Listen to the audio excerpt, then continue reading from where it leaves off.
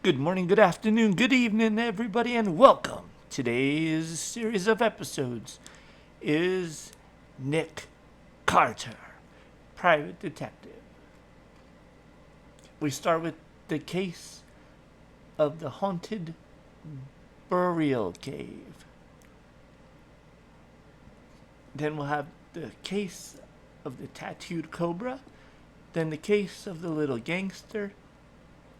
The case of the unexpected corpse, and more as we do close to 10 hours of old time radio shows, starting now. Nick Carter, Master Detective.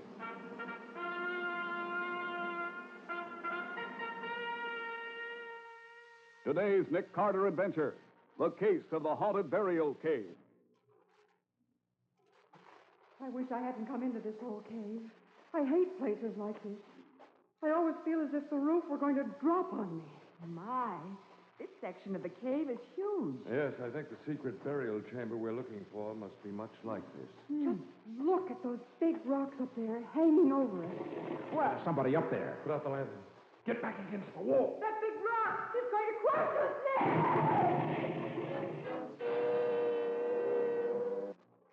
Now another intriguing transcribed adventure with Nick Carter, Master Detective. Presented in cooperation with the Mutual Network by Dr. Scholl's InnoPad, world-famous relief for corns, calluses, bunions, and sore toes. In a moment, the case of the haunted burial cave. But first, are you one of the 4 million? We hope not. 4 million is the number of Americans injured by accidents in the home every year. Now, most of these injuries are caused by falls. Falls which range in seriousness from sliding on a scatter rug to diving accidentally headfirst down a flight of stairs. Now, these accidents in the home are 100% preventable. Why don't you make a safety check of your home today? Appoint yourself a committee of one to go through the house from cellar to attic and check potential sources of accidental injury. Pay particular attention to your stairways. Remember that stairs are for stepping, not storing. Remove articles that have been given semi-permanent storage on the top step. They don't belong there. Move them and find a more fitting storage spot. Teach your children to put their toys away when they finish playing. And during your inspection trip, and after it too, think safely and live safely. This message is brought to you as a public service.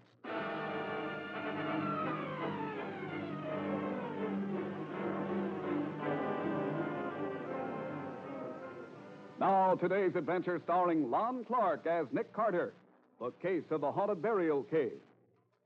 In an isolated area near the Canadian border, a small archaeological expedition is camped near the mouth of an unexplored cave.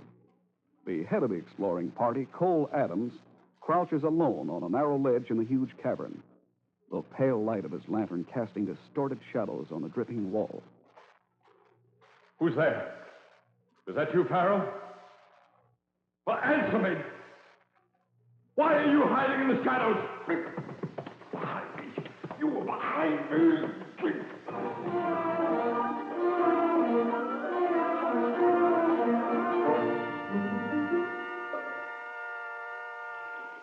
Oh, the view from this plane is just magnificent. Yeah, lovely country. Mm-hmm. So, Mr. Farrell, you found Mr. Adams after he was attacked. That right? Yes, that's right. His wife was worried when he didn't come back, so I went into the cave after him. He was still unconscious. But he's all right now. Oh, yes, Miss Bowen. He's fully recovered now. Well, I'm still not certain just why Mr. Adams asked me to come up here. Well, the nearest town is 30 miles away. Mr. Adams went in and talked to the deputy sheriff there, but the man refused to take any action. Oh, but surely with such a clear case of assault with intent to kill, the authorities would be forced to investigate. Well, most of these people feel we have no right to be poking around in the old burial cave, and they'd be very happy if we decided to pack up and leave. Oh, so when the deputy sheriff refused to take any action, Mr. Adams called Nick. Yes, and when you agreed to come up here, I was sent to meet you. It's only about an hour by plane, but it takes forever in a car. The roads are so bad. Who's backing this expedition, Mr. Farrell? Adams secured a grant from the Norwood Foundation. He and his wife were in this district last year on a vacation. Adams heard about this cave, did some superficial exploring, and decided it might be a very rich archaeological find. Why hasn't the cave been explored before now? Well, it's fairly inaccessible, and there are a lot of superstitious stories about the place. The natives are sure it's haunted by the ghosts of the old Indians who were buried there. I see. How many members in your party? Well, there's Cole Adams, his wife, and myself. And we hired a guide, an Indian named Sam Big Eagle. At first, he claimed he could lead us directly to the hidden burial chamber, but since we hired him, he's done nothing but slow us up. Hey, is that Echo Lake over there, Mr. Farrell? Yes, that's it. You can see Jeff White's cabin through the trees there. Well, who's Jeff White? Oh, he's a very nice guy. He's blind. He lives there on the lake all by himself. I see. Mr. Farrell, you said your Indian guide blamed the ghosts of his dead forefathers for the attack on Cole Adams. What do you think happened? Well, I'm an archaeologist, Mr. Carter, not a detective, but I'm sure of one thing. Those big purple bruises on Cole Adams' throat weren't made by a ghost.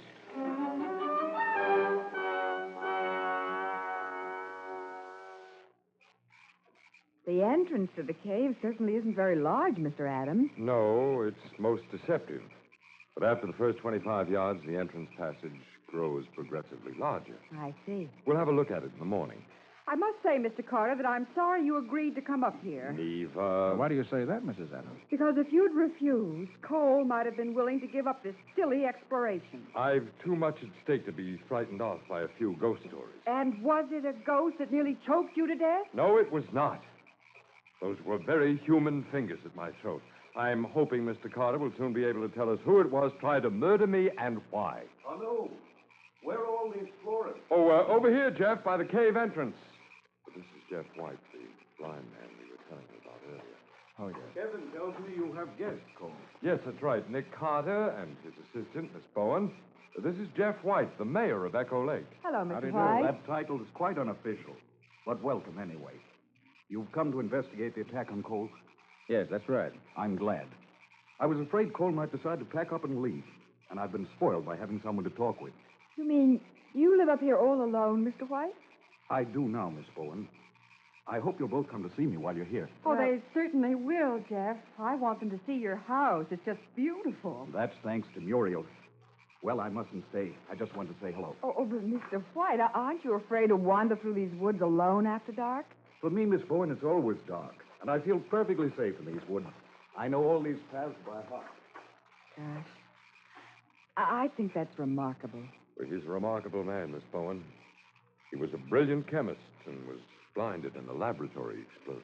Yes, I noticed the Phi Beta Kappa key he wears on that keychain. He received a large cash settlement for the loss of his eyes, and he and his wife came up here to live. Is she the Muriel he mentioned? Yes. She ran off several months ago with a local no good. You mean she just walked out on it? Yep. Just disappeared. Well, if you'll excuse me, I'm feeling rather tired. I think I'll turn in. Good night. Good night. All right. Mr. Adams, the morning you were attacked, you got up early. Then you went into that cave alone? That's right. I'd gone some distance inside when it seemed to me that I heard digging. Digging? Well, it was very remote, and it stopped as I approached. Uh-huh. And then, without warning, I was seized from behind. Now, tell me, do you think it could have been some Indian who resents this intrusion upon his sacred burial cave? It could be. Or it might have been someone using that as a cover-up, Mr. Carter. How do you mean? As you noticed, I have a most attractive wife, many years younger than I am. My assistant, Kevin Farrell, has quite a reputation as a Don Juan with the ladies. Are you accusing your assistant of trying to murder you? No, I am making no accusations. I only know that someone tried to kill me, and I expect you, Mr. Carter, to find out who it was and see to it that a second attempt doesn't succeed.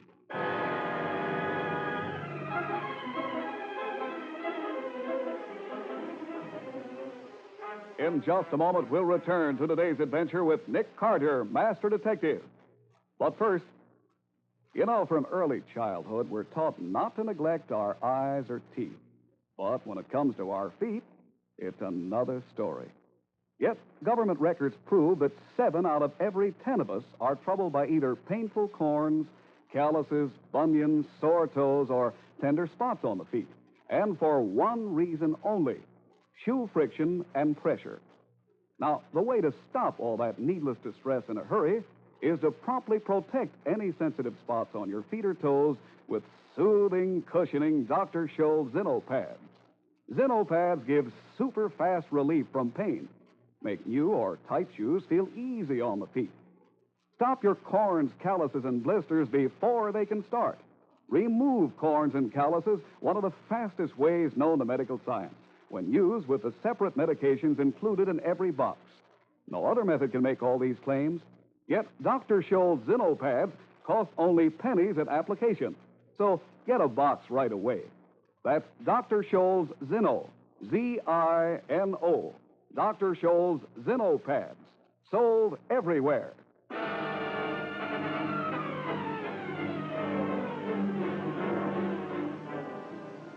Now back to the case of the haunted burial cave. Today's adventure with Nick Carter. It's late morning, and Nick and Patsy, accompanied by Cole Adams and his wife, are preparing to enter the mysterious burial cave. I don't know where that Indian guide of ours is, but I guess we can manage just as well without him as with him. I haven't seen him all morning. Where's Mr. Farrell? Well, he says he's going to try to catch us some fresh fish for lunch. Oh. Honestly, Cole, that coat of yours still reeks of mothballs. It's a good, clean smell, dear. Eesh. You have your lantern, Mr. Carter? All set. And I have mine, so I think we're ready. No. What? You not go in there. No. There's your missing guide. He's been in the cave. That's why we haven't seen him. You not go in secret cave. Oh, now look here, Sam. I'm not paying you to wander off whenever the notion takes you. Now, what were you doing in the cave? Very bad place. Bodies, dead people there. We know that. That's why we're interested. You go in cave, you die like others. Now, listen, Sam. If this is a burial cave, people were taken here after they were dead. They didn't die in the cave. No, they die there. You die, too. I've had enough of this nonsense. Are you going to guide us into this cave or not? No.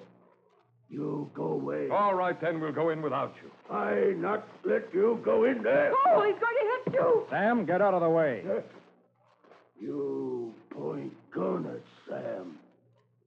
All right, go. Sam warn you. Go in cave and die. Like others.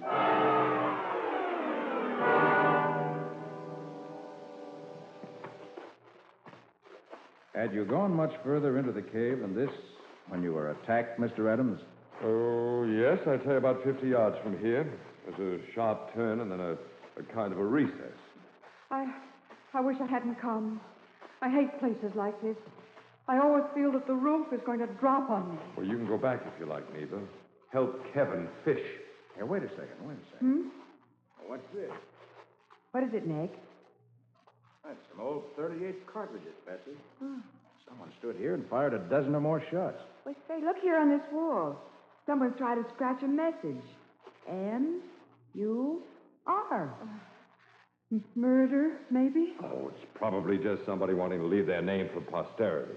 Well, it's been written fairly recently, I'd say. Well, shall we go ahead? Yeah. So, Mr. Adams, what did your Indian guide do for a living before he hired on with you?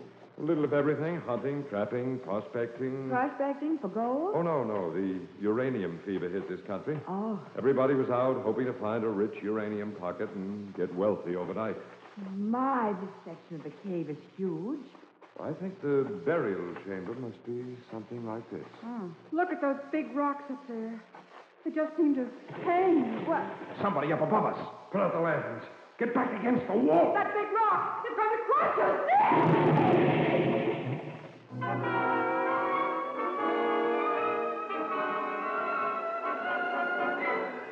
Nick, Mrs. Adams seems to be resting quietly now. Oh, good.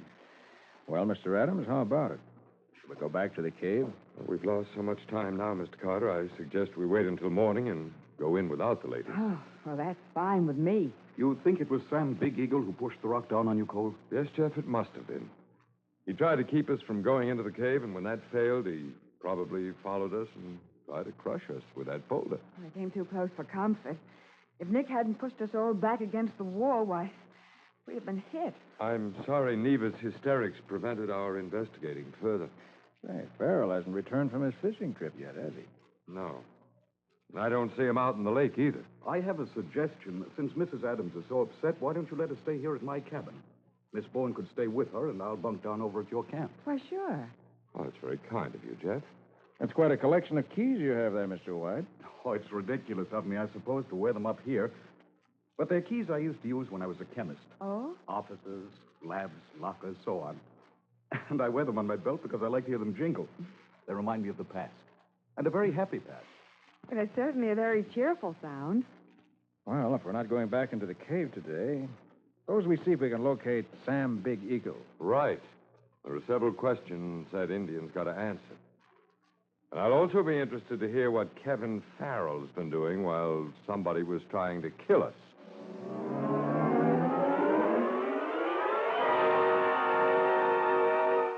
Are you accusing me of trying to kill you, Adams? I only wondered what you'd been doing all day.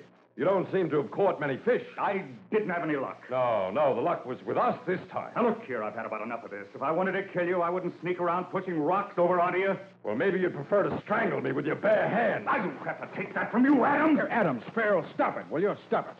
It's just childish. The important thing right now is the fact that Sam Big Eagle has disappeared. Stop your quarreling and let's see what we can do about finding him.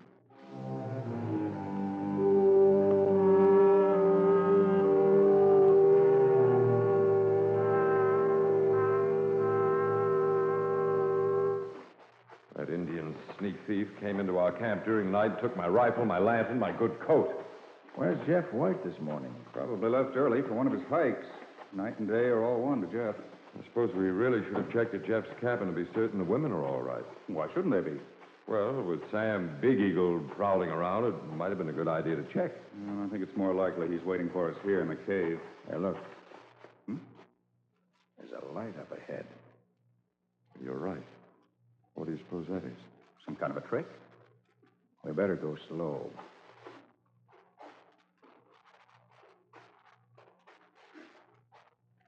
It's in the same big chamber where we were attacked yesterday. What? A lantern lying on the path. And there's someone beside it. Why, it's Sam Big Eagle. No. He's been strangled.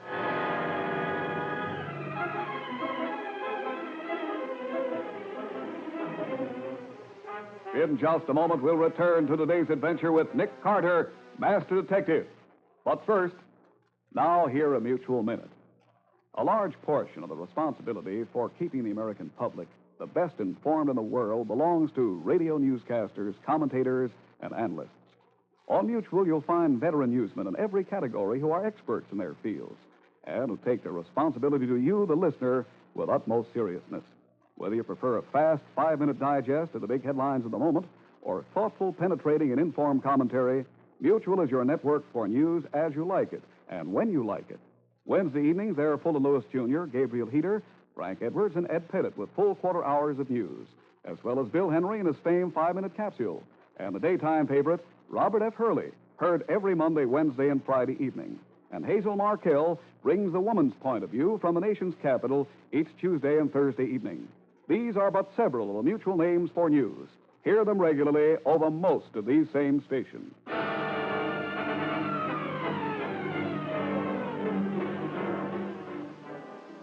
Now back to the case of the haunted burial cave. Today's adventure with Nick Carter. The body of the murdered guide has been brought out of the cave, and Cole Adams has gone to tell his wife and Patsy. Outside the cave entrance, Nick and Farrell examine the body. How long do you think he's been dead, Mr. Carter? I'd say not more than an hour. Well, then the killer may still be in the cave. This is possible, although it's more likely he got out before we started in. That's Cole's coat Sam's wearing. I'd recognize it anywhere. Yeah. They had Cole's rifle and lantern with him, too. Yeah, strange about the lantern, don't you think? Oh, what do you mean? Well, seems to me that if I'd killed someone, I wouldn't go away and leave a lantern burning beside the body. Unless I wanted to call attention to the murder. Hello. Back from the cave so soon? Oh, good morning, Jeff. There's been an accident. An accident? Is someone hurt? Someone dead. We found the body when we started into the cave. An awful shock for poor Mrs. Adams. Aunt Neva wasn't with us. Cole has gone to tell her and Miss Bowen about it now. Oh. Well, I'm glad she was spared the first-hand shock. After yesterday, it would have been too much.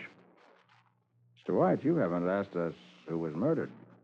I assumed it was the Indian. Yes, that's right. He was strangled to death. That accounts for his disappearance yesterday. No, it doesn't. He came back to the camp during the night. He was killed early this morning. How can you know that? He stole Cole's coat and rifle and lantern. Oh. By the way, Mr. White, you must have left camp very early this morning. Yes, it was very early. I couldn't sleep, so I went down to the lake. I find it soothing to listen to the water. I see. Well, shall we join Adams and the women at the cabin, Mr. Carter? Yeah. I want to arrange for another expedition into that cave.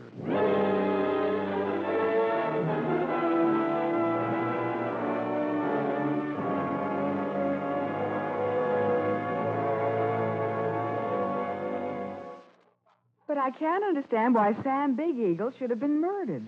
Maybe it was to frighten the rest of us away. I'm no sleuth, Mr. Carter, but mightn't the Indian have been killed because he knew too much? You mean perhaps he knew who'd attacked Mr. Adams earlier? Yes. But why didn't he tell us? Well, he might have been paid to keep quiet. Why, yes. And then the murderer arranged to meet him in the cave to make a payment and killed him instead. Mr. Adams, has it occurred to you that there may be other entrances to the cave? Well, it's very likely. A cave system as complex as this one would be almost certain to have another opening or other openings on the surface. But we haven't located any of them as yet. Do you want me to go into the village to get the deputy sheriff? Oh, yes, if you will, Mr. Farrell. It'll take me all day. That means I can't possibly get him back here before late afternoon tomorrow. It's a pity we haven't a telephone.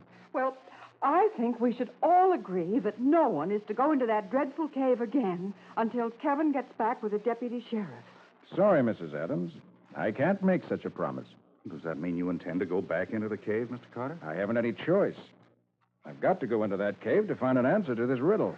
Well, when do you mean to go in? That, Mrs. Adams, must be a secret between Miss Bowen and me.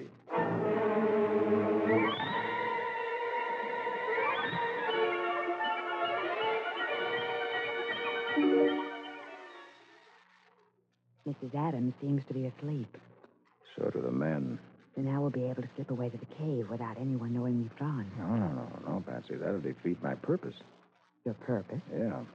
The killer must hear us leave. There's no point in our going into the cave. Oh. So as we go out, I'll just close this cabin door a little too loudly. There. You think that'll be heard, Nick? By the person listening for it? Yeah. And now we go to the cave? Yes, but not too quickly. We want to allow our killer plenty of time to set his trap.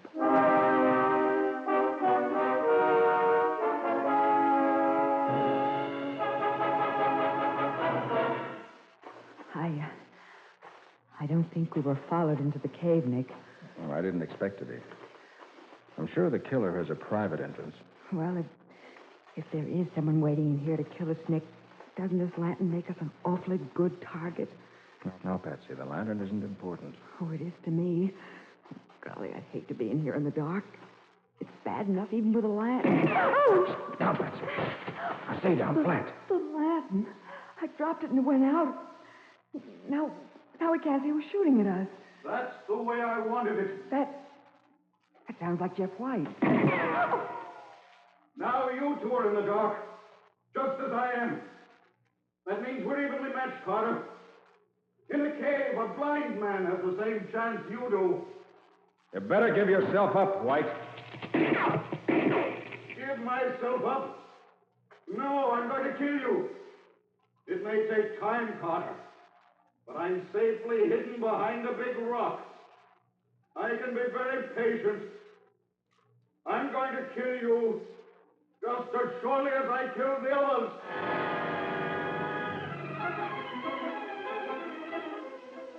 In just a moment, we'll return for the conclusion of today's adventure with Nick Carter, Master Detective. But first, now hear a mutual minute. Remember the song, Accentuate the Positive and Eliminate the Negative? That's a pretty good idea, generally speaking. It's always easy to find something to gripe about, but, well, maybe we'd find a lot more to sing about if we only started to think for a minute. About the future, for instance. The fact, well, that we have more reason to believe in our country's capacity for development and progress than ever before. America's still a young country, still expanding, still growing, physically, economically, and in the realm of new ideas and new sciences. The infants, the children, and the young people of today can look forward to a tremendous period, an exciting period, one of hope and promise. And there are cold, hard facts to prove this. We believe in those facts, in the promise they hold for America's future. And the advertisers who use the time and facilities of the world's largest network believe in them, too. This message has been brought to you as a public service.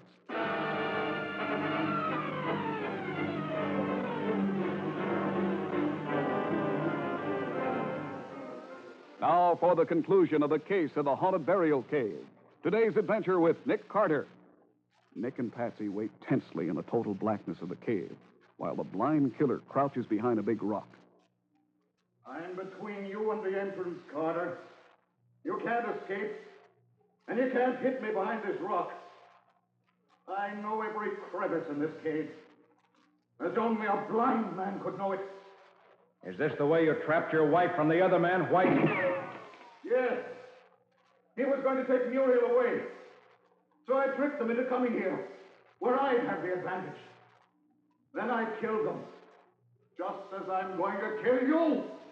Are you?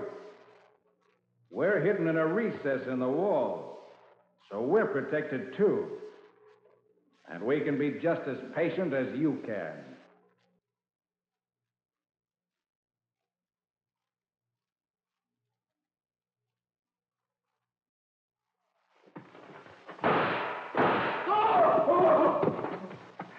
Nick, you must have wounded him. Sounds as if he dropped his gun. Yeah, here, I'll strike a match. He's down. And there's his gun. But, Nick, how did you hit him in the dark? His keys gave him away, Patsy. When he moved out from behind the rock to get a better shot at us, that keychain he wore was just like the bell on a cat.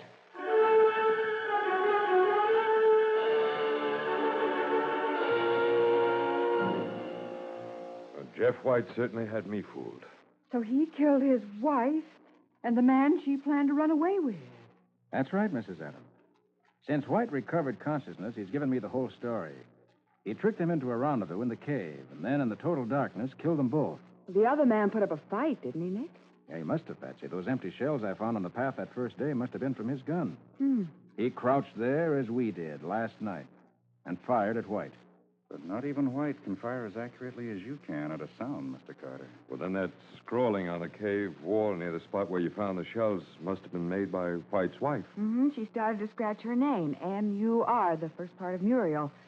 But she must have been killed before she could finish it.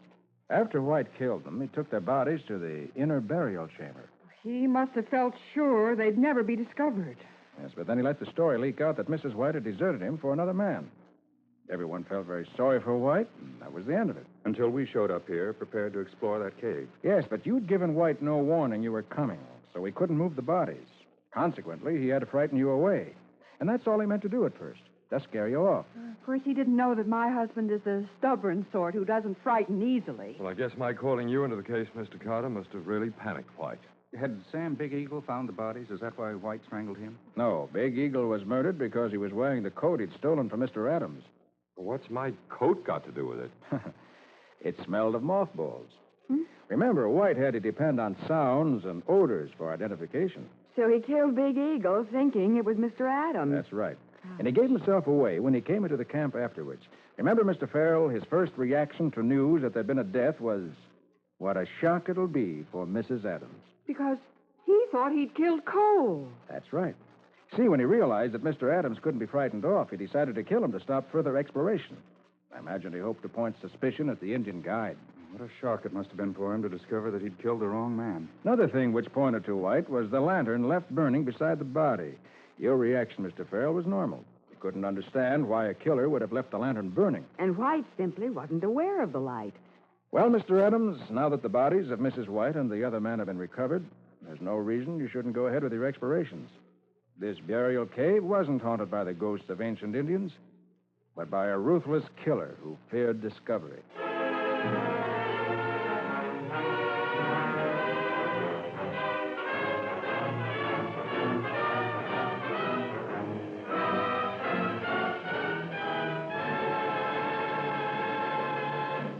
Nick Carter, Master Detective, is produced and directed by Jock McGregor.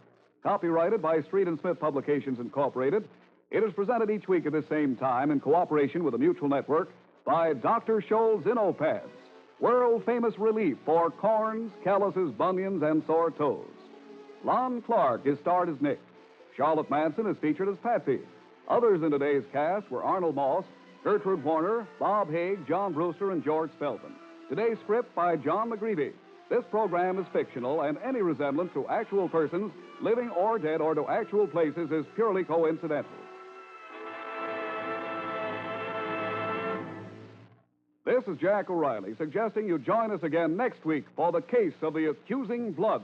Another intriguing transcribed adventure with Nick Carter, Master Detective. This program came from New York.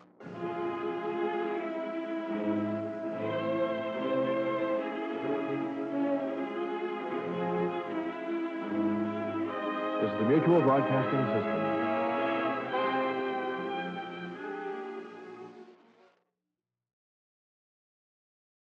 New post-war Old Dutch cleanser, famous for chasing dirt, presents Nick Carter, famous for chasing crime.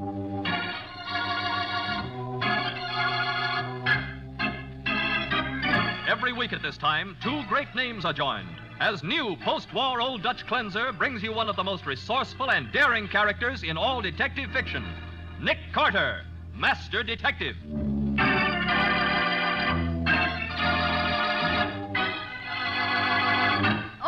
Nick, suppose he is the murderer. You can't prove it. There isn't a shred of evidence. That's what we've got to find, Patsy. Yeah. And if the proof is anywhere at all, it's here in this apartment. Well, there's a closet or something over here. Okay. You look in there while I go over these papers. Uh-huh. Don't try to struggle, Miss Bowen. This is a knife I'm holding at your back. Now, the case of the tattooed cobra. Today's adventure starring Lon Clark as Nick Carter. Brought to you by new post-war Old Dutch cleanser. Sergeant Mathison of the Homicide Squad is one of Nick's best friends. But it isn't a social call that brings Matty to the office this morning. Hey, Nick, you remember telling me last year that somebody wanted you to look for the heir to the Bristol estate? Oh, yes, Matty. The administrator of the estate, Mr. Alvin Hammond, called me in, but I didn't take the case. And you know why, Sergeant? No. It meant a trip to Europe, and Nick didn't want to go. Imagine. Oh, Patsy, you know I couldn't go at that time. Oh, phooey. Nick, Bristol's wife was a Polish girl, wasn't she? Yeah, she was. When she divorced him 20 years ago, she took their son back to Europe with her. Uh-huh, and that's the last anybody ever heard of them. Oh, no, not quite, Patsy. Mr. Hammond had some French detectives working on the case. They reported that the mother was dead and that the boy, Alex, supposedly died in a concentration camp during the war. So, who gets the money now? Well, if Alec Bristol isn't found by the end of this year, the $3 million goes to a distant relative in this country named George Davison. You don't happen to have a picture of Alec, do you, Nick? No, I haven't, but the French detectives got a good description of him from a fellow prisoner in the concentration camp. Yeah, I remember you telling me that. He's tall and slender with blonde hair and blue eyes. And he'd be 28 years old now. Why, Sergeant, what a memory. He's lost a little finger on his left hand, and he's got a tattoo mark on his right hand. A blue and red cobra twined around the thumb, right? Matty, you're terrific. How can you remember all that from a casual conversation almost a year ago? I didn't. We fished him out of the East River this morning, dead.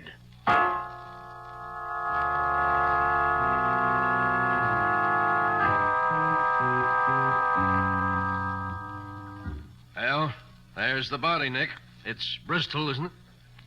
Certainly fits the description. It's just as the sergeant described it, Nick. A red and blue cobra twined around the right thumb. I know, but there's one detail that's been kept a secret. They only told me because they expected me to take the case. Yeah, what's that, Nick?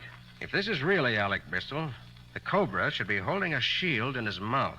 It's his mother's family crest. That was to be the final identification. Well, Nick, that's it, isn't it? Yes, it's there, all right. So he didn't die in a concentration camp after all. No. Must have come to this country to get his inheritance. No, maybe so, but he didn't get it. Why, what makes you think that, Matty? Why, his clothes, Nick. They were cheap and shabby. He wouldn't be dressed that way if he had $3 million. Yeah, I guess you're right. Well, in that case, I think I'd like to have a talk with Mr. George Davison. Davison? Mm-hmm. Oh, the guy who gets the money now that Bristol's dead, huh? Yeah. Of course, Davison may be perfectly innocent, but it should be interesting to talk to a man with 3 million motives for murder.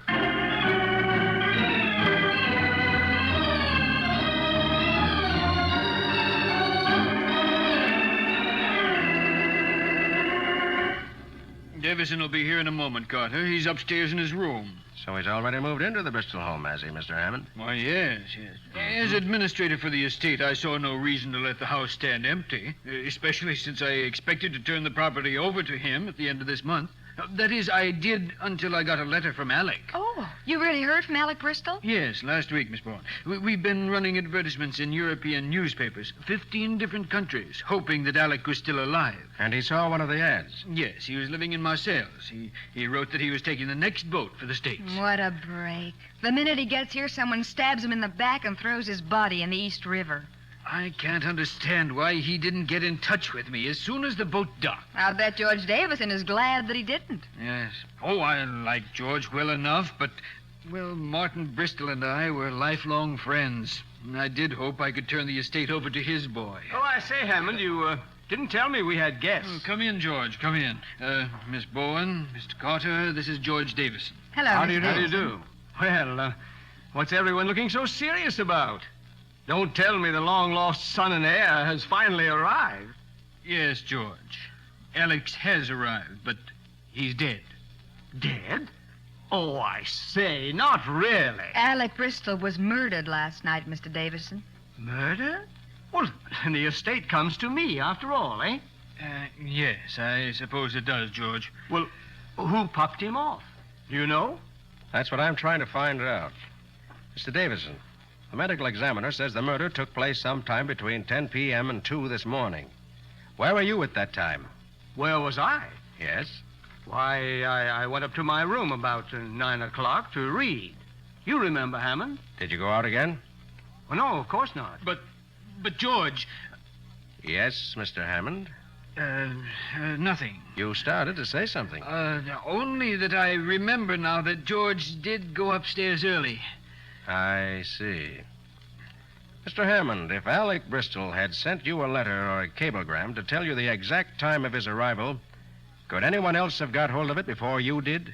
Why, yes, I suppose so. Dobson leaves the mail on a table in the entrance hall. Now, see here, Carter. Are you insinuating that I murdered Alec Bristol? Not at all, Mr. Davison. I'm merely collecting facts. I beg pardon, Mr. Hammond. Oh, yes, Dobson. There's a gentleman to see you, sir. Well, who is it? A tall young man, sir, with blonde hair. I didn't ask what he looked like, Dobson. Didn't he give you his name? Oh, yes, sir. He said his name is Alec Bristol.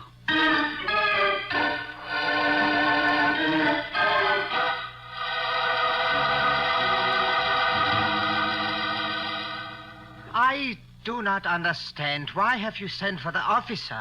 Because we're investigating the murder of Alec Bristol. But that cannot be, Mr. Carter. I am Alec Bristol. With that accent?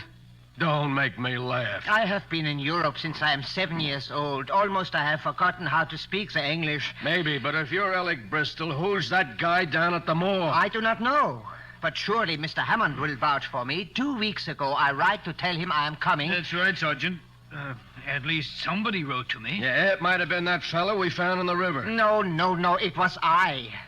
The description in the newspaper of Marseille, that too was I. Yeah? But that description fits the other man, too. But the little finger which I lose in the accident of many years ago, the tattoo on my thumb. Those features apply to him, too, including the family crest and the cobra's mouth. I cannot believe it.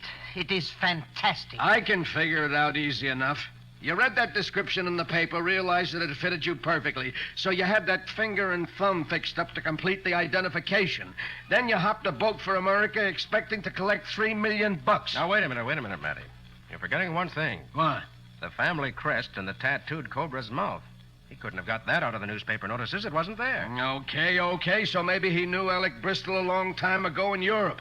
He was familiar with the tattoo mark. Why must you assume that I am the imposter? Why could it not be the other man? Because you'd have a mighty good reason for bumping off the real heir. But who'd want to kill the fake one? I do not know. All I know is when my ship docked this morning at 10 o'clock, I get off the boat Now, and... wait a minute. You going to tell me they didn't send you to Ellis Island before they let you go? Why should they do that, Sergeant? I am an American citizen. My papers are all in order. The consul at Marseille checked them before he let me get on the boat. Matty, let's take him down to the pier. See if the captain of the ship can identify him. Yeah, and we'll stop off at the morgue, too. maybe you'll recognize the other Alec Bristol. Then may I return here? You may if the captain of the boat knows you. Otherwise, you're going to the city jail.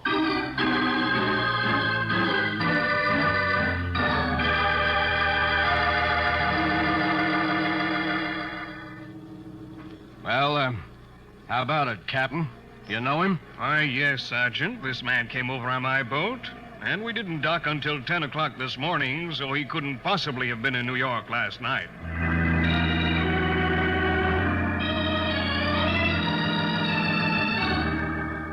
Well, there's the body, Mr. Bristol. Did you ever see that guy before? No, Sergeant. I am positive I never see that man before in my life.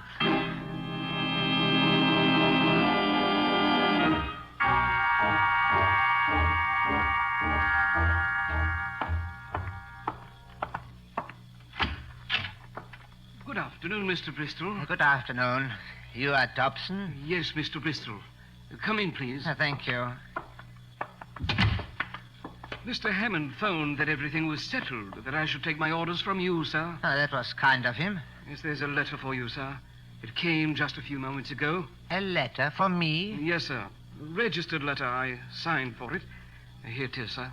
But how strange. I do not know anyone in this country. Just a minute, Bristol, if that is your name. Ah, Mr. Davison. Until your identity is proved, I don't think you'd better open any mail addressed to Alec Bristol. But Mr. Hammond is administrator of my father's estate, and as long as he is convinced, Well? Dobson. Yes, sir. Get Mr. Hammond on the phone, please, and ask him to come out here at once. Yes, sir. Is anything wrong, sir? If this letter is true, a great deal is wrong. Maybe I know now why that man was killed.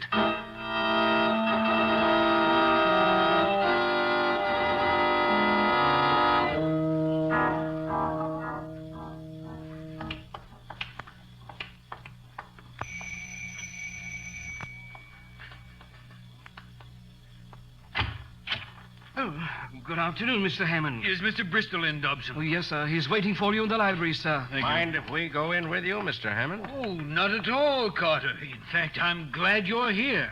Has something happened, Mr. Hammond? Apparently, yes. Dobson says Alec found out something definite about the murder. Oh, yes, sir. He was very upset about it. Come on in, Carter. Is that why you're here? No. I came to ask the names of the people Bristol was living with in Marseille. Hmm? After all, the identity angle hasn't been established for sure yet. I don't think there's any question that he's the real Alec Bristol. Here's the library. Alec? Alec? Dobson, didn't you say Mr. Bristol was in here? Oh, he was, sir. Those French doors are open onto the terrace. Perhaps he's out there. I don't think so, Patsy. Hmm? Look over there, behind the divan. Why, it's a man's feet, sir. Carter, is it Alec? It's Alec, all right. And he's dead. Dead? Stabbed in the back. Oh. Just as the other one was. Better call the police, Dobson. Oh, yes, sir. I beg your pardon. No one answered the front door, so since it was open, I thought Who are you? Where did you come from? What's the idea of walking into other people's houses without... Did you say other people's houses? I did. Unless I'm mistaken, this is my house. Your house? Yes. I am Alec Bristol.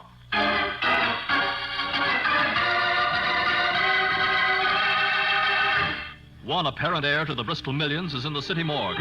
Another lies dead on the library floor. And now a third, tall, slender, blond young man has appeared to claim the fortune. We'll see what happens in just a moment.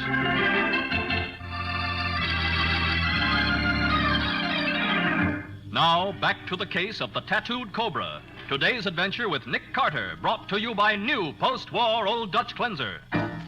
Alec Bristol, heir to $3 million, can be positively identified only by a cobra tattooed on his right thumb. But one man with the secret tattoo has been found dead in the East River. Another has been stabbed to death in the library of the Bristol mansion. And now a third stands in the doorway, introducing himself. I beg your pardon. I'm Alec Bristol. But... Perhaps I should have advised you of my arrival, but the plane arrived from Portugal only a short while ago. Nick, look at him.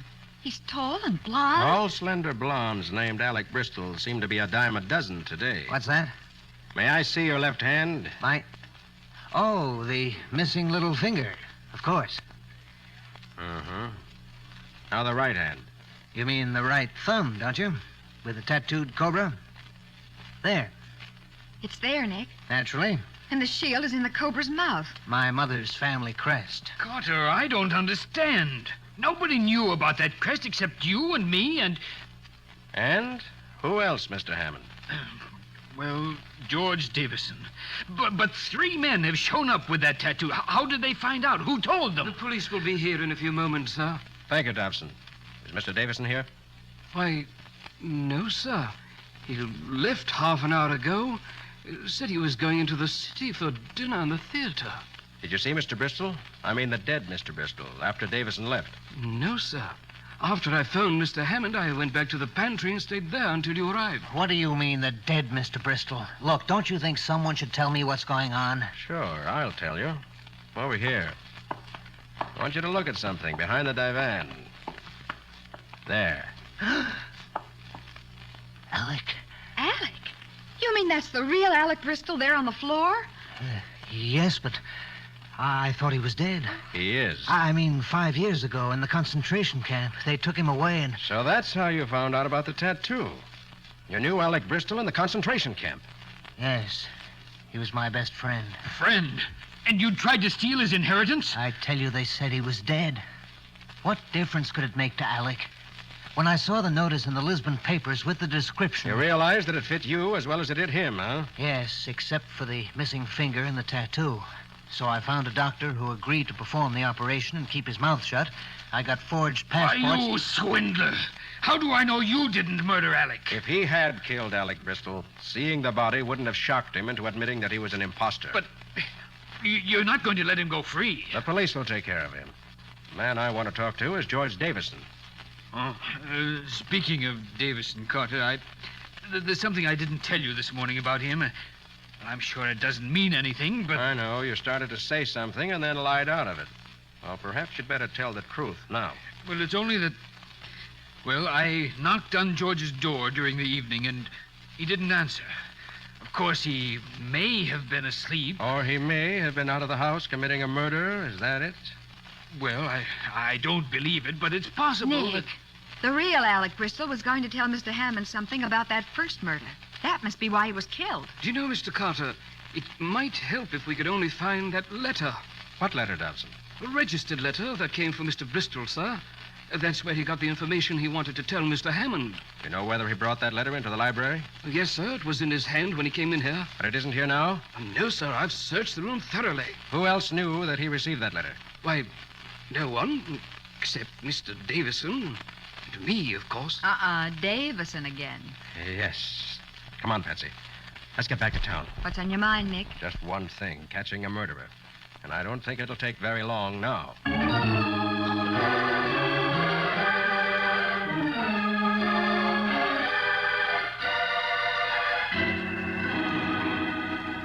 Matty, I want to do 3 things. Yeah, what? Find Davison, learn the identity of the man you fished out of the river, and find out who sent that registered letter. Well, Nick, we spotted Davison's car in the parking lot, and I got 2 men there waiting for him to come back. If he ever does. He'll come back. Uh-oh. Sergeant Mathison, homicide. Oh, yeah. Yeah, Mullally. It's a guy who sent to trace the letter, Nick. Good. The postal clerk went down and dug out the receipt, huh? Yeah. Get a pencil, Nick. I have one. Okay, go ahead, Mullally. Sent by William Jenkins, 440 Winton Avenue, apartment 5D. Got that, Patsy? Got it. Okay, Mullally. Good work, yeah. Thanks. William Jenkins. That name mean anything to you, Nick? No. But I think Patsy and I'll go around to 440 Winton Avenue and see Mr. Jenkins.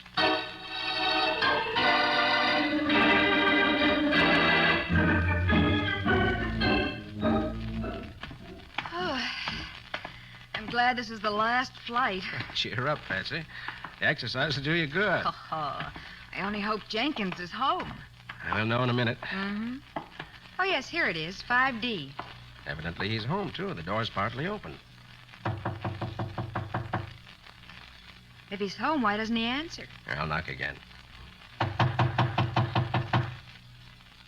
Nick, if Alec Bristol was killed so somebody could get that letter, and Jenkins wrote it, the fact this door is open might mean... Yeah. Yes, Patsy, it might mean the killer got here first. Let's go in. Right.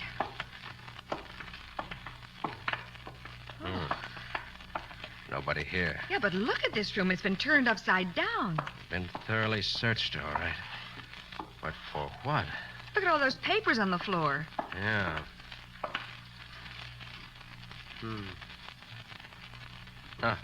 Here's a Social Security card made out to William Jenkins. And here's a letter postmarked Chicago, which may... Hey, wait a minute. Huh? What is it? Wait. Here's an Illinois chauffeur's license. And look at the picture on it. What? Why, that's the first Alec Bristol, the man they found on the river. Right. So William Jenkins was going to pass himself off as Alec Bristol. Obviously. And that brings up a very interesting point. What? Don't you see, Patsy? This whole thing was planned months in advance, so the amputation and the tattoo would have time to heal. Why, of course. Then last week, the real Alec Bristol wrote to Hammond, and the deal was off. That must have been a blow to Jenkins. Yeah. But how did Jenkins know about the letter? Why, And another thing. The tattoo on Jenkins' thumb included the final detail, the shield in the cobra's mouth. How could Jenkins have known about that? Well, the other imposter knew about it because he was a friend of Bristol's. But Jenkins wasn't. Yeah. Bristol looked at Jenkins' body and swore he had never seen him before.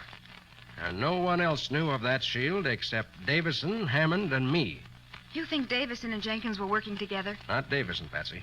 Hammond and Jenkins. Hammond and Jenkins? But Yes. why, Nick? What would Hammond get out of it? If Alec Bristol weren't found by the end of this month, Hammond would have to turn the estate over to Davison. Naturally. But if a fake Alec Bristol turned up, Hammond could turn the estate over to him, then he and Hammond could divide $3 million between them. Why, of course. All Hammond had to do was to find someone who answered the general description, then arrange for the missing finger and the tattoo. Oh, but, Nick, you haven't any proof. None at all. Well, that's what we've got to find. Something to show that there was a connection between Hammond and Jenkins. There might be something here in Jenkins' apartment if Hammond has already found it and destroyed it. Well, from the looks of this room, I should say the chances are good that he has. There's a closet or something over here. Maybe he overlooked that. Okay, you take a look in there while I go through these papers more carefully. Uh-huh. Nick! Don't reach for your gun, Carter, unless you want the young lady to die. Make him let me go, Stay Nick! still, Miss Bowen. I'm holding a knife at your back. Don't struggle, Patsy. Hammond, did you hurt her? I won't as long as you both do as I say. Okay. First, toss your revolver over here. There you are. Good. You're a sensible man. So, you were hiding in that closet all the time, huh? I had to. I came here to destroy the receipt for that registered letter Jenkins sent to Alec, and before I could leave, you two arrived. What was in that letter, Hammond? The whole story, just as you figured it out. And when I told Jenkins that the real Alec Bristol had turned up and our deal was off, he threatened to get even with me by telling Alec about it, so I had to get rid of him. But you didn't know that Jenkins had already written Alec until Alec faced you with a letter. And then you had to kill him, too. That it? Quite right, Mr. Carter. Nobody saw me enter the house or leave it afterwards. And when I came back, you were just arriving. That gave me the perfect alibi. Yeah. Well, what's next? Don't think you can kill us, too. Not both of us. Of course not. I have enough cash hidden away to get me out of the country. And you're not going to say a word to the authorities until I'm safely gone. You seem awfully sure of that. I am, because I'm taking the young lady here with me. Oh, Nick, don't let him. Wait, Hammond, you can't take her. If I leave her, Carter, I'll leave her dead. I promise you that. Oh, no. Now get into the bedroom, Carter. I'm going to lock you in there before I leave. Nick, you can't He just... can't help himself, Miss Bowen. And Carter, if I hear you trying to break out or call for help before we're out of the building, I'll shove this knife right through Miss Bowen's back. Locked in the bedroom of William Jenkins' flat, Nick hears Hammond leave with Patsy. And he knows that Hammond won't hesitate to kill her if any attempt is made at a rescue. We'll find out what happens in just a moment.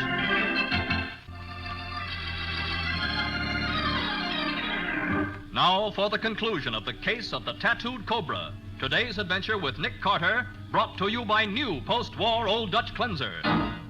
Patsy walks slowly down the stairs and out the front door of the gloomy old tenement, conscious of the knife pressed against her back and of the man who's ready to use it if she attempts to break away.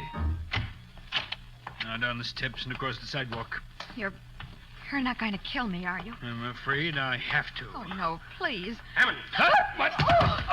Drop that knife, Hammond. Drop it. You're breaking my arm. Drop it. That's better. All right, Patsy, pick it up. Got my gun out of his pocket. Sure, Nick, but where did you... how... When he locked me in the bedroom, he overlooked the fact that the bedroom window opened on a fire escape running down the front of the building. So I climbed down the fire escape and waited on the first floor platform until you walked across beneath me. Then I jumped him. He was going to kill me. Well, his killing days are over. Find the nearest police call box, Patsy. We'll hold him here until the police arrive.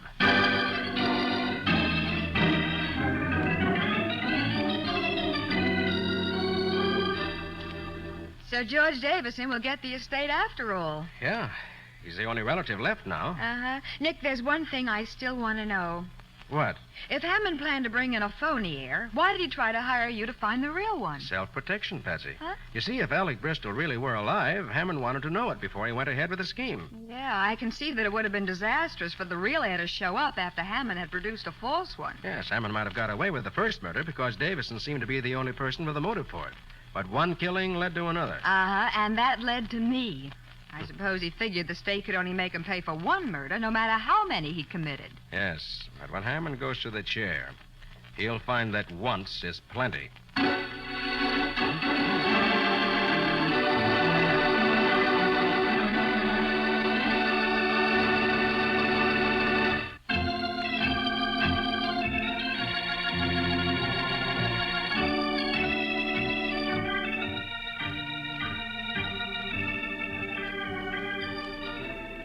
Nick Carter, Master Detective, is presented each week at this time by the Cudahy Packing Company. It is produced and directed by Jock McGregor and is copyrighted by Street and Smith Publications, Incorporated. Charlotte Manson is featured as Patsy. Ed Latimer plays Matty. Today's script was written by Jim Parsons. Original music is played by Henry Silverne. This program is fictional, and any resemblance to actual persons, living or dead, is purely coincidental. This is Michael Fitzmaurice saying, when minutes count, use new post-war Old Dutch Cleanser.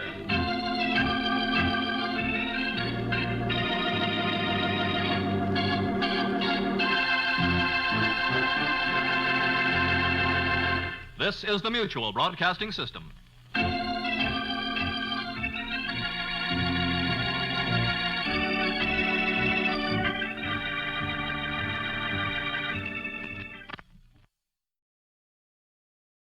New post-war Old Dutch Cleanser, famous for chasing dirt, presents Nick Carter, famous for chasing crime.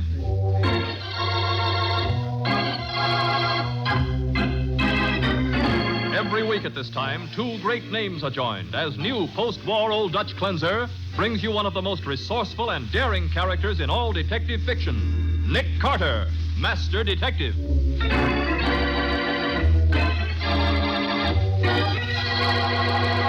But, Nick, there's no way of telling which boy did it. They were all shooting at once. That's the point, Patsy. They were all in on it. And legally, they're all guilty. Oh, no, Nick, not Bubs. Maybe the others, but... Patsy, I'm afraid the law won't make any distinction in his case. You mean that if one of the others fired that shot and Bubs didn't even know it, he's guilty? Yes. Technically, he's guilty of murder at the age of 12. Now, the case of the Littlest Gangster. Today's adventure starring Lon Clark as Nick Carter. Brought to you by new post-war Old Dutch Cleanser. A flashy cream-colored convertible is parked along a dark street in the poorer section of the city, with two small figures crouched in the front seat, talking in whispers. Bubs, will you quit chewing that bubble gum in my ear and hand me that piece of wire? Okay, Tim, but do you think we ought to? I will be driving this hack away in a minute. You seen me wire past the ignition in a car before this. Yeah, but only so we could go for a ride. We never stole one before. We gotta start sometime. But supposing they can't... Okay, punk, come out of there. I wasn't doing nothing, mister. Trying to heist my car, huh? Why, I oughta... Oh, you leave him go. Turn him loose, you Who do you think you're kicking, you little squirt? I'll grab Bubs. I'll learn you to fool with Moxie Reed. Gee, you ain't Moxie Reed. Ah, so you heard of me, huh? You let him go. Quit kicking at him, Bubs. This is Moxie Reed. He's big-time stuff. Yeah, I guess you do know about me. Honest, Moxie, we'd have never touched this crate if we'd have known it was yours. Okay. So don't let it happen again. You ain't calling the cops? Me and the cops ain't very friendly. But you two better grow up before you try lifting another car. But, Moxie, we gotta pull something big. Yeah, how come? We got a gang, see? The East Side Scorpions. And we made a club room in an old empty house on Porter Street. And the place caught on fire from a cigarette or something, and it burned. It's just an old dump. But old lady Taltman, the lady across the street, she owns the joint, see?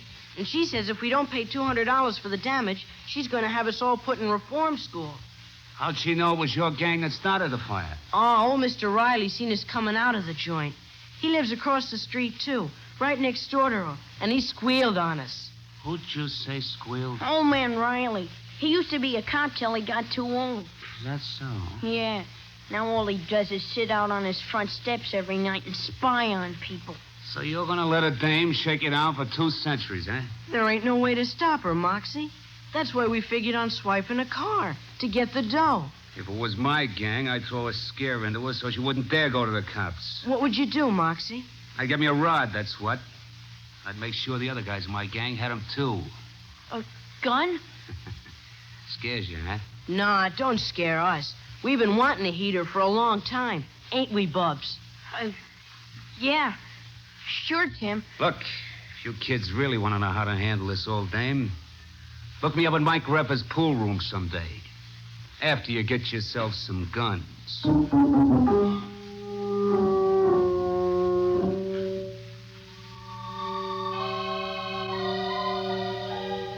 The reason I came to see you, Mr. Carter, is that my Bubs isn't really a bad boy. You know that. Of course, Mrs. Harris. No boy is naturally bad. I remember when Bubs used to belong to the Downtown Boys Club. He was about 10 years old then, and the bubblegum champion of the block. Well, that's why they started calling him Bubs, isn't it? Uh-huh. He was an awfully cute youngster. He still is, Miss Bowen. But there isn't any boys' club where we live now, so, well, he's got himself mixed up with this gang. A gang? He's only about 12, isn't he? Yeah, but the others are all older. If something doesn't happen, Bubs will turn out to be just as bad as the rest of Oh, them. maybe you're exaggerating, Mrs. Harris. They surely didn't start that fire on purpose. Oh, no, but where we lived before, Bubs wouldn't have dreamed of breaking into an empty building. And already they got another place for the gang to meet. Deserted warehouse over by the waterfront somewhere.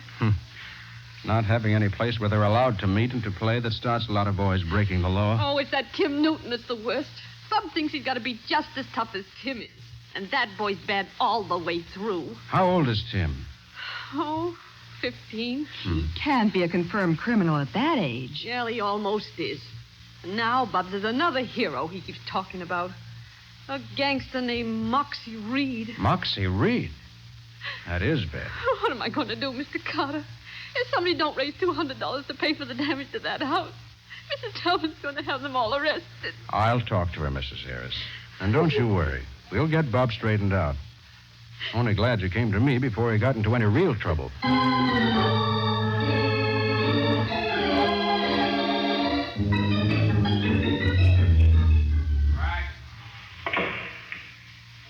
How's that for a break, Mike? You're sewed up tight. Oh, yeah? Well, watch me put that run ball in the corner pocket. Hey, Moxie. Hiya, Tim. Hiya, Bubs. What's on your mind? Hi, Mr. Reed. Hey, we got them guns you told Easy, us. kids. Can we use the back room, Mike? Yeah, sure. Go right ahead. This way, kids. You guys work fast, I'll say that. We had to. Old Lady Tellman only gave us a week to raise the dough. One inside. Sit down. Moxie, you said you'd tell us what to do next. I was just kidding. Forget it. But you promised. So what? Maybe you'd louse up the deal and squawk to the cops that I told you what to do. We ain't no squealers. No. We didn't even tell the rest of the gang. They all think it's Tim's idea. We got the guns, 6 of them. Yeah. We busted into a shooting gallery after they closed up last night. What are they, 22 rifles? Yeah, and we only done it because you said you'd tell us what to do next. Well, if it was me... Yeah? I'd pick me up a car along about 8 o'clock tonight and drive by that old dame's house with a few of my gang. And shoot her? No. But I'd throw enough lead through her front window so she'd be scared to ever open her trap about me again. Sure, I get it. But, Tim, what if she gets hurt? Quit beefing, will you? Nobody's gonna get hurt. But maybe she will. will. Do it, Moxie. Just like you said. And we'll do it tonight.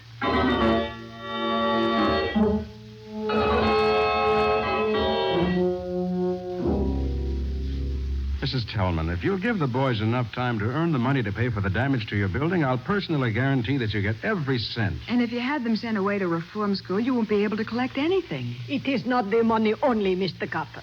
But someone has got to do something to break up these kid gangs. They're terrible. I'm trying to do something. Think I can get a boys' club started in this neighborhood, and then we'll be able to... Believe me, it will do no good, Mr. Carter.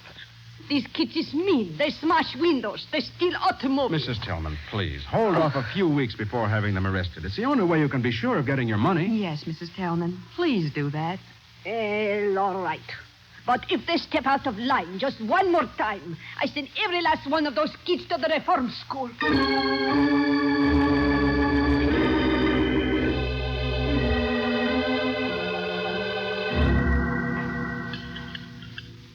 Now wait till I twist these wires together, and we'll see if she starts. Tim, maybe if we went to old lady Tillman and... Shut up.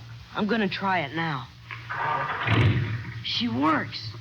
Where are we gonna pick up the other guys? At the warehouse. Are there guns there, too? Yeah, and enough bullets to give old lady Tellman the scare of her life.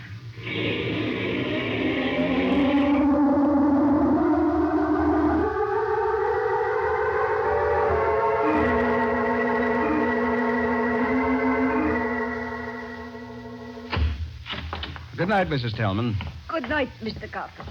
Good night, Miss Bowen. Good night. Oh, how are you tonight, Miss Riley? Oh, fine, thanks. Just getting the breath of air like always. Well, I think we've put in a good day's work, Nick.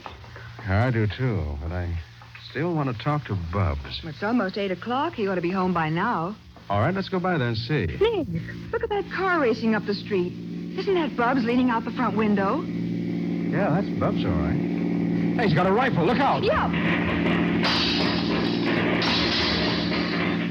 Good grief. Come on, Patsy. Oh, they were shooting at Mrs. Tellman's house. Mrs. Tellman. Mrs. Tellman.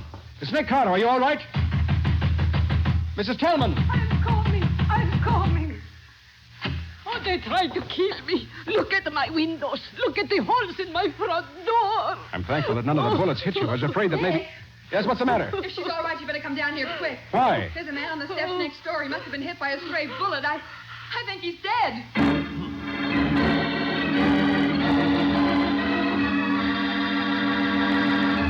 Only a few steps beyond the bullet-riddled front door of Mrs. Tellman's home lies the body of the man who had informed on the juvenile gang, ex-police officer Riley. We'll see what happens in just a minute.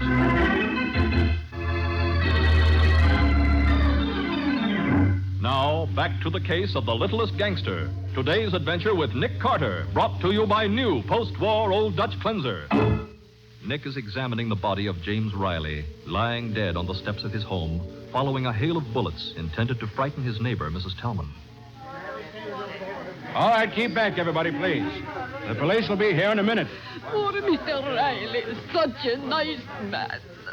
And those murderers, those hoodlums. Did you see them, Mr. Carter? Do you know who it was? No, I'm afraid it was the boys who set fire to your building, Mrs. Tellman. Oh. We recognized one of them just before the shooting. Those little devils. I said they were no good. They should get the electric chair. Oh, but Mrs. They're Tellman. murderers. But they could not kill me. They shoot poor Mr. Riley. Oh, I don't believe they did that on purpose. I know they did. They was mad at him than they was at me. He's the one told me they started the fire. Is that so? Didn't know that. Oh, it must have been an accident. They were shooting at the front of your house, and one bullet went astray. No, Patsy, I don't think it was accidental. Oh, but The Nick... bullet that killed him struck the center of his forehead and came out just behind the right ear. Riley was sitting at the top of this flight of stairs. Well, what difference does that make? The difference between an accident and murder. Oh, but even if you're right, how can you ever find out which of the boys did it? They were all shooting at once. That's just the trouble, Patsy. When one of a group commits murder while they're all engaged in a crime, they're all equally guilty. Oh, no, Nick. You don't mean Bubs. Not that baby. Oh, thank goodness the cops are gone. Come on, Patsy. Help me look for that bullet. It's the only chance we have to prove exactly who killed Mr. Riley.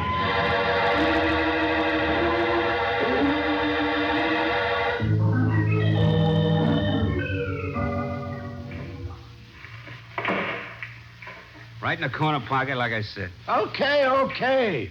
So now I owe you $4. Moxie, you gotta help me out, Moxie. The cops seen us and they... Shut up, you kids. Come on in the back room.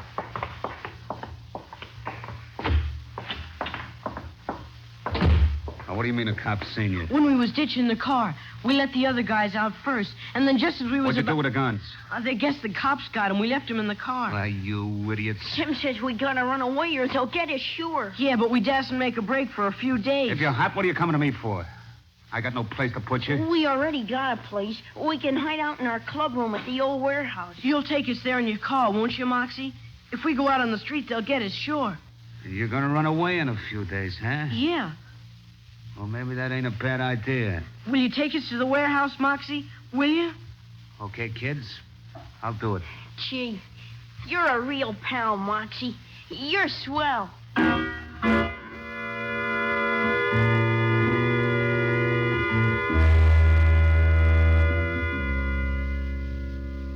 Any news, Matty? Yeah, ballistics is making the tests now, Nick. Well, what test is that, Sergeant? They're checking the kids' rifles against the bullet that killed Riley to see which one fired that particular shot. Well, how will that help? Well, you see, Patsy, every one of the rifles is covered with fingerprints. Uh-huh. And when we know which gun killed Riley, we'll know which kid did it. No sign of Tim and Bubs yet, huh? No, Nick, but we rounded up the other 4 that was in the car, and we'll have them, too, before long. I still say it was an accident, a stray bullet. Look, Patsy, it don't make no difference. They were committing a crime when it happened, so that makes it murder. Matty, I don't go along with that stray bullet theory. Well, you're probably right, Nick. And if Riley was killed deliberately, I'll bet Tim Newton was the one that did it. Well, why Tim, Sergeant? I've been told he was plenty sore at Riley for telling the old lady the boys started that fire in the building of hers across the street. Well, I'm not surprised at that. Another reason I think Tim did it is because the other boys all said that shooting up Mrs. Tellman's home was his idea. I wonder if it was, Matty. You think the kids are lying? No. But Bubs' mother said he and Tim had been hanging around Moxie Reed lately. Hey, maybe you got something there, Nick. Moxie's just the kind of a guy to put ideas like that in the kids' minds. Say, who is this Moxie Reed anyway? Well, Patsy, a few years ago, he wasn't much different from Tim Newton. But he's developed into a first-class rat, a cheap gangster. Now, wait a minute. I wouldn't say cheap, Nick. He's getting plenty of dough from somewhere, or he wouldn't be able to run around in that big cream-colored convertible he's got. But you can't get anything on him, huh? No, not lately. Huh. You know, about 7 years ago, we tagged him for a stick-up over on the... Hey, that's funny. Well, talk about coincidences. Well, what's funny, Sergeant? The guy that hung that rap on Moxie was Riley, the man who was killed. What? Yeah, he used to be a cop before he retired. You say Riley was the one who arrested Moxie Reed? Sure, it was his testimony that sent Moxie up. That's what I've been looking for, Matty. Somebody who had reason to hate Riley. Somebody beside the kids. Hey, that's an idea, Nick. Moxie might have got the kids to shoot up Mrs. Tellman's home and got one of them to bump off Riley by telling him it would look like an accident and nobody could ever prove which one did it. Yeah, it could have been that way, Matty, but Yeah. I think that... Oh, wait a minute.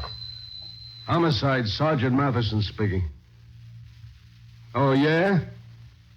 Yeah, what did you find out? Is it the report from ballistics? Uh-huh. Yeah, go ahead, Malloy. It wasn't. But it had to be. Oh, you sure you didn't make no mistake? I know, but... Okay. Yeah, thanks. What's the matter, Matty? You know what, Nick?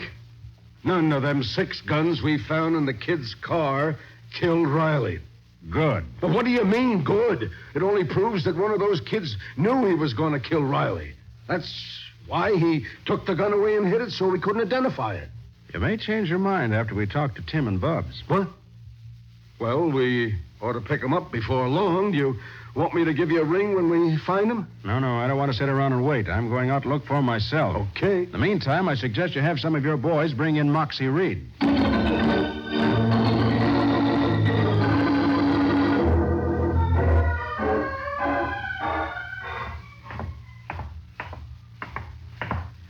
Our club room's right at the top of these stairs, Moxie.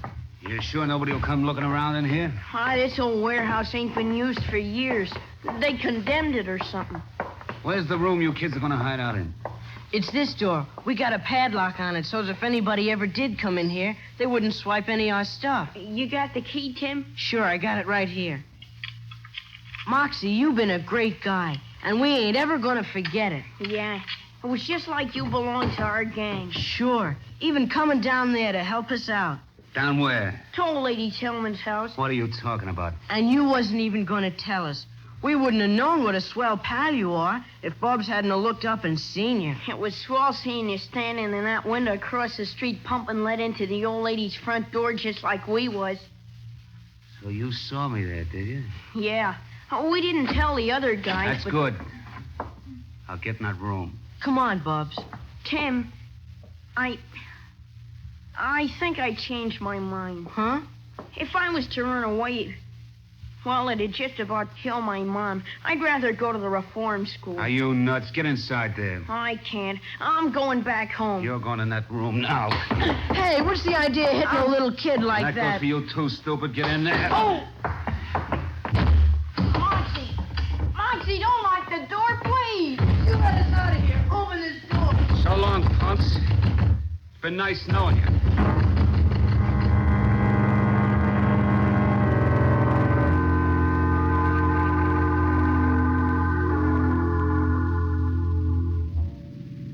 Nick, we've been driving along the waterfront for almost an hour. Isn't it time to give up and go home? Yeah, I guess so, Patsy. But Bub's mother said the boys had a clubroom in some deserted warehouse in this district.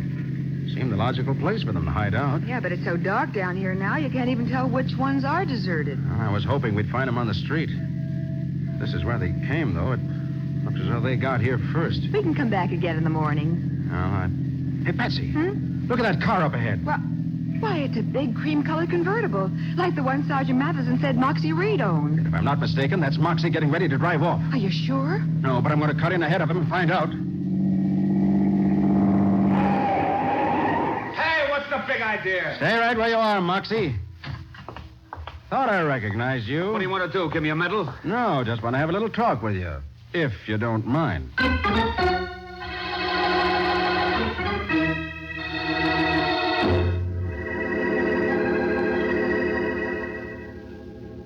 What do you lock us in here for, Tim? I want to go home. Quit blubbering, will you? Go on, chew your bubble gum. I lost it someplace. Okay, so quit crying anyway. I ain't gonna let nothing happen to you. There'll be plenty of people working around this neighborhood in the morning.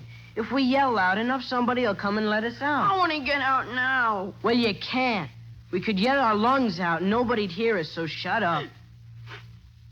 Tim, do you smell something? Huh? Hey, I think I do. It smells like smoke. It is smoke. Yeah, and it's stronger over here by the door. Holy cow, the building must be on fire. What are we gonna do? We gotta get out. We can't. The door's locked. Help! Let us out, somebody. Fire! Get us out of here. We'll be burned out.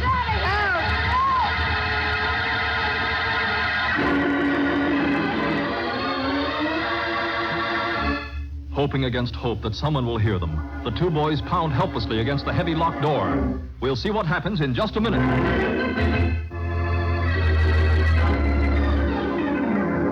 Now for the conclusion of the case of the Littlest Gangster. Today's adventure with Nick Carter, brought to you by new post-war Old Dutch cleanser.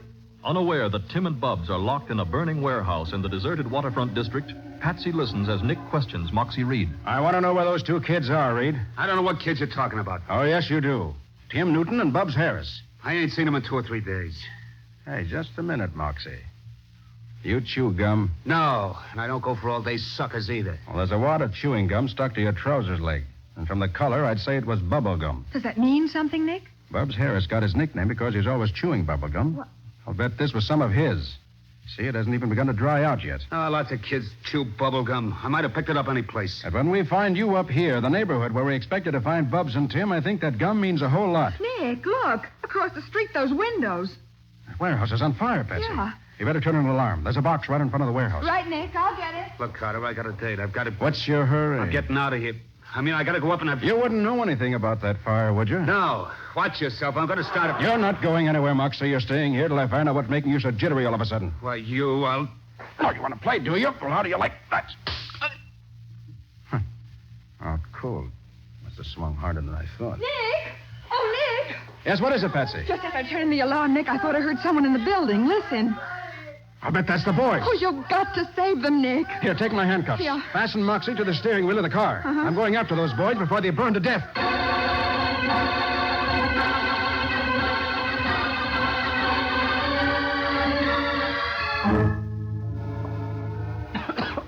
Hey, Tim! Tim! Bubs, where are you? In here, this door. It's locked. Can you open it? No, there's a padlock. All right, stand out of the way. I'm going to try to break it down. I think it gave a little. Try it again. All right. Gee, I was afraid nobody'd come and... Never mind. Where's Bubs? Over there on the floor. He passed out from the smoke. Okay, I'll carry him. Come on. Nick, look. The flames are coming up the stairs. We can't get out that way. Is there another way out of here, Tim? There's some windows at the back. Maybe we can jump. Quick, show me the way. I'll follow with Bubs. There's no time to lose.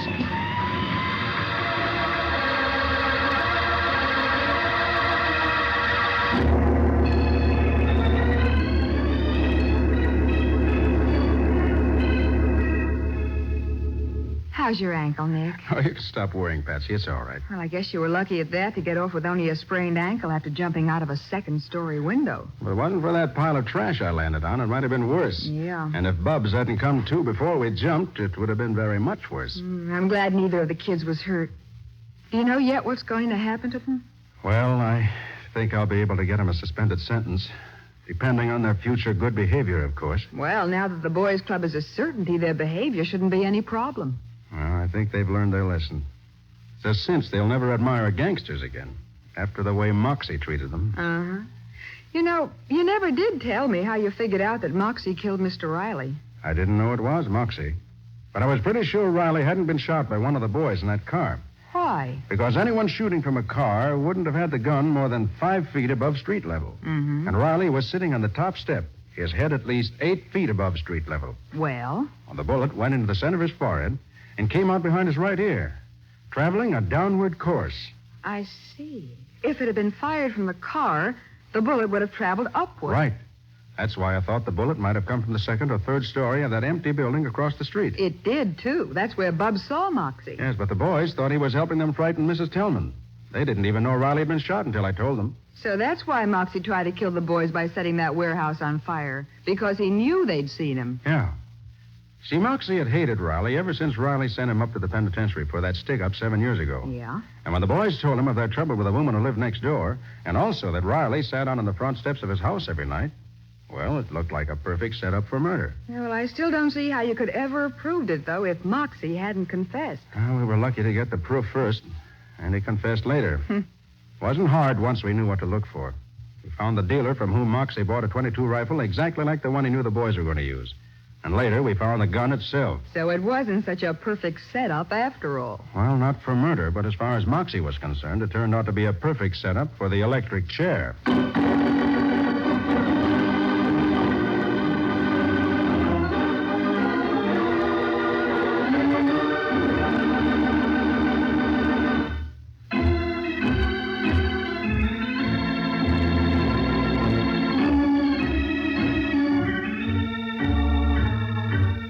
Nick Carter, Master Detective, is presented each week at this time by the Cudahy Packing Company.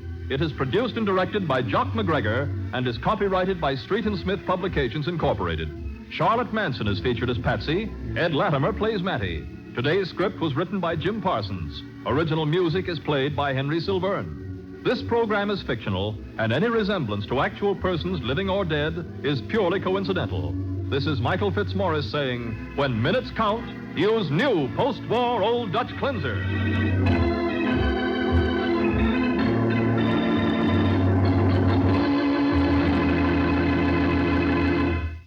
This is the network for the Indianapolis Speedway race tomorrow, the Mutual Broadcasting System. New post-war Old Dutch cleanser, famous for chasing dirt, presents Nick Carter, famous for chasing crime.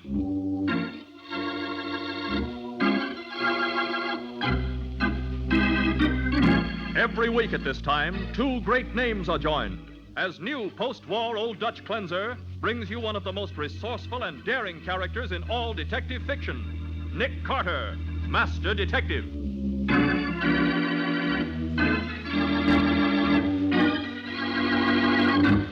Now, let's have the truth, Whitey. Where did you get that suit of clothes? The fella that got croaked, he took 'em off and give 'em to me himself. Uh-huh, and I suppose he gave you his shirt and socks and necktie, too? Sure. He said I'd need 'em to go with his suit. And he stopped the car so I could put 'em on. Was that when you tried to kill him? No, Chief. That's when he tried to kill me. Oh, Nick, this isn't getting us anywhere. You're wrong, Patsy. Now I know who really killed Mr. Atwell. Now, the case of the unexpected corpse. Today's adventure starring Lon Clark as Nick Carter. Brought to you by new post-war Old Dutch cleanser. It's about 10 o'clock in the morning as Nick and Patsy enter the office of Sheriff Tabor in the little town of Plain City, Texas. Hiya, Sheriff. Hello, Sheriff Tabor. Well, I'll be dogged. Nick Carter and Patsy Bowen. What are you two doing out this way? Why, we're on our way back home from California, Sheriff. And since we had to come through Texas anyway, I reminded Nick of that invitation you gave us 3 years ago. Remember? Sure, I remember. And you got here just at the right time. We had a murder last night. Oh, now, wait, Sheriff. This is purely a social visit. A murder? Here in Plain City? Oh, about 10 miles east of here. A big oil man from Dallas named Leonard Atwell. He was shot and killed by some hitchhiker. Now, look, Sheriff. Well, how do you know it was a hitchhiker, Sheriff? Well, because we know Atwell started out from Dallas alone. Uh-huh. And when we found the body, it was behind the wheel of his car with powder burns and a bullet hole in the right side of his head. Well, that sounds more like suicide. No, it couldn't have been that. The gun was gone, so was Atwell's money, his watch, and a big gold signet ring that he always wore. You found any clues yet? No, can't tell yet. I had everything that was in the car brought up here to my office and spread them out on those big tables over there. Come on, I'll show you. Well, I put the tools from the car in this table here, see? Mm-hmm. Now, I wonder what he used this piece of rubber tubing for. Yeah, search me. Now, over here, these were the clothes he was wearing. I see. Hey, what's this little piece of adhesive tape? Well, that was on his right hand. There was a little scratch there. Oh. Hey, look at this piece of tape. See that flaw in the weave where it was torn off the roll? Yeah. Thing like that might be a clue. Sure. Now, on this table here, I got his suitcases and the stuff that was in them, clothes mostly. This looks interesting. Last will and testament of Leonard Frank Atwell. Mm-hmm. Yeah, he left everything to his wife in Detroit. Thought he was from Dallas. Well, he was, but he deserted his wife in Detroit 18 years ago. There's a letter there in that envelope marked to be opened in case of my death, asking her to forgive him and all that stuff. Looks of it, he must have been carrying that around a long time. Yeah, I guess so. I suppose a man like that carried a lot of insurance. $150,000 worth. Oh, golly. Took out the policy only a couple of months ago. Right here in Plain City, by the way. $150,000, huh? Who gets it? Well, the wife, I guess. She's the sole heir. And the policy's made out to his estate. Hey, Sheriff, I don't see any first aid kit here. No, there wasn't one in the car. Just that stuff you see here. Well, then where'd he get that strip of adhesive tape? It's perfectly clean. He couldn't have had it on more than a few minutes. Well, maybe when he cut his hand, he stopped at a filling station or a lunchroom, and they fixed it up for him. Say, Patsy, now that sure sounds reasonable. Yeah, maybe if you can find that filling station or lunchroom, you can get a description of the man who was riding with Atwell just before he was killed. Say, that's a great idea. I'll do that. Couldn't have driven more than a few miles without getting the tape soiled, and if he should be... I'm sorry to butt in, Sheriff. That's okay, Buck. Folks, this is Buck Henderson, my deputy. There's Mr. Carter and Miss Bowen. How do you do? How do you do? Hello, Buck. This telegram just come, and I thought it might be important. Oh, thank you, Buck. Oh, say, Buck. Yes, Sheriff? I want you to hop in your car and start out on the highway toward Dallas. Stop at every filling station and lunchroom along the way and find out if Atwell stopped there last night. Good gravy, Sheriff. Dallas is 290 miles. Never mind. You just do what I... Well, I'll be dogged. Something wrong? Why, this telegram is from the chief of police in Dallas. You see, I wired him to send someone out to Atwell's home address and tell the folks there what had happened. Well? Well, the chief says they ain't no such address. It's a vacant lot.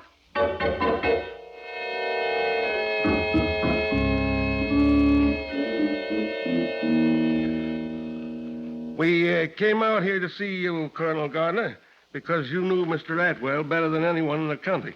Well, yes. In the course of our business dealings, we became very close friends. His death has been a terrible shock to me. You have any idea why he should have given a false address? No, but I'm sure it wasn't done with any intent to deceive. I've never known a more honorable gentleman than Leonard Atwell. Oh? Then you didn't know he deserted his wife? His wife? Atwell told me he was a bachelor. Well, you'll get a chance to meet the bachelor's wife this afternoon. She's coming here? Yep. When I notified her of his death, she wired back that she was taking the next plane. Colonel Gardner, would you mind telling us the nature of your business dealings with Mr. Atwell? Not at all. He bought some oil leases from me, $130,000 worth.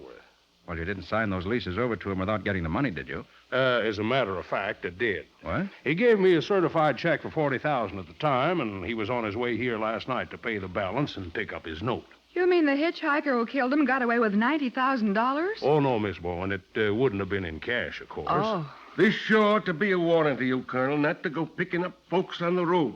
I'm afraid I'm too old to change my ways now, Sheriff. You make a habit of doing that, Colonel? Why, every tramp in the country knows that this ranch is good for a meal and a night's lodging. Why, last winter, an old hobo got sick and died here.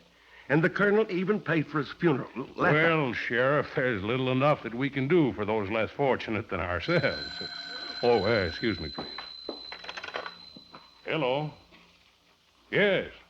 Yes, he's here. Just a minute. For you, Sheriff. Oh, thanks, Colonel. Must be from the courthouse. Hello? Yes, this is Sheriff Tabor. You did? When? Yeah? Uh-huh, fine.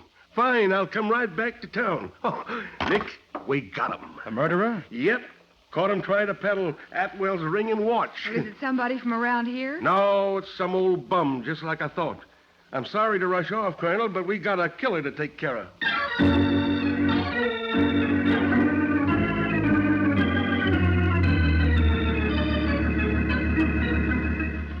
Oh, you got me wrong, Chief. Honest, I never croaked nobody. And where'd you get his watch and ring? I told you, I found them. And that suit you was wearing, I suppose you found that too, huh? Yeah, that's right, Chief. They was all rolled up in a bundle, like at the side of the road. Now, look, you, whatever your name is. It's Morgan, Chief. Whitey Morgan. Okay, Morgan. Now, why don't you open up and tell us what you did with the gun? I never had no gun. I'm a bum, sure, but I never hurt nobody in all my life. You hitched a ride with a gray-haired guy in a big sedan last night, didn't you? No, I never did. You pulled the gun and you made him drive off on a side road. I never seen the guy, honest. And after I you killed him, you took his watch and ring. Then you opened up his suitcases and got yourself a new suit of clothes. No, didn't you, huh? No, I swear I didn't. No. Hey, look, Chief. You wouldn't send me to the pen for something I didn't do, would you? It ain't the pen you're headed for, brother. It's the electric chair.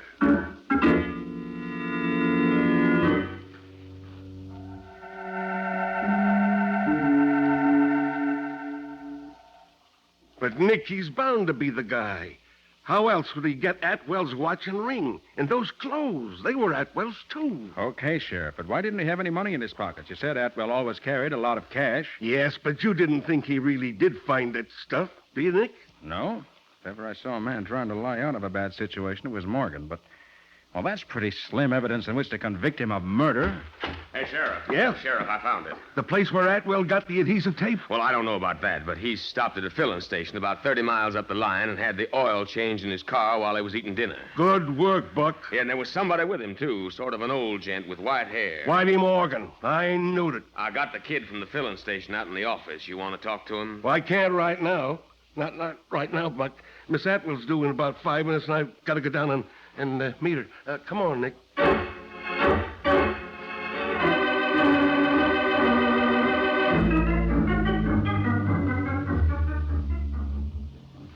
The undertaking parlors are at the back of the store here, Miss Atwell. Oh. I want you to identify the body, just for the record, you know. I can't believe it after all these years.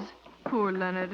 Judging by the letter he left, he must have still thought a great deal of you, Mrs. Atwell. Yes, I don't suppose he ever married again, or he'd have left the money to his second wife. Yes, quite a pile, too.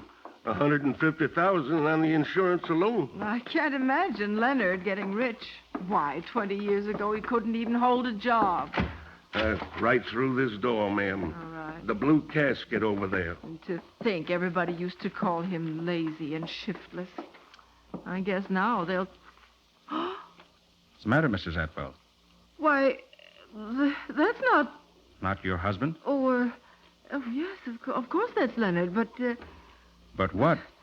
Well, naturally, he's changed a lot in 18 years. But that's definitely Leonard Atwell. Sure it is, Nick. I know him myself. Everybody in town did. All right, then. Since we've identified the victim, suppose we go back to the jail and see what the kid from the filling station can tell us.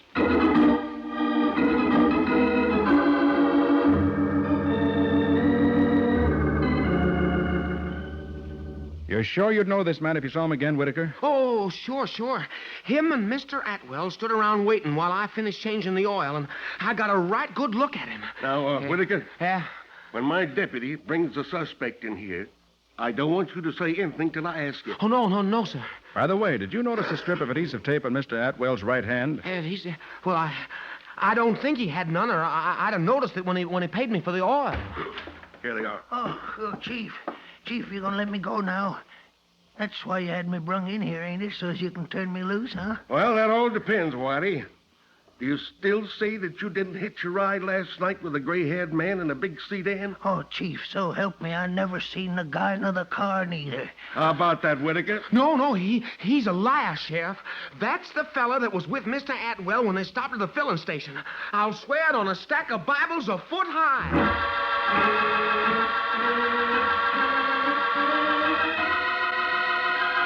With the filling station attendant's identification, the case against Whitey Morgan seems complete. We'll see what happens in just a minute.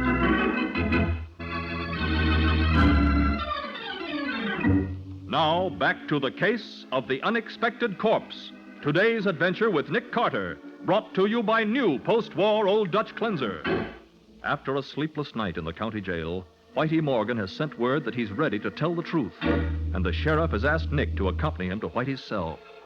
Now, let's have the confession, Whitey. You admit you were lying about where you got that suit of clothes. Yeah, Chief. I didn't find him. This fella that got croaked, he gave him to me. You what? He did, so help me. Right after he picked me up on the highway. He said it was an old suit that was getting too tight for him. That suit was brand new. I don't care. That's what he told me. I suppose the shirt and socks and the necktie, they were too tight for him, too, huh? Well, he said I'd need them to go with the suit. Then later, when it got good and dark, he stopped the car so as I could get out and put them on. And that's when you killed him? No, honest, Chief. That's when he tried to kill me. Now, wait a minute. He did. I put on the clothes he gave me, and then when I was getting back in the car, he slugged me with a wrench. I seen it coming too late to duck, and that's all I know till I come to in a ditch someplace else. Someplace else? Yeah. He must have hauled me there in the car and dumped me out for dead. Yeah, so he got you all dressed up so you'd die happy, huh? Even gave you his watch and ring. I don't know nothing about the watch and ring. When I come to, I was wearing them. Whitey, when you were in the car with Atwell, did you notice a piece of adhesive tape on his right hand? No. There was nothing on his hand. You're sure? Yeah. What difference does it make, Nick? You're not going to swallow this crazy story, are you? Why didn't you tell us this at first, Whitey? Well, when the chief here said the guy had been croaked, I got scared. I didn't think he'd believe me. You bet I wouldn't. And take it from me, brother, neither will the jury.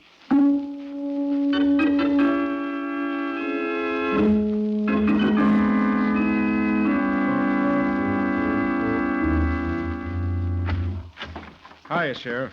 Hi, Nick. Hello, Patsy. Hi. Well, where have you two been all afternoon? Oh, lots of places. The post office, the photographers, the garage where you put Atwell's car. What'd you go there for? Wanted to check the speedometer. It registers 9,485 miles. And that boy changed the oil in the car at 9,427, according to the sticker inside the door. So what? Well, from that filling station to where the body was found is a distance of 24 miles.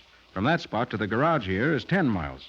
That's 34 altogether. Yeah? But the car had been driven 58 miles. See what I mean, Sheriff?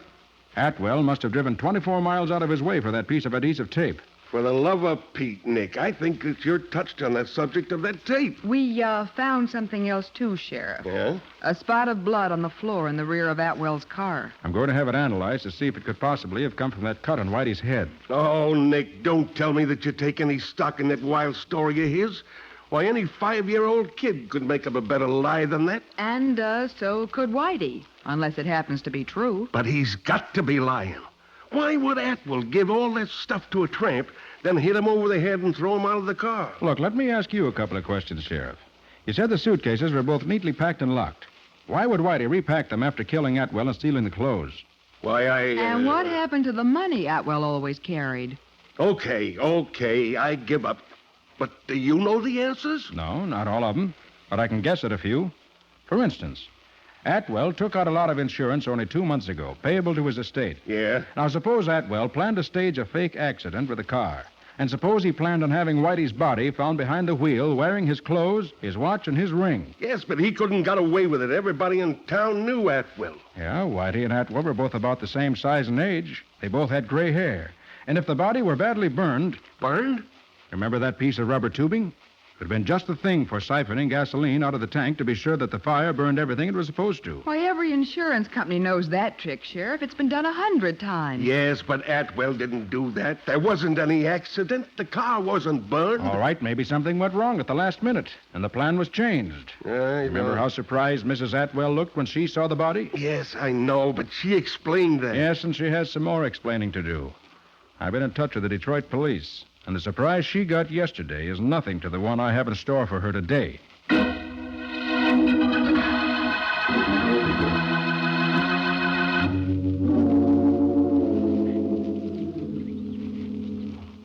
Mrs. Atwell, you recognize this picture? Well, where did you get that? The Detroit police found it in the bedroom of your apartment and transmitted it here to Nick by wire photo. Isn't that a picture of your husband? Well, yes, but... Well, it was taken more than 20 years ago, and he... Let me see it, Nick. Some. Yeah, that's Atwell, all right. But I wouldn't have known it unless I was looking for the resemblance. Now, look at this picture. What is it, an ear? Right, Sheriff. The left ear of Leonard Atwell enlarged 50 times from that snapshot. You see, Mrs. Atwell, ears are as individual as fingerprints. They never change from birth to death, except in size. Say, I didn't know that. And this ear, Leonard Atwell's ear, is an entirely different shape from that of the man you identified yesterday as your husband. All right, I lied about it. I knew that wasn't Leonard. But, Nick, it is Atwell. I know him myself. You mean you knew the man who posed as Leonard Atwell? I don't understand. Why should anyone do that? There's one obvious reason, Mrs. Atwell. That $150,000 insurance money. Hey, I get it, Nick. He was going to fake the accident like you said and split the money with her. But then she killed him in order to keep it all to herself. You're accusing me of murder. You bet I am. No, Sheriff.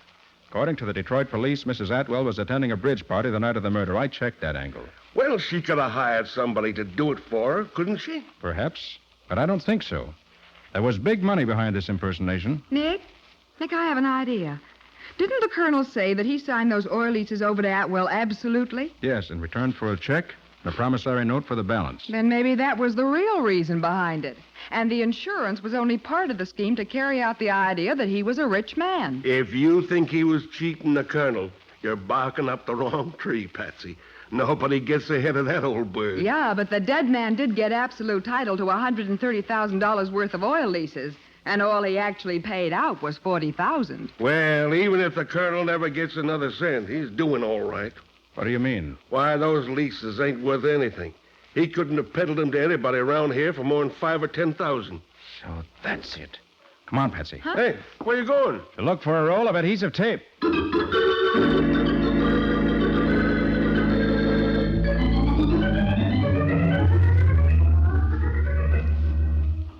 Here's my first aid kit, Mr. Carter. Oh, it's an awfully big one, isn't it? On a ranch, you never know what may happen, Miss Bowen. May I look through the kit, Colonel Gardner? Certainly, Mr. Carter. But I'd like to know why you're so interested. I'm interested because the man who was murdered 2 nights ago had a fresh grip of adhesive tape on his right hand. And I'm wondering whether it came from here. But Atwell never got to my ranch. I told you he was on his way. I know that's what you said, Colonel. But there was an extra 24 miles in the speedometer. In other words, he must have made a side trip of 12 miles and back. And this ranch is exactly 12 miles off the main highway. Are you calling me a liar, sir? Worse than that, Colonel. I'm calling you a murderer. Ridiculous. Leonard Atwell was my friend. The man who called himself Leonard Atwell was your stooge. You paid his expenses for 4 months while he built up the illusion of being a wealthy oil promoter. You're out of your mind. Why should I do such a thing? So that he could take out a big life insurance policy payable to his estate, and then make a will, starting with the usual clause about paying all just debts. Meaning that promissory note you hold, Colonel. There's a neat way to collect $90,000 for your worthless oil leases. You're imagining things. Maybe so. The way I see it, the plan went like this. Atwell picked up somebody who roughly resembled him, dressed him in his clothes, then knocked him out. This man was Whitey Morgan, who was to be found dead in Atwell's car, and would be taken for Atwell because his body would be too burned for positive identification. Then you and Atwell would share the money you would collect from Atwell's estate because of that note for $90,000 you held. But when Atwell, with Morgan's unconscious body in his car, came here to get your help in faking the accident, you decided that a substitute wasn't as effective as the real thing, so you killed Atwell. This is ridiculous. Then you emptied Atwell's pockets to make it look like a robbery. Then you took the unconscious Morgan miles away and dumped him by the side of the highway, knowing he'd be the logical suspect in Atwell's murder. And you didn't burn the car because it was no longer necessary, with a real Atwell dead in it. How do you expect to prove any such wild story? Atwell had no adhesive tape on his hand when he picked up Morgan. He did have it when he was found dead.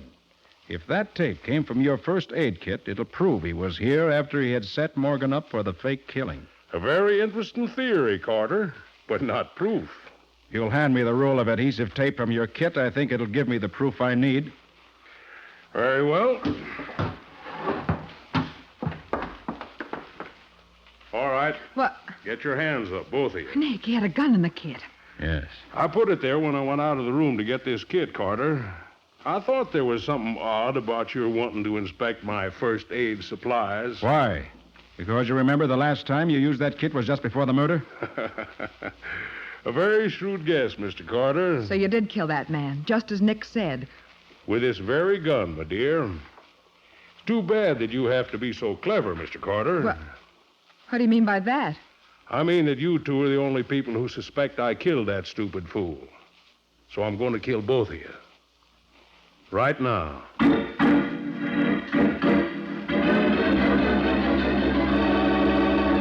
With his hands in the air, Nick hasn't a chance of reaching his own gun before Colonel Gardner's finger closes on the trigger. We'll see what happens in just a minute. Now for the conclusion of The Case of the Unexpected Corpse. Today's adventure with Nick Carter, brought to you by new post-war Old Dutch cleanser. In the living room of Colonel Gardner's ranch house, Nick and Patsy stand with their hands in the air, staring at the revolver in the Colonel's hands as he says, You two are the only ones who suspect I killed that stupid fool. So I'm going to kill both of you. Right now. You're wrong, Colonel. The sheriff knows all about this. I told him not half an hour ago. I'm too good a poker player to fall for a bluff like that, Carter. This is no bluff, Colonel. Drop that gun. Table, you. Yes, Colonel, I've been standing outside that window. That was a mighty interesting confession. And thanks for telling us that this is the gun you killed your partner with. Why, Nick, you were right about this adhesive tape. It does match that strip on the dead man's hand. You can tell by that same flaw in the weave. So, even if we didn't have the gun, that would prove he was here just before he was murdered. You're pretty smart, Nick. No mistake. By the way, Colonel, will you tell us why Atwell, or whatever his name was, had that adhesive tape on his hand? He scratched it while he was getting his suitcase out of the luggage compartment. Didn't amount to anything, but it was bleeding some. Well, Colonel, you ought to be right proud. You'll go down in history as the first man who ever hung himself with a piece of adhesive tape.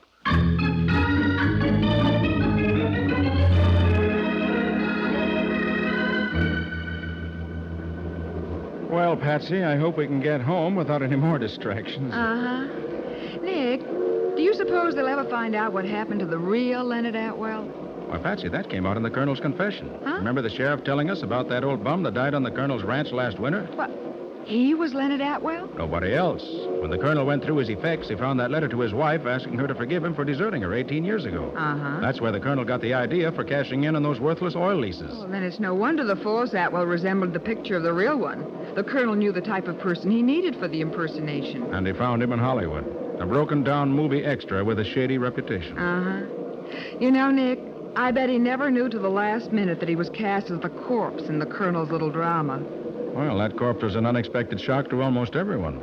Mrs. Atwell expected it to be her husband. The imposter expected it to be Whitey. And only the Colonel knew who the unexpected corpse really was, and he wasn't telling.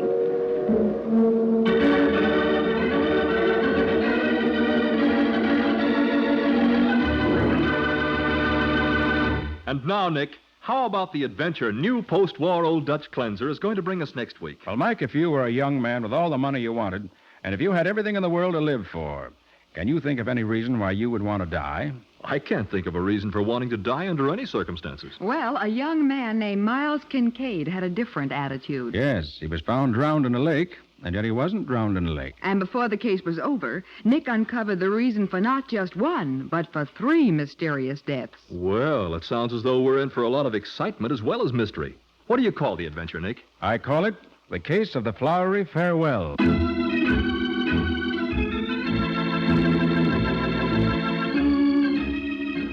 Nick Carter, Master Detective, is presented each week at this time by the Cudahy Packing Company.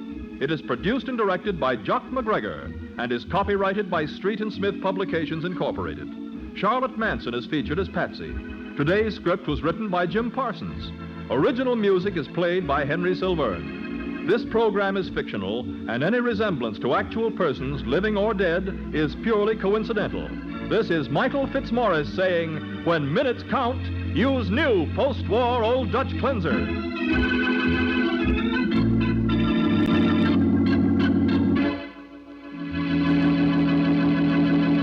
This is the Mutual Broadcasting System. Stand by for Nick Carter, Master Detective. The Mutual Broadcasting System presents Nick Carter in another of his famous and exciting adventures, starring Lon Clark, The Case of the Perfect Alibi.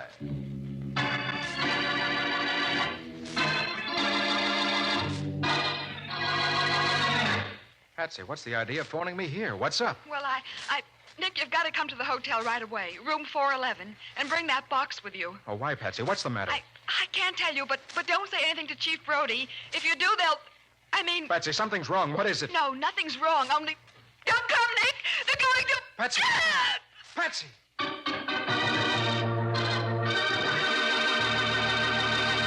Now, Nick Carter, Master Detective, and the Case of the Perfect Alibi. It is midnight in the little upstate resort town of Lake Hillman. Chief Brody of the local police stands beside a flashy, expensive sedan. Behind the wheel is a dark, heavy-set man wearing a huge diamond on his left hand. His face disfigured by a jacket scar. So I run through a red light. So what? So you get a ticket, mister. Let's see your driver's license and the car registration. Sure. You fellows think you can come up here from the city and do just about anything you want. I aim to show you different. Here. Huh? Oh, the license. Give me it. Robert J. Hey, you ain't one of the Crane brothers that's mixed up in all them rackets down the city, are you? Am I? Sure you are. Remember last year when that brother of yours got sent to the electric chair for killing an officer? From what I hear, this fellow Winston's going to get you and the other one before long, too. Yeah? Yes, and good riddance, I say. If you take my advice, mister, you'll get out of this town fast. As soon as you've paid your fine. We don't want your kind around here.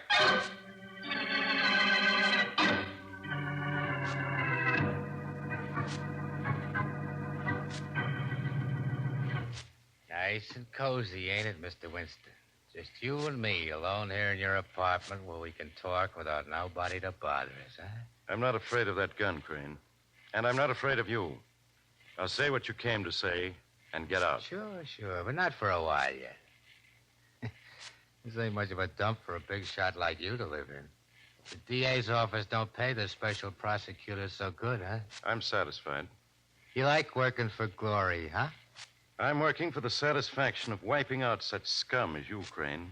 Murderers and racketeers. Yeah, and making a big name for yourself, too. You and your big campaign to clean up the town. Crane, if you weren't scared, you wouldn't have come here tonight. But it won't do you any good.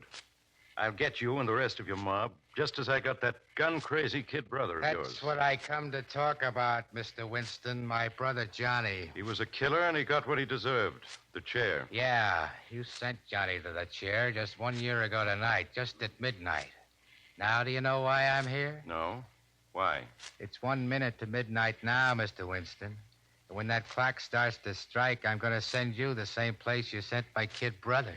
You can't bluff me. Why, every cop in town... Cops, you know what I think of cops? I'll show you. Pick up that phone if you want to. Go on, call the cops. See if they can help you. What is this, a trick? Go on, call them. All right, I will. Operator, give me the police, quick. It's midnight, Mr. Winston. Hello, this is Special Prosecutor Winston. Send... Rocky...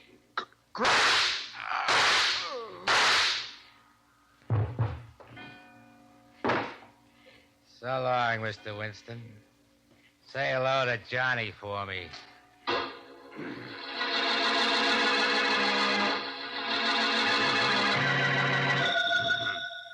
Hello. Hello, this is Sergeant Mathison, homicide. Sent out a call for Rocky Crane, suspicion of murder. Send a couple of boys to every one of those gambling houses he owns. And send a couple to his apartment. Notify the radio cars to watch out for a 1949 Cadillac sedan. Light gray and loaded down with chromium. License number 6...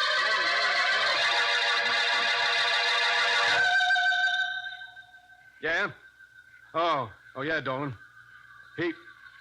He's spending the weekend where? Lake Hillman, huh? Okay. I'll get in touch with the Lake Hillman police and have them bring him in.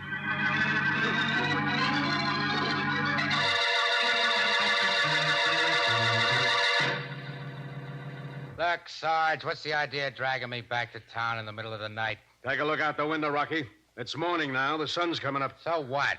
What's the beef, Sarge? You were picked up just as you got out of your car in front of the Lake Hillman Hotel at exactly 13 minutes to 2. That's right. Where had you been? Just out for a little ride. Why? I'll say you'd been out for a ride. You rode back here to the city, bumped off Leonard Winston from the DA's office, You and mean then somebody knocked off Mr. Winston? Well, now, ain't that too bad? It's too bad for you, smart guy. You hated Winston because he sent your brother to the chair. You swore you'd get him for it. Did I, Sarge? Yes, you did. Well, you know how it is. And Winston was making things hot for you now, too. In another month, he'd have closed up every one of those gambling houses of yours and run you out of town. He couldn't have proved nothing on me. Sure, I'm glad he's dead, but I didn't do it. Look, you can't lie out of this one, Rocky. Winston called headquarters just before he was killed. He started to say your name. But, Sarge, I wasn't anywhere near the city last night. Oh, no? You're going to have a tough time making a jury believe that. Why, Sarge, it ain't going to be tough at all. What? Take a look at this. What is it? It's a ticket for running through a red light in Lake Hillman, 150 miles from here, Sarge. And look at the time on it. 12 o'clock midnight. 12... Midnight? What? Why, that's the same time Winston was killed. Yeah, I know. And that traffic ticket proves I was 150 miles away when it happened. Now try to break that alibi, copper. Just try it.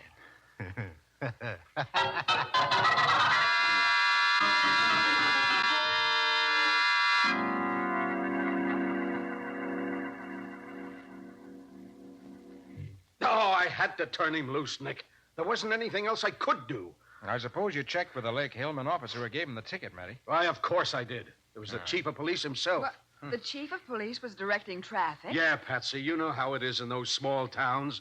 They've only got 3 men on the force, and on Saturday night, all of them have to turn out to take care of the traffic. You're sure he isn't mistaken about who was in Rocky's car? Nick, he swears it was Rocky. He described him to me. Then I showed him pictures of Rocky, and he swears it's the same guy.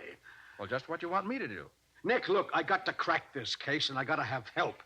I'll bet anything Rocky Crane bumped off Winston, no matter what kind of an alibi he's got. Well, I suppose the biggest clue you've got is the fact that Winston tried to speak his name when he called headquarters. But, Patsy, we don't know that he was going to accuse Rocky of shooting him. Well, maybe not, Nick, but here is the clincher. Rocky knew that Winston was bumped off at midnight. Now, how did he know it unless he did the job himself? I sure didn't tell him. But, Matty, that's not proof that you can take before a jury. Oh, I know, Nick, I know. But somehow, some way, we've got to get that proof. Sergeant, do you think Chief Brody could be lying? I don't know, Patsy. I'd hate to think it, Well, but... then let's not think it until we've exhausted every other possibility. How about Rocky's brother, Red? Didn't you say he was at Lake Hillman, too? Yeah, Nick, Why, but what... Nick, Red's just as bad as Rocky, and he'd have had the same motive Rocky did for killing Winston. I'll bet You'll forget, Patsy. It was Rocky's name Winston tried to say on the phone. Yeah, and besides that, Red's got a better alibi than Rocky has. He is seen in the Lake Hillman Hotel about 11 o'clock and again at 12:30.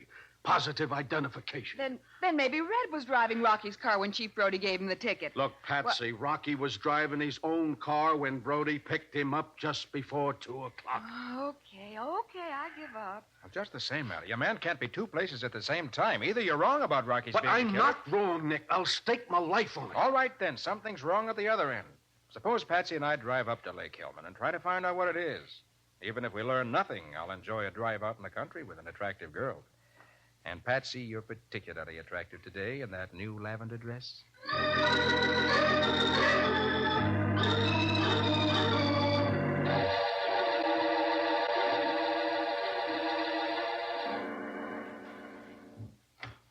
Rocky, Jeepers, I'm glad to see you.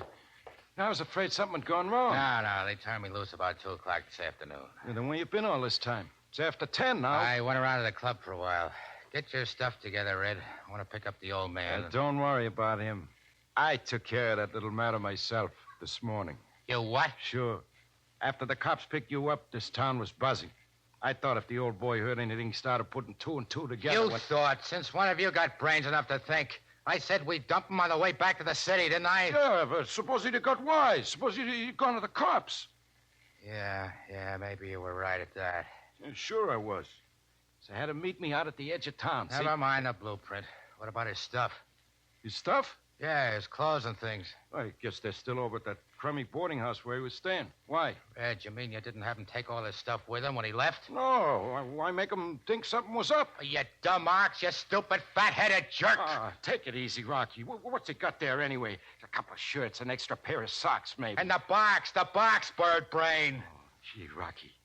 I forgot about that. If the cops ever find that box and hook the old man up with us, we're sunk.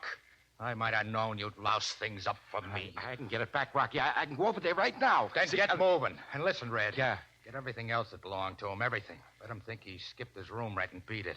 But don't let nobody see you. They ain't gonna see me. If they do... If they do, just make sure they don't talk about it. Make sure they don't never talk about that or anything else.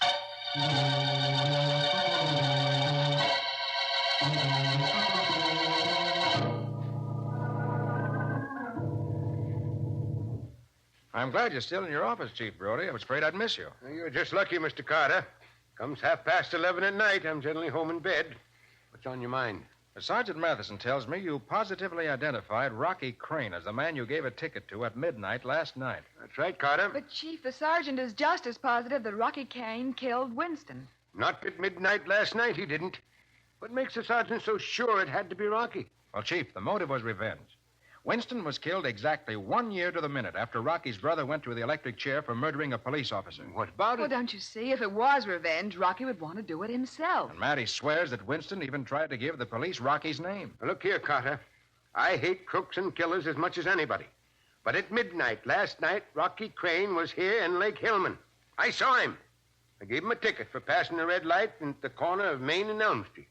And he passed that light precisely at 12 o'clock? That's what I said. I can't help feeling that somehow he's using you for an alibi. Well, if he is, I've got to give him that alibi. I've got no choice. Come in.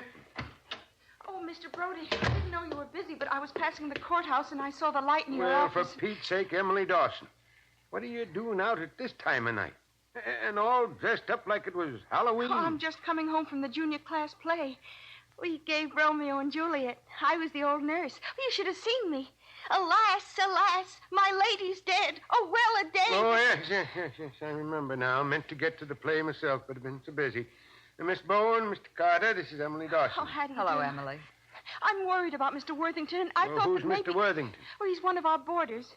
The only one we've got this weekend, and I haven't seen him since right after breakfast. Well, after all, Emily, it's not quite 11:30 yet. Maybe he went to a movie or even to your play. Oh, but he didn't. He promised faithfully he'd come to the play, but he wasn't there, and he never goes to the movies. He told me so. Well, I still wouldn't worry, Emily. Just because a grown man isn't home by 11:30. Oh, something's happened. I'll bet he's been hit by a car and he's lying in a ditch somewhere. His poor, sightless eyes staring up at the cold blue sky. Emily, stop acting. The show's over.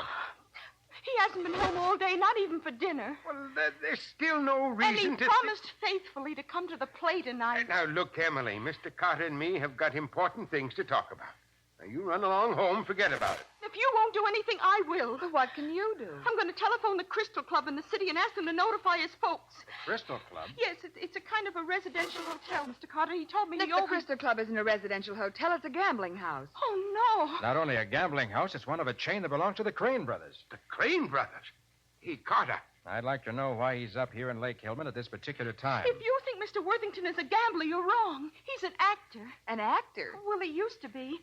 After we got to be friends, he showed me a scrapbook. Why, he's played just about every kind of a part there is, I guess. Hey, wait a minute.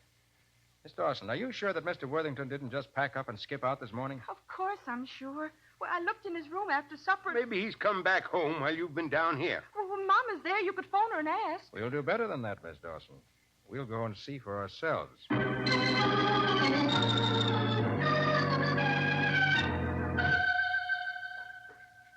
Thanks for calling me up, Susan. I'll tell Emily how much you enjoyed the play. No, I'm all alone in the house now, but I expect her any minute. She was worried about our new boarder. And... Huh? Oh, nothing important. You know how excitable Emily is. Yes, I'll tell you about it tomorrow. Bye, Susan. I wonder if I should have waited and come home with Emily. She may have run... What's that? Oh, well, that must be Mr. Worthington. Mr. Worthington! That's funny. I better go see if he's all right. I'm sure that noise came from his room. Are you in your room, Mr. Worthington?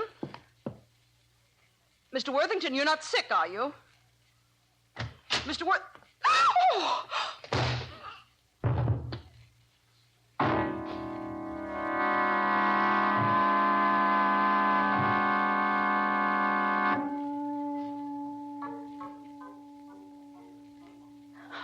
The doctor says your mother's going to be all right. Then why is she still unconscious? She has a slight concussion from that blow on the head, Emily. In a few days, she'll be as good as ever. But why would anyone want to hurt Mama? I'm afraid we'll have to blame your friend, Mr. Worthington, Emily. Mr. Worthington? I don't believe it. Oh, but don't you see, darling, he had some connection with those racketeers. But he's such a nice old man. Well, Patsy, I'm more inclined to think that it was someone else. Someone who came here for his belongings. One of the Crane brothers? Maybe. What? And when Mrs. Dawson walked into the room, he socked her and got away. Then Worthington must have had something in his room that would incriminate them, some piece of evidence. Well, if he did, it's not there now. Everything that belonged to him is gone. Well, everything that was in the room is gone. What? I have his makeup box. You do? Yes, sir. Mr. Worthington was just wonderful with makeup, and he promised he'd fix me up to look like an old lady for the class play tonight, but he didn't come home, so I went up to his room and got it. Well, where is it, Emily? Right over here on the mantel. Oh, I wouldn't have kept it or anything like that. I just wanted to... Let me see the box, please. Oh, yes, sir. I know Mr. Worthington wouldn't have minded my using it. He told me Now, that don't worry, Emily. I'm not blaming you for the box. I'm glad you did. Now, let's see what's in here. Huh? Looks just like every other makeup box, doesn't it? A lot of old, dirty sticks of grease paint. Yes, but everything isn't old, Patsy. Here's a brand new bottle of collodion and a new bottle of spirit gum. Oh, the spirit gum is what they use for sticking on false beards. False mustaches, too. And collodion makes an excellent artificial scar. An artificial scar? Then maybe it wasn't Rocky that Chief Brody gave the traffic ticket to after all. Maybe it was Mr. Worthington, made up to look like him. It could be. With only a dim light from the dashboard on his face, it wouldn't be hard to get away with a disguise. No. Emily, tell me. Is Mr. Worthington a heavy-set man with a deep voice? Oh, no, Mr. Carter. He's little and skinny. He's got a high, sort of cracked-sounding voice. A man like that could never impersonate Rocky Crane, not with all the makeup in the world. No, but I know who could. You do?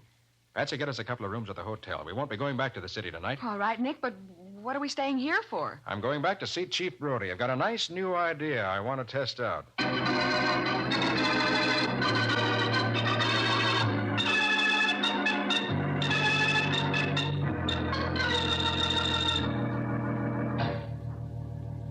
You dumb jerk. The one thing you should have gotten is the one thing you leave there. How'd I tell you, Rocky? That box wasn't in his room. Then why didn't you search the rest of the house? I would have. But right after I slugged the old lady, I heard Carter and the two dames coming in. I had to beat it out the window. And Carter did find the box. You're sure of that? I told you, didn't I? I hung around outside to see what was going to happen. After about an hour, Carter came out with the box under his arm. I seen it plain under the streetlight. Okay. So he's got the box.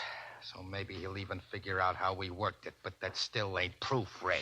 Sure it ain't, Rocky. That dumb police chief swore he was giving me a ticket at midnight, and a smart lawyer can tie him in knots if he tries to take it back in spite of what... Hey, wait a minute. Huh? What, Rocky? You didn't touch none of that stuff in the box, did you? There ain't nothing there that might have your fingerprints on it, is there? Well, Come on. Did you touch anything or didn't you? Well, the old man had to make me up in the car, and a couple of times I had to hold things for him. You stupid idiot! Oh, Rocky, what's the matter?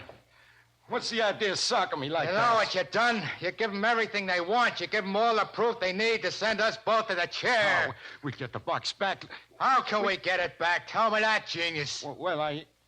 Hey, that girl that works for Carter. What about her? She's right here in this hotel. She was at the desk signing up for a room when I come in. Look, Hold it. Maybe you got something. Yeah. It just might work. It's got to. Yeah, you see? I ain't always so dumb. Get on that phone, Red. Find out what room she's in. Sure, Rocky. Then what, huh? Never mind. You get her room number. I'll take care of the rest.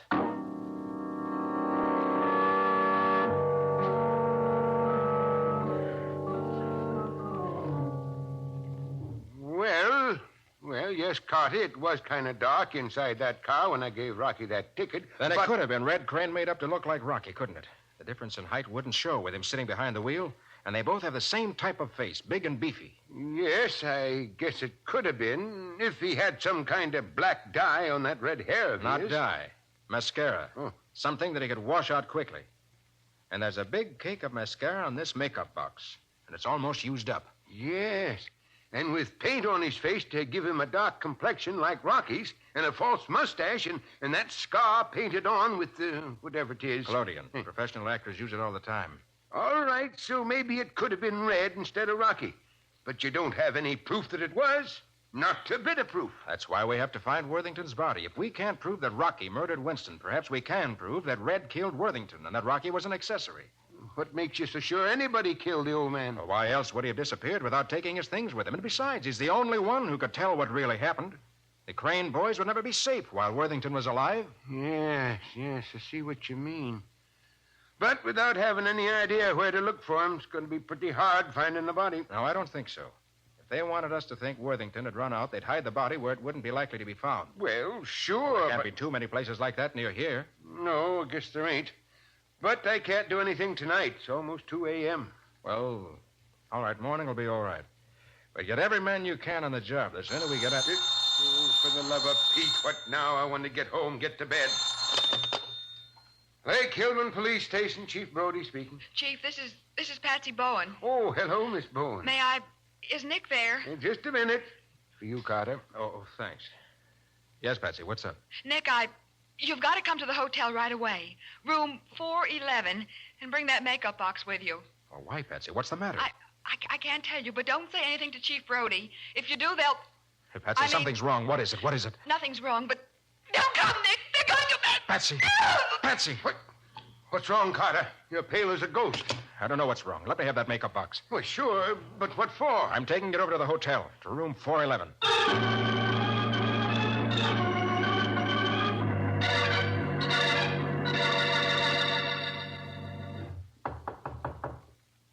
Come in, Carter.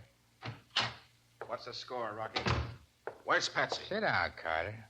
Put your gun away. I've got one, too, you'll notice. What have you done with her? Nothing yet. And she ain't here in the hotel, so don't get any ideas. Where is she? I told you to sit down in that chair right across the table from You me. hurt her, I'll see. I haven't. She's with Red. If you do what I tell you to, I'll get him on the phone, and he'll have her back here in 5 minutes. Now, sit down. Okay. But I'm keeping my gun pointed right at your belt. So what? You won't use it. Because if something happens to me, I can't make that phone call. It'll be too bad for the little lady. What do you want? I want that makeup box under your arm. If I let you have it, you let Patsy go? Right away? Yeah, sure. Now hand over that box and put away that gun. And leave you sitting there with a gun pointed at me? Oh, no. The way things are now, we're even. I've got you covered and you got me covered. But I got an ace in the hole, don't forget. Your girlfriend. If I don't make that phone call in the next 15 minutes, Red will... You're going to make that call, Rocky. I'm betting my life and Patsy's life that you're afraid to shoot it out. You'll lose that bet, wise guy. I'd just as soon die this way as in the chair, and if I do, you go with me. Not if I shoot first. Even if you shoot first, look at the way I'm holding this rod, propped against the table lamp, pointed straight at you. I've already pulled the trigger, Carter. The only thing that's keeping the hammer from falling is my thumb. So what? So if you shoot me, my thumb lets go of the hammer and you get a bullet. Not only that, the girl will too. Red's got his orders. Doesn't look as though I have much choice, does it? No, Carter. I'm holding all the aces. But I'm holding the joker, Rocky. Keep away from that gun, Rocky. I hear you shot me. No, I didn't. I aimed at the gun itself. Your hand's only numb from the shock. Well, how? What? There's one bet you overlooked. Your gun was propped up and pointed at me, but my bullet knocked it aside and spoiled your aim. Okay, but Red still got the girl. You're forgetting that. I'm not forgetting anything. You're going to get on that phone and call Red. Ah, no, I ain't. You'd rather have me break your arm? I ain't making any call. Let her die. Don't make that call. No, stop. Are you going to make that call? Yeah. But let up on my arm. All right, over here to the phone. You better make it sound convincing. Oh, my arm. Just a reminder. Now go ahead. And remember, one wrong word. I won't try nothing. Okay. Take up that phone. Hello, desk. Give me room 619. No, you were lying. She is here in the hotel. Yeah, Red's Save your breath for Red. Hello, Red. It's Rocky. Yeah, everything's fine. I got it. You can let her go now. Don't argue with me. Do what I tell you. Tell him to come here. Alone. Red, get yourself over to my room fast. But let the dame go first. Yeah, right. But make it fast. Now let go of my arm. Sure, Rocky. I'm through with you for now. No. Now we have to get a reception arranged for your brother when he arrives.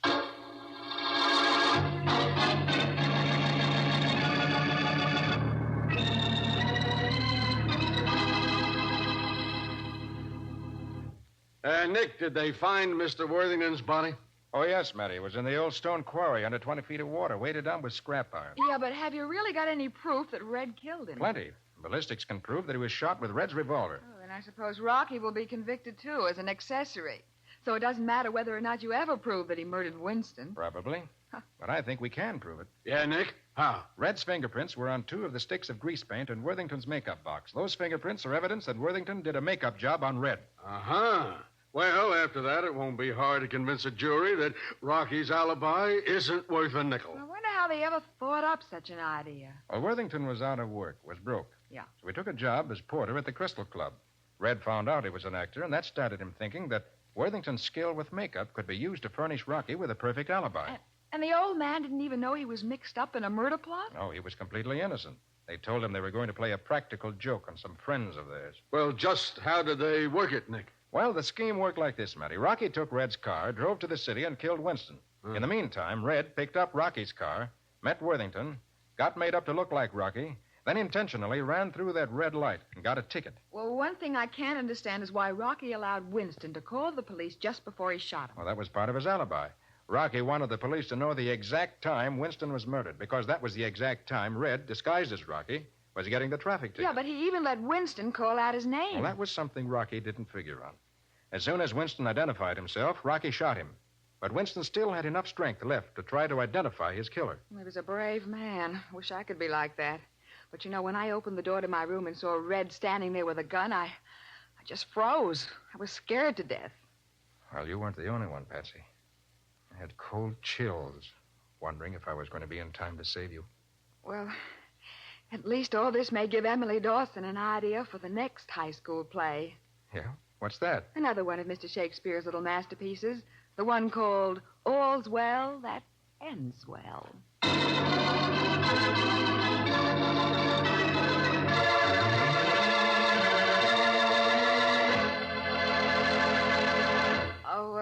No, thanks, Laura. Not tonight. Okay, bye. Who was that, Patsy? Laura Bruce. She wanted me to go to a seance with her. Can you imagine me going to a seance? Oh, why not? Spirit mediums can do wonderful things sometimes. Remember Madame Janer? Oh, that one. You'll have to admit that she told her clients things nobody in the world could possibly have known, except a ghost. Oh, she certainly did. But the way she found out those things, makes me shiver. Well, save your shivers for next week, Patsy, when we tell all about Madame Janer and the case of the custom-made corpse.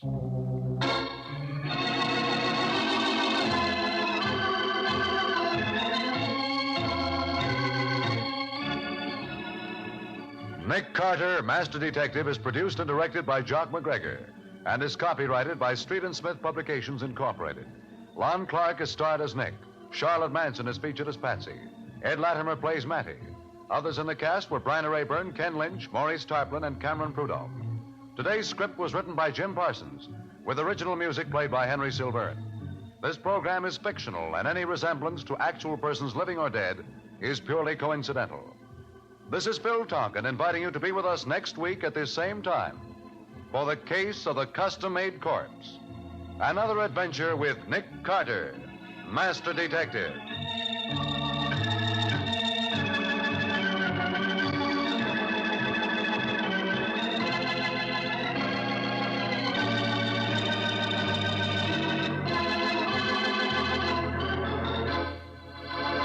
This is the Mutual Broadcasting System.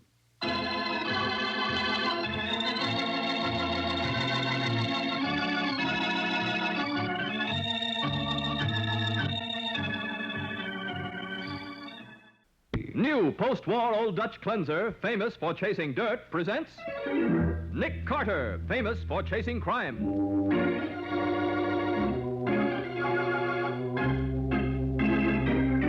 Every week at this time, two great names are joined, as new post-war Old Dutch cleanser brings you one of the most resourceful and daring characters in all detective fiction, Nick Carter, Master Detective.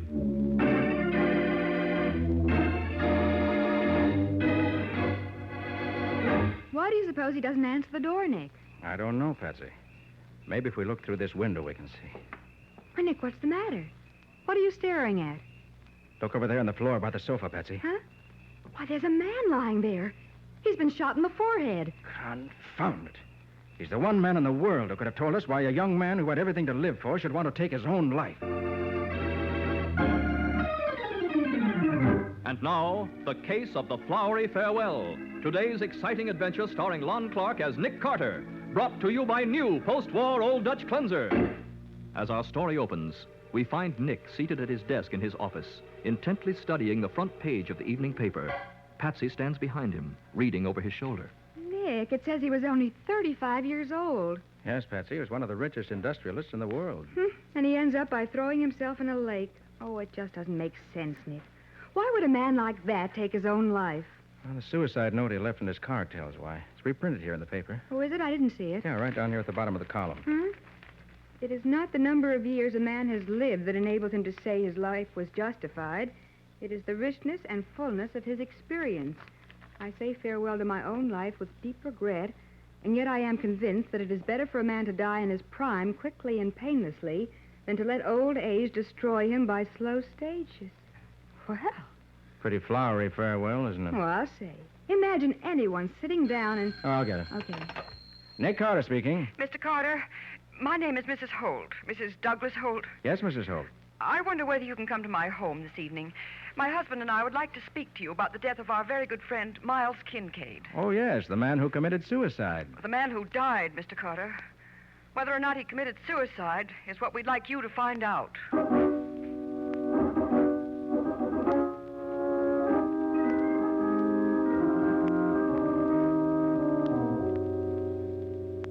Well, so far, Mrs. Holt, I'm afraid you haven't given me any really solid grounds for your suspicions that Kincaid didn't kill himself. But, Mr. Carter, Miles had everything in the world to live for. He was rich, famous, and happy. Well, according to his note, he wanted his life to end at the peak of his success. Yes, but what about his call to me yesterday? He said he had plane reservations and was leaving for Florida very soon. My wife checked on that, Mr. Carter. It's true. Yes, if he were going to commit suicide today, why would he make arrangements for a trip at a future date? Let me ask you this. You're implying that Kincaid was murdered. But do you know of anyone who'd have any reason to kill him? Well, no, I don't. How about you, Mr. Holt? No, I can't think of anyone. And yet you both knew him well, didn't you? Oh, yes. In fact, well, Miles and I had quite a crush on each other a good many years ago. That was before he introduced me to Douglas. He and I were partners at that time. We had a little organization that we called Inventors Incorporated. We broke up after a while, but we never lost touch with each other. And in all these years, he made no serious enemies? Well, of course, he might have, without our knowing it. Well, it still doesn't add up to murder, does it, Nick? No, not to me. Then you won't investigate this matter for us, Mr. Carter? Oh, I didn't say that, Mr. Holt. Oh, I wish you would, Mr. Carter. I just know something's wrong somewhere. I've got an intuition about it. Very well, Mrs. Holt. I have a lot of faith in a woman's intuition. If there has been a murder, I promise you I'll find it out before the night is over.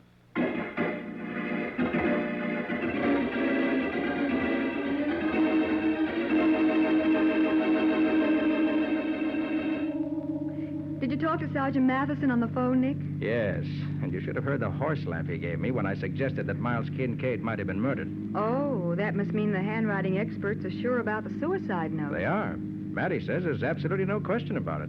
Wasn't a forgery. Well, that pretty well settles it then, doesn't it? Perhaps. But at least it won't hurt to take a look at Kincaid's home. We're almost there, Nick. It's the house at the end of this street. All right. Mattie wasn't even going to hold an autopsy.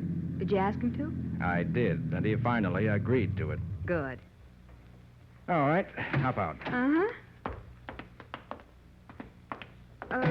Whom do you expect to see here, Nick? Kincaid's valet, a man named Harry Otis. Oh. Holt says he was probably the last man to see Kincaid alive. Yeah, but do you think you're... What was that, Nick? Somebody moaning. Someone in pain. It came from those bushes by the side of the porch. Yeah, come on. There he is, Nick, lying in the bushes. All right, give me a hand, Patsy. Yeah. We'll pull him out. Yeah. Watch out for that branch. Okay. There, that does it. My head. Yeah, what happened to you? Who are you? Nick Carter, private investigator. Who are you? Harry Otis. I was Mr. Kincaid's valet, sir. Well, what happened to you? Someone rang the doorbell a few minutes ago. I opened the door, but there was no one there, so I stepped out on the porch. That's all I remember. He must have been slugged from behind, Nick. Yeah, come on. Where are we going? Whoever slugged him may have wanted to get into the house. Could still be there. Okay, Nick. If Miles Kincaid committed suicide, Nick, what's this all about? Your guess is as good as mine, Patsy. The front door is open. Don't make any noise. No one in the living room. Would he have gone upstairs? Wait a minute. Listen. Nick, it's someone moving around. Right. Behind that closed door over there. Let's drop in on him. Unexpectedly. Right. Oh, confound it. Is the door locked, Nick? Yes. Guess we'll have to announce ourselves after all. Open up! Open this door! He's firing through the door. Not hurt, are you? No, but it was awful close, Nick. Oh, it's all quiet in there now. Afraid he's giving us the slip. That gunfire was probably intended to cover his getaway. What are we going to do? Only one thing to do. Shoot the lock off. Stand back. Yeah. There. Oh, Nick, he must have gone out that open window. Yeah, no use going after him in the dark. Oh, shucks.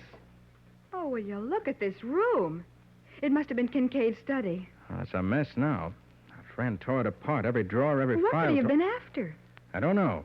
But there is one thing I do know. What's that, Nick? As of now, I'm definitely interested in how Miles Kincaid really died.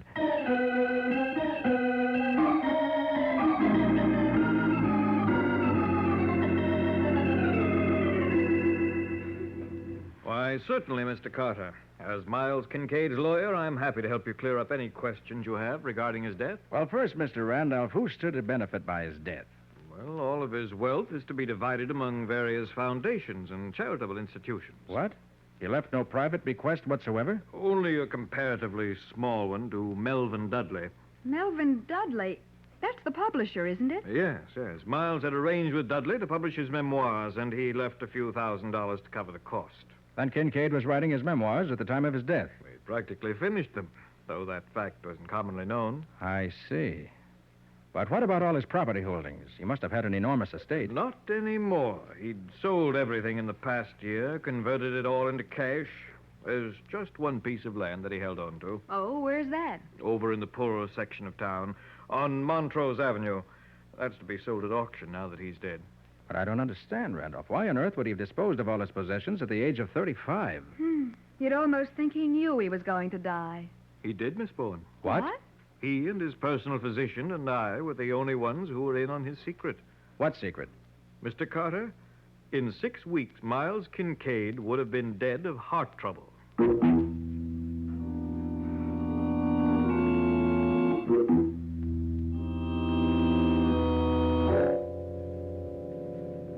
Why are we going back to the office, Nick?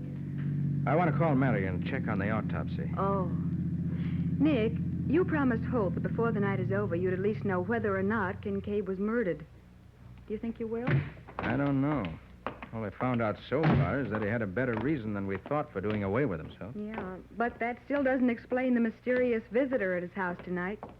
And also it... Oh, that's our phone, Nick. Oh, yeah, here, I got the key. Good.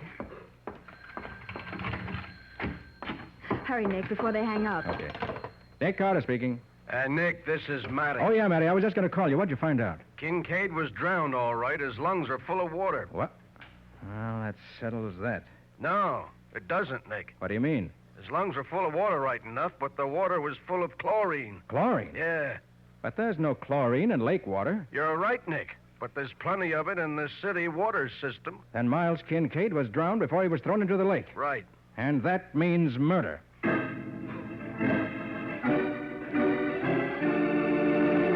Well, Nick knows at last that the wealthy young industrialist did not die by his own hand.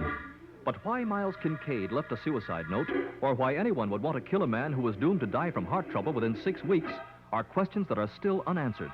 We'll continue this baffling adventure in just a moment.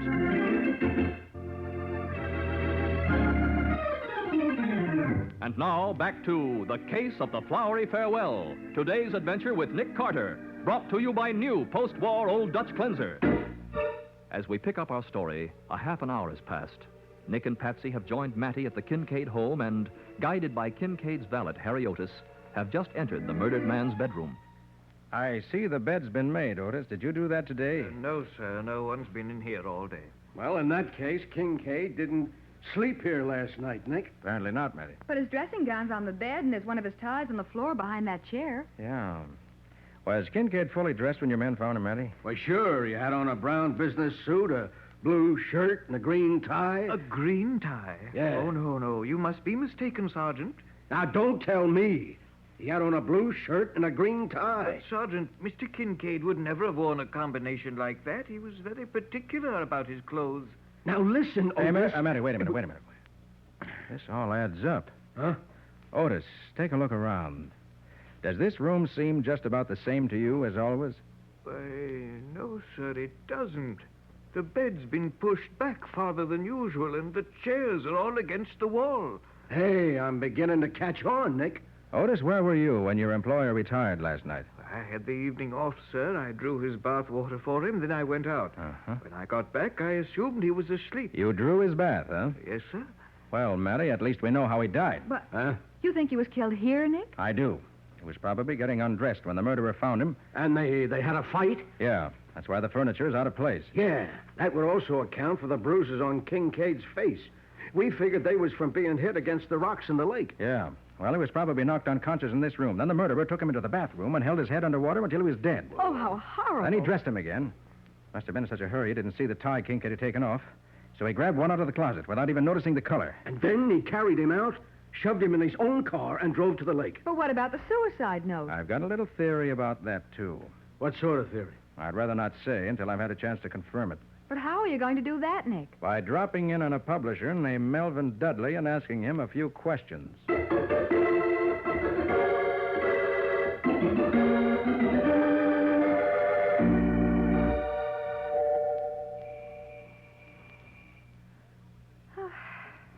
I guess there's no one home. Yeah, there must be, Patsy. I saw a light at the side of the house. Well, let's go around the side porch and take a look in the room where the light is. Uh-huh. Okay, Nick. No use wasting time. No. Here, Nick. We can look in through this French window. Oh, look at all those papers scattered all over the floor. Hey, looks like a cyclone's been through here. Hey, Matty. What? Look over there beside the sofa. Beside what? Sofa. Holy smoke. Nick, there's a man lying there. Smash the glass with your revolver. We gotta get in there. I'll say we have. All right, stand back. Can you reach the latch? Yeah, I got it.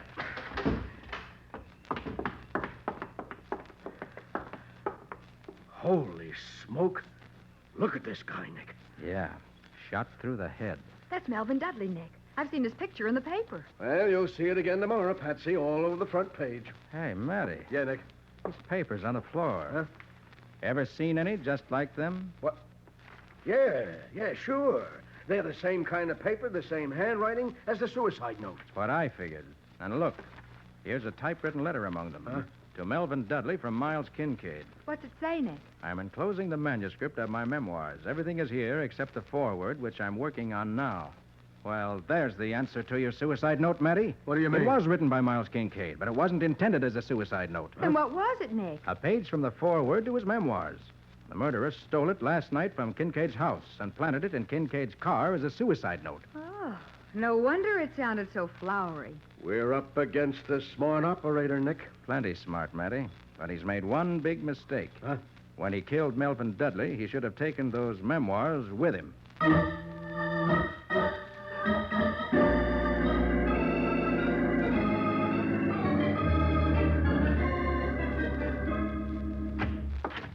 Well, morning, Nick. Oh, hello, Matty. I've spent a very dull night reading Kincaid's memoirs. Oh, yeah? Find anything interesting in them? Yeah, but the most interesting part isn't there. Is that...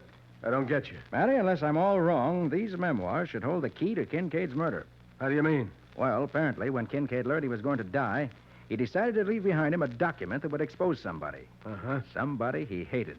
And you think this somebody got wind of it and knocked Kincaid off so as to get hold of the document? I do. But he didn't get hold of it because Kincaid had already sent it to Dudley. Uh-huh. The murderer realized that after he went back and searched Kincaid's study. So he went to Dudley's house to get it and ended by killing Dudley. Right. But look, Nick, why didn't the murderer take the memoirs while he was there? He did. He what? At least he took that part of them which incriminated him. There's one whole section missing from the manuscript. Oh. Got any idea what was in that section? Yes, Mary, I have. Good boy. When Douglas Holt and his wife put me on this case, Holt told me that he and Kincaid were once partners in an outfit called Inventors Incorporated. Inventors Incorporated? Yeah. But there's no mention of any such organization anywhere in the memoirs. Hey, Nick.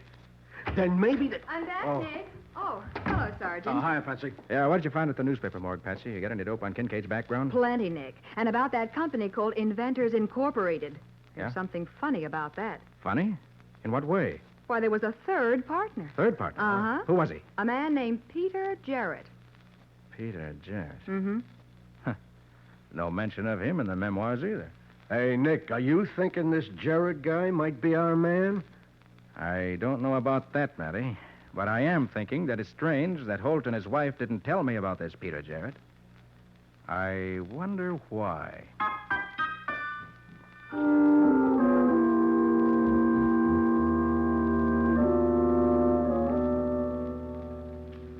I know I should have mentioned Peter Jarrett to you, Mr. Carter, but frankly, I was sticking to an agreement that Miles Kincaid and I made long ago. What sort of agreement, Mr. Holt?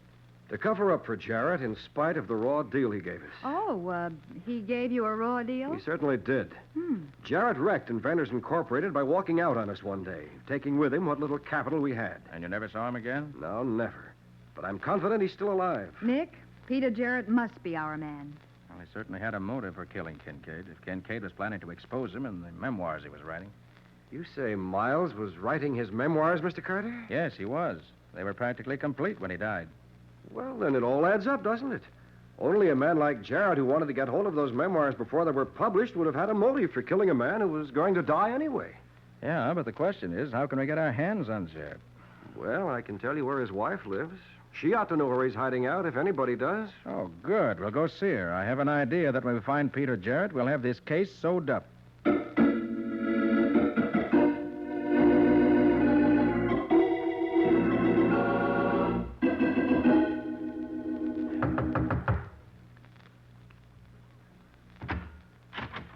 Yeah? What Are do you Mi- want? Are you Mrs. Jarrett? What's it to you? I'm Nick Carter, private investigator. A dick, huh? You get out of here. Now, just a moment, Mrs. I Jarrett. said... get out. Mrs. Jarrett, don't do that. Put that gun away, please. You come one step closer and I'll start shooting. So help me. I don't think you're going to shoot anyone You with that get gun. away from me. I'll take it. Why, you... And the next time you want to fire a gun, Mrs. Jarrett, remember to lift the safety catch. Nice going, Nick. Pretty darn smart, ain't you? Now, perhaps you better talk to us. I ain't talking to no cops. Why not? 'Cause I'm sick of you guys. You've been hounding me for 10 years, ever since Pete disappeared. You wouldn't know where your husband is, would you? Are you crazy? I wouldn't be living like this if I knew. Him with all that dough. When did you see him last? I ain't seen him since the day he went to work and didn't come home. And where was your husband working the day he disappeared? He was working over at that house on Montrose Avenue. Montrose Avenue? Why, that's the one piece of property that Miles Kincaid held on to after he sold everything else. Yeah. Well, thank you, Mrs. Jarrett. I'm very grateful to you. What? I didn't do nothing for you. Oh, yes, you did. You just gave me the last piece of a very complicated jigsaw puzzle.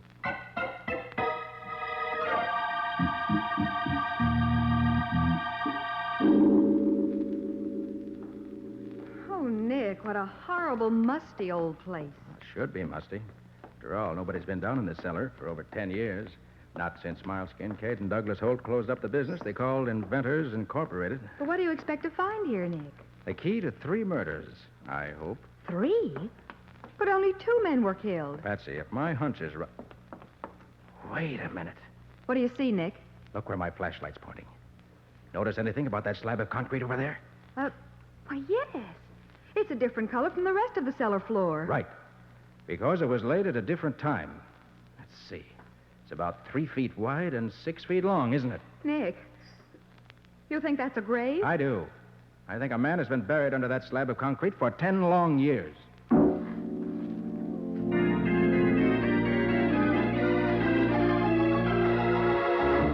Patsy stares at the circle of light from Nick's flashlight. Who is buried in the musty cellar on Montrose Avenue, and what bearing his death has on the murders of Miles Kincaid and Melvin Dudley, we'll find out in just a moment.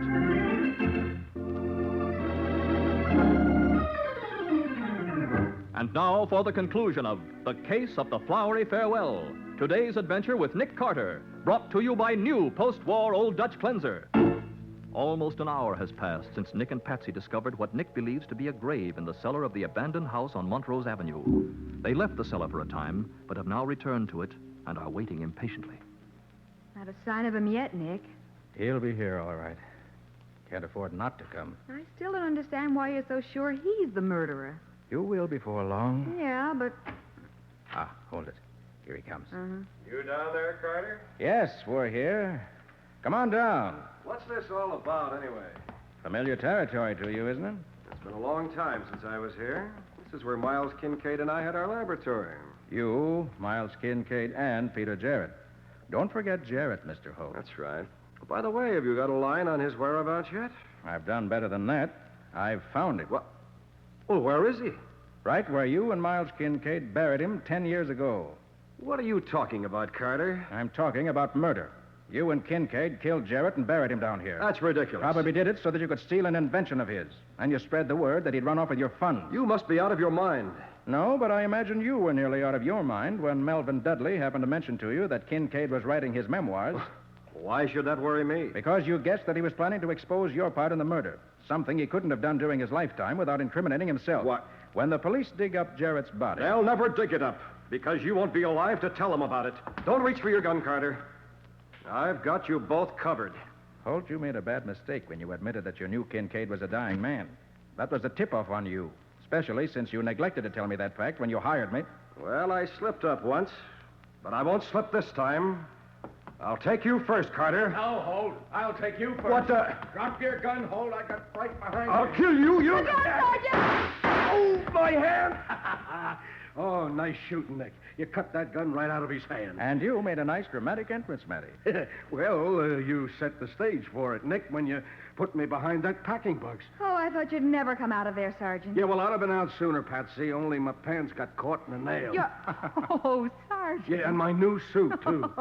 Okay, Holt, let's get moving. No use hanging around this damp cellar when we got a nice dry cell waiting for you down at headquarters.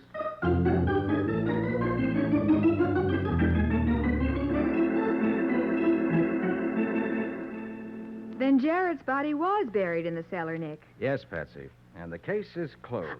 Not quite, Nick Carter. Not until you've told me how Holt found out that Kincaid was dying of heart trouble. Well, according to the statement Holt gave Matty down at headquarters, Kincaid told him. He did? Mm-hmm. When Holt went to inquire about the memoirs, Kincaid gloated that he'd be dead in 6 weeks, and that everybody would know that Holt was a murderer. But why on earth did Kincaid want to expose Holt? Patsy, don't you remember what Mrs. Holt told us? That she used to go with Kincaid? Well, Kincaid never forgave Holt for taking her away from him. Oh, I get it. He couldn't get even with Holt until after he himself was dead. That's right. Yeah, but I can't understand why Holt brought you in on this case. He didn't. His wife did. What? You mean it was her idea to hire you? Sure. She knew nothing about the murder of Peter Jarrett, and she had no idea that Holt had killed Kincaid. She just didn't believe that Kincaid had killed himself. Mm-hmm. And when she wanted to call you, her husband had to agree with her so she wouldn't get suspicious of him. That's it. Oh, brother. When you walked into that house and took the case, it must have been life's darkest moment for Douglas Holt. The darkest so far, Patsy. But the state is planning an even darker moment for him in the very near future.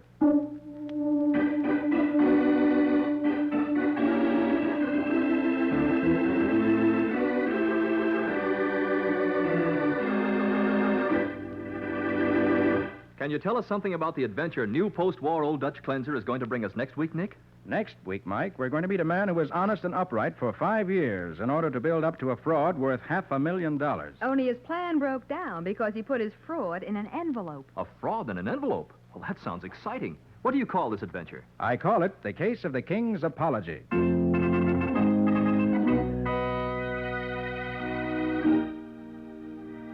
Friends, this is Nick Carter again. And I'd like to take this opportunity on behalf of the Cudahy Packing Company to salute the 49th Annual Convention of the National Association of Retail Grocers, which begins today in Atlantic City. The independent retail grocer is your good neighbor, bringing you fine foods from all parts of the nation and of the world. So let's all doff our hats to this very important businessman, the independent retail grocer.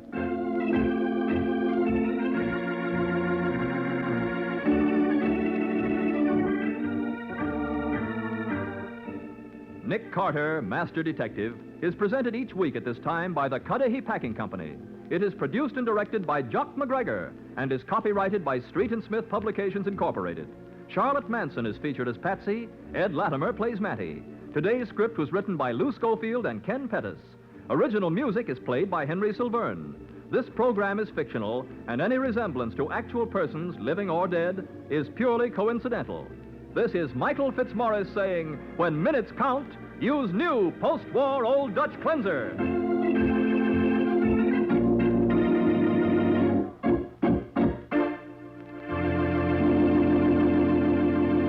This is the Mutual Broadcasting System.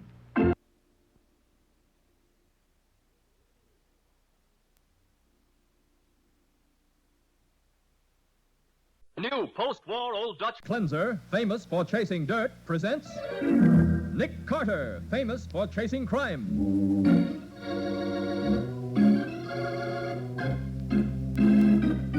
Every week at this time, two great names are joined as new post-war Old Dutch Cleanser brings you one of the most resourceful and daring characters in all detective fiction, Nick Carter, Master Detective.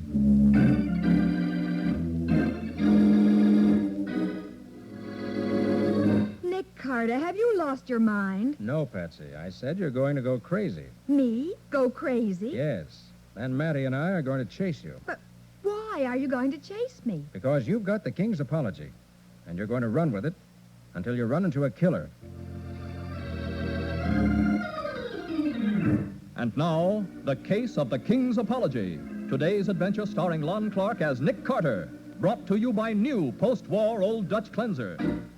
In his library, filled with rare books, letters, stamps, and coins, wealthy collector Robert Bixby sits behind a desk and stares coldly at a small, oily man named Thomas Gall. Gall, displaying an open leather portfolio filled with papers, talks excitedly.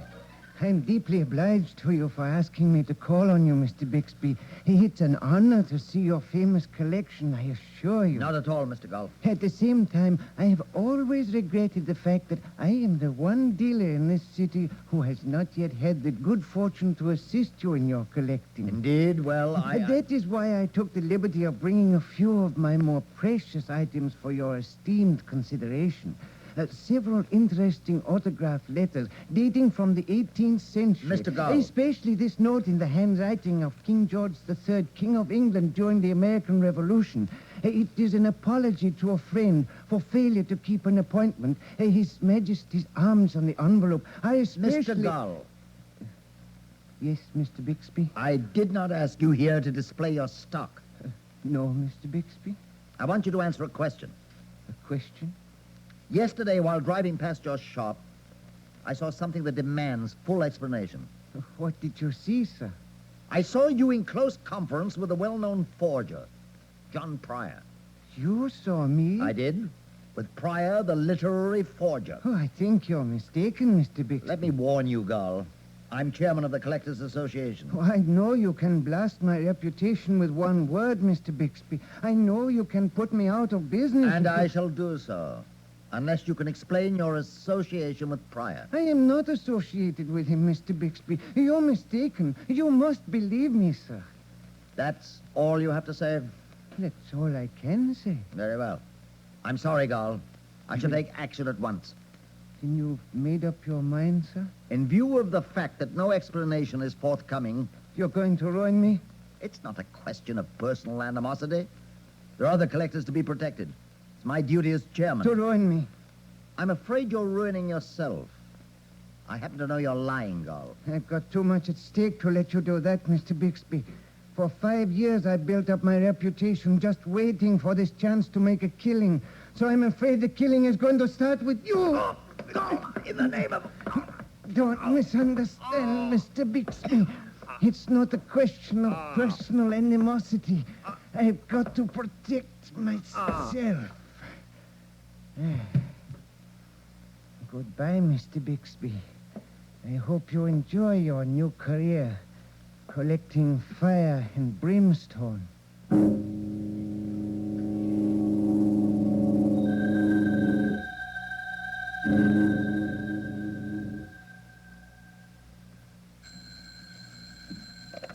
Nick Carter's office, Patsy Bowen speaking. Hello?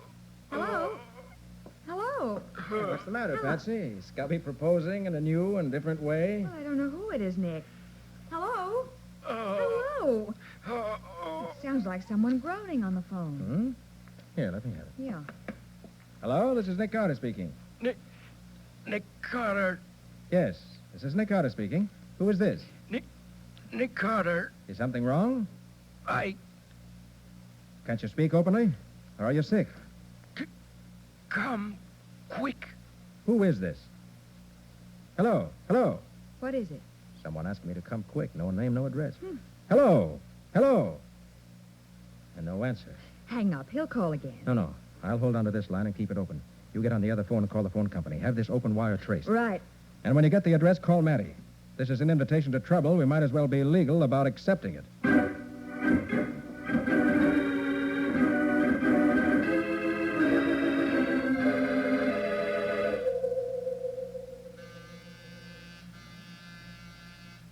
Well, all I've got to say is, Nick, if you interrupted my sandwich to bring me here on a false alarm... What'll you do, Sergeant? I don't know. For years, Nick's been breaking into my meals. I still haven't figured out what to do about it. This is no false alarm, Matty.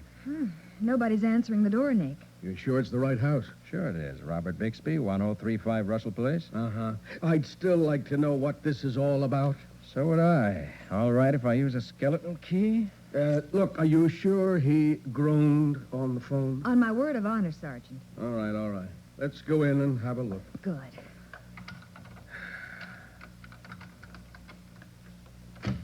Well, you got that door open quick enough. You know, Nick, sometimes I'm glad you're on the right side of the law. Except when Nick interrupts your meals. Ah, yeah. And if this is a false alarm... It isn't, Betty. I know it now. Huh? What? Look, on the left in the library. What? Oh. Holy smoke. This is Robert Bixby, all right. And he's dead. Oh. Yeah. And we're smack in the middle of a murder case. He was strangled. Look at the finger marks on his throat. Golly. See the way his head tilts, Matty? Yeah. His neck's broken. He died instantly. What? But he telephoned us, Nick.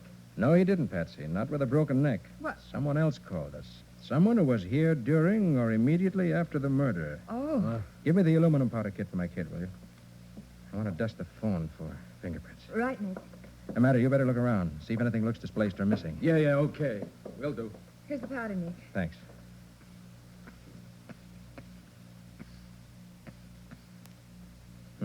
Not a sign of a print, Nick. No. Whoever telephoned me and groaned made sure to wipe all prints off the phone. Well, the place doesn't look as though it's been searched, Nick. Nothing's been touched. That's funny. Several $1,000s worth of rare books and literary material in this room, and nothing was taken? Huh? Then it wasn't murder for robbery. No. Confound it. Why was old Bixby killed, and who called me? And why? Hey, wait a minute, Nick. Here's something under Bixby's feet. It looks like a letter or something. Let's have a look at it. Where till I get it out of the envelope?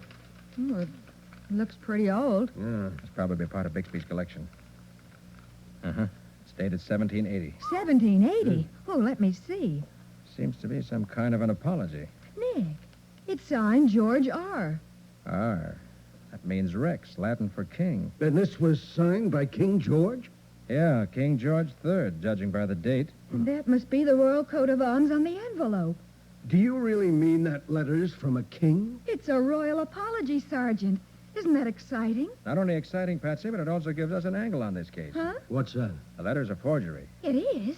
Well, how do you know? Never mind that right now, Patsy. Just take my word for it. Okay, Nick. But a man like Bixby would never have a forgery like this in his collection. Evidently, his death was in some way connected with this king's apology. And I have an idea. Yeah, what's that, Nick? Suppose you go ahead with the departmental routine, Matty. Sure, Nick. Patsy and I are going to check our files for a forger who can do this kind of work. And if we find the man who forged this letter, we may find the man who murdered Bixby.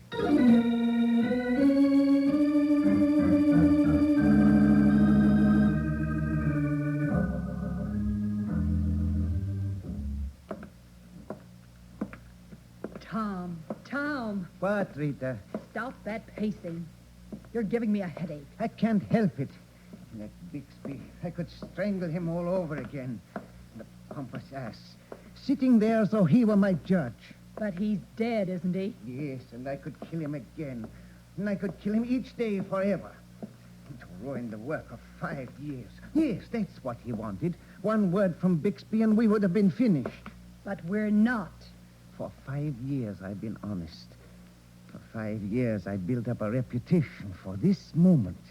They trust me now, those fools who buy letters and autographs. They believe in me. And in 6 months we'll unload every forgery. We'll make a fortune. That's what I've been waiting for. You've been a good wife, Rita. You played along with me during those years when we had to be honest. And don't think it didn't hurt. Ah, but now comes the payoff. We'll make 200,000, maybe 3. And we can't be stopped now that Bixby is dead. We can rise to it. I'll take it. Yes? Gull, Yes? this is Pryor. Yes? I want you to come over to my place for a talk. Why? I got bad news for you, Gull. Talk straight, Pryor.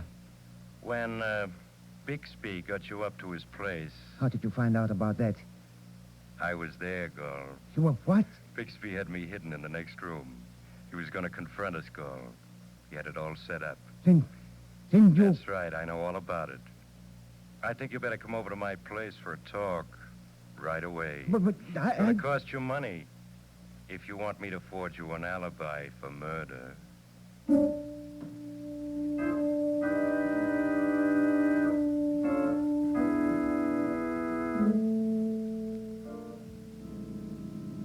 Now, let's see, Nick. We've been to see Joe Dyer, Eddie Barker, Sam Browning, and Billy Webster. Yeah. And not a reaction out of any of them. leaving John Pryor, Henry Foster, and Steve Skrenner as the possible forgers of the King's apology. Well, let's hope we have some luck with at least one of them. Yeah. Who are we visiting now? The next man on the list, John Pryor. Uh-huh. Well, what's your attack going to be with him? Same as the others. Surprise, sudden shock. Uh-huh. He's got a ground floor apartment in the rear. Ah, that must be the door down there, down the hall. Right.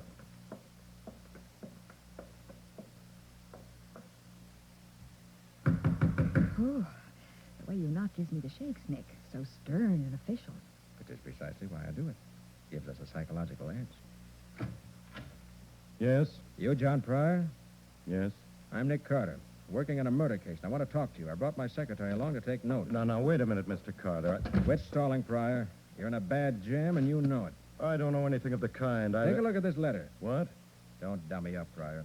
This is a forged manuscript, a King's apology dated 1780, and it's your work. Now, Mr. Carter. Ties you into the murder of Robert Bixby so tight you won't get out of it with a crowbar. You're nuts. That isn't my work. No? Any objections if I take your fingerprints? Fingerprints? You heard me. Prints were left on this letter, on the inside flap of the envelope. I want to compare them with yours. Sure, I've got no objections, Mr. Carter. Just let me go into the kitchen and get the grease off my hands, huh? Okay. I'll get the equipment ready while you're gone. Now, I'll give you all the prints you want as soon as I get my hands clean. Go. I heard You've been haggling long enough. Now, make up your mind fast. Do I cover for you? But he said he had your fingerprints. He's bluffing. I didn't leave any prints in that letter. And you think I'm a baby? But 100 grand. That's my price. Make up your mind. No. What? I said no, Pryor. I can't trust you, not with Nick Carter so close to my tail. I'm sorry, Pryor, but I... No hard feelings.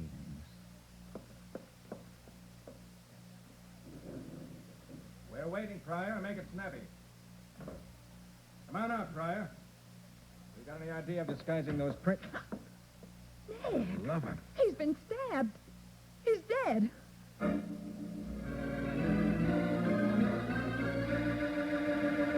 Nick and Patsy stare at the body of John Pryor, stretched out on the kitchen floor, a kitchen knife through his ribs.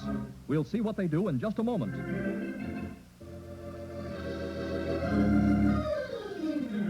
Now, back to The Case of the King's Apology. Today's adventure with Nick Carter, brought to you by new post-war Old Dutch cleanser.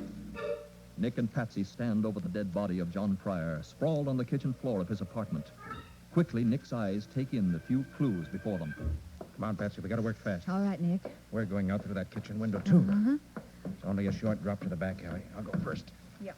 All right. Come on. I'll catch you. All right. Oh. Now, down the alley. Nick, do you know... Whoever killed Pryor isn't more than 20 seconds ahead of us. We may have a chance of catching up with him. But who is it? I don't know. Must have been hiding in the kitchen while we were there. Yeah. Pryor probably went back to cook up an alibi and was killed to keep his mouth shut. Oh, Nick, this is a dead end. Well, I'll be That means we've got to go back to the other way. No, that's a dead end, too. I noticed it when I came through the window. Yeah, but... Wait. Huh? Here's a cellar door. And look at the handle. What? It's got blood on it. Yeah. He must have gone in here. It's awfully dark in here, Nick. Quiet. Yeah. Wait a minute.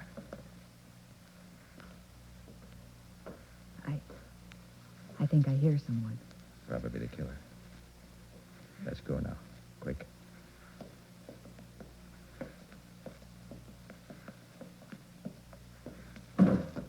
Did you hear that? Yeah. Seems to be a storage room in here.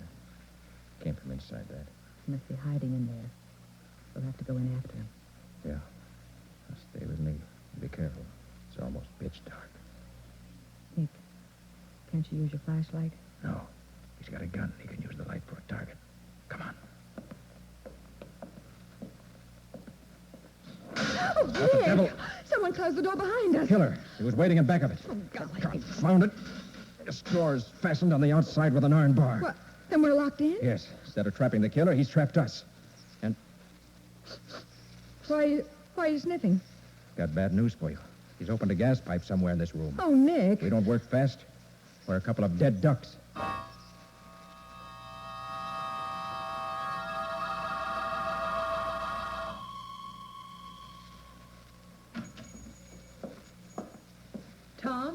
Yes, Rita. Did you get everything arranged with Pryor? Yes, Rita. With Pryor and with Nick Carter. Nick Carter? I took care of that gentleman after I took care of Pryor. What are you talking about? I trapped Nick Carter. Just about now, he should be dead.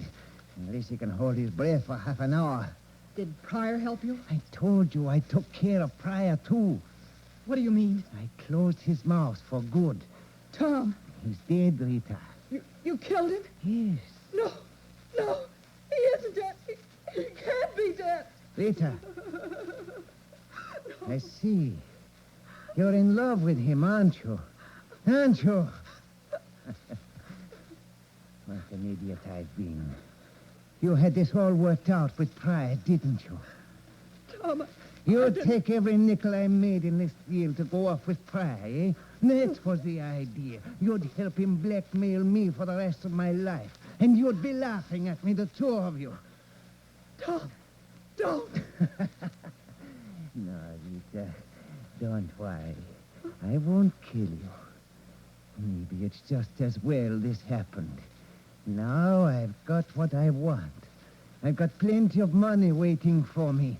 And I've got you forever.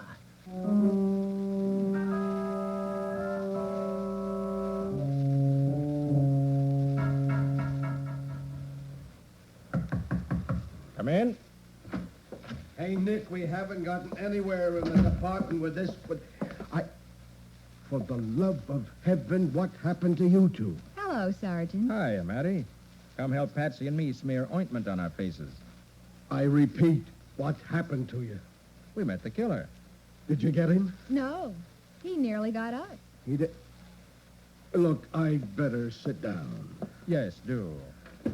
You see, Matty, we were trapped in a cellar storage room. With an open gas pipe. With an open gas pipe? Yeah, an open gas pipe. The killer wrenched the fixture off and left the gas pouring into the room. But what did you do? Well, Nick found the pipe and lighted the gas. That's how our faces got burned. Yes, that stuff flamed out like a volcano. Luckily, there wasn't enough gas in the room to cause a real explosion. Well, I'll be darned. Then we pounded on the door and yelled until the janitor came and let us out. Of course, by that time, the killer was gone. Forever, I guess. Oh, no. We're not licked yet, Patsy. Oh, that a boy, Nick. Okay, but have you got any idea? I have. We're going to catch this killer with a king's apology. You mean the forgery? Yeah. Well, what do we do? While I've been nursing my blisters, I've been doing some thinking, Patsy. Uh-huh.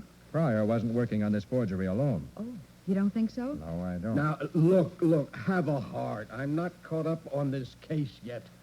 Who's Pryor? I'll brief you later, Matty. Let me work this out with Patsy first. We haven't much time. Okay, go ahead. Now, Pryor was a forger, but he couldn't sell his forgeries himself. Uh-huh. He needed a front man, a dealer, to do that.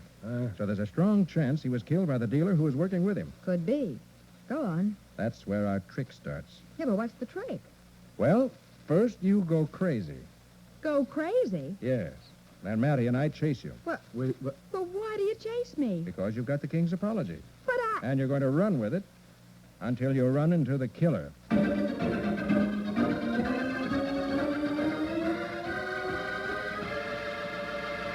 Patsy takes the forged letter and listens carefully to her instructions, her face brightening as Nick unfolds the mechanism of the trap.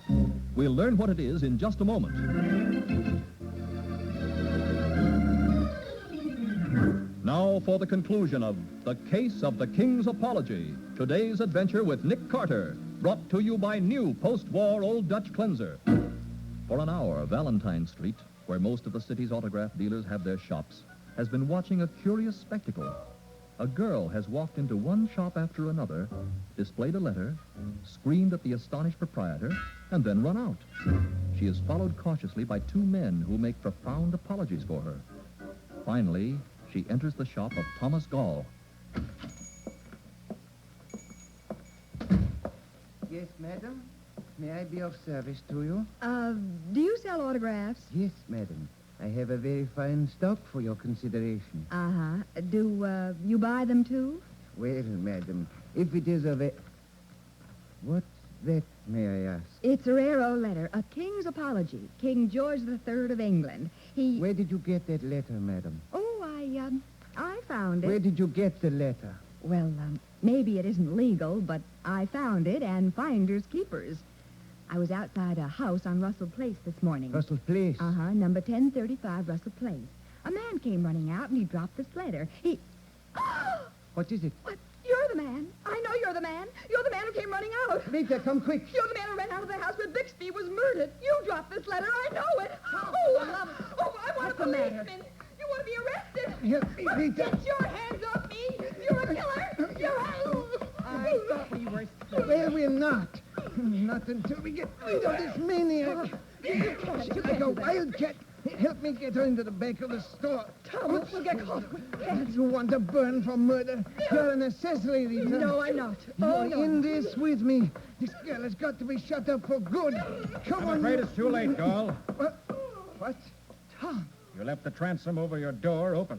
We heard everything. This is Sergeant Mathison of the Homicide Squad. You heard the confession, Matty? Every blessed word, Nick. You mind releasing the young lady? She's my assistant, Miss Patsy Bowen. Your assistant? That's right. She pulled this act on every dealer in the street. Oh, what, they must all think I'm crazy. Oh, no, Patsy. We explained as we followed you. Mr. Gall's confession will do the rest. But you were locked in the cellar. You couldn't be here. No, Gall, I'm not an optical illusion. I'm just the man with the bad news. Sergeant Mathison wants you for murder. Murder? Yes, murder. Yeah. I'm afraid you're invited to keep a date with the state's executioner, with no apologies accepted.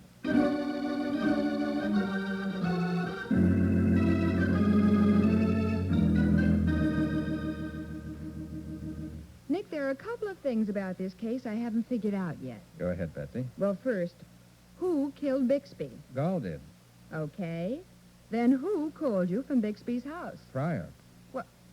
Why did he do that?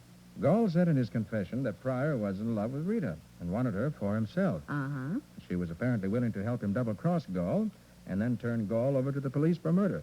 Oh, so when Pryor phoned you, he was setting up the case. That's right. Mm-hmm. Wanted the police to close in on Gall quickly. That would increase the pressure and make the blackmail easy. Then, after he had all Gall's money, he could turn him in and go off with Rita. Well, I see. Now, one last thing. What? Since when have you been an autograph expert? Oh, I'm not. What? Then how did you know the King's apology was a forgery the minute you looked at it? Oh, that. Simple. You were playing a hunch. No, I knew. Huh?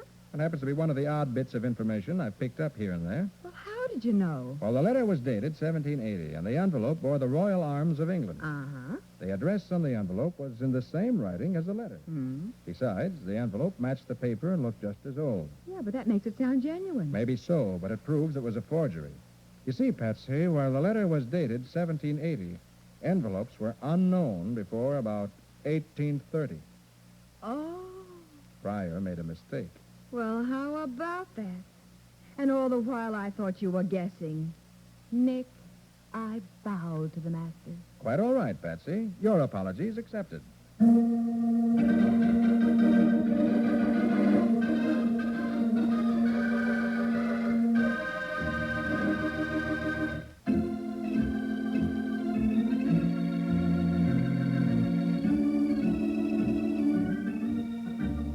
Nick Carter, Master Detective, is presented each week at this time by the Cudahy Packing Company. It is produced and directed by Jock McGregor and is copyrighted by Street and Smith Publications, Incorporated. Charlotte Manson is featured as Patsy. Ed Latimer plays Matty. Today's script was written by Alfred Bester. Original music is played by Henry Silverne. This program is fictional, and any resemblance to actual persons, living or dead, is purely coincidental. This is Michael Fitzmaurice saying, when minutes count, use new post-war Old Dutch cleanser.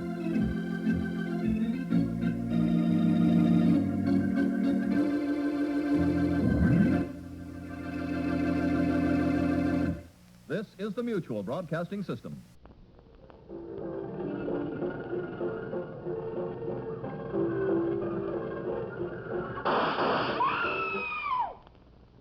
Calling Nick Carter. Another case for Nick Carter, Master Detective. Yes, it's another case for that most famous of all manhunters, the detective whose ability at solving crime is unequaled in the history of detective fiction. Nick Carter, Master Detective.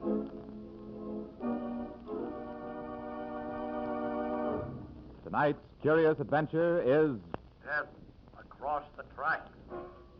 for Nick Carter and the mystery of the night freight.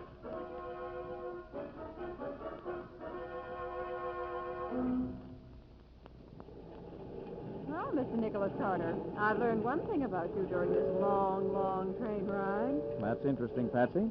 Provided it doesn't reflect upon my ability as a detective. But it does, Mr. Carter. One of your rules is never to overlook an obvious clue. Quite right, Patsy.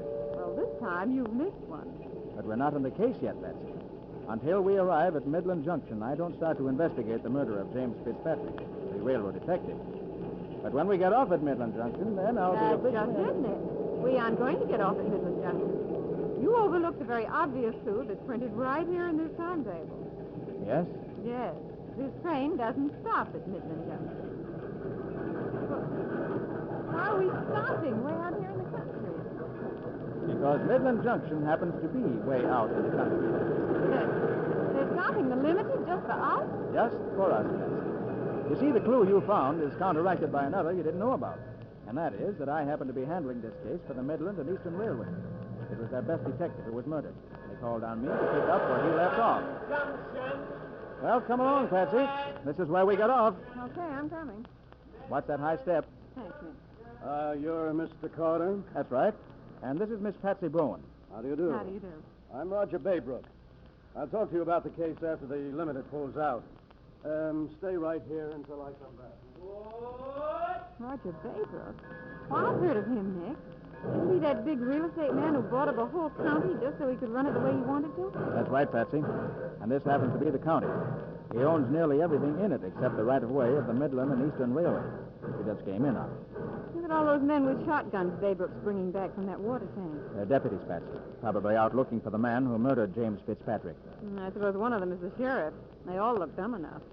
Why is it, Nick, that whenever we land half a mile from nowhere, we always find a hick sheriff who thinks he can give lessons to the great Nick Carter? That's really the exception rather than the rule, Patsy. I hope that rule won't apply in this case, Miss Bowen. Oh, you startle me, Mr. Baybrook. Don't mind Patsy, Mr. Baybrook. You'll find me quite ready to cooperate with the local sheriff from the moment I meet him. You've already met him, Mr. Carter. You mean that you're the sheriff?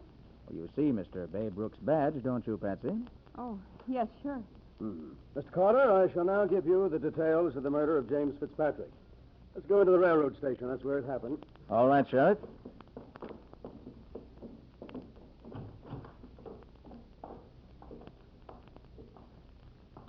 Hello, Mrs. Fitzpatrick.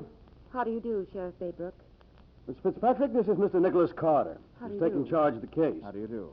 After I've shown him the scene of the death, I shan't annoy you further. This isn't a matter for sympathy. I'm the station agent here, taking my husband's place while he's in the Army. Jim Fitzpatrick happened to be my brother-in-law. But as far as his death is concerned, I regard him strictly as a railroad detective who was killed on these premises. So, of course, it's my duty to help find the murderer. And mine, too, Mrs. Fitzpatrick. Oh, here's the office where it happened, Mr. Carter. James Fitzpatrick was seated in that chair with his back toward the window. I see. The night freight had just taken on water at the water tank about 100 yards up the track and was passing by the station. Mm-hmm. A shot was fired from about the middle of the train. The bullet smashed the window and found its mark in Fitzpatrick's back. A revolver bullet, Sheriff? No, a rifle bullet from a high-powered Mannlicher rifle. A firearms expert identified it this morning. I see. And what was the speed of the train as it passed the station? About 20 miles an hour? Well, that or a trifle less.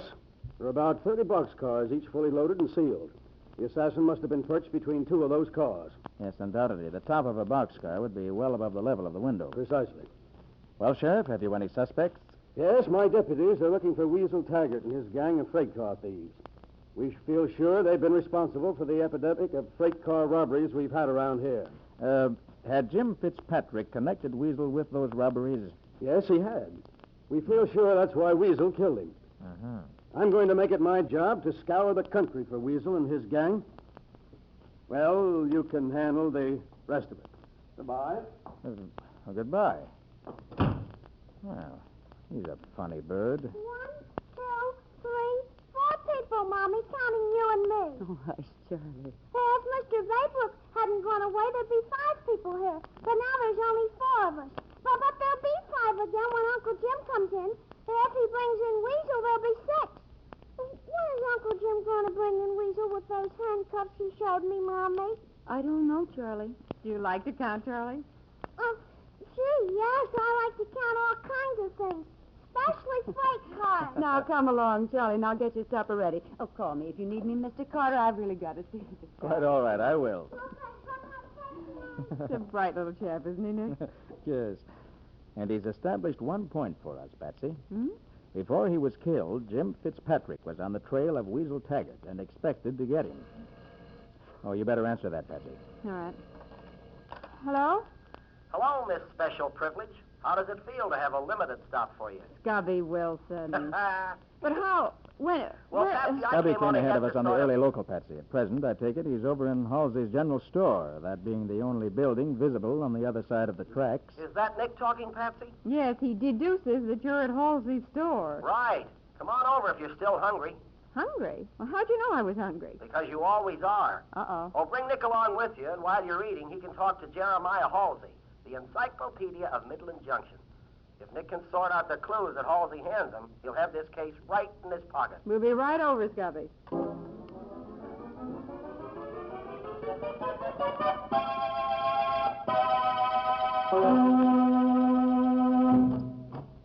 Hello, Scubby. Oh, hi, Nick.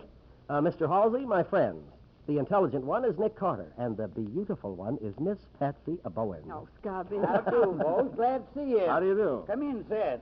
Mr. Halsey owns this general store, Nick. It's the only store around here. Well, I may own it now, but if Weasel Taggart has his way about it, I may not own it long. Weasel's tried 3 times now to steal my stock away from me. Maybe next time he'll succeed. Come on, Patsy. The food department is over here. You don't have to ask me twice. Tell me, Mr. Halsey, when did Weasel Taggart try to rob your store? Oh, 3 different times. Only I'm not expecting them again until they rob some more freight cars. Well, what's the connection? Oh, by the way, miss, there's some good pies on that top shelf in the bakery department. Apple 10 cents and cherry 15. Okay. Yes, Mr. Carter, every time Weasel's gang robbed some freight cars, Jim Fitzpatrick got together a bunch of deputies and went out hunting them. I see. And that left nobody hereabouts, so they tried to rob my store. And what did you do about it? Well, scared them off every time. Just outsmarted them. That's what you got to do with people who try to take what belongs to you. Now, take Roger Baybrook, for instance. From the first day I saw him, I knew he wanted to buy up this whole county, so I went ahead and bought up a lot of property myself. I knew just what he wanted, and I sort of tried to beat him to it. Well, we did a lot of buying and selling, him and me, and after it was all over, Baybrook owned 10 times the amount of property as I did, but it cost him 100 times more. Now, who would you say was the smarter? Well, that depends on the property, Mr. Halsey. But if your story is correct, Baybrook did pay too much for that old right-of-way belonging to the Midland and Eastern. Well, he wanted it because it ran across the middle of his farm. He could have got it free if the franchise hadn't been renewed. That's what he was waiting for after young Tom Prentice tipped him off to it. Only Jim Fitzpatrick found out his game and blocked it. And how did Baybrook feel toward Jim Fitzpatrick after that? Well, he was mad enough to murder him, only he didn't say so. Baybrook just swore he'd get eaten with the railroad, and he has, by getting himself elected sheriff. He's after him every time a cow gets killed on their tracks. It'll cost them more in damage suits than he pays them for that strip of land. Mr. Halsey, getting back to Jim Fitzpatrick. No, don't jump at false conclusions, Miss Carter. I didn't say Baybrook actually threatened Jim. You heard me mention Tom Prentice. Yes. Well, he's Mary Fitzpatrick's brother. He worked for the railroad and embezzled some of their funds. So he told Baybrook about the right-of-way, hoping Baybrook would pay him for the information. I suppose Jim found out about that, too? Oh, of course. And Tom wouldn't pay the money, so he went to jail. Here, you can't eat all those cherry pies. I'm saving that last one for Mary Fitzpatrick. Here, come on now. Hand it over. Eat a couple apples and see. Be right back, folks. I'm going into the shipping department for a paper bag. Well, Nick, did the local encyclopedia turn out to be a gold mine? I was just striking pay dirt, Scubby, when he got sidetracked on those cherry pies. I'd say this store was a gold mine. Gosh, it's as big as a barn. It's filled with just about everything. Everything except customers, Patsy. If I hadn't been around, Halsey would have been alone all afternoon. And why in the world does he keep all this big stock? A big stock brings a big trade. That's the motto Halsey keeps quoting. He's forgotten that half his customers have moved away since Baybrook bought up this land. Well, back again, folks, with a pie all wrapped up for Mary. Oh, that reminds me, Miss Carter. I was telling you about her brother, Tom Prentice. Yes. How long ago did Tom go to prison? Well, I can't exactly say, Miss Carter, but I can tell you how long he's been out. And that's since yesterday. Oh, you've seen him? Yes, sir, right here in this store. Stopped to say hello like he'd just been back from a trip. But let's get over to the station before the night freight comes along and blocks us off. It's kind of dark, and if you want flashlights, I got some nice 69 centers in the hardware department. I have my own light, thanks. Come on, kid.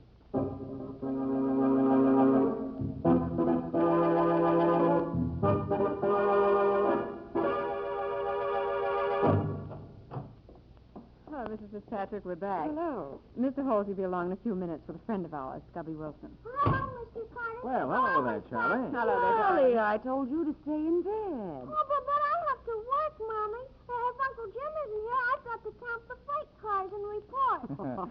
How high can you count, Charlie? Gee, I only counted to 20 last night, then Mommy yelled and awful loud. Are you going to yell tonight, Mommy? No, dear. Now run back to bed. Now, hurry now. You can count the cars while you're in bed. The big freight is just about starting. Okay. Oh, hello, Charlie. Hi, Mary. Hello there. Thought you told me you liked cherry pie, so I brought one along for you. Thank you. Oh, say, just got a good idea. Maybe Mr. Carter ought to look over those bills of lading and other papers Jim used to keep. Yeah, you might find a clue there. They still in Jim's desk? Well, either there or in the safe. Come on, Mr. Carter. Let's go into the office. You can try what's in the desk first. All right. There they are, right there. Don't imagine there's much here that can help. You can't tell. You might find something.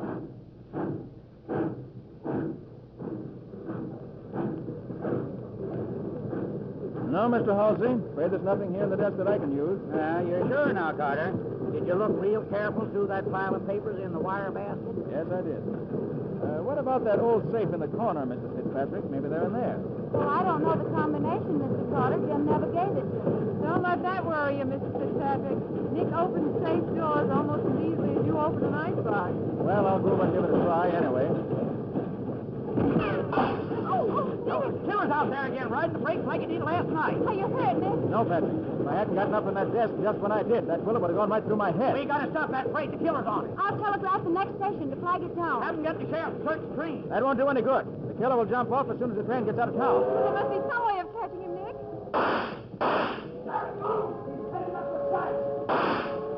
Hey, you hear that? Baybrooks deputies must cornered him. Let's get out there and find out what's happening.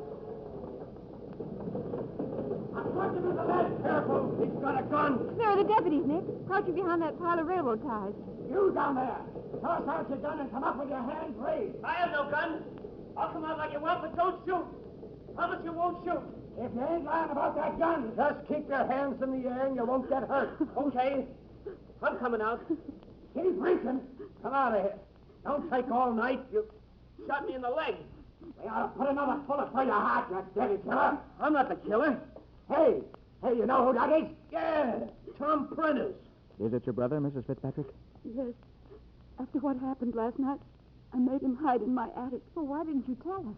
I was afraid he'd be blamed for killing Jim. Well, never mind explanations now. He's been shot. He needs a doctor. I'll go call one, Nick. Oh, Tom. Tom, why did you leave the station? Why didn't you stay where you were? I heard the gunshot, Mary. The freight was passing, and I knew the killer was on it. I wanted to hop the freight and try to catch him. You thought the killer was on it. Now that's a hot one. You were on it, Prentice. If our bullets hadn't made it hot for you, you'd still be on it. I had just hopped on when you started shooting. I tell you, I was going to try to find him. Hey, what's happened? What's going on here? New post-war Old Dutch cleanser, famous for chasing dirt, presents Nick Carter, famous for chasing crime.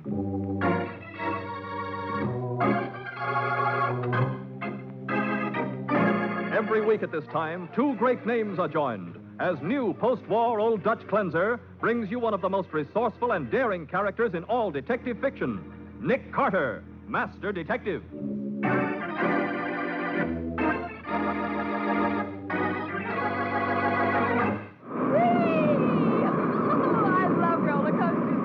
Okay, Patsy, but let go of my neck. It is wonderful. You're choking me. Oh, I'm sorry, Nick. Yeah, that's better. Look behind us. You can see all the way down to...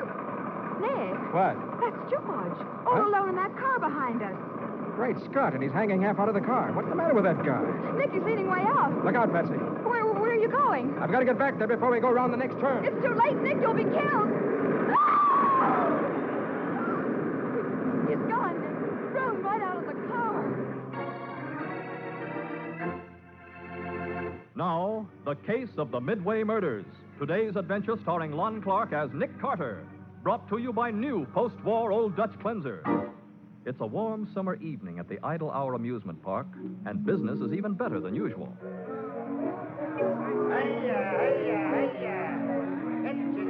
Straight over here to ride the whirlwind. The biggest, the fastest, the wildest roller coaster in the park. Excitement, chills, and mile-a-minute thrills. A scenic railway you'll never forget. Here they come again. Let's sit down and have fun. It's only 20 pence for the ride of your life. That's the beauty and the beast. That's what we call the show, folks, the beauty and the beast. And it's starting right away. You'll see this lovely, delicate little lady, alone and single-handed, subdue the ferocious man-killing gorilla from the jungles of far-off Borneo. It's starting right away, so get your tickets now. Bongo, the most ferocious gorilla in captivity, and Lily Latour, the little lady who, alone and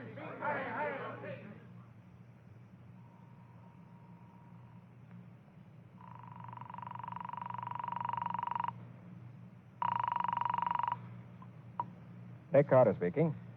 Nick, this is George Haley. Hey, where in the world are you, George? I thought you were coming down to my place for dinner. I'm in a phone booth at the Idle Hour amusement park, and I've got to talk fast. Nick, can you get out here right away? Why, yes, but what's up? I'm no detective, Nick. I've got to have help. I've been following this guy ever since I recognized him on the bus on the way to your house. But I have to... Hey, wait a minute, George. Who are you following? Joe Lester. At least that was his name when he was in Bayside Penitentiary 12 years ago. I think he's working here at the park now. He's not a customer, that's for sure. Hold on, George. You're going too fast. What's this all about? I want you to find out if he's the man I think he is and what he's doing now. It's terribly important to me, Nick. Okay, I'll get there as fast as I can. How'll I find you at the park? Wait for me by the whirlwind. The what? The roller coaster. I may be late, Nick, but I'll be there. I'll be there for sure.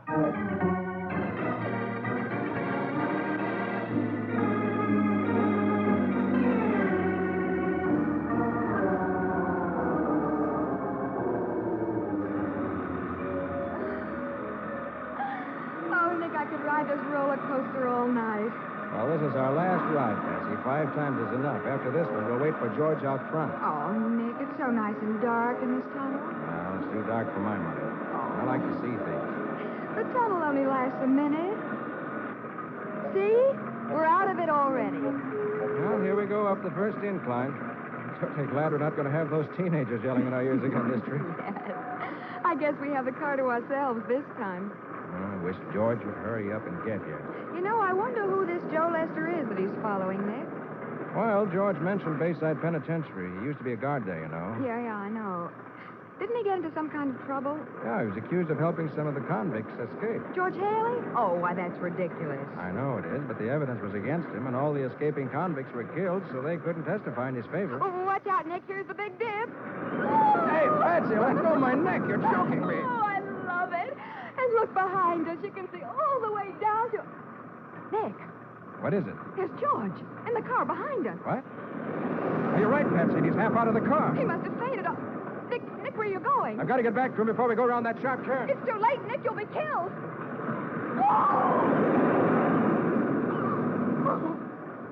Oh, he's gone, Nick. Thrown right out of the car.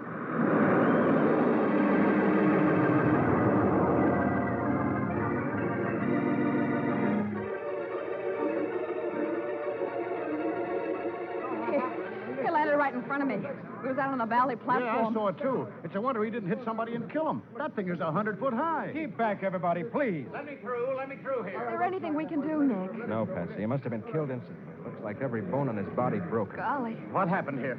Woody, what's the matter? Better ask Slim. The whirlwind is his concession. The guy fell out of the car, Mr. Broughton, going around a high turn. Good grief. You the manager of this park? I'm the owner, John Broughton. Are you the police? I'm a private investigator. My name's Nick Carter. The dead man was a friend of mine. Oh, nothing like this has ever happened before, Mr. Carter. Your friend must have been standing up in the car. No, he wasn't standing up. Can I talk to you, and can I talk to the concession manager in your office? Why, Certainly, of course. And you two, didn't you say you saw what happened? Yeah, I run the Beauty and Beast show right next to the Whirlwind. Lil, Miss Latour here, we was out on the bally platform. Then you two come along to the office, please. All right. The park police can take care of things here until someone arrives from homicide. Homicide? Yes, Mr. Browden. I've called Sergeant Mathison. This was no accident. It was murder.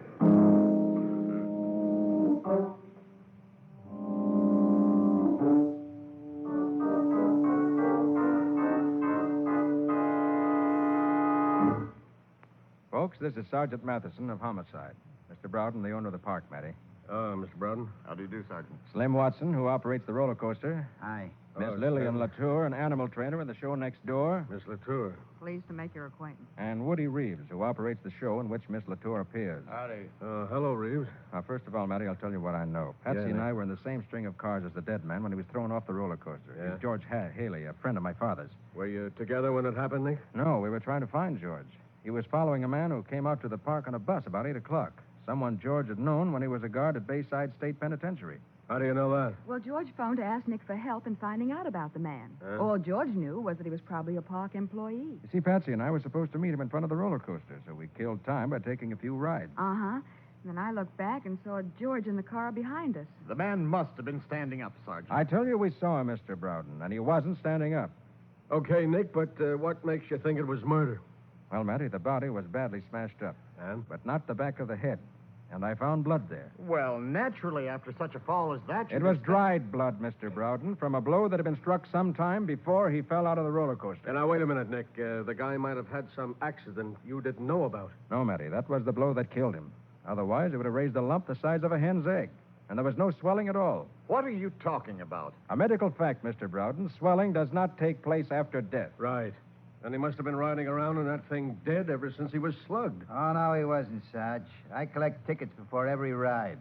And I'm sure I certainly wouldn't miss seeing a dead guy. Then how in Sam Hill did he get in there? I have an idea, Sergeant. Yeah? At the beginning of the ride, there's a dark tunnel.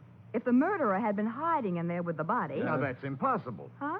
Oh, there's only 3 inches clearance on each side of that tunnel. One man couldn't possibly hide there, let alone 2 of them. Yeah. Well, then somebody must have dumped him in there from someplace else along the route. With every inch of that track lit up bright as day, he'd sure need plenty of nerve. Besides, Matty, from the time the car leaves the top of the first incline, it's going at breakneck speed. Well, let's forget about how he got in the car for a minute and try to find the guy he was after. I'll bet he caught this Joe Lester. Joe Lester? You recognize the name, huh, Mr. Browden? Why, no. No, there's never been any park employee named Joe Lester. I'll swear to that. Joe Lester. I've heard that name before Now, look, someplace. Sarge, can you get through with Lil and me as quick as possible? That gorilla of mine has been over there for almost an hour without any water in his cage, and he just... You better stay here, Woody. Somebody else can take care of Bongo. Mr. Browden, you know there ain't nobody but Woody and me can get near him. Anybody else try to walk into that cage Joe and Bungo Lester, tear him Joe apart. Lester. Huh? But look, Nick, how about it? You need these folks any longer? I just want to ask them one question. We found a ticket stub from your show in Haley's pocket, Woody. So he must have followed Lester in there. Did you happen to notice anybody come in just before Haley? I didn't even notice him. Miss Latour? No, I didn't see the guy either. Joe Lester. By golly, I've got it. You know him, Matty? I don't know him, but I remember who he is. And if you think Joe Lester murdered Haley, you're out of luck, Nick. What do you mean? Joe Lester's been dead for 12 years. Dead? Sure, drowned while he was trying to break out of Bayside Penitentiary. His body was swept out to sea.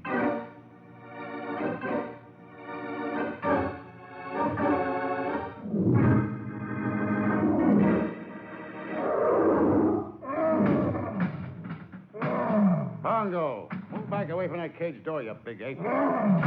Can't you see I'm bringing you some water? Woody, let him wait a minute. I gotta talk to you. Shut up, Bongo. What's the matter, Lil? You killed him, didn't you, Woody? Me? You're nuts. Don't lie to me, Woody. You know I'm too crazy about you to ever tell, but I gotta know the truth. Whatever put a crazy idea like that in your head? Because you're the guy he's after. You're Joe Lester. Baby, you're way off base. Joe Lester was drowned. They never found the body. And Joe Lester was in Bayside Pen 12 years ago. And you done a stretch at Bayside 12 years ago. You told me so. Oh, what of it? So did a couple of thousand other guys. Oh, Woody, don't lie to me. I said I hadn't seen the guy before, but I did. I seen him talking to you during my act. Ah, baby, you need glasses. That was Browden I was talking to. I tell you, I seen it. It was right after Browden left you and come back here. And your face when you saw that guy. It was like you was looking at a ghost. Ah, you're dreaming things. No, I'm not. You're the guy he was after and you killed him. You're Joe Lester. Now, look. Didn't you hear him say that Haley followed Lester out here on a bus about 8 o'clock? What? Why, yeah, Woody, that's right. And I began right here doing a show every 20 minutes since noon, ain't I? Just like you have. Oh, that's right. It ain't you after all. Oh, honey, I was so scared. I... Shut up, Bongo. Hiya, Mr. Browden. Woody, can I use your car for an hour or so? Oh, sure, Mr. Browden. Here's the keys. I drove into the city for dinner, and something went wrong with my gas line. Had to come back on the bus. You come out on the bus tonight, Mr. Browden? Yeah. Lil, you better get ready for the show. About 8 o'clock, wasn't it, Mr. Browden? Lil. What if it was? And you was talking to Woody just before. Before what? What are you getting at, Lil? Nothing. Excuse me. Hey, she's kind of upset, Browden. You know, seeing a guy fall and everything. Are you sure that's all it was?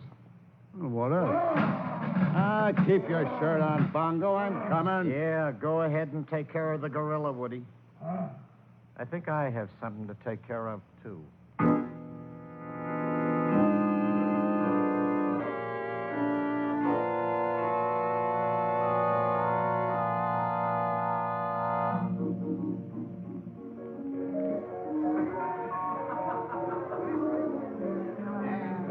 Nick, do you really think it was Joe Lester that Haley was following? Well, Matty, you say yourself there was no real proof that Lester died in that prison break. The body was never recovered. Well, you know, Sergeant, Haley was accused of helping that engineer escape.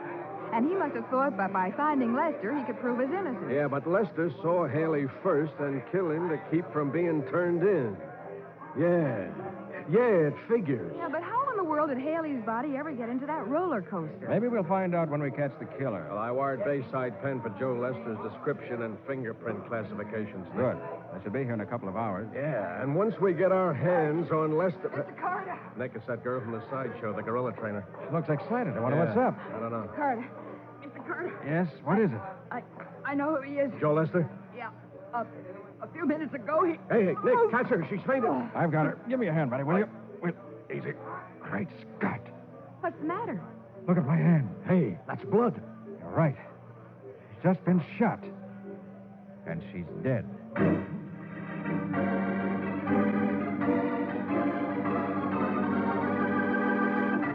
As Nick gently lowers the body of Lillian Latour to the ground, a curious, excited crowd begins to gather around the murdered girl. We'll see what happens in just a moment.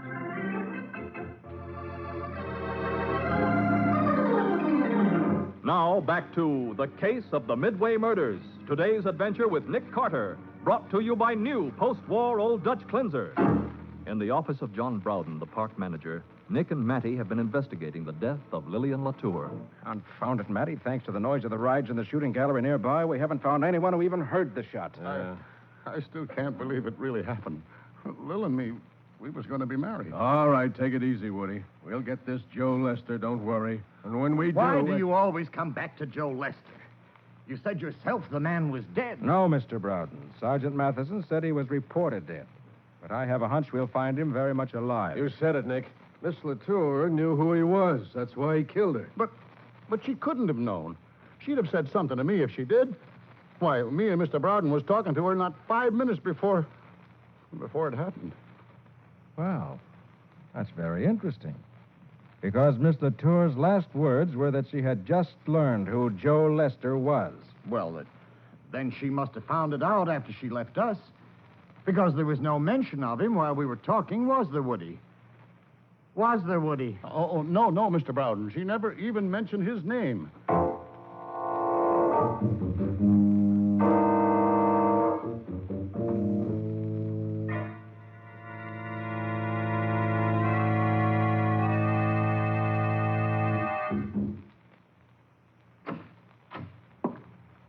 Hey, Browden, I want to talk to you. I'm busy now, Woody. Now, that's what I want to talk to you about. You ain't going to be so busy from now on. What do you mean? From now on, I'll be doing half the work. Because you're going to give me a half interest in this whole park. Now, look, Woody.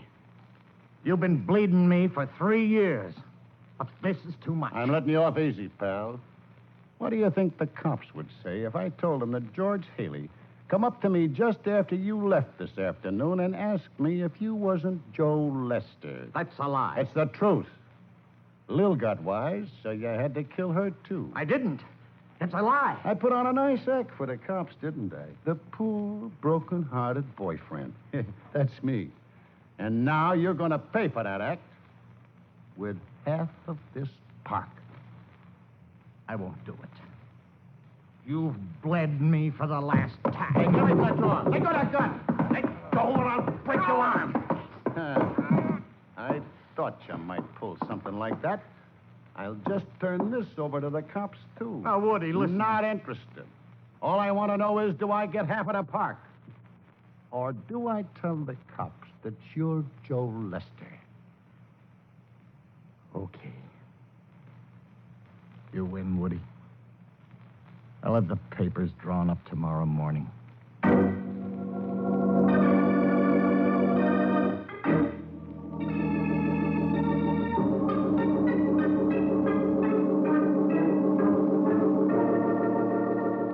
Hey, Carter.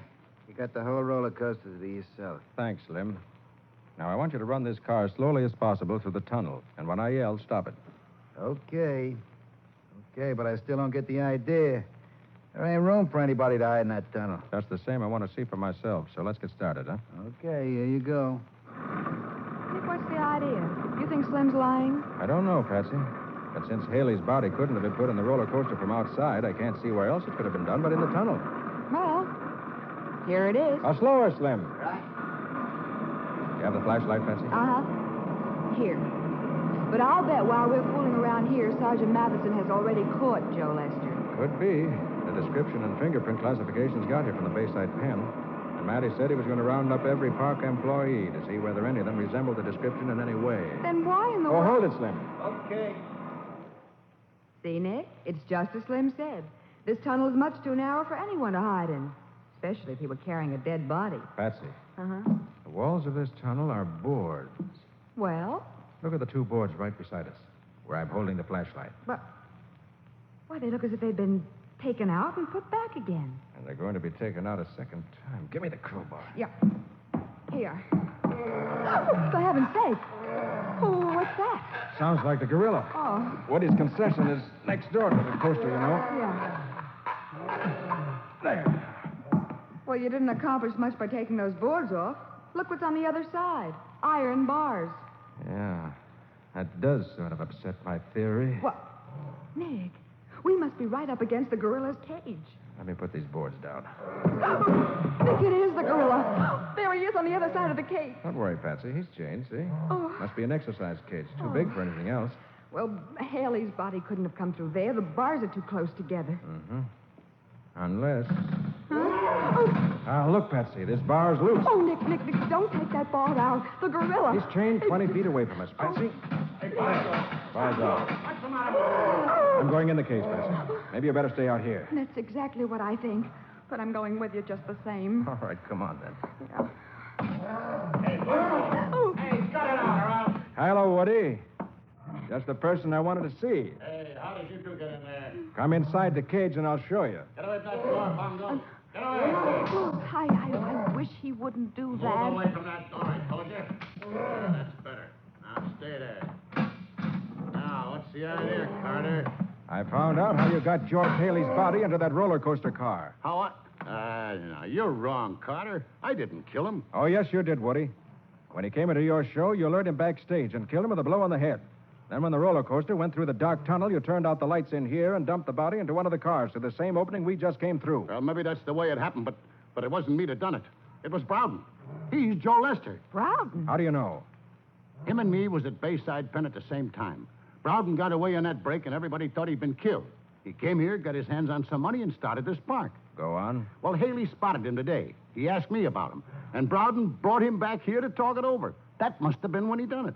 How about Miss Latour? Lil seen Haley come in. She thought it was me he was after. And when I proved that I couldn't have been Lester, she knew Browden was. And when he learned that she knew, he had to kill her, too. Ah, Bongo, shut up. Woody, if you're lying, it won't do you any good. Joe Lester's description and fingerprints were sent here from Bayside Penitentiary. Okay, so let him take me and Browden down to headquarters. Them fingerprints will prove he's the guy. One thing more, Woody. Why haven't you said this before?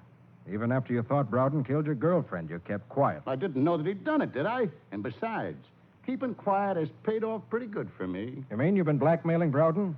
Yeah, I've been shaking him down for plenty. But I sure ain't going to go to the chair for him. No, you're not. You're going to the chair for your own crimes, not his. Huh? You've just supplied the one thing that was lacking, Woody. A motive. You killed Haley and Miss Latour because if either of them had exposed Browden, it would have put an end to your little blackmail racket. Ah, that's crazy. You can't prove nothing like that. I think I can. Miss Latour said that no one could go near Bongo but you and her. Well, what's that got to do with it? The killer had to bring Haley's body through this cage. But Bongo was chained up. Where he could reach the door and anybody who came through it. You had to drive him away yourself a minute ago to get in here. It's a cinch that Miss Latour didn't kill Haley and then murder herself. So that leaves only you. Okay, smart guy. So you think Bongo would have torn anybody apart that came here near except me and Lil, huh? Well, I'm going to show you that you're right. Nick, he's unfastening the gorilla. Get behind me, Patsy. Get him, Bongo. Get him.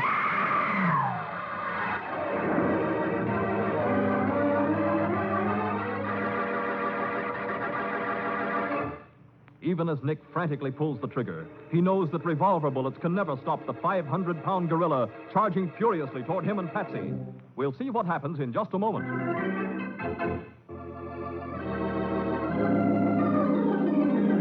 Now for the conclusion of The Case of the Midway Murders. Today's adventure with Nick Carter, brought to you by new post-war Old Dutch cleanser. In the gorilla's cage at the Idle Hour amusement park, Nick and Patsy realize that revolver bullets may slow up the attacking monster, but never stop him. Get through that hole in the cage where the bar's missing. Hurry!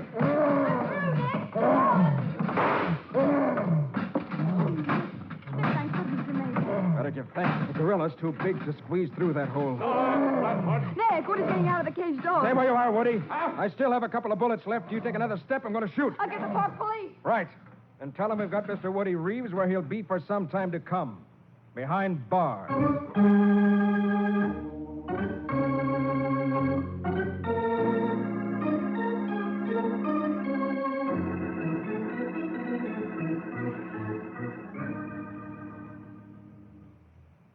Sergeant. Yeah? I'm really glad it's over. Ever since I escaped from the penitentiary, I've been living in fear. Paying blackmail. Yeah, must have been pretty rugged, Browden. Or maybe I'd better call you Lester, huh? After I finish my sentence, I can really be free. You've been a pretty good citizen these past 12 years, Browden. I think the pardon board may take that into consideration. Especially since it was your first offense. Well, whether they do or not, I'm glad I can clear George Haley of having had anything to do with the break. Believe me, he didn't know a thing about it. I never thought he did. But, Mr. Carter, why did you believe I was innocent of killing George after you found out that I was Joe Lester? Why, when I first mentioned that George was on Lester's trail, surprise and shock was written all over your face. But that's what I mean. I must have looked guilty. You did. And I figured you either were Lester or knew something about him. But if you'd killed Haley for that reason, you wouldn't have been surprised. Yeah. You know, there's also one thing that's bothering me, Nick. What, Patsy? How could Woody have been so sure Haley's body would be thrown out of the roller coaster so that his death would look like an accident? Woody didn't plan it that way. Huh? His only idea was to get rid of the body. Oh, by the way, Mr. Browden, you'll be glad to hear that the vet says your gorilla isn't seriously wounded. That's good. Now, I only fired at his legs, hoping to stop him. I didn't want to kill him. Yeah, but there won't be any more Beauty and the Beast show without Miss Latour to appear in the cage with him. Oh, I don't know. Maybe Patsy'd like the job. What? Well, you've already made one appearance in his cage. I've made 2 appearances, Nick. My first and my last. Believe me.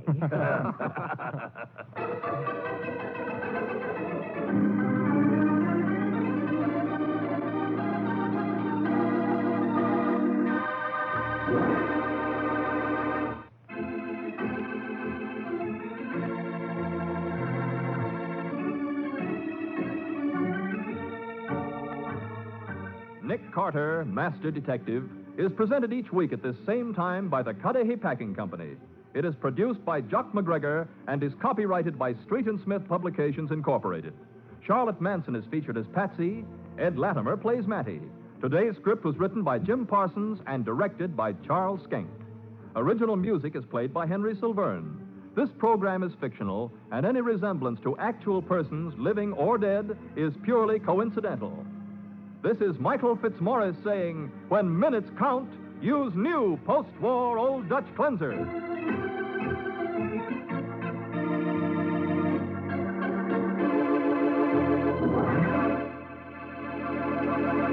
This is the Mutual Broadcasting System. New post-war Old Dutch cleanser, famous for chasing dirt, presents Nick Carter, famous for chasing crime.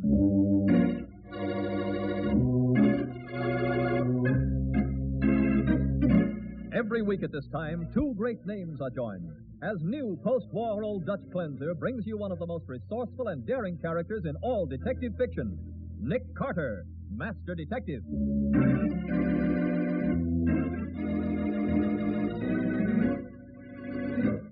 Patsy, I'm going to make a date for you. Well, now, a date with whom, Nick? The young boy you met this morning. Oh, but why? I want you to find out why he wouldn't take a tip for delivering a letter to the wrong house. That's why. And now, the case of the professional beggar. Today's adventure starring Lon Clark as Nick Carter. Brought to you by new post-war Old Dutch cleanser. At 9:15 this morning, Patsy Bowen rushes down the street toward the old brownstone mansion on the corner of 5th and 4th. She clutches her hat and purse and starts up the front steps, blindly colliding with a young boy who has just come running from the opposite direction. Oh, sorry. Sorry, lady. Are you going in this house? Yes, I work here. Here, lady. Take this, will you? But This letter. Here, take it. But what in the world? Will you take this letter, please? It's for this house. Sure, but what's your hurry? I gotta be going. Hey, wait a minute. I'll give you a tip. I'm not waiting for anything. Oh, for the love of... Say, this isn't for us. This letter's for the house next door. Sonny! Hey! Oh, well. At least it gives me an excuse for being late. Oh, good morning, Patsy. Sorry I'm late, Nick. I'd have been almost on time if I hadn't had a collision when I was coming in. A collision? Yeah, I ran smack into a boy on the steps. He was trying to deliver this letter, but it's not for us. Well, who's it for? It belongs next door. It's addressed to Walter Van Dyke. Golly, that boy was scared. He just shoved the letter into my hand and tore off as if the wolves were after him. Well, wolves are going to be after us if we don't settle down to work. Suppose you take that letter next door and then get busy with your typewriter, huh? You know, Nick, he was such a nice-looking boy. I'd really like to know what frightened him.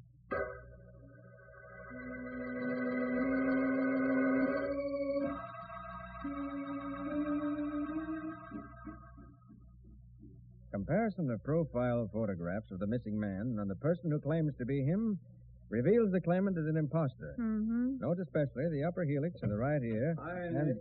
Oh. Hiya, Patsy. Oh, Sergeant, am I glad to see you.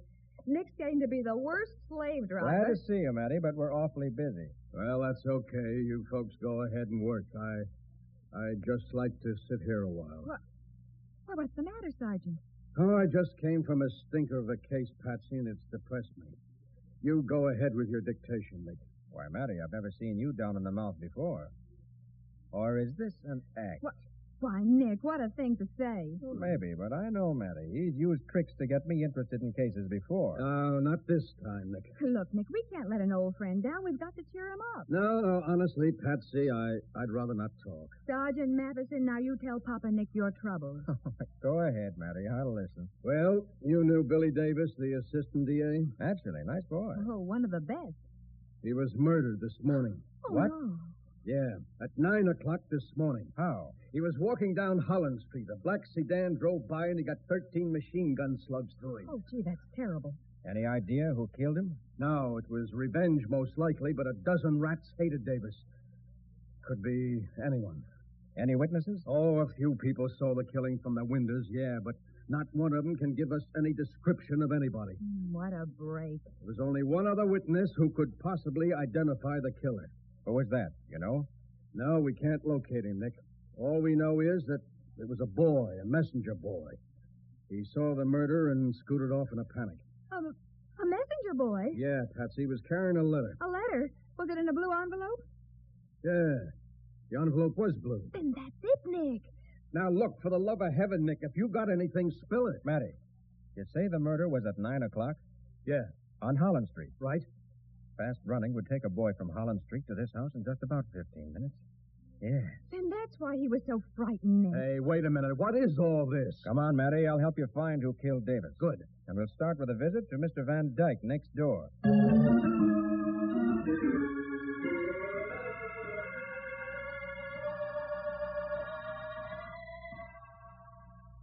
Mr. Van Dyke, as you undoubtedly know, I'm your neighbor, Nick Carter. Of course, Mr. Carter. So nice to see you. This is my secretary, Miss Bowen. Mr. Van Dyke? And this is Sergeant Mathison of the Homicide Squad. How are you? This is quite an honor, Mr. Carter. I wondered how long I was going to live next door to a celebrity without getting acquainted. Mr. Van Dyke, I want to ask a favor of you. Yes. Did you receive a letter this morning in a blue envelope? Yes, Mr. Carter. Your secretary delivered it to me. Will you tell me who sent it, please? Why, I don't know. It was from a stranger. You don't know? No, but it's an extremely touching letter, but I don't know the man who sent it. Well, we're trying to locate the boy who delivered it. I'm afraid I don't know him either. Well, may we see the letter? Why, yes, certainly. I have it right here. There you are. Thank you. Dear Mr. Van Dyke, it's a bitter blow to my pride to be forced to make this appeal to you. I do so only because I'm connected with your family through your second cousin, Emily Gray, because I'm sadly in need of food and clothing. As I stop it in the bone. Sad case, isn't it? Yeah, very sad. Signed, Major Hector Dowd. Any address, Nick? Yeah, 44 Poultry Square. Hey, that's a tough neighborhood. Yes, it's quite sad. Quite sad. Well, thank you, Mr. Van Dyke. You've helped a lot. I don't quite know what I've done for you, Mr. Carter, but you're more than welcome, I'm sure. Thank you. Come on, Matty. We got work to do. Right with you. So long, Mr. Van Dyke. Bye. Goodbye. Do drop in again, Mr. Carter. Thank you. Well, Matty, there's our lead. Major Hector Dowd, 44 Poultry Square. Yep, it's a lead, all right. Suppose you get a dragnet going to pick up every crook who might possibly hate Billy Davis enough to kill him. I'll do that. In the meantime, I'll hustle down to Major Dowd and see whether I can locate the boy who delivered this letter. Right, Nick. There's a 20 to 1 chance he's your key witness.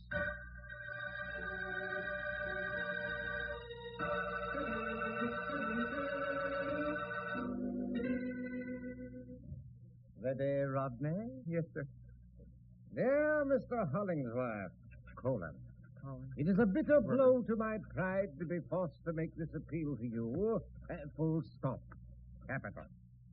I do so only because I am connected with your family through, one moment, Rodney. Yes, sir. A glance in who's who to refresh my memory. Hollingsworth. Oh, yes. We will continue, Rodney. Connected with your family through your great aunt, Sarah Crane, and because I am sadly in need of... Idiot, watch your pen, you blotted the page. Oh, please, Major. You lazy, careless, impudent... You're hurting me, Major. Nothing to do all day but write a few letters and then deliver them. You wretched boy. Do you expect me to write them myself? You know your handwriting is much more genteel than mine. Major. I'm sorry I made the plot, Major. I'm kind of nervous. After what I saw this morning, it scared me. What did you see, you blithering ass? I saw Mr. Slade. Slade? The hoodlum who pretends to lord it over this neighborhood? A man called Gas Slade? Yes, sir. I saw him kill somebody. You what? When I was taking your letter to Mr. Van Dyke. I saw Slade drive up the street in a car and kill a man. Who was the man he killed? I don't know. But you're sure you saw this Slade kill him? Yes, Major, I'm positive. Well, I mean, so... yes. Rodney, my dear boy. You know that I have only your best interest at heart, don't you? Well, I... Yes. Now, you must listen to me carefully. Yes, Major. You're in great danger, dear boy. We must protect you. Major, Now, leave everything to me, Rodney. Yours not to reason why. Yours what to do and... obey orders. Yes, Major. You must scuttle down to the basement of this house at once. The basement? Yes, go at once and remain in hiding there until I come for But, you. Major, I don't... No arguments, my boy. Obey your commander. Now, go. All right, Major.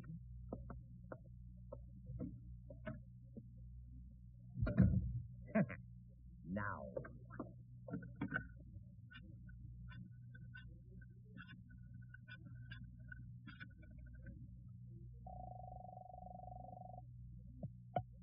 Slade speaking. Aha, Mr. Slade.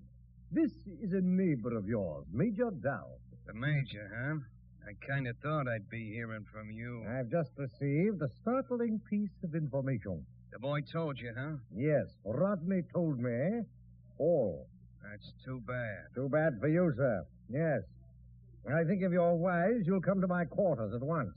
We have business to discuss. Your safety and my pocket.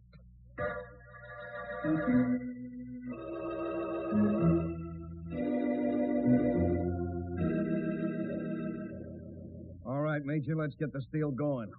I do business wide open, understand? You know all about me. I know all about you and your phony letter racket. Ha! That kid saw me this morning. He did, sir. Where is he? In a safe place. Oh, you got him hidden, huh? Naturally, I must look out for his welfare. Okay. So how much you want for him? Well, Come on, how much for the boy? You I ain't worried about. You're old enough to scare. You'll keep your mouth shut. Yes, naturally. But who can scare sense into a kid's head? I gotta close his mouth myself. Mr. Slade, How much you want for the boy? You're asking me to deliver Rodney over to you, my own flesh and blood. Don't give me that, Major. You got the kid out of an orphan asylum. He's no kin to you. But even so, Slade. How much? I couldn't possibly. Now, look, if...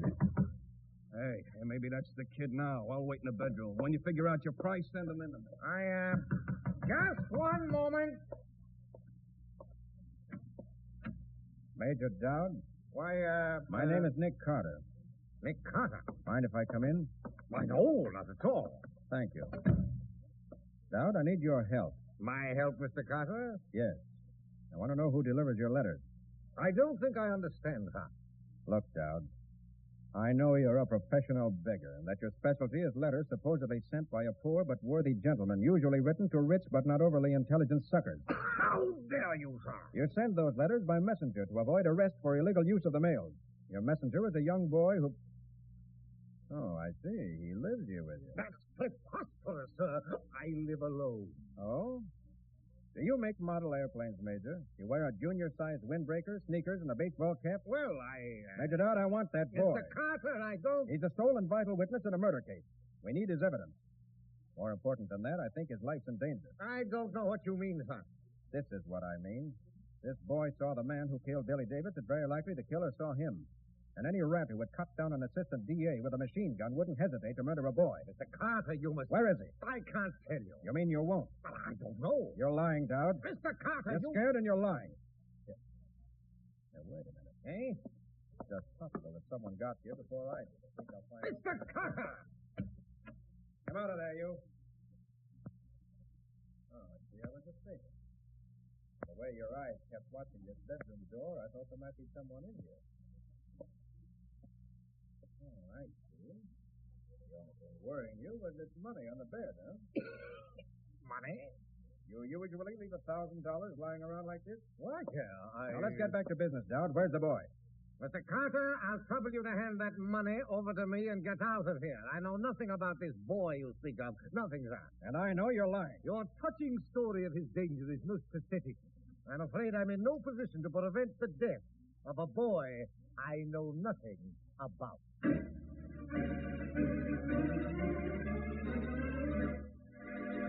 Nick turns and leaves the apartment. Major Dowd watches him with quick, cunning eyes, $1,000 firmly grasped in his hands. We'll see what happens in just a moment. Now back to The Case of the Professional Beggar. Today's adventure with Nick Carter, brought to you by new post-war Old Dutch Cleanser. Outside the tenement in which Major Dowd lives, Nick sprints across the street to a candy store, dashes into a telephone booth, and hastily dials a number, his eyes watching the tenement house entrance through the window.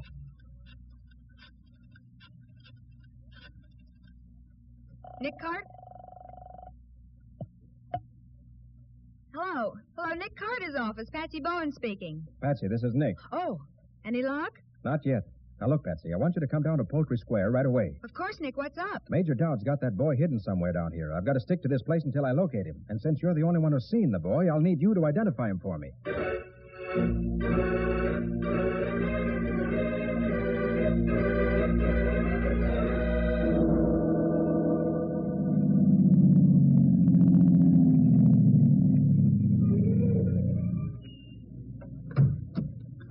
Here I am, Patsy. Over here. Coming. Well, Nick, The Major's still inside. how about the boy? No boy of any description has been through that door since I've been here. You sure the boy lives with him? Positive. Now, we better work fast, Patsy. Yeah. Dowd's been warned. I think he's trying to use the boy for his own advantage. What, like blackmail, for instance? Exactly. So he's got to be located at once. Do you have a plan? Yeah. I'm going to phone Major Dowd and get him out of the house. Then you and I go in and look for the boy. Well... If he's in there, we'll take him with us. If he isn't, well, we'll wait for him. All right. There's a phone in the candy store here. I'll call him from there. You keep an eye on the door. Yeah.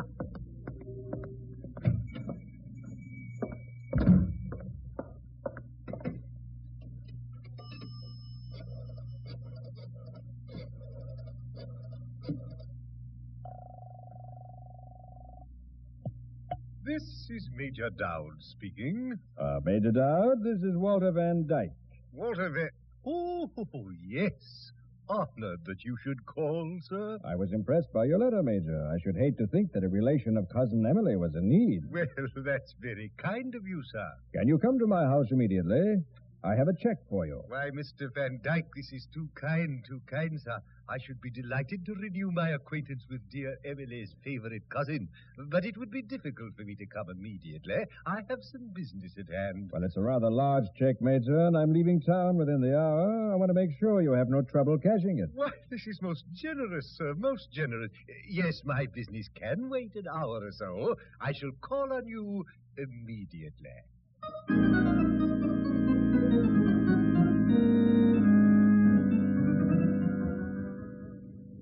No sign of the Major yet, Nick. Give him time, Patsy.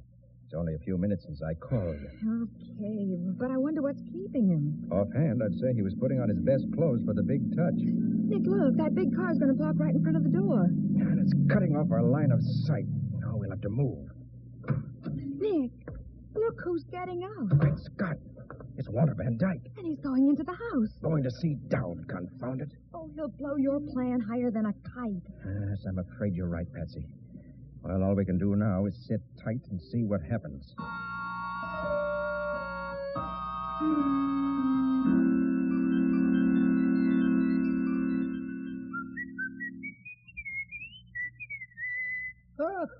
Let me see. Spats, bowler, stick. All in order. That confounded boy might have polished me boots better, but they'll do. Well, I should have a flower for my buttonhole. By Jove, now, who could that be? Surely not Carter. I'm positive I'd put him off the scent. Coming. Major Hector Dowd. I am Major Dowd, sir, but I'm afraid you have the advantage of me. I received your letter this morning. I'm Walter Van Dyke. Walter That was a Van- most touching letter you sent me. It's bothered me all day. Oh, I decided to come down to see you. But, Mr. Van Dyke, there was no need to make the trip. When I spoke to you on the phone less than a quarter of an hour ago, I'd said You that spoke to me on the phone. Certainly. You called me, didn't you? I never called you Major Dowd. You never... Why, no. I see. I'm afraid I've been duped. Will you excuse me, Mr. Van Dyke? But, Major Dowd, Some I other made the time, trip- sir, I beg you, some other time. I've just had some shocking information. I must leave at once, Mr. Van Dyke. At once.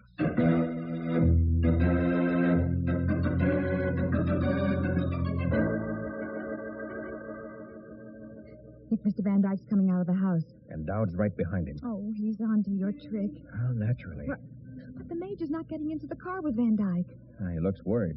And he's moving fast. That could mean trouble for the boy. What are we going to do? I think I better follow the Major. What about me? You go up to the Major's apartment, second floor rear. See whether you can find the boy. I'll do my best, Nick. Either you'll find him or Major Dowd will lead me to him. But we've got to be quick about it, Patsy. In another hour, the boy may be dead.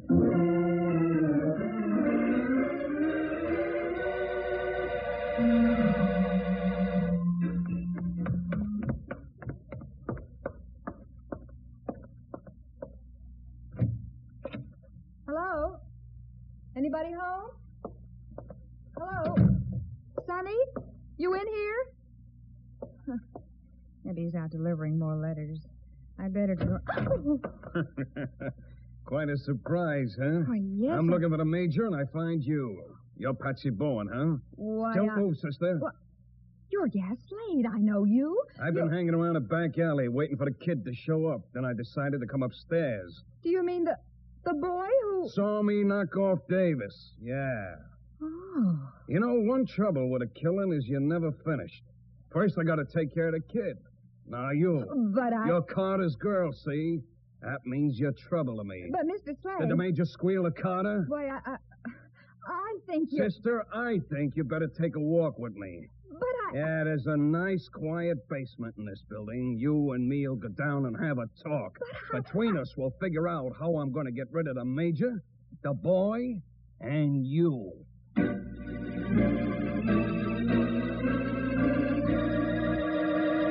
His heavy hand fastened on Patsy's arm like a vice. Gas Slade leads the girl down toward the cellar where, unknown to him, Rodney is hiding. We'll see what happens in just a moment.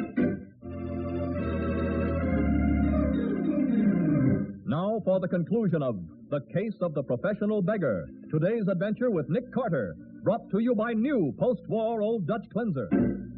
5 minutes after Major Dowd leaves his apartment, he arrives in front of a tenement door across Poultry Square and knocks energetically. Mr. Slade, sir, open up.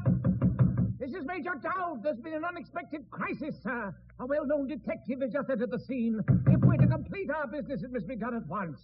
Major Dowd. Who's that? The well-known detective who has just entered the scene. The Carter. Where's the boy, Dowd? I told you You were I calling did- to Slade. That wouldn't be Gas Slade, would it? Why, He left that $1,000 for you, didn't he? You were going to sell him the witness. Sir, I protest these unwarranted accusations. Where's the boy? I don't know what you're referring to. I think you're going to know very soon, Major. Let's go back to your apartment and see whether we can refresh your memory.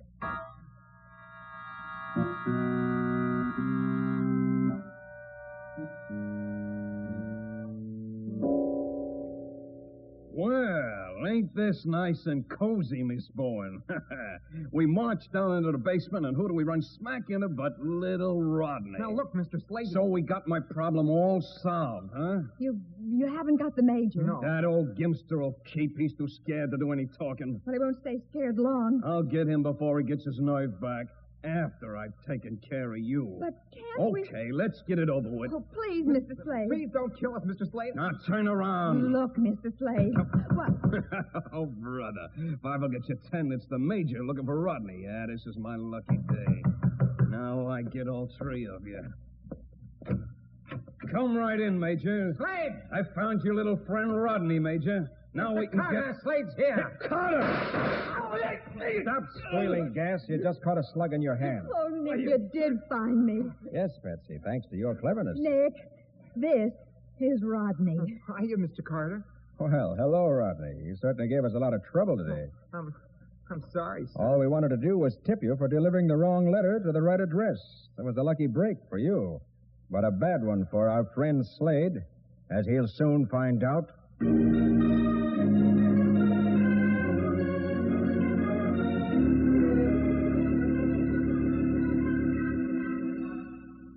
Well, Nick, it turned out to be a nice day after all. Your blues all gone now, Sergeant. Sure, why not? We got Gas Slade on a murder rap, we got Dowd on a charge of fraud, and we also got the kid away from him. Yes, Matty. He'll go into the downtown boys' club, and he'll be all right there. Yeah, he sure will. Hey, but look, Nick, you said Dowd refused to tell you where he had Rodney hidden. That's right. All right, then how in blazes did you trail Patsy right to the basement? Why, he followed the trail I left for him. Yeah. A trail of what? Trail of lipstick, Matty. Now, wait a minute. What are you giving me? It's a fact, Sergeant. When Gas Slade said he was going to take me down to the cellar with him, I got my lipstick out of my bag. Yeah? And whenever I could, I made a mark on the wall with it. Well, now, how come Slade let you do that? Oh, he didn't. What? I refused to go along with him willingly, so he had to drag me. And I kept struggling and swinging my arms around. And making a mark on the wall or the banister with each swing, Patsy? That's it, Nick. But, Nick, how did you know it was Patsy's lipstick? And how did you know it was a trail you were supposed to follow? Well, Matty, I'll tell you. The first mark was in the apartment living room just inside the door. And I knew I hadn't seen it when I was there a short time before. So? Seemed logical to think it meant something. So I followed it. And it did. Oh, Patsy, I sure am proud of you. That's what I call fast thinking. Oh, why? Thank you, Sergeant. Yes, Matty, I just followed the line of red lipstick and caught up with a killer. And while Slade follows a line that leads to the electric chair, he can remember that red stands for danger.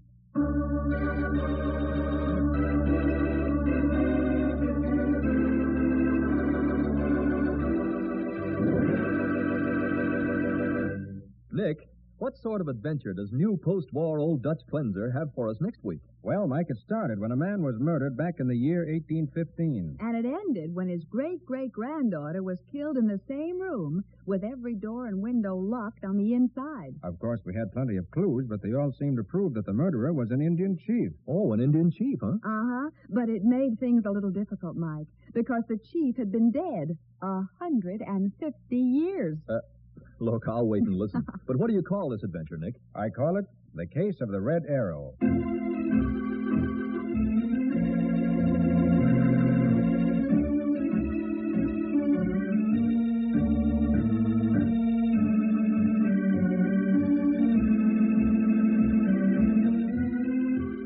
Nick Carter, Master Detective, is presented each week at this time by the Cudahy Packing Company. It is produced and directed by Jock McGregor and is copyrighted by Street and Smith Publications, Incorporated. Charlotte Manson is featured as Patsy. Ed Latimer plays Mattie. Today's script was written by Alfred Bester. Original music is played by Henry Silverne. This program is fictional, and any resemblance to actual persons, living or dead, is purely coincidental. This is Michael Fitzmaurice saying, when minutes count, use new post-war Old Dutch Cleanser.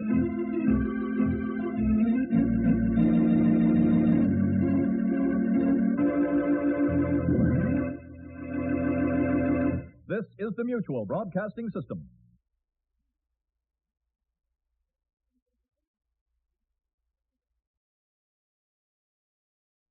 New post-war Old Dutch Cleanser, famous for chasing dirt, presents Nick Carter, famous for chasing crime.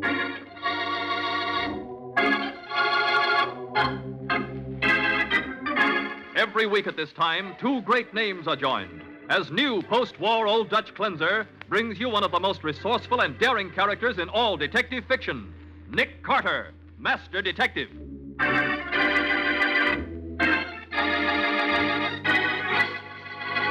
Nick, she said she locked all the doors and windows, but don't you think we ought to check them, just in case? You're right, Patsy.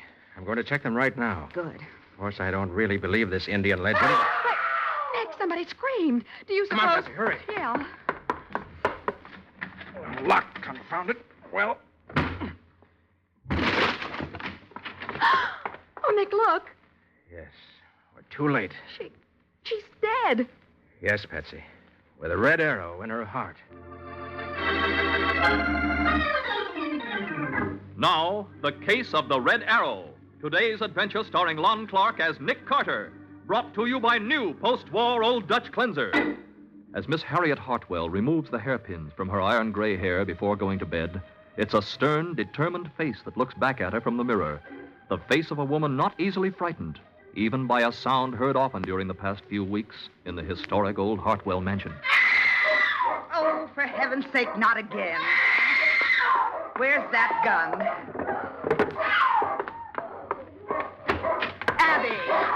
Abby, what is it? Oh, I saw it again, Harriet. I was letting the dog out, and there it was. Oh, fiddlesticks. I tell you, I saw him with the feathers in his hair and the bow and arrow. Oh, you saw nothing of the kind.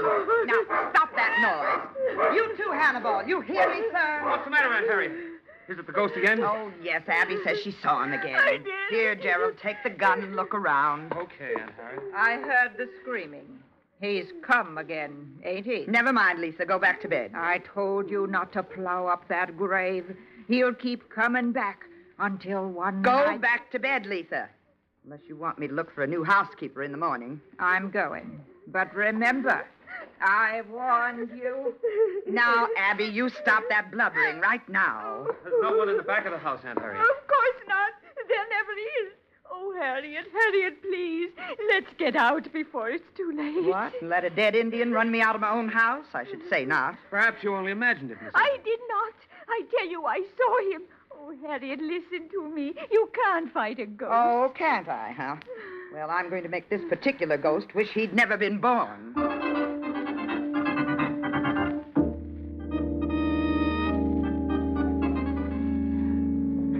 Of course, you know, Miss Hartwell, chasing ghosts isn't exactly my line. Yeah, Nick, but maybe it would be interesting for a change. Well, maybe you have something there, Patsy. Tell me about the ghost anyway, Miss Hartwell. Well, The old Hartwell place is about 50 miles up the river. I see. And when my great-great-grandfather, General Absalom Hartwell, built it back in 1815, the Indians around that section were pretty riled about it. Why? Well, because they had a burial ground on the property and they considered it sacred soil. I see. Now, among the graves was that of Red Arrow, one of their greatest chiefs. Uh-huh. And the Indians warned that his spirit would come back to avenge the insult. And did it? Well, something did. Because one morning, the general was found dead in his bedroom with a red arrow in his heart. Golly. And I suppose the ghost has been appearing ever since? Well, no. Not until I moved in 3 months ago. Oh? You see, for the past 30 years, no one has lived in the house but Letha Maybury, the caretaker. Yeah? Now she's my housekeeper. Yeah, but I wonder why the big chief is on the warpath again after all these years. Well, according to Letha, when I put in my rose garden, I accidentally had his grave plowed up. Did you ever see the ghost yourself, Miss Hartwell? Well, yes, one time. But when I threw a brass inkwell at him, he ran into my bedroom and disappeared. Well, what happened then? Well, I went right in after him, but there was nobody there, and all the doors and windows were locked. But both your housekeeper, Miss Abby, have seen it several times. Is that right? Yes, we've all seen it, except Gerald. Gerald, that's the nephew who was visiting you last night. Yes, he usually comes out for weekends. I see. Gerald is the only close relative I have, and he knows he'll get my money someday, so he tries to keep on the good side of me. Well, Miss Abby's a relative, too, isn't she? Oh, she's a second cousin twice removed, Oh. but both she and Gerald know I'm not leaving her much. Miss Hartwell, what do you think a private investigator can do against a ghost? Ghost, my foot. Someone's deliberately trying to frighten me, and I want to know who it is and why they're doing it. Well, I'll tell you what. Patsy and I'll drive up there tonight, stay a few days. Good. But please, don't tell the others who I am. Whatever you say, Mr. Carter. From now on, it's Professor Carter, Miss Hartwell. I'm a scholar who's interested in psychic manifestations, okay? Very well, Professor Carter. Oh, gee, this is going to be interesting. Yes, Patsy, but not only for us. With a little luck, I think we can make it plenty interesting for Mr. Ghost.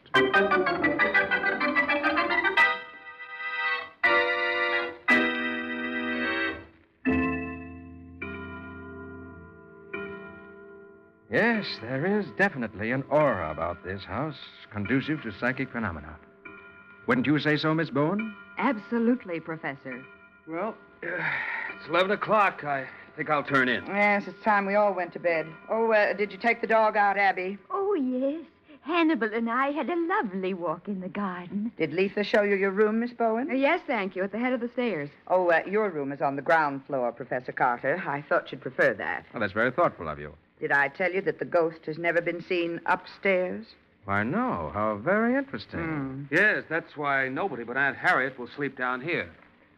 Well, night all. Oh, wait a minute, Gerald. I'm going up, too. I don't like to walk through the hall alone. Not after last night. Oh, Mr. Nesbitt. Yes, Professor? You say that every time the ghost has appeared, you made an immediate search and found all the doors and windows locked on the inside. Yes, every time. I happened to be here on each occasion. Oh, imagine what would have happened if we'd been alone. That's what I was thinking. Oh, Well, good night. Good night.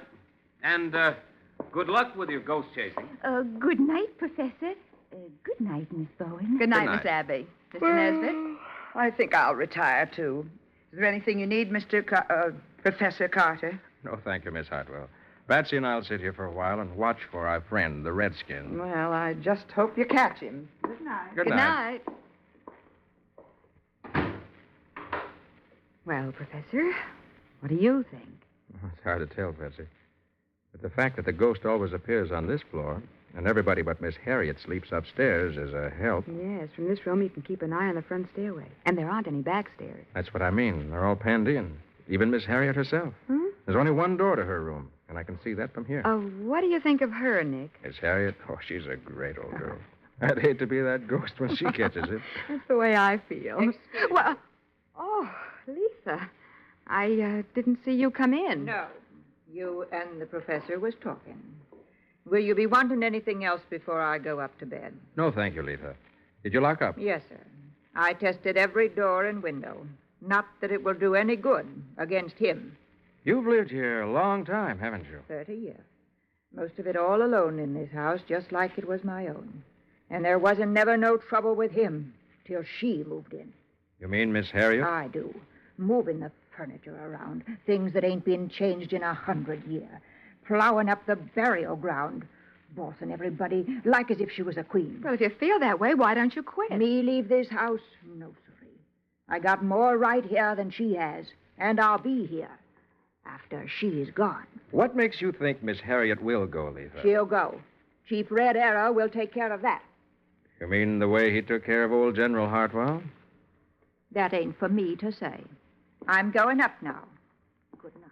Good night. Good night. Well, she's a pleasant person to have around. Yeah. Wonder how far she'd go to get Miss Harriet out of here. That's what I was thinking. You know, Patsy, this place must be worth a lot of money. Yeah. Collection of Indian relics alone are the finest I ever saw. And did you see those things upstairs? Helmets, suits of armor, crossbows, antique guns. Oh, you mean the European collection? Uh-huh. Yeah, Miss Harriet said they belonged to her grandfather. Most of them are museum pieces. I've been thinking something, Nick, not to change the subject. What? Letha said she locked all the doors and windows. Oh, don't worry. I'm going to check them myself. What was that? Miss Harriet, come on, Patsy. Yeah. Miss Harriet! Miss Harriet, what's the matter? Oh, Nick, she doesn't answer. Did you scream, Miss Bowen? No, it was your Aunt Harriet. Well, maybe she fainted. Miss Harriet isn't the fainting type. Oh, wasn't that Harriet, Professor Carter? Yes, it was, Miss Abby. Confounded, the door's locked. Stand back, Patsy. I'll have to break it in. Don't you dare. I won't let you. You haven't anything to say about it, Letha. No. Get away from there. Stop that. Get her off my back, Nesbit. Get that. Got her. Now, calm down, Letha. Take your hands off me. Calm down. Oh, Professor, it's Harriet. Oh, Nick, she's dead. Yes, Patsy. With a red arrow through her heart.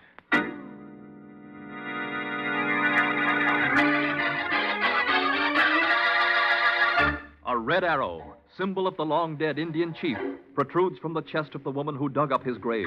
A woman who was alone in a room with every door and window shut. We'll see what happens in just a moment.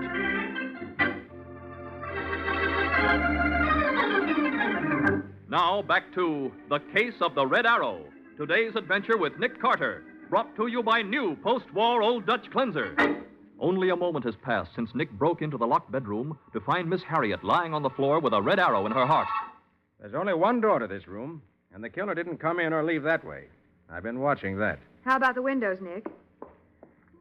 This one's locked on the inside. So's this one, Nick. And the killer must still be in the room. Oh. What's this door? That's a closet. But if he's hiding there, he'd... No, nothing here but a few dresses. I tell you, it was Chief Red Arrow.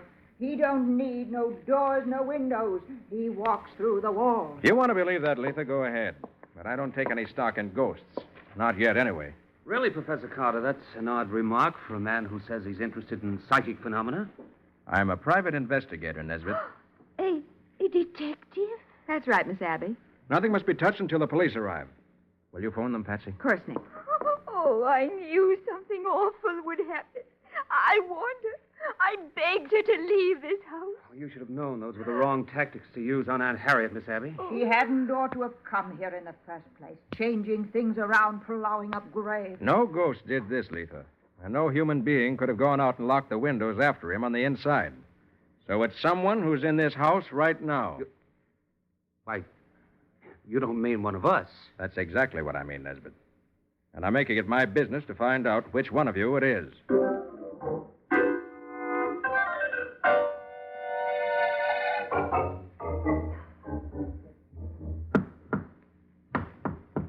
You expect to find a secret panel in the wall, Mr. Carter?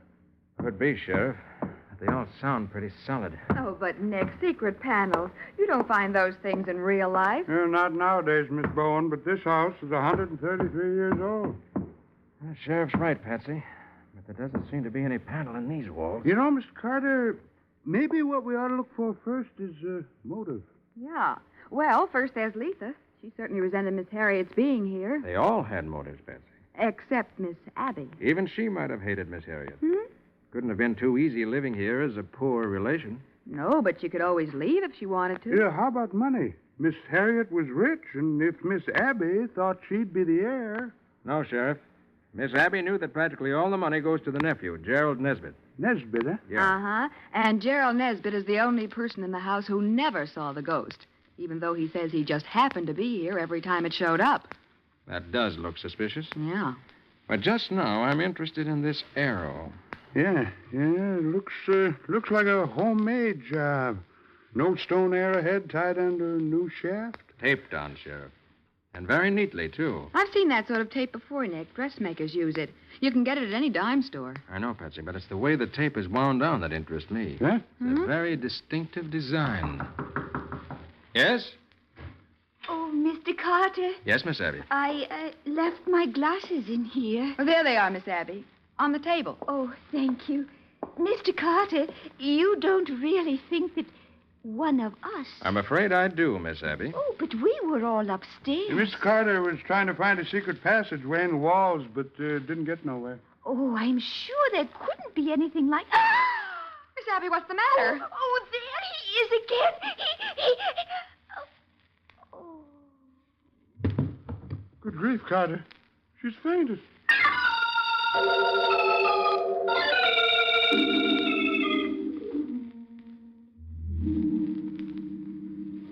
Here, Miss Abby. Drink this. Oh, thank you. Did I faint? You said you saw something. Oh, yes. Chief Red Arrow's ghost. Where? At the window? No. In the closet. The closet, huh? Yes, the dresses moved as if someone were hiding there. And then I saw a hand. No, you just imagined it. There ain't nobody in here. No, I saw it. Maybe this is what we're looking for, Sheriff. So what do you mean, Nick? The walls in the room were solid, but... Listen. Hey, that sounds hollow. There's some clothes hooks on the back of the closet wall. Maybe if we pull one of them. No, not this one either. By golly, you're right. A hidden stairway going upstairs. So that's how the killer got in and out. Let's see where it goes up to. Oh, yeah. Gosh, these stairs are narrow, aren't they? Say, what's that laying there on the steps? A blanket. And an Indian headdress with feathers. The ghost costume. Right, Patsy, let's go on up. Yeah. No wonder we didn't see anybody using the front stairs. Here's another door at the top. Yeah. So where's the leader? Apparently we're in another closet. You let me push these clothes out of the way and we'll go into the room. Nick, these are men's clothes. Say, what the... Yeah, Where did you people come from? Well, you ought to know, sonny boy. What do you mean? Well, you come Wait a up minute, here... Sheriff, wait. Nesbitt, you were the first one to come upstairs just before the murder. Did you come directly to this room? Yes. Why? Did anybody else come through here? No, of course not. So, that does it, young fella. You're under arrest for the murder of your aunt.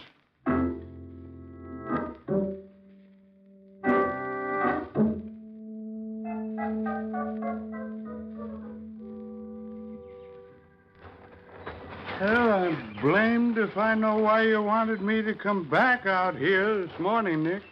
I want to take a look at the outside of the house, Sheriff. Huh? Now, these are the windows to Miss Harriet's room. Yeah, so what? Letha's room is on the other side of the house, the back. Miss Abby's windows are directly above here. And that's Nesbitt's room, above and to the right. Well, what difference does it make? We know he did it, and we got him safe in the county jail. Yeah, it won't hurt him to stay there for a day or two. It'll throw the real killer off guard. Darn it, Nick. Nesbitt's the killer. Those hidden stairs were the only way into Miss Harriet's room. Yeah, that's right. And nobody but Nesbitt could have used them at that time. He admitted it. Right again. So the arrow must have been shot from outside the house. Through those locked windows? Not necessarily. Here. Look at this tree, Sheriff. Yeah? It's right in front of Miss Harriet's windows. Not 6 feet away from them. Well, if you think one of the women climbed down that tree from upstairs, you're crazy. That isn't what I'm driving at. Here. Take a look at these marks on the inside of the place where it forks. About 5 feet from the ground. Yeah. That's funny. The tree forks 3 ways. And something's been pressed into the bark inside each fork. Yeah. Something's been wedged firmly between those 3 forks. And recently. Right. Well, you can tell that those marks are new. Sheriff, did you ever see a crossbow? Crossbow? What's that? A medieval weapon with a stock like a shotgun and a bow mounted crosswise on the front end. Oh, sure, yeah. More powerful than an ordinary bow. And it can be aimed more accurately. Well, yeah, there's one in the collection upstairs. After it's cocked, you pull the trigger to shoot the arrow. That's the weapon I mean.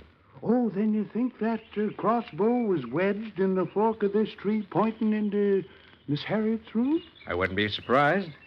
Could easily be pulled loose from the tree fork and hauled into an upstairs window with a strong cord. And a cord around the trigger could pull the trigger by remote control. Well, maybe so, but still couldn't shoot through a closed and locked window without breaking it. You can't get away from that, Nick. Maybe not, Sheriff, but I'm doing my best. What are you two fooling around out here for? Suppose I ask you the same question, Letha. Isn't it time you were getting dinner? I'm doing the washing. Miss Abby always tends to the cooking on wash day. I see. That girl you brung with you is helping her, if you're interested.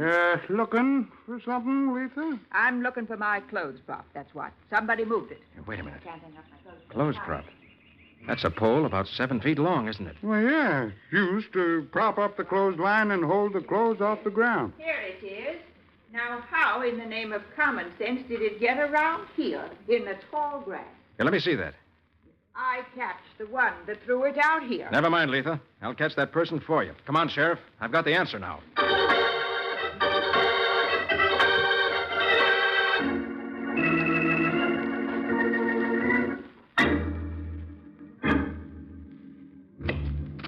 If you have another big knife, Miss Abby, I'll help you shred that cabbage. Oh, I'm almost through, Miss Bowen.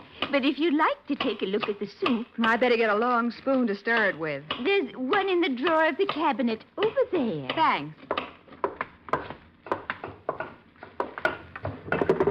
This one that's been mended? Yes. The handle came loose and I put some tape around it. I'm very good at fixing things. Why, that's the same kind of tape that was used to make the arrow that... What did you say? Well, the way this tape is wound around the spoon handle, that complicated way, that's the same as what was on that arrow. I wish you hadn't noticed that, Miss Bowen. It was you. You, Miss Abby. Yes, Miss Bowen. It was I. But you had no reason to kill her. No reason? How would you like to be a poor relation? Always taking orders, watching her buy the best of everything, and having to get along with nothing yourself.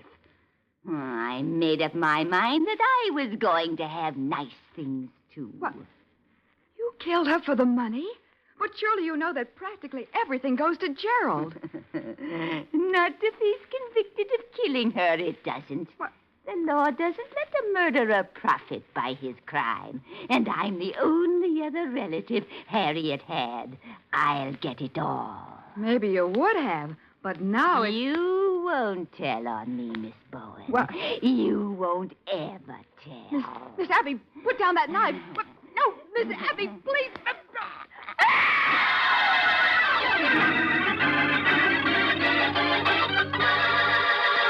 Trapped in a corner of the old-fashioned kitchen, Patsy has no chance to get past Miss Abby as the old lady advances with a heavy knife in her hand. We'll see what happens in just a moment.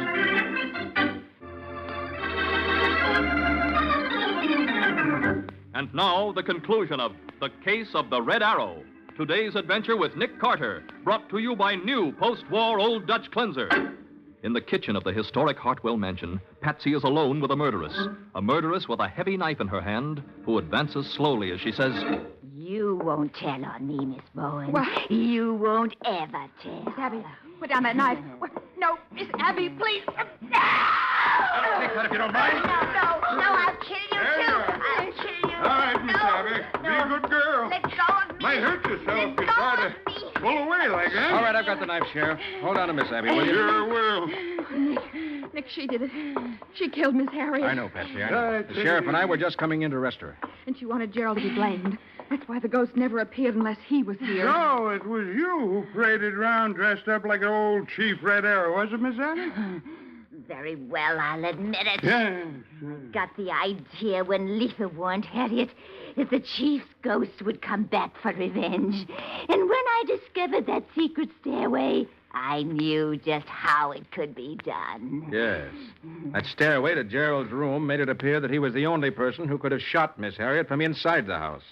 When actually you shot her from outside the window. But, Nick, how could she do that? A crossbow, Patsy. What? Wedged in the fork of a tree outside the window. Fired by pulling a string tied to the trigger.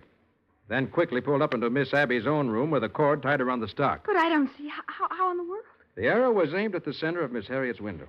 When Miss Harriet opened the window for the night, the light inside the room threw her shadow on the tree trunk outside. Oh. And that's when Miss Abby pulled the string. What a setup. Hey, what if we hadn't found that secret stairway, though? Then there wouldn't have been no evidence against Gerald. You almost didn't find it, you idiots. What? Even after I put the blanket and headdress on the stairs for you to discover. So I had to pretend I saw something there, so you'd look closer. Well, Miss Abby, I got a nice cell waiting for you down in my jail. Oh. Awful sorry there ain't no secret panel for you to monkey with. But I guess you'll make out somehow.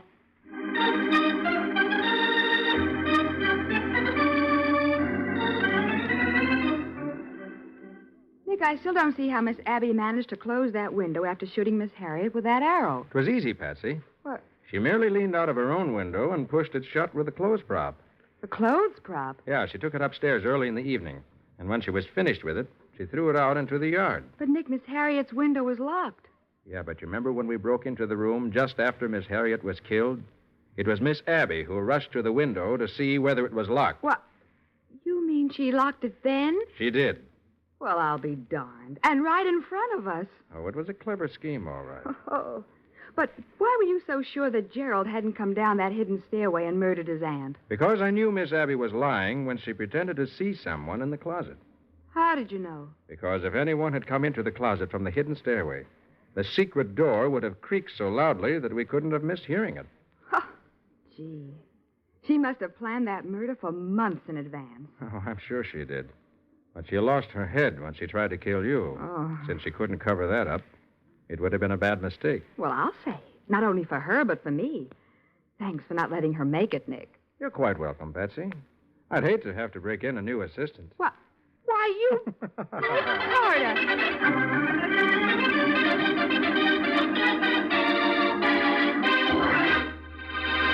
Can you tell us something about the adventure new post-war Old Dutch Cleanser is going to bring us next week, Nick? Indeed I can, Mike. Next week, we're going to meet a brand new version of an old horse and buggy racket. It was so streamlined that it murdered 3 people. And the only clue to the solution was the fact that a lot of people suddenly started wearing new glasses. Well, that certainly sounds interesting. What do you call the adventure, Nick? I call it The Case of the Failing Eyes.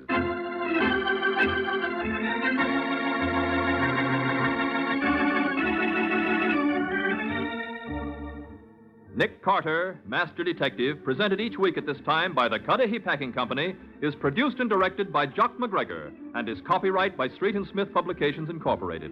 Charlotte Manson is featured as Patsy. Today's script was written by Jim Parsons. Original music is played by Henry Silverne. This program is fictional, and any resemblance to actual persons, living or dead, is purely coincidental. This is Michael Fitzmaurice saying, when minutes count, use new post-war Old Dutch Cleanser.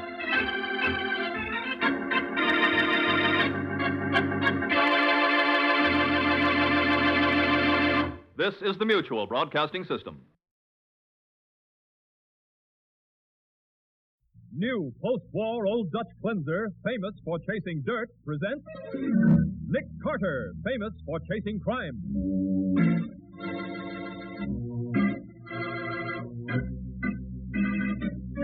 Every week at this time, 2 great names are joined. As new post-war Old Dutch Cleanser brings you one of the most resourceful and daring characters in all detective fiction, Nick Carter, Master Detective.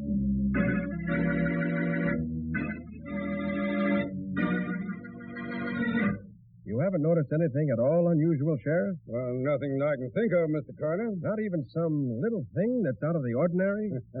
Well, the only thing I've seen different is that a lot of folks who never wore glasses are wearing them now. Here, wait a minute, Sheriff. You say lots of folks have suddenly taken to wearing glasses? That's right, Mr. Carter. Sheriff, that's the answer I was looking for. New glasses. Come on. Come on where? To catch a murderer. And there's no time to lose. And now, the case of the failing eyes. Today's adventure starring Lon Clark as Nick Carter. Brought to you by new post-war Old Dutch Cleanser. This early summer morning, a sleek new car drives into the yard of a small farm in western Pennsylvania. A man and a woman get out briskly, carrying notebooks and sheets of official-looking documents.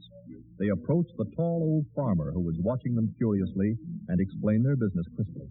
Good morning, sir. Morning. I hope we're not intruding. Permit us to introduce ourselves. My name's Blake, and this is Miss Ransom. Good morning. Morning, ma'am. We're research experts for the Federal Foundation, Mr.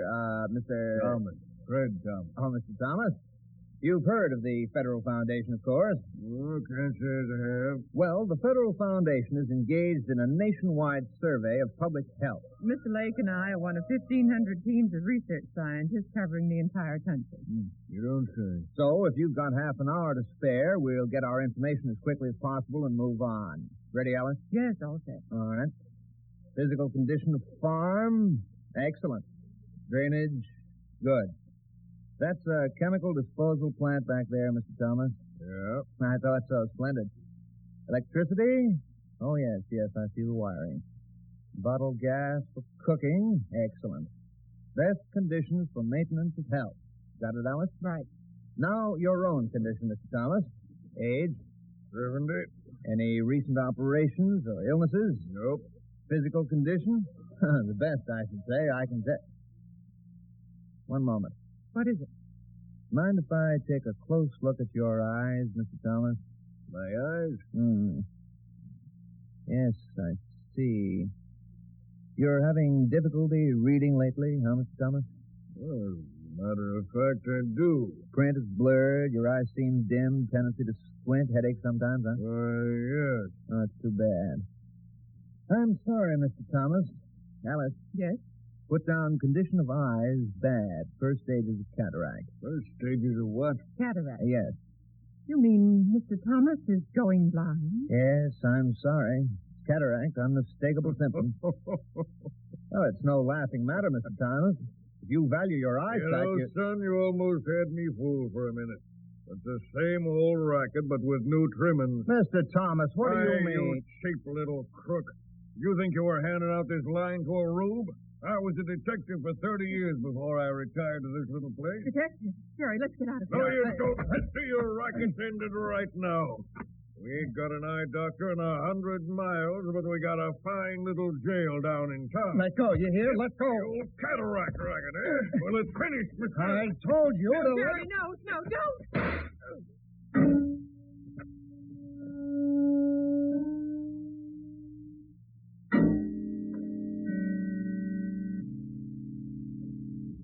What's the letter say, Patsy? It says, My dear Mr. Carter, in accordance with your wishes, I'm keeping you in touch with news about your old friend, Fred Thomas.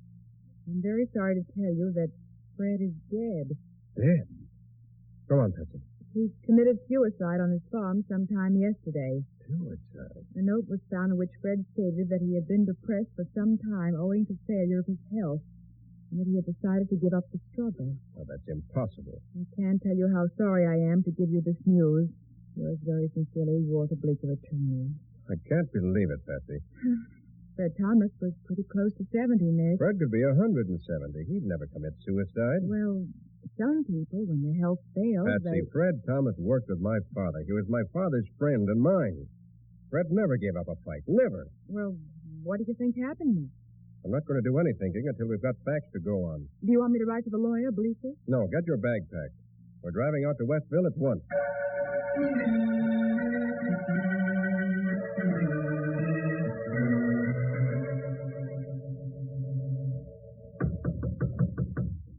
Come in. Sheriff Park? In the flesh, mister. I'd like to talk to you. My name's Nick Carter. This is my secretary, Patsy Bowen. Hello. The detective fellow, eh? What do you want to talk about? Fred Thomas. Nothing to talk about. Case is closed. Well, Sheriff, I'm not exactly satisfied with the facts as they stand. You're not, eh? No, I'm not. Ain't that too bad? Look, Mr. Nick Carter, we've got a small police department here. Not exactly fancy like your big city outfits, but we know our way around. I'm sure you do. So if you've got any idea of making a big show down here... Excuse me, Sheriff. I don't like to interrupt, but you don't understand. I've come down here to cooperate and help. If there are any headlines, you can have them. Look, Sheriff, Patsy and I just checked in at the Westville Hotel. Would you mind calling the desk clerk? Why should I do that? To prove that I'm sincere. Call him and ask him to read you the names of the people who just checked in. If that doesn't satisfy you, we'll get out of town. No, I think you're crazy. But just to get rid of you, I'll do it. Ellie, get me Sam Woods at the hotel. Yeah. Sam? Well, this is Joe Park. I understand a man and a woman just checked in. What's their names?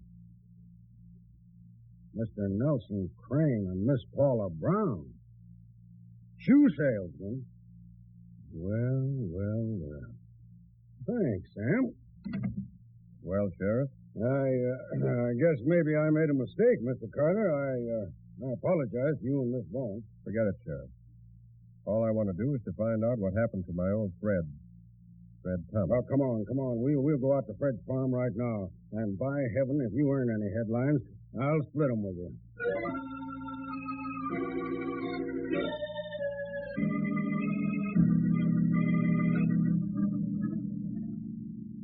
This is where he was found, Mr. Carter, day before yesterday. This the parlor, huh? Right.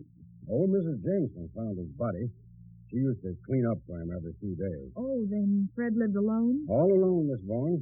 Oh, here's the note we found on the table. Fred was slumped in the chair right in front of her. My health is going fast. I'm 70 years old.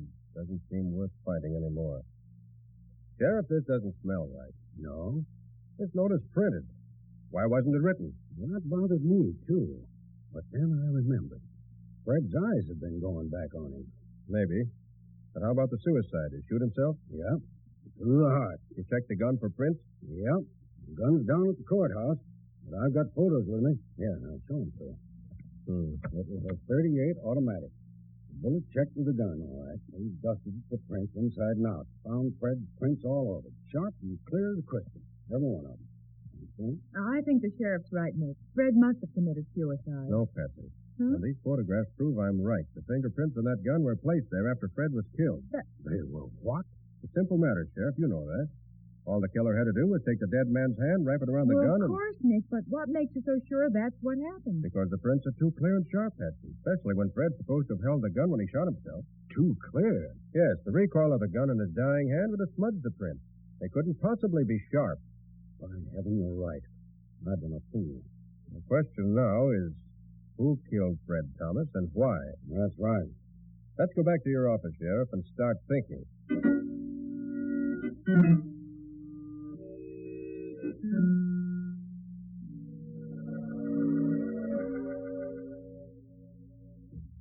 Sheriff, you say Fred had no enemies at all in Westville? Not one. He was a fine man, and everyone liked him. And you also say he had nothing worth stealing. No, nothing was stolen. Then it gets down to this. Fred must have come across something new, something bad here in Westville. Whatever that was, he was killed as a result. We've got to find what it was. You name it, Mr. Carter, and we'll find it. So, Sheriff, you're the man to call the turn now. I am? Oh. Well, have you noticed anything new or different or unusual about Westville recently? Suspicious strangers passing through, new businesses, anything? I can't think of nothing. At least nothing suspicious. Not even some little thing that's out of the ordinary? Well, the only thing I've noticed recently is that lots of folks who never wore glasses are wearing them now. Hey, wait a minute, Sheriff, wait. There are lots of folks that have suddenly taken to wearing glasses who never wore them before? That's right. Even old Jem Small's got a pair. Why do you mention Jem Small particularly? Well, because he'd be the last fella I'd expect to see wearing glasses. Why, he... Wait a minute. I wonder where Jem got them specs he's wearing. Well, he probably bought them at the oculist, same as anyone else. That's just the point, Miss Bowen. There ain't no oculist in Westville. Well, if there's no... When anyone wants glasses, they drive the 16 miles over to Garytown. Jem's been laid up for the last 2 months with a lame back.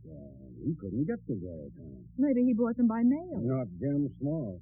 He'd want to see what he's buying first. Sheriff, I think you've given me the answer I was looking for. New glasses. I don't get you. Let's go ask Jem Small about it. There's just one chance in 100 that this is the something new that killed Fred Thomas.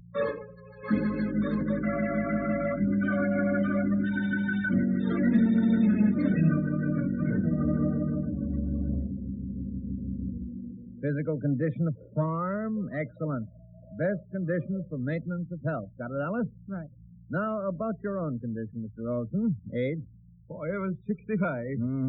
Recent operations or illnesses? Well, 10 years ago, I get appendix taken out. Nothing serious in that. Now, your physical condition. Well, the best, I should say. One moment. What is it, Joe? Do you mind if I take a close look at your eyes, Mr. Olson? My eyes? Mm-hmm. Yes, I see. You're having difficulty reading lately, huh? Prints blurred, your eyes seem dim, tendency to squint, headache sometimes, huh?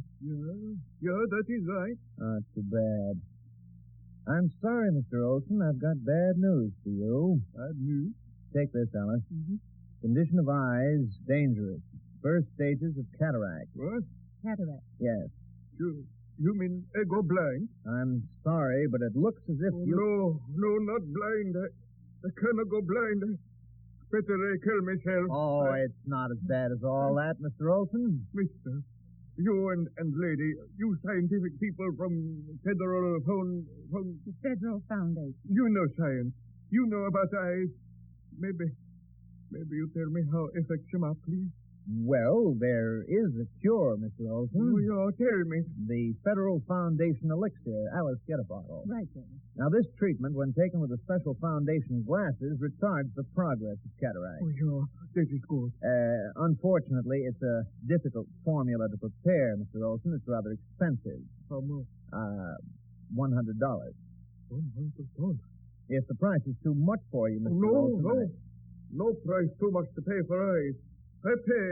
You wait here. I got money from house. Get a pair of the foundation glasses, too, Alice. Wind southwest 24 miles an hour. Barometer 29.91 and falling. Darn it.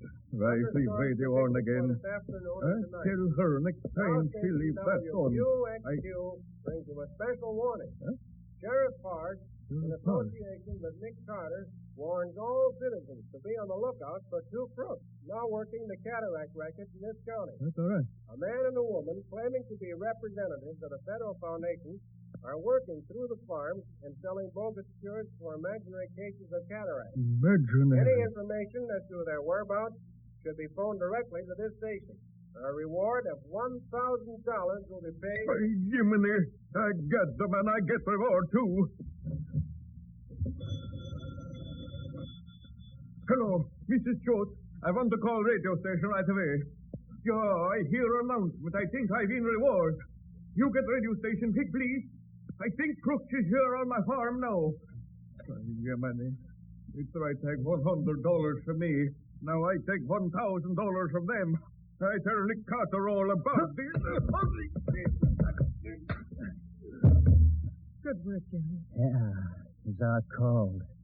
Hang up that receiver, quick. Okay. We're in a jam, but there's one ray of sunshine. At least this big mouth didn't get through to Nick Carter.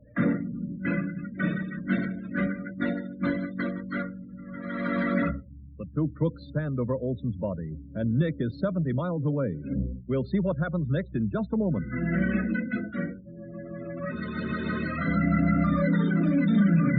Now back to The Case of the Failing Eyes. Today's adventure with Nick Carter, brought to you by new post-war Old Dutch Cleanser.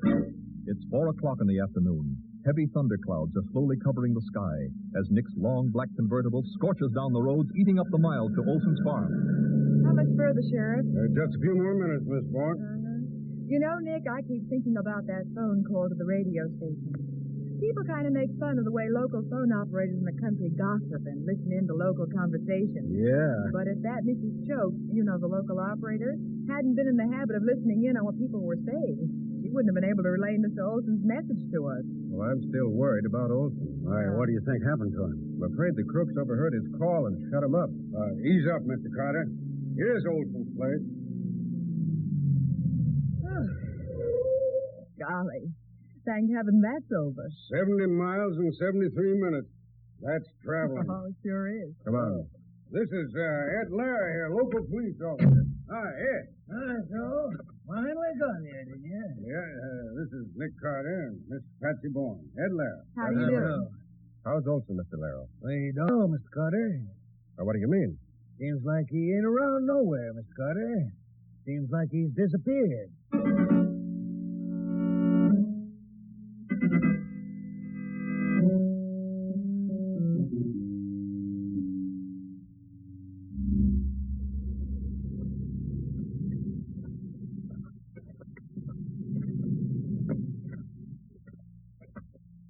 Well, Nick, we've checked the house, the barn, shed, and the chicken coops, all the buildings on the farm. And he ain't in any of them, Mr. Carter. But he must be here somewhere.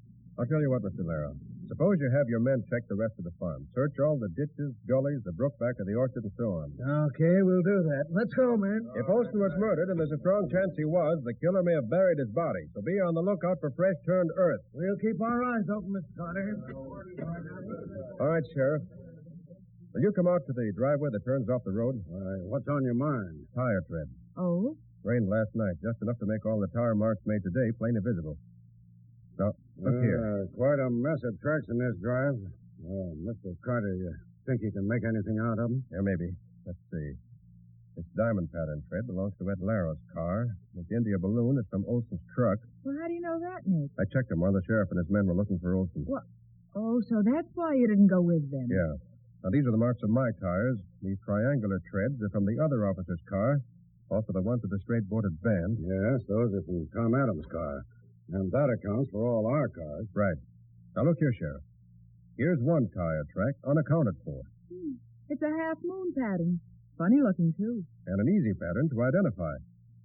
Sheriff, let's have another look at those pictures you took at the time of Fred Thomas's murder. Yeah, I got them right here, Nick. You want them all? Yeah, I remember one in particular, a close-up of the Yeah, here it is. What? It's a picture from tire marks. How'd you happen to take that one, Sheriff? Well, I'll tell you. I've been reading a book on detecting, and it said to never overlook a thing. So when I saw these marks and knew that it wasn't Fred's car, I took the picture just in case something might come up later. And it has, Sheriff. Look closely at this shot. Nick, that's the same tread. Yeah. My heaven, that same half-moon pattern. And since that tread appears in both places where we know the cataract crooks have been, it's 10 to 1 that it's the tread of their car. I'll buy that. Now what do we do? Well, this is mostly a backcountry district. Practically all the roads are dirt. Maybe we can follow this tire mark and catch up with those crooks. Maybe. If the rain holds off. Yeah. Got to work fast. I want to beat the rain. Let's see. The tire marks here from the right are overlapped by those going out to the left. That means the ones to the left are more recent. Then the killers drove out and turned south on the road. Right. So let's get in my car and follow the track. You really think we've got a chance, Nick? Yes, Patsy, if they stick to the dirt roads. And if the rain holds off.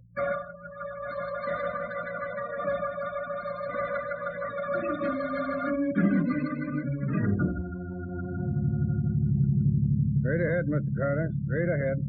I can still make out the half-moon pattern. It's certainly been weaving in and out of the back road. Probably Ed Lara should take credit for that. How so? He set up roadblocks in a 10-mile circle right after I spoke to him on the phone. Good man. That means our friends are running in circles trying to find a place to break through. Left, Nick, left. See? Oh, yeah. Thanks, Patsy. Oh, doggone it. What's the matter, Sheriff? The rain's starting. Oh, so it has. If we don't overtake them before the next fork or crossroad, I'm afraid they'll get away. Unless the roadblocks stop them. Mr. Carter, look up there ahead. Why, there's smoke. Yeah, black smoke. What does that remind you of, Sheriff? Burning oil or gasoline. Them crooks couldn't have cracked up running away, could they? We'll see in a moment. Hold on. Right. Well, it's a car, all right. Down in the culvert. Come on. Oh, good grief, look at it. Pretty well burned out.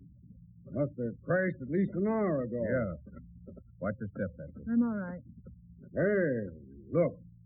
2 bodies inside. Badly burned. Well, looks like a man and a woman. Oh. 2 door sedans, searchlight on roof, fog lights over bumper, last 2 numbers on license plate, 59. That all checks with what Jem Small told us, Nick. Yeah, it's the killer's car without any question. His front end smashed in. Yeah, looks like death caught him before we did. Hey, give me a hand with this door, will you, Sheriff? All right. Force it open. Oh, a man and a woman. About all we can say now. Have to check further for identification. Looks like the remains of books and bottles here in the back seat. And what's left of a lot of spectacles, too. Well, I guess nobody'll ever drive in this car again. I don't know that anybody will want to drive it. Them 2 crooks don't need a car no more. Not that they're both dead. I wonder whether they are. Nick, what on earth do you mean? Patsy, I've got a job for you. This case isn't finished yet. What? Are you crazy, Mr. Carter?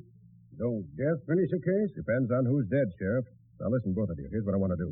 Somewhere, not very far away.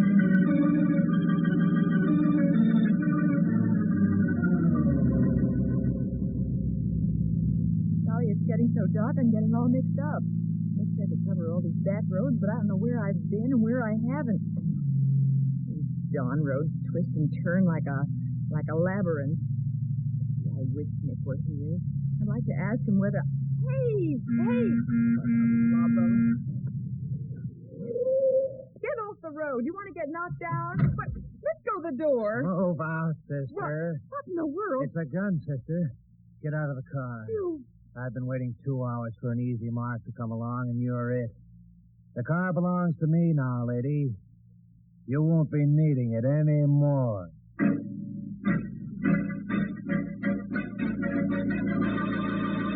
Patsy stares at the wild-eyed man who fingers his revolver nervously and motions her out of Nick's car. We'll see what she does in just a moment.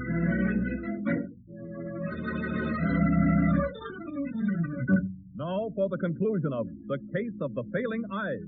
Today's adventure with Nick Carter, brought to you by new post-war Old Dutch Cleanser. On a lonely country road, Patsy crouches behind the wheel of Nick's convertible. The armed man who has stopped the car shifts his gun to his left hand, reaches through the open door, and grabs Patsy. Come on, you heard me. Get out. No! I'd just as soon let you have it now, sister. You're the Only cataract man, aren't you? How do you know? From the description. That tears it, lady. If you ever had a chance, it's gone now. Come on. Nick! Oh, Nick! He can't help you now. Come on, let's get off the road. Nick! Help me, Nick! I don't want them to find you right away. Just a couple of hours in your car is all I need. Nick, where are you? Don't be a fool, sister. Yelling won't help none.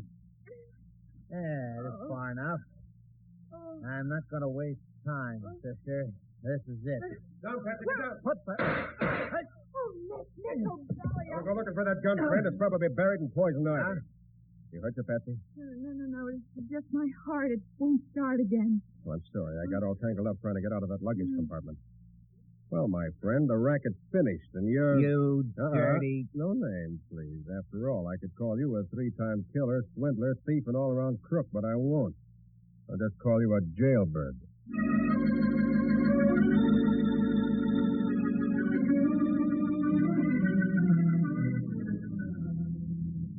Feeling better now, Patsy? Well, I guess so, but golly, I was scared stiff, Nick. What? Even though we planned everything in advance? Now, I know, but... Nick, how did Jerry Lake get away with that cataract racket? How did he manage to scare people into falling for it? Well, he only picked on the older folks, people who were suffering from the natural short-sightedness of old age. All he did was describe the symptoms of failing eyesight. And they thought he was describing the symptoms of cataract. That's about it. What a dirty racket. Yeah. Oh, another thing, Nick. Yeah? You say it was Olson's body that was burned in Jerry Lake's car. That's right. You see, Jerry murdered the girl he worked with, left her body and Olson's body in the car when he burned it. Yeah? He figured by making us think he was the one who died in the phony wreck that he could get clear. Well, you said you knew it was a phony accident because the car was still in low gear. Well, I certainly did. If the wreck had been on the level and they'd gone off the road while they were driving along, the car would have been in high gear. I didn't notice what gear it was in. I just saw the dead body, and that was that. Well, that's what most people think. They look, but they don't see. Just like Jerry Lake. What about Jerry? He couldn't see that when he put Fred's fingerprints on the gun, he was really putting the finger on himself. As a result, he's going to get well acquainted with the electric chair, which is as it should be.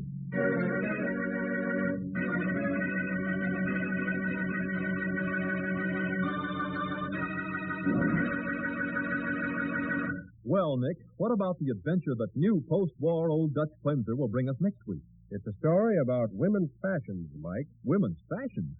Well, they've always been a mystery to me. Don't tell me Well, in this case, they're more than a mystery. They're a cause for plenty of violence. You see, the fashions were being stolen, and Mary Danville said she knew who was stealing them. And when we went to see her, she walked out of her apartment without saying a word. And a moment later, we found her murdered in her bedroom in that same apartment. Hey, wait. This is confusing enough without going any further. What do you call this adventure, Nick? I call it The Case of the Quiet Roommate.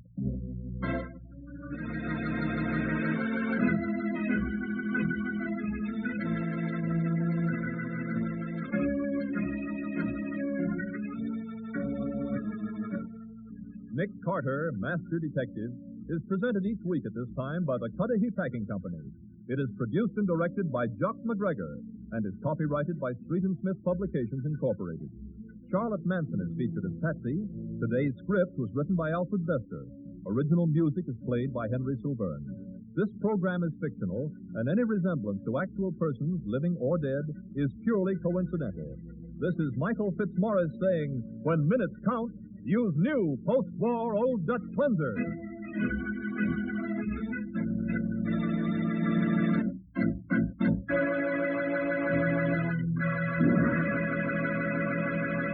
This is the Mutual Broadcasting System.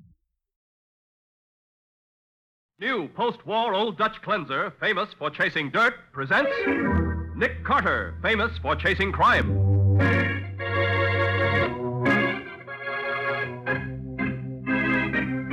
Every week at this time, two great names are joined as new post-war Old Dutch cleanser brings you one of the most resourceful and daring characters in all detective fiction, Nick Carter, Master Detective.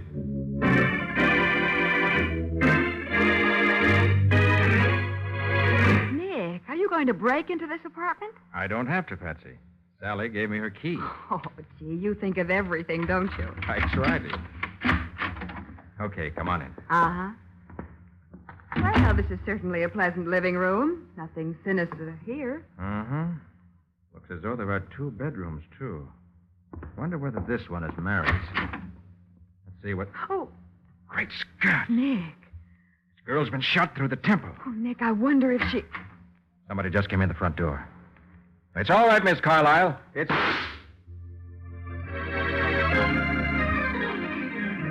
And now, the case of the quiet roommate.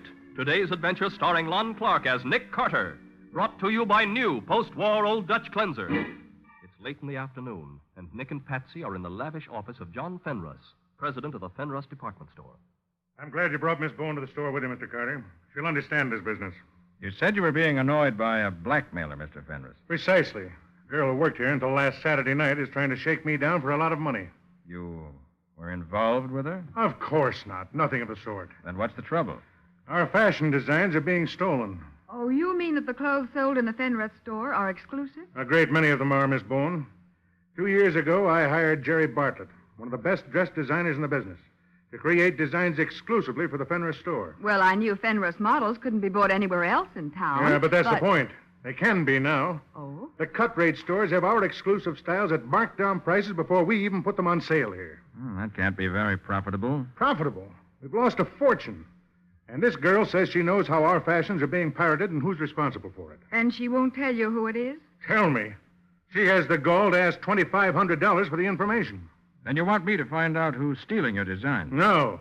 I want you to force Mary Danville to give me that information. Without paying for it, you mean? I have a right to know. And it's her duty to tell me without blackmailing me. I want you to scare her. Scaring girls is out of my line, Mr. Fenruss. You want me to investigate your problem? Oh, so you want to run up a lot of investigating fees, do you? Well, I won't fall for it. I'm not asking you to fall for anything. I'm responsible to the board of directors for every dollar I spend. It isn't my money. It's your store, isn't it? Well, it was my father's store. Now it belongs to a great many people. And they expect me to show a profit. I can't throw money away on detectives. Well, it's probably just as well, Mr. Fenruss. I don't think I'd enjoy working for you anyway. Mr. Carter, if my secretary were here, I'd have her show you out. Oh, we can find our way out. Come on, Patsy. With pleasure. Mr. Fenruss. Miss Carlyle, do you think my office is a public waiting room? Miss Drake isn't at her desk, and I have to see you. Just the same... What you do to Mary Danville is none of my business. But when you start ransacking my apartment just because... Control yourself, Miss Carlyle. I've done no such thing. Then if you didn't do it, you hired someone to. Your accusations are in particularly bad taste in front of outsiders, Miss Carlyle. Oh, don't worry about us, Mr. Fenruss. This young lady's outburst hasn't changed my opinion of you a bit. I think I'd like to talk to Miss Carlyle privately, though. I forbid it. Oh, you do? I certainly do. This man's a detective, Miss Carlyle. Fine. Mr. Detective, if you'll come down to the Fenruss exclusive shop, I'd like very much to talk to you privately.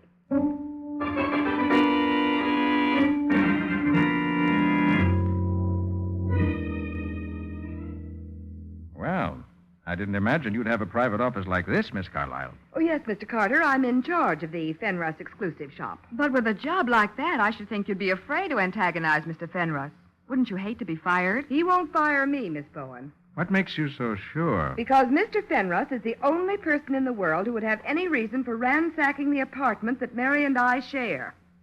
He wants the information Mary has. Do you have it too, Miss Carlyle? No. But if I did, I'd do exactly what she's doing. I'd make him pay for it. Was the lock on your apartment door broken? No, it wasn't. But somebody had been there because Mary's wardrobe trunk had been turned inside out and my room had been all torn up, too. Was anything stolen? Nothing of mine, and Mary says Fenrus didn't find what he was after. I see. Miss Carlyle, you said Mary Danville hasn't told you what she knows about the fashion thefts. Are you and your roommate on friendly terms? Yes, of course. I got the store to hire her, and I also saw to it that she was pushed ahead. But she still doesn't trust you enough to tell you. That is not the point. She said I'd be better off not knowing. That what she'd discovered was dynamite. Look, Miss Carlyle, I don't want to alarm you, but can you get a room for yourself and Mary Danville at a hotel for a few nights? Why, I suppose so. Then I'd do it if I were you. I wouldn't let anybody know where I was staying. But everything's happened while I've been here at the store. Nobody would dare to try anything while Mary and I were at home. I'm not too sure of that. Is Mary at your apartment now? I think so. Why? I want to talk to her, and I'd also like to examine your apartment. Do you want me to take you there now? No, I want you to line up a hotel room. Besides, Patsy and I may do better talking to Mary alone. If you think I don't think anything yet, Miss Carlyle, except that you may not find it healthy to stay in your apartment. All right, Mr. Carter, I'll do whatever you say.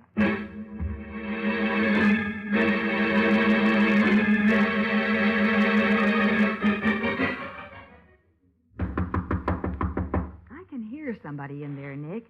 Maybe she's afraid to open the door. Miss Danville, Sally Carlyle sent us. I'm Nick Carter, a private investigator. Look, Miss Danville, I know you're in there because I heard you moving around. I guess she isn't going to let us in, Nick. I'm going to camp right here on your doorstep till you open this door, Miss Danville. I'm here to help you if I can.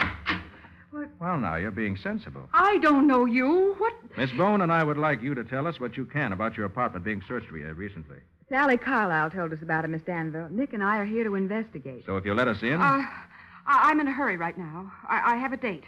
Couldn't you come back some other time? I'm afraid this can't wait, Miss But Danville. I can't talk... There's one thing I want particularly to know.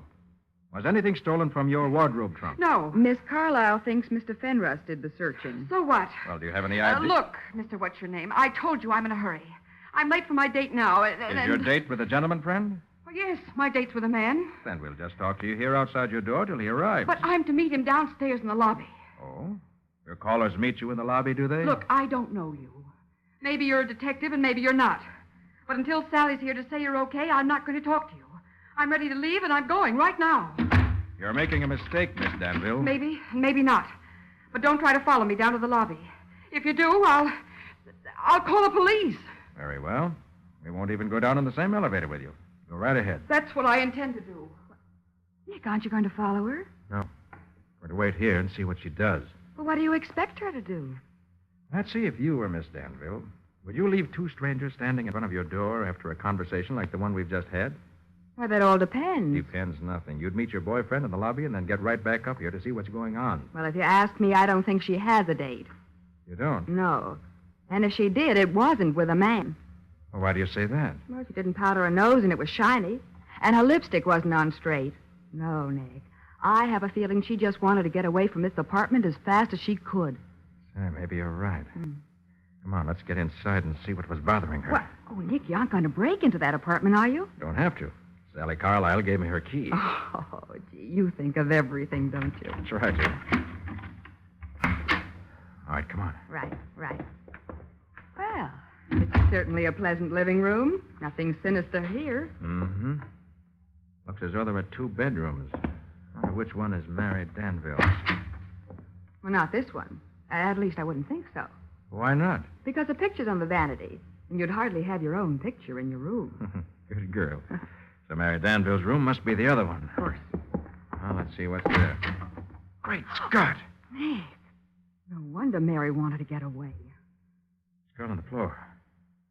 She's been shot through the temple. Nick, do you suppose... Quiet. Somebody just came in the front door.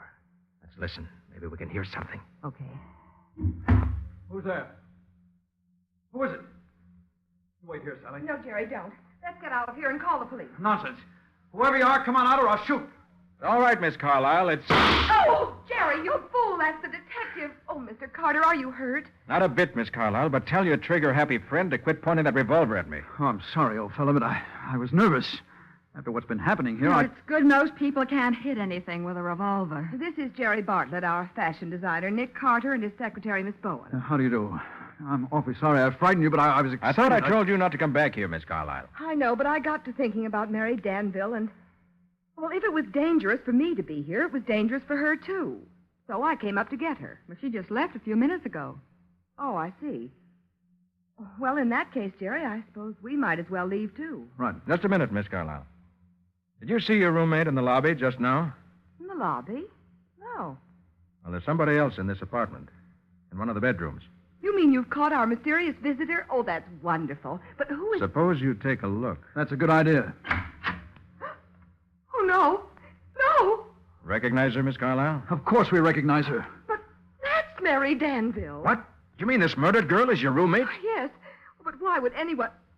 Mr. Carter, you've got to catch her murderer. You've got to. I think I did catch her murderer, Miss Carlyle. But I let her get away.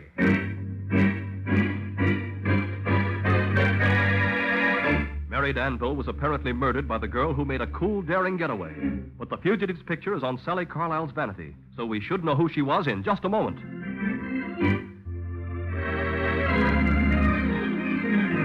Now back to The Case of the Quiet Roommate. Today's adventure with Nick Carter, brought to you by new post-war Old Dutch Cleanser. The scene is Sally Carlisle's bedroom, and Nick stares grimly at the photograph he's removed from Sally's dressing table. This is a picture of the girl who left your apartment just as we arrived. Who is she, Miss Carlyle? Why, that's Dorothy Drake. She a particularly good friend of yours?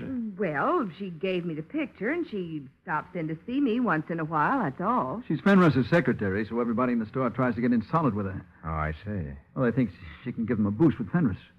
She really have that much influence with him? Well, if I think I'll have trouble getting Fenris to okay one of my fashion designs, I try to sell Dorothy on it first. If it's okay with her, he'll take it. Oh, then she gets to see your designs before they're approved? Well, sure she does. Uh-huh. Who else sees them? Well, Fenris, of course, and Sally here. Oh, yes, I see them, too. You think this Dorothy Drake would commit murder to help Fenris? You said she was here in this apartment when you got here, didn't you? Yes, she was. Well, I don't see why you let her get away. Well, she told us she was Mary Danville. We had no reason to doubt her. But she doesn't look the least bit like Mary. Don't forget, Miss Carlyle, I never saw Mary Danville before. And we didn't find Mary's body until after Dorothy Drake had left. She must have killed Mary. All you have to do is find her. You know where she lives? Well, sure, there's no secret about that. Over on Prince Street. But she won't be there. Mary must have known that she was the fashion thief. Oh, just a minute, Miss Carlyle. We can't assume that she's guilty of Mary's murder or of the fashion thefts either. You and Mr. Bartlett and Mr. Fenris all had access to the fashion designs. But if she isn't guilty, why did she run away? We don't know that she has run away. If she's smart, we'll find her at home. Let's see if she is smart.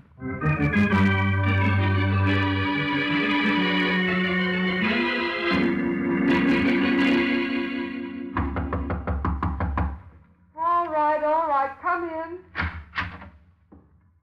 You don't seem surprised to see us, Miss Drake. I knew you'd be here after me. Well, are you coming in? Thanks. We are. I suppose you found Mary's body, We did. and I suppose you expect me to say I didn't kill her. Naturally. And I suppose you won't believe me when I do. Well, you lied to us at Sally Carlisle's Of apartment. course I lied. I was frightened. I just found Mary's body. You mean she was dead when you went into her apartment? Yes, she was. Then how did you get in? I had a key. Where'd you get it? That's none of your business. Solving murders is my business, Miss Drake, and unless you give me some straight answers, I'm going to escort you down to headquarters. I wouldn't try that if I were you. Why not? I'll sue you for false arrest, and I'll collect. You seem pretty sure of yourself. You'll find out how sure I am if you try to make trouble for me.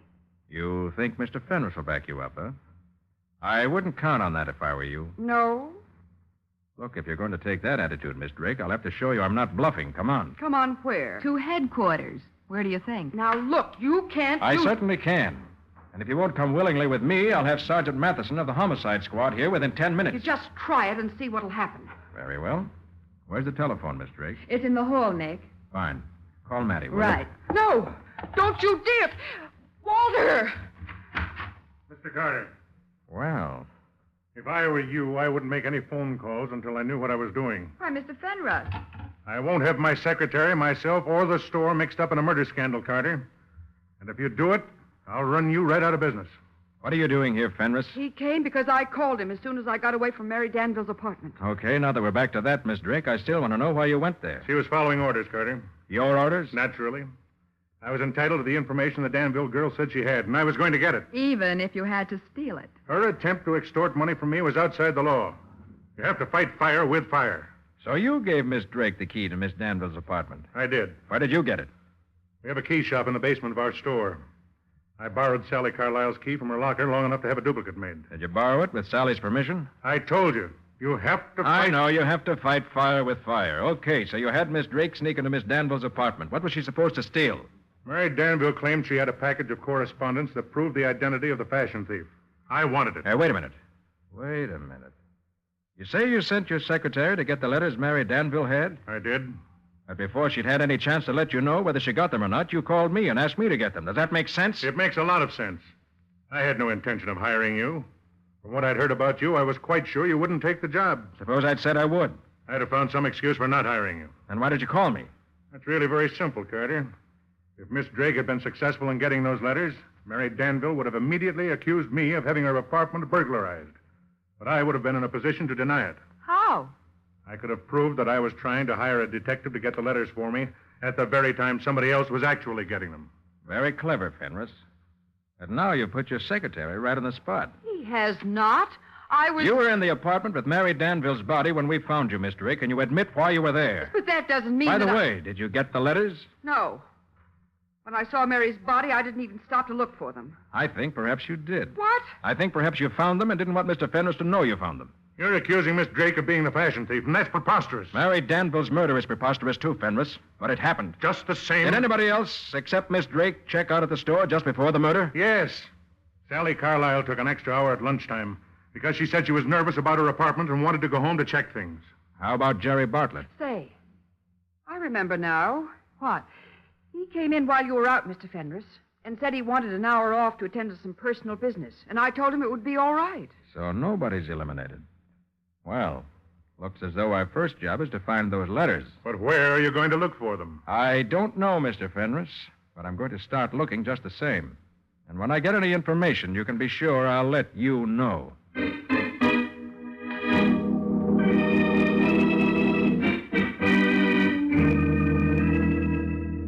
Miss Bowen, what's the idea of summoning all of us here to Carter's office in this high-handed manner? He has some information for you. He isn't even here. He said he'd be delayed a bit, Mr. Fenris. Delayed? Doesn't he know my time's valuable? Should we go back to the store, Mr. Fenris? You can go back if you like, but I'm staying right here. Oh, you are you? We'll see about that. I'm staying, too. Mr. Carter must have had an important reason for asking us to come here. The only thing that's important to me is to find out who's been stealing our fashion design. You mean murder doesn't bother you? Mary Danville was outside the law, Miss Bowen. She deserved what she got. Did Carter say how soon he'd be here? I'm sorry. He didn't. Just the same, we'll wait until he gets here. All of us.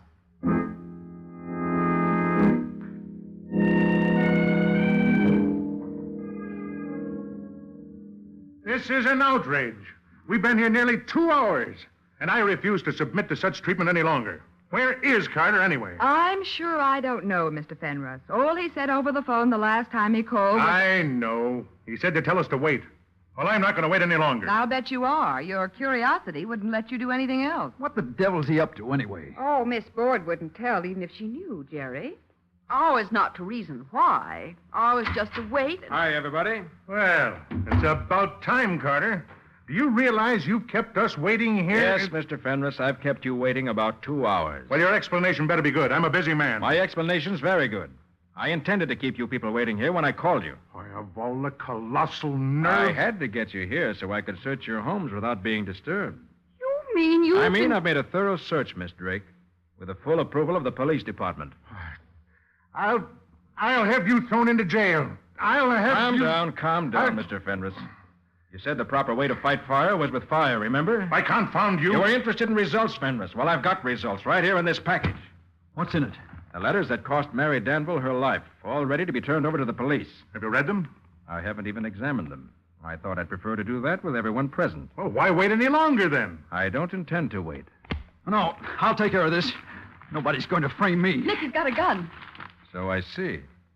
Has anyone accused you of anything, Mr. Bartlett? No, and nobody's going to. Well, as long as you have that gun in your hand, I suppose you're right. You just keep away from me if you don't want this gun to go off. Now, let's see these letters. Why, They aren't the letters at all. Carter's trying to trick us. Quite right, Mr. Fenris. They're fakes. I didn't even look for the letters. What? You didn't look for them? No, I didn't. Mr. Fenris, how did you know these letters are fakes? Why, You said you'd never seen the letters, and yet you know at once these aren't genuine. How about that? Carter, are you accusing me of something? Yes.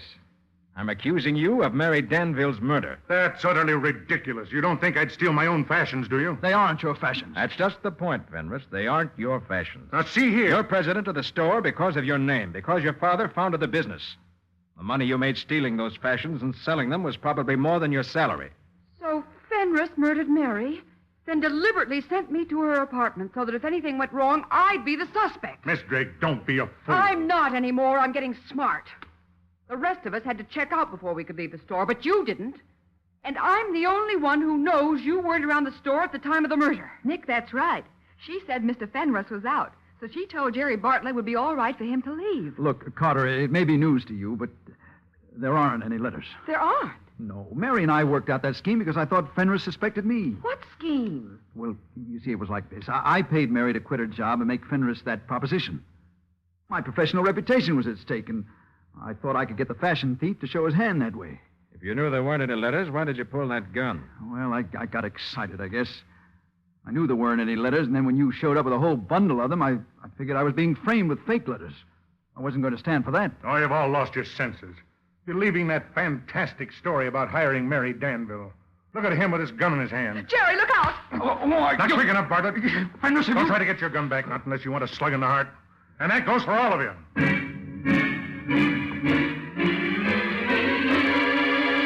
Mr. Fenris, covering the group with the revolver he grabbed from Bartlett, edges his way toward the door of Nick Carter's office. We'll see what happens in just a moment.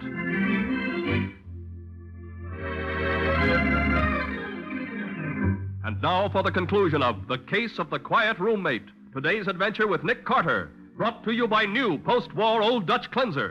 Mr. Fenris, revolver in one hand, reaches for the door of Nick's office with the other. So you thought Mary Danville knew you'd been selling those fashion designs, huh, Fenris? And that's why you killed her. Yes. I thought she was all set to blackmail me for the rest of my life. It's Bartlett's fault that I killed her. Why, you can't hang the blame on me, Fenris. And you can't leave this office either. Try to stop me. See what happens to you. I have a trick lock on the door to prevent just such things. But, Nick... I snapped the secret catch when I came into the room. You'll never be able to find it, Fenris. Thanks for telling me, Carter. In that case, I'll let you find it for me. Oh, no dice. You don't have any choice. Get over here and open this door, or I'll blow your head off. Well. I mean it. Okay. I guess you got me. Get it open. And be quick about it. All right. Take it easy, Fenris. I can't be quick about it. First, you twist the door handle slightly to the left like this, and a full turn to the right like this. Don't try any funny business, Carter. I'm right behind you, and I'm ready to pull the trigger if I have to. I'm sure you are. Now you turn the doorknob to the left again. And open it!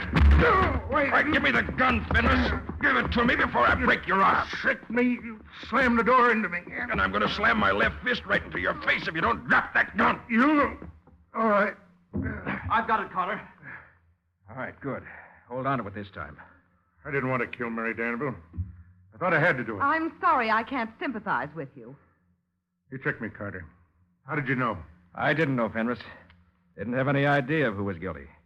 But you remember what I said about guilty people running away? But... That's why I arranged this meeting, to give the murderer a chance to try to run away. And it worked. But if there weren't any letters, Nick, if Mary Danville didn't have any letters... There were letters, Patsy. But she didn't have them. The letters were from Fenris to the people who bought the fashion designs from him. Yes. They wouldn't buy unless I gave them something to put them in the clear in case the store ever brought any suits against them. I thought she got hold of those letters in some way. But you acted as though you thought I was double-crossing you. Oh, you had me half crazy. I had to accuse someone, didn't I? And you're still trying to justify yourself, aren't you? The store should have been mine. I only got a small part of what I deserved. Well, starting right now, Fenris, you're going to get more than a small part of what you deserve. You're going to get the works.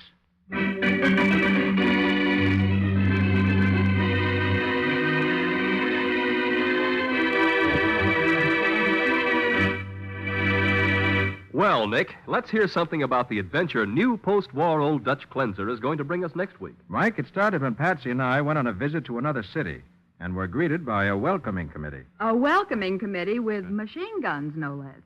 Yeah, I went there to look for a gangster, but I spent most of my time looking for Patsy. You see, Mike, I found the gangster first, and I was sorry I ever did, believe me. Yeah, Patsy pretended to be a gunball. She played the part entirely too well for her own safety. It sounds as though we're in for an exciting half hour, Nick. What do you call this adventure? I call it The Case of the Great Impersonation.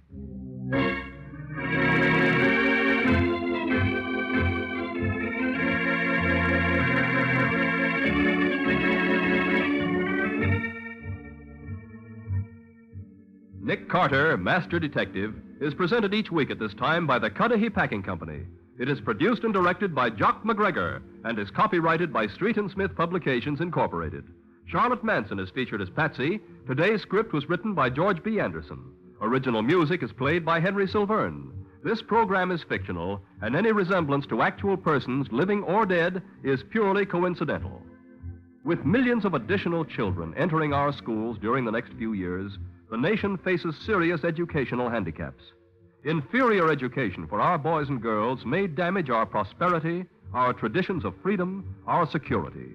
That's why we urge every adult to work with local civic groups and school boards to help improve educational conditions.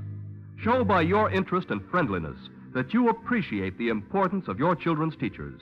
They mold our nation's future. This is Michael Fitzmaurice saying, when minutes count, use new post-war Old Dutch cleanser.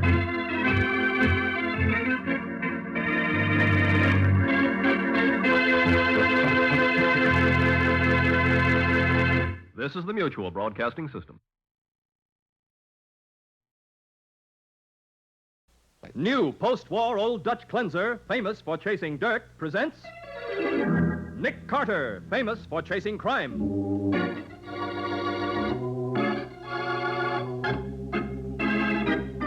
Every week at this time, two great names are joined as new post-war Old Dutch cleanser brings you one of the most resourceful and daring characters in all detective fiction, Nick Carter, Master Detective.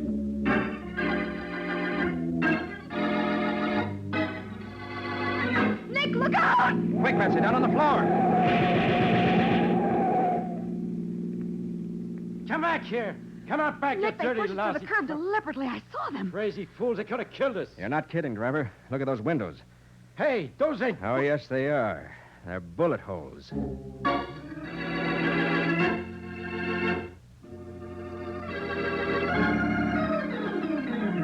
And now, the case of the great impersonation. Today's adventure starring Lon Clark as Nick Carter, brought to you by new post-war Old Dutch cleanser.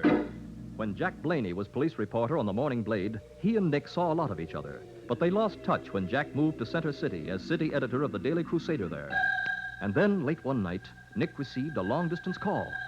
Hey, where are you calling from, Jack? Center City? Yes, I'm still at the newspaper office.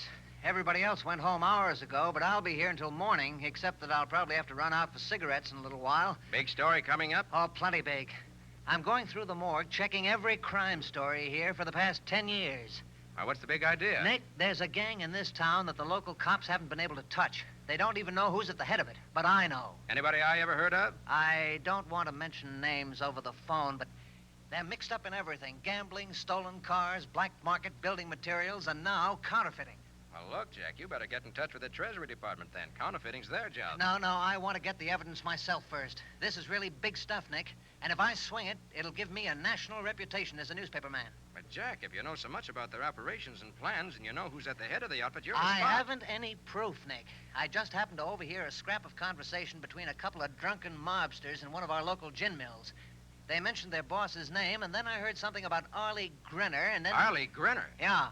He's going to supply the counterfeit money, and the mob here will distribute it. Look, Jack, take my advice, will you? Call the Treasury Department. I'll make a bargain with you, Nick. If you'll come out here for a few days and help me get proof to back up what I know, I will call them before I take any action. Now, wait a Oh, minute. it means a lot to me, Nick. Breaking this story will put me ahead 10 years in the newspaper game. I'll have offers from... Okay. Patsy and I'll catch the next train. Oh, swell. Well, now I'll get back to work. So long, Nick. Goodbye. See you tomorrow. Right. Shut off the recorder, Benny. That's all there is. They hung up. That sneaking rat Blaney, hiring a private eye from the big town. Oh, when the boss hears this record, he'll blow his top. Well, the boss must have figured something was up, or he wouldn't have had us tap Blaney's phone wire. Hey, I hope he thinks of some way to keep this Carter guy from coming here. I heard about him. Don't worry about Carter. When his train pulls in tomorrow, we'll be ready for him. But tonight, we're going to take care of Mr. Blaney.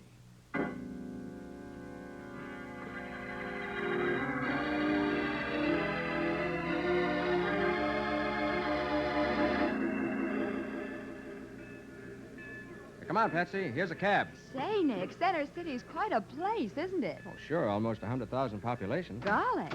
Hey, get in, Patsy. Yeah. Where to, brother? The Morning Crusader officer. Check. Hey, there's another cab around. I'm in a hurry to get to the Hotel Bradford. Be all right with you if I... Oh, well, that's all right. We don't mind sharing the ride. Never mind. I think I see another cab coming now. Thanks. Well, if she can see a cab coming, she has better eyes than I have. I think she changed her mind when she saw us, Patsy. What's the matter? Do we have leprosy or something? You know who that was? No, who? Ollie Grenner's girl. Ollie. Her name's Connie Mills. Oh, well, no wonder she didn't want to ride with us if she recognized you. She probably did. I've run into her several times around New York. Wonder what was in that bag she was carrying. Hey, buddy, you know many people in New York? Yes, quite a few. Why? Any theatrical producers? Oh, yes, couple. How about give me a letter introduction, huh? Well, I don't know. I'm talent, see? Undiscovered talent. One of them stars of tomorrow. Yeah? Listen. Am I mortified? Am I burned up? I'm standing on the street corner with Umbriago by my side. In person, when up comes this discourteous individual. He steps up on my toes, puts a penny in my mouth, and tries to weigh himself. Ha-cha-cha-cha. I got a million of them. That was Jimmy Durante, see? Oh, yes, we see. How about this? Now, you listen to me, young Dr. Killjoy. I'm an old man. Maybe I'm not the surgeon I used to be. But at the same time... Hey, watch out for that truck. Get that hackle off along! Yeah, shut up. That was Lionel Barrymore. Driving the truck, you mean? No, that's the impersonation I was doing. I can impersonate anybody. Maybe you like to hear Edward G. Robinson. No, not while we're in this heavy traffic. I can drive this hack with my eyes closed. Oh, don't argue with him, Nick. He'll try to prove it to you. From now on, I'm running this mob, see? Yeah, me, little squeezer. You're taking orders from me, see? Yeah. If I have to put a hole in somebody's head... Look out! Quick, Patsy, down to the floor. Come back here. Come on back, you Nick, dirty... they pushed it to the curb deliberately. I saw them. The crazy fools, they could have killed us. You're not kidding, driver. Look at those windows. Hey, those ain't... Yes, they are. Bullet holes from a machine gun.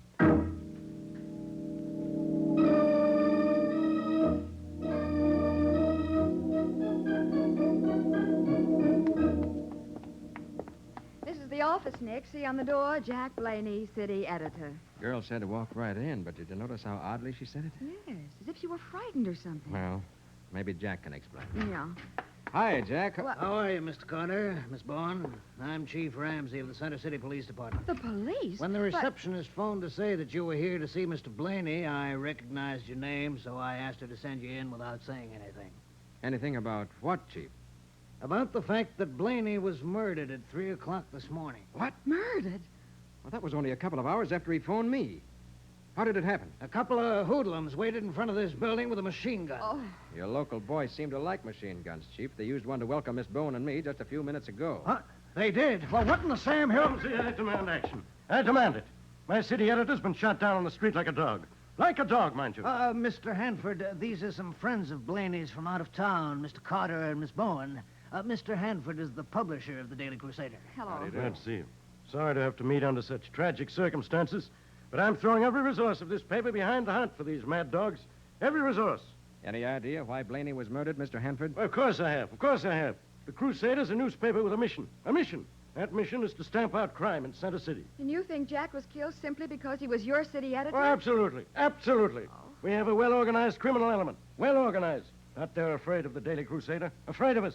They know we'll get him someday. The Daily Crusader and the police department work pretty close, Mr. Carter. A matter of fact, Mr. Hanford here was directly responsible for making me chief of police. You bet I was. I have influence in this town. Influence. I wanted a police chief who was honest. Hey, even if he isn't smart. Now, Mr. Hanford... That's the truth, Ramsey. Everybody knows it, everybody. But by the eternal, if you don't clean this town up now, clean it up, I say. Well, I'm trying, Mr. Hanford. You know that. And if Mr. Carter will help out... As far as Jack Blaney's murder is concerned, you bet I'll help out. And I think I know just where to start.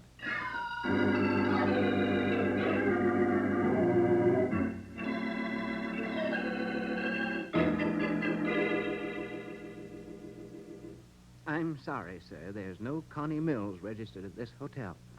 But, Nick, she certainly said the Bradford Hotel. Maybe she's using another name, Patsy. Oh, yeah. Look, Clerk, the young lady I mean probably came in about an hour ago. She has red hair. Hennaed red hair. Was wearing a green dress, a green and white hat, and... Oh, I remember her. But she checked in under the name of Turner. Wait till I look at the card. Oh, using an alias, huh? Here it is. Miss Jean Turner, New York City. That's probably the one. You'll find her in room 1018. Thanks. Come on, Chief.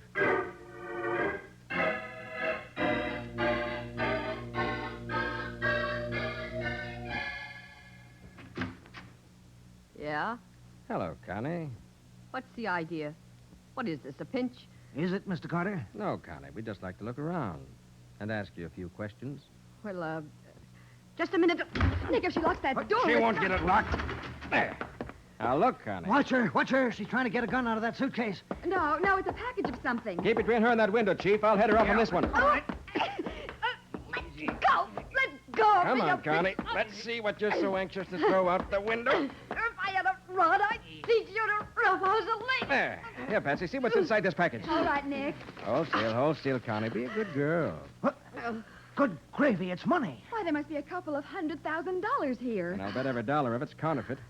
Connie here is associated with a counterfeiter named Arlie Grenner, Chief. Huh? Treasury men have been trying to prove something on him for months. And Grenna had a deal on with the head of the gang here in Center City.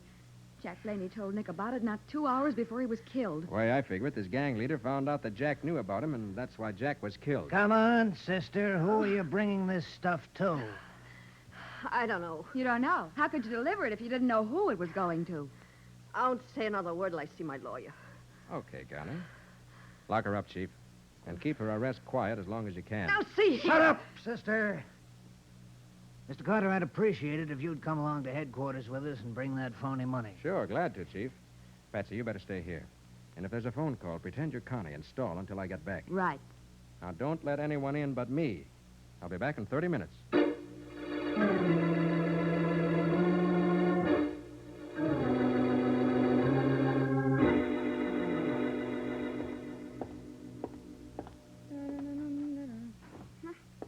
It's almost 30 minutes since Nick left. He'll be here any minute now. Nothing's happened. Oh, there he is. Coming, Nick. Oh, Jean Turner, ain't it? why, yes, I'm Jean Turner. We're from the boss. Well, who do you mean? Never mind who we mean. You got the stuff? The stuff? Oh, The you... funny money, baby, the Yeah. funny money.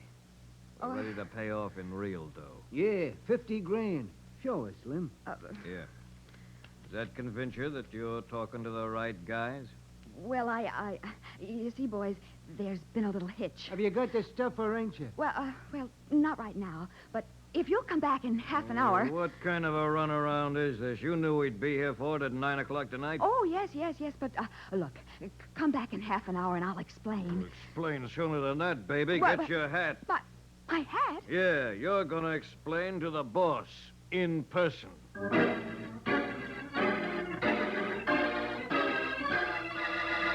Afraid to resist and hoping she can continue to carry out the bluff, Patsy has no choice but to leave the hotel with the two gangsters.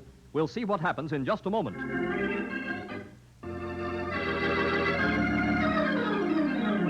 Now back to The Case of the Great Impersonation. Today's adventure with Nick Carter, brought to you by new post-war Old Dutch cleanser. After sending a telegram to the nearest office of the Treasury Department, informing them of the counterfeit money found in Connie Mills' luggage, Nick returns to the Hotel Bradford, expecting to find Patsy waiting in Connie's room. Finding the room empty, he goes to the hotel desk. Miss Bowen? Yes, Miss Bowen. Oh, the young lady who came in with you. Yes. Have you seen her? Why, she just this minute left with 2 men. With 2 men? Well, they must have been coming down in the elevator as you went up, Mr. Carter. What did they look like? Well, they were rather hard-looking, flashily Which way they dressed go? and- through the street door. Perhaps you can still catch them. It hasn't been more than a minute since they left. Hi there. You looking for a cab? Yeah, the girl who was with me when you picked us up at the station. You see her just come out of the hotel with 2 men? Sure, they got into a black sedan. That's it. Up at the corner waiting for the red light. Oh, there they go. The light's changed. Catch up with them. Don't let them get away. Anything you say, pal. Hey, you really gonna introduce me to some of them theatrical producers? Catch that car. I'll introduce you to every producer in New York. Rather you made a deal. Hey, you know what I forgot to do for you before? Cary Grant, listen. Never mind the impersonations now. Catch that car. What do I do with them if I catch them? Force them over to the curb. Hey, look, I'll get in trouble with the cops. Do what I tell you, will you? This is a matter of life or death. Okay. Okay, chum. Now? Yeah, shove them over. Then stop in front of them so they can't get away. Right. Here goes. What's the meaning of this, young man? Why, you alone in this car? Certainly I am, but don't think I'm helpless. I'll scream for the police. Look here, driver. I thought you said Patsy and those 2 men were in this car. Gee, pal, I thought it was this one. All these big black sedans look alike. I'm sorry. Tell me about it later. Sorry, madam. It was all a mistake. Oh, the idiot is this. Driver, take me to police headquarters right away. And see if you can impersonate a cab driver in a hurry.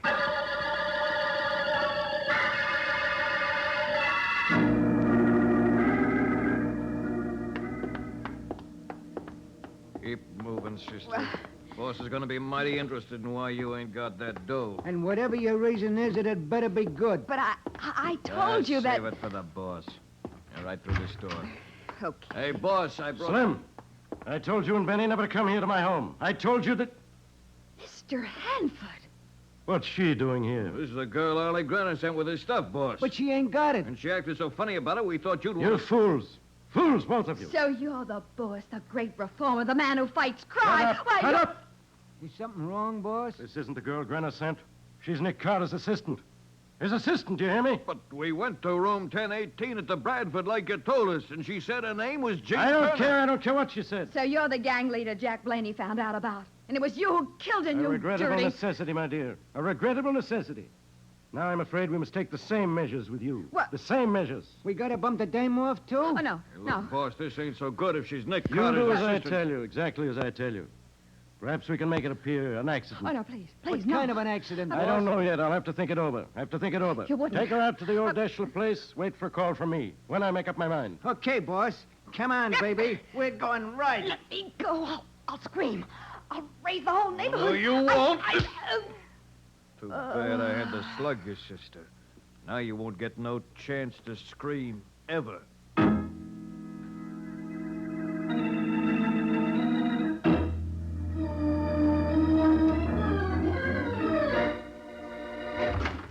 Chief. Huh? They've got Patsy. How do you know? The desk clerk said she left the hotel with 2 hard-looking characters. She wouldn't have stirred out of that room until I got back unless she'd been forced to. Maybe we'd better go see Mr. Hanford. Who's chief of police in this town? You or Hanford? Why, I am, but him and me always work together, and I kind of depend on Well, him. this time, let's depend on the police force.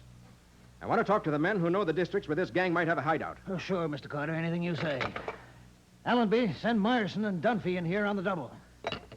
Sorry if I seem impatient, Chief, but anything happens to Patsy... I know how you feel, but I still think we ought to talk to Mr. Hanford. I was just reading the editorial he wrote in tonight's paper, all about the Blaney killing. Yes. I'm sure it's a fine editorial. Oh, you bet. A real tearjerker, too. About how Blaney was working late, and when he stepped out to get a pack of cigarettes, he... What? Huh? Let me see that editorial. Oh, sure, here. Yes, Chief, you're right. I think we should go see Mr. Hanford. Good. I'll get a squad Don't car. bother. I have a taxi waiting outside. Come on.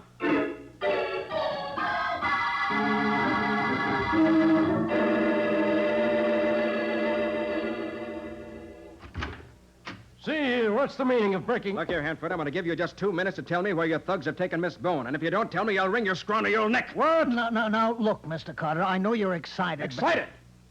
I've gone way past that, Chief. The gang leader you weren't able to find is a man who's been your unofficial advisor, Mr. Cyrus Hanford. You're out of your mind. Out of your mind. You listened in on Blaney's phone call to me last night, Hanford. You heard him tell me he knew who was behind the gang, so you had him killed before I could get here. That's a lie. I didn't even know he made such a call. Take a look at this editorial you wrote in tonight's Daily Crusader. It says that Blaney was leaving the building to get a pack of cigarettes when he was murdered. There wasn't anybody else in the building. He could have told that, too. So how did you know his reason for going out at that time? Why, I was only guessing. Only guessing. Mighty good guessing, Mr. Hanford, because Jack told me over the phone that he was going out for cigarettes soon. What about it? Listening in on that phone conversation was the only way you could have known about those cigarettes. And when you wrote the editorial, you unconsciously proved your own guilt. Hey, I never even thought of Mr. Hanford. But it is kind of funny that every time we'd plan a raid on one of the mob's gambling houses, they seem to know about it ahead of time. Do you think you can go into court with any such ridiculous, trumped-up evidence? They'll laugh in your face. Laugh in your face. Your 2 minutes are up, Hanford. You going to tell me where Patsy is, or do I... Let him lay a hand on me. He said he was going to break your neck, and I hope he does. Where is she? Listen to me. I don't know. Where? He'll kill me. That's swell by me. Don't hit me, Carter. Don't.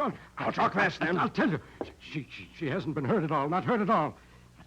Let me use the phone. I'll have her here in a few minutes. Okay, go ahead. And to think that old buzzard is making a sap out of me all the time. I'd like to take a poke at him myself. Hello, Slim. This is the boss. Yeah, the boss.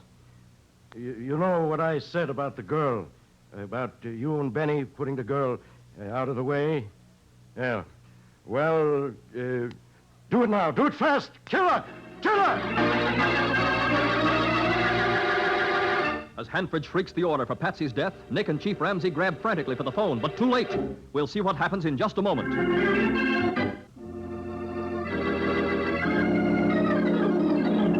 Now for the conclusion of The Case of the Great Impersonation. Today's adventure with Nick Carter, brought to you by new post-war Old Dutch cleanser. Pretending he is phoning his thugs to bring Patsy back unharmed, Cyrus Hanford gives orders for her to be killed. Kill her! Kill her! Why, you dirty... save her now if you can. You murdering old devil! Maybe you can prove I gave the orders to kill Blaney, Carter. Maybe you can. But they can only hang me once. And I'll have the satisfaction knowing I paid you for your meddling. Oh, gosh, Mr. Carter, if we only knew where they are, I could call out the radio cars. Taking her to a farm, 15 miles out of town. By the time your radio cars get there, it'll be too late. Go ahead and call out your men, Chief. I'll be right back. Where are you going? Want to see a taxi about a man.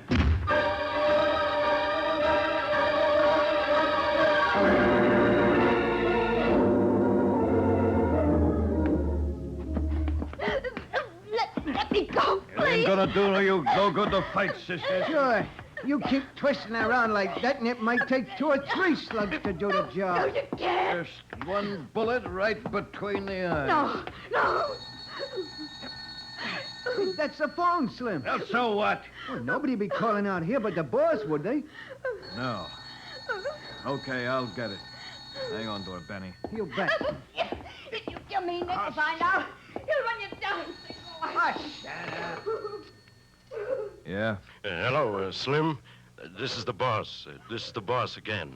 Yeah, boss? Is the girl still all right? Is she all right? We're just getting to that little matter now, boss. Well, everything's changed. It's all changed. Carter's found out about us. He's found out. We've got to get out. We've got to get out fast. Okay, but what about the dame? Bring her with you. We're taking her along as a hostage. Carter won't dare try to stop us if we have her in the car. He won't dare. Hey, that's a smart idea, boss. I'll wait for you at the corner of 9th and Livermore in a green and white taxi. Green and white. I'll bring the girl and pick me up there in 20 minutes.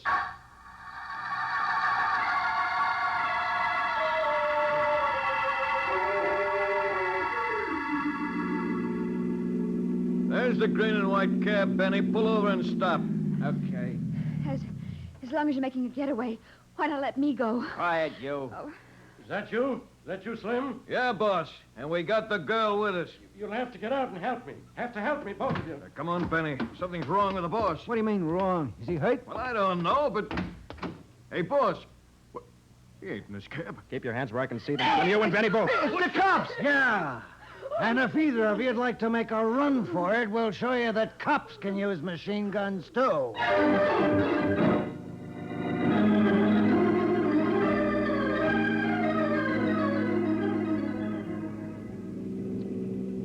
Better drive a little faster, Chris. We don't want to miss our train. I'll get you there, pal. Nick, Hanford had an almost perfect setup, didn't he? Just about, Patsy. Of course, no one ever suspected the city's most fanatical reformer. Well, not only that, Hanford actually helped plan the campaigns against himself.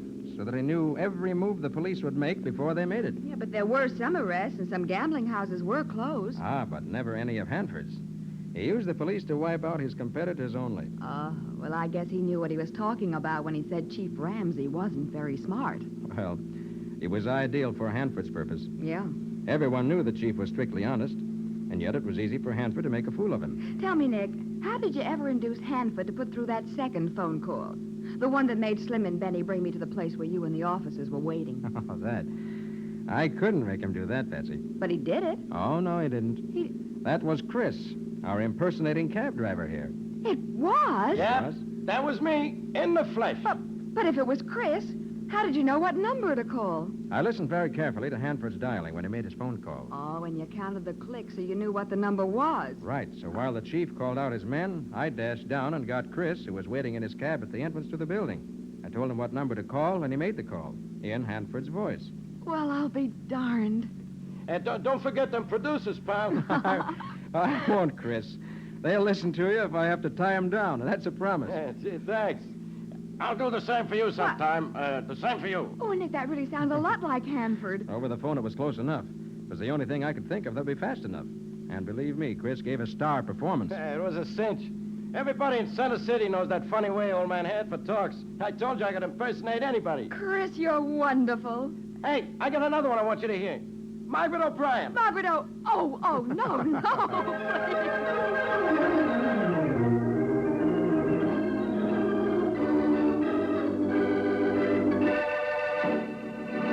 Nick, what about the adventure new post-war Old Dutch Cleanser has for us next week? Well, Mike, it's a story of a girl who looked as if she'd never get a husband. And then when she did get one, she shot him. But Nick felt sorry for her, so he tried to send someone else up for the murder. You mean to say that Nick framed an innocent person for murder? Well, it's a long story, Mike. I'm afraid it'll have to wait till next Sunday. All right, but what do you call this adventure, Nick? I call it The Case of the Homely Bride.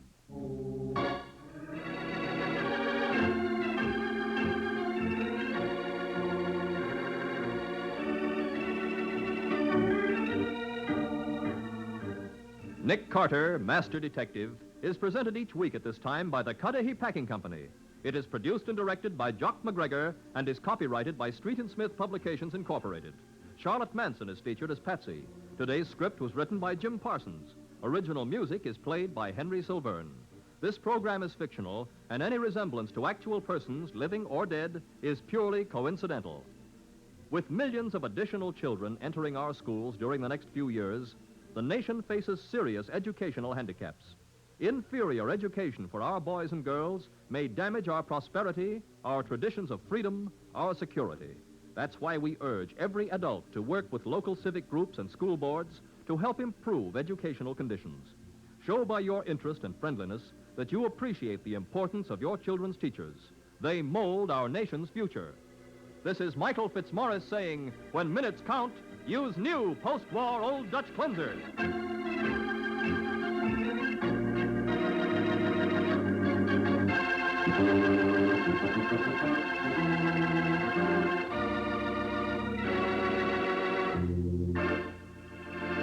This is the Mutual Broadcasting System.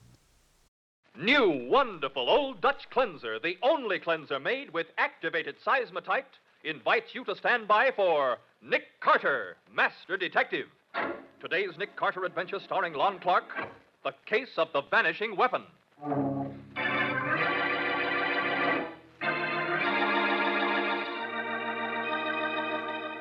I, Dorothy, take thee, Wayne, to my lawful wedded husband, to love, honor, and cherish.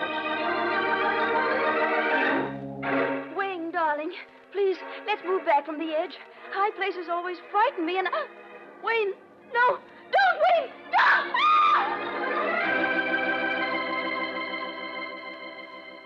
I, Emily, take thee, Wayne, to my lawful wedded husband, to love, honor, and... Don't keep swimming away from me, Wayne. Help me. You know I can't swim.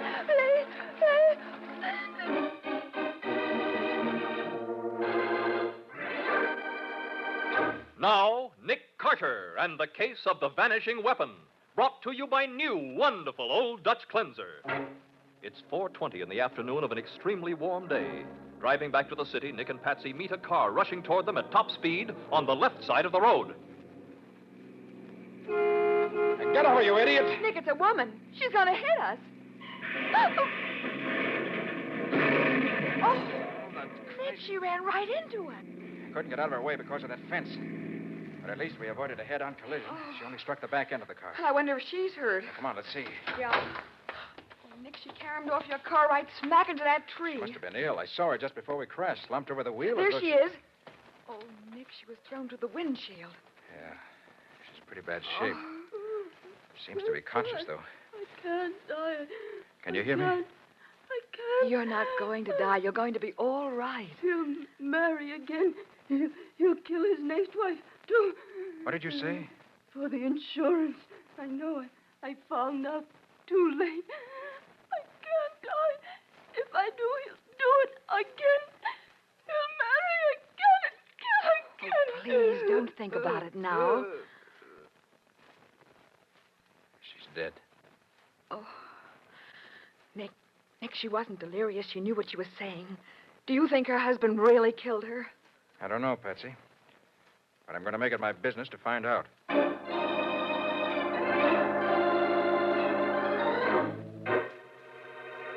In just a moment, we'll return to The Case of the Vanishing Weapon. Today's adventure with Nick Carter.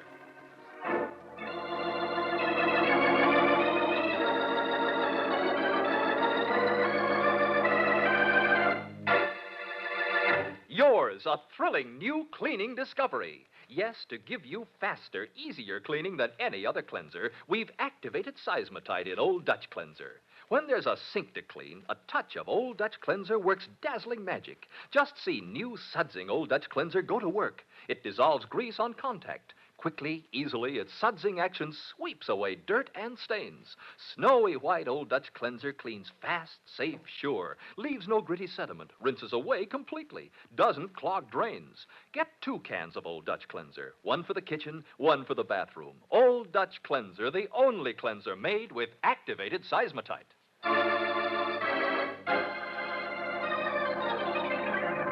Now, back to The Case of the Vanishing Weapon. Today's adventure with Nick Carter, brought to you by new, wonderful Old Dutch Cleanser. It is a short time later. Nick and Patsy are talking with the chief of police of Elm City, the town the dead woman lived in. Well, that's the story, Chief. I've given you her exact words. Oh, I've known Kay Bolton since she was a little girl. Well, do you know her husband, too? Sure. He came here from out west someplace, I understand. They've been married long? Well, about a year, I guess. I see. Kay was a widow with a good farm, little money in the bank. I guess Bolton knowed a good thing when he seen it, and he just swept her right off her feet. What did her family think about it? She don't have no family except a brother, and he was away at the time. You see, he builds bridges. I see. Say, Chief, did you notice that the windows in Mrs. Bolton's car were all shut up tight? On a day like this, it must have been sweltering in there. Yeah, it would be. Well, Kay had hay fever kind of bad. I heard her say many times she'd rather roast than sneeze her head off from the pollen in the air. Yes, but that's no reason to have the heater on. The heater? Yeah. When I examined the wreck, I noticed that the heater was on full blast. Nick, you said she was slumped over the wheel as though she were unconscious just before the collision. Yeah? Maybe she passed out from the heat. Well, now, that don't make sense, Miss Bowen. If it was that bad, seems like even Kay'd stop and cool off. Hay fever, no. I'd think she would. But suppose she were unconscious from carbon monoxide fumes or something. Huh? You mean Bolton might have done something to the exhaust pipe so them fumes go inside? Maybe. But she wasn't unconscious when you got to her. No. But the shock of the wreck could have snapped her out of it. Well... Look, Chief, suppose we don't say anything about our suspicions until after we talk to her husband. Yeah. Yeah, and let him think he's put it over on us, huh? And I'll have the autopsy performed as soon as we get back to town. Yeah, but you'll need the husband's permission, won't you? And he'll never give it if he's guilty. You've got something there, Miss Bowen. Well, nevertheless, let's try it anyway. Maybe we can learn something from his reaction when we suggest that autopsy.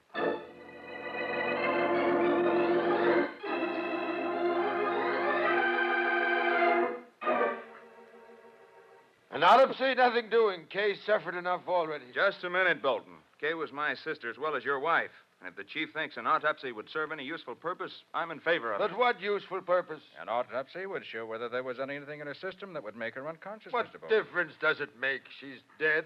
Autopsy won't bring her back. Did she have any insurance, Mr. Bolton? Yes, we had a joint policy for $20,000 payable to the survivor. And this farm, who gets that? Well, I don't know. We never discussed it. Well, you get it, Bolton. Huh? Kay wrote me she'd made a new will after she married you, leaving you everything. I didn't know.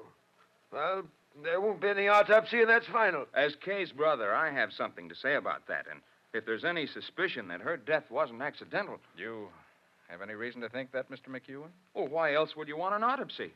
And why would you want to know who benefits by her death? If there's any doubt, I want it cleared up. And you should too, Bolton. Well, I do, Mac, of course, Well, but... then just sign this paper giving your consent. Well, very well. Give it here. There you are. Mr. Bolton, I don't like to butt in, but I can't find the housekeeper. Well, no she place. went to her room, Sam. She's all upset. Oh.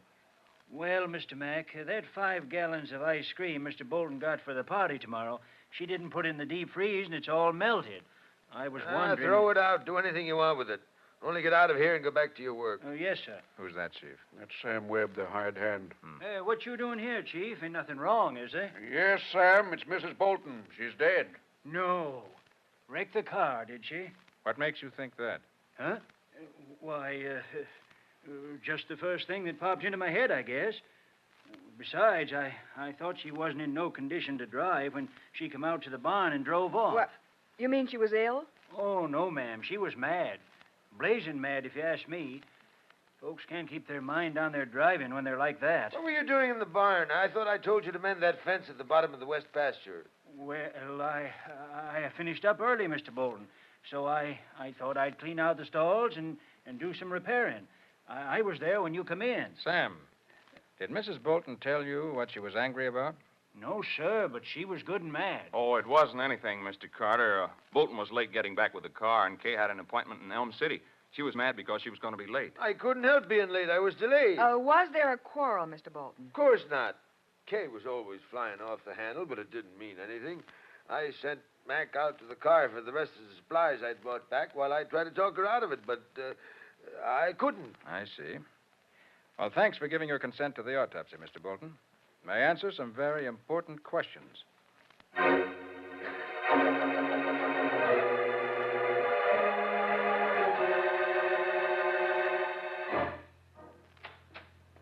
Oh, good morning. Hello, Carter. Miss Bowen. Hello. Oh, gosh, what a night. I was down at the blame garage till 6 o'clock this morning. Oh, did the mechanic find anything suspicious? Well, the car was smashed up pretty bad, but he swears the wreck didn't affect nothing that could have caused the accident. Did he check the steering gear, the brakes? Yeah, and the muffler, too. Nothing had been tampered with. And the autopsy showed absolutely no trace of carbon monoxide in her lungs or blood. No other poisonous gas, for that matter. And she wasn't drugged either. I guess we was wrong about Bolton doing it. Maybe she did fall asleep at the wheel. No, I doubt that, Chief.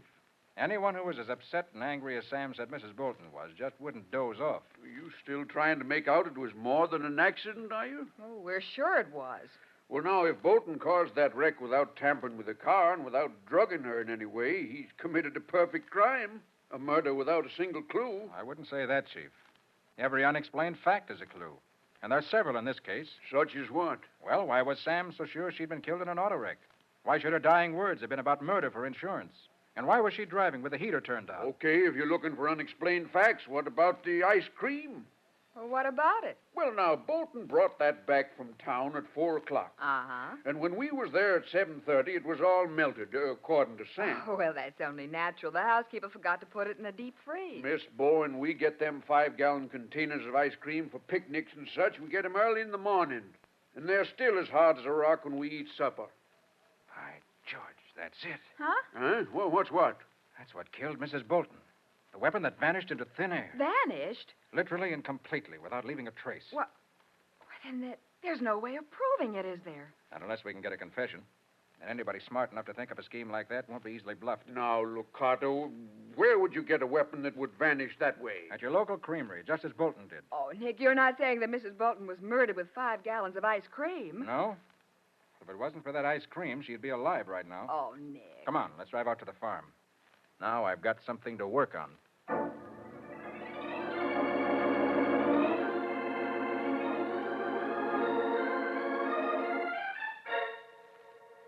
I know, Carter. I carried that container of ice cream into the house from the car without opening it. But, Bolton, Yes, McEwen, were you going to say something? Well, only that when I went through the kitchen to get the other things out of the car, I noticed that the seal on the container was broken. Well, I didn't break it. Perhaps the housekeeper... No, Mr. Bolton. I asked her. She was upstairs at the time. Well, what's the ice cream got to do with it anyway, Mr. Carter? Plenty, McEwen. Those 5-gallon containers are in 2 sections. One for the ice cream itself, and one that holds dry ice to keep it from melting. So what? Did you ever notice how drowsy you get in the crowded room where the air's stale? Well, sure. That's because the oxygen in the air has been used up. And replaced with carbon dioxide, which people have exhaled. That's what happens when we breathe. Come to the point, Carter. All right, I will. When I examined your car just after the wreck, Mr. Bolton, I found a few small pieces of dry ice in the heater. Dry ice is nothing but carbon dioxide in a solid form. In the heater of your wife's car, it melted, fast, and flooded the car with carbon dioxide. And with all the windows closed, it must have been 10 times as bad as the most crowded, stuffy room you ever saw. And that's why she went to sleep at the wheel. That's fantastic. You think somebody took the dry ice out of that ice cream container and put it in the heater of the car To make her wreck the car and kill herself. Yeah, Mr. Bolton, that's exactly what we think. Then it must have been Mac. Why, that's a lie. You went through the kitchen when I left the ice cream and then went out to the car for the rest of the things. You must have opened the package and... Are you accusing me of murdering my own sister? It had to be you. Nobody else could have done it. No? Well, who got her to take out that insurance policy? Huh? Who inherits this farm and everything else she owns? That doesn't mean... I don't get anything out of her death, and I don't want to. But you get now, plenty. calm down, I'll bet... Mac, calm down. She was all I had. And he killed her. He killed her. I did not. You did it yourself. And now you're trying All to... right, put all it right. on me. Hold it. I know how we can find out who put that dry ice in the heater. How? Ask Sam, your hired man. Sam? What would he know about it? He was in the barn from the time you drove in with the ice cream, Mr. Bolton, until your wife left about 10 minutes later. Dry ice melts fast, very fast. To be effective, it'd have to be put in sometime during that 10 minutes. Sure. You're right, Mr. Carter. Sam must have seen him putting that stuff in the heater. That's why he figured Kay was killed in a wreck. Yeah, maybe he didn't think nothing of it at the time, but afterwards he realized what he saw. And then maybe he figured he could get paid for not talking. Well, he'll talk now. He'll talk or I'll break him in two. All right, no, McEwen. You and Bolton will stay here with the chief. Patsy and I'll go talk with Sam. And after we do, Chief, I think you'll have a new boarder at the county jail.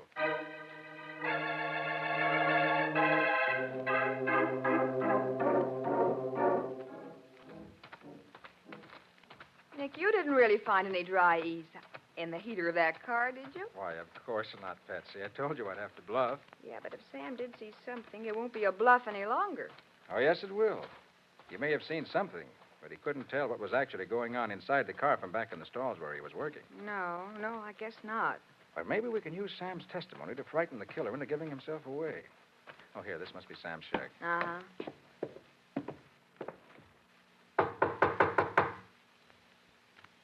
He must be here. We know he's nowhere else on the farm. Yeah. Let's see if the door's locked. No, it isn't. Come on in. Right. Oh, Nick, look. They're on the floor. Oh, that's Sam. Nick, he's dead, isn't he? Yeah. Shot through the head. Probably sometime last night. Look around the floor. See if you can find an empty cartridge. Right. If he was killed with an automatic, there's a chance the empty shell's on the floor somewhere. Well, if it is, I'll find it. Here. Here's something. What is it?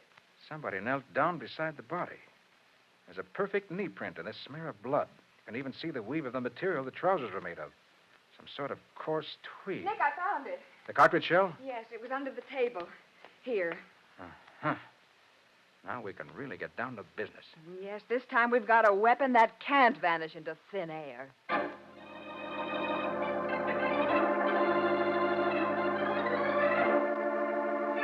An empty cartridge case, the first bit of concrete evidence the wife killer has left in a series of 5 murders. But Nick still faces the problem of proving his guilt.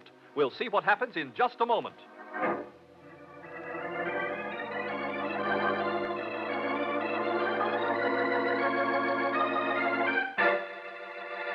An important announcement.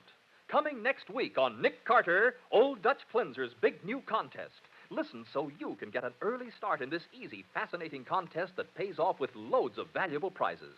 And remember, we've activated Seismotite in Old Dutch Cleanser. Its amazing sudsing action sweeps away dirt and stains, cuts grease on contact, cleans fast, safe, sure, leaves no gritty sediment, rinses away completely, saves you time and work, helps you keep your house at its shining best.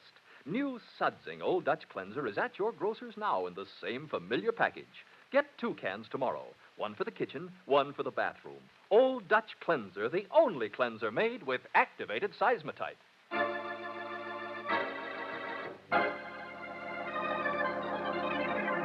Now, back to The Case of the Vanishing Weapon. Today's adventure with Nick Carter, brought to you by Old Dutch Cleanser. At the farmhouse, Nick and the chief are trying to find the automatic with which Sam Webb, the Bolton's hired hand, was killed. Mac has admitted owning such a gun, and they've gone to his room to get it. There you are, Mr. Carter. But I swear I haven't touched that gun since I came back 2 weeks ago. Did Bolton know where you kept it, Mac? Well, I don't know, Chief, but it wouldn't have been hard to find. I didn't even know he had a gun. Oh, this is a 38. Sam was killed with a 32. A 32? Then Bolton must have used Kay's gun. What are you talking about? Kay didn't own a gun. Why, you're a liar. She had a 32 automatic for years, kept at her bedside table, and you know it. That's not true. You can come and look for yourself, Chief. Our room is right across the hall. But you won't find any gun there. No, don't expect to, not now. Oh, here's your gun, McEwen.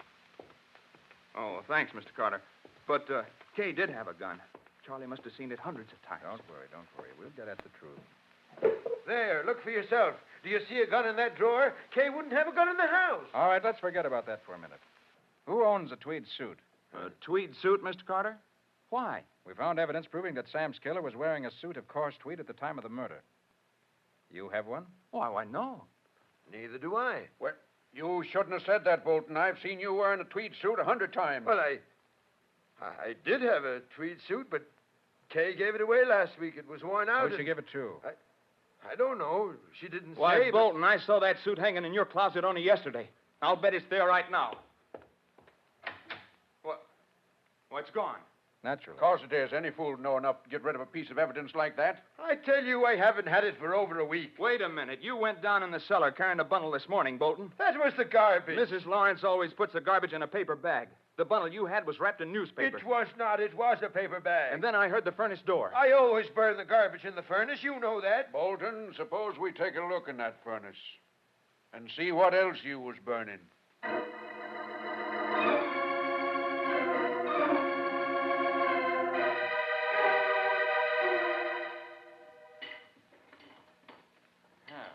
Here's another scrap of tweed that didn't burn. That's part of your suit, ain't it, Bolton? Yes, but I didn't put it there. Mac did it. He's framing me. Oh, sure. He is, I tell you. Everything you found could have been done by him, couldn't it? He could have put that dry ice in the car heater as well as me. He could have shot Sam and put that suit in the furnace. And wore the suit to kill Sam, too, I guess. Why, you blame fool. Anybody can see that Mac couldn't get into your clothes with a shoehorn. He's twice as big as you are. And I never owned a tweed suit in my life. Anyway, the knee print by Sam's body had exactly the same weave as this tweed that was burned in the furnace.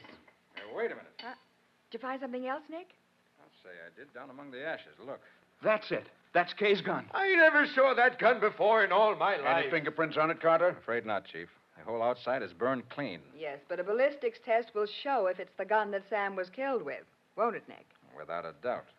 Even if it's the same gun, that doesn't prove anything. Well, here's something that does, Bolton. A perfect set of fingerprints. Prints? Well, I thought you said the gun was burned clean. The outside was, yes. But there's a fine set here on the cartridge clip. I thought they might have been overlooked. That's smart thinking, Carter. Well, how come the cartridges didn't explode in the fire, Nick? The clip's empty, Patsy. Oh. But the prints are nice and clear. They're not my prints.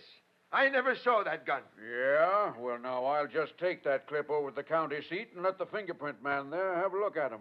Oh, if you don't mind, Chief, I'd rather take this to the fingerprint lab in the city. Huh? What's the matter with Joe Parker over at the county seat? Well, he may be perfectly all right, but... Well, look, let me have my own way, will you, please?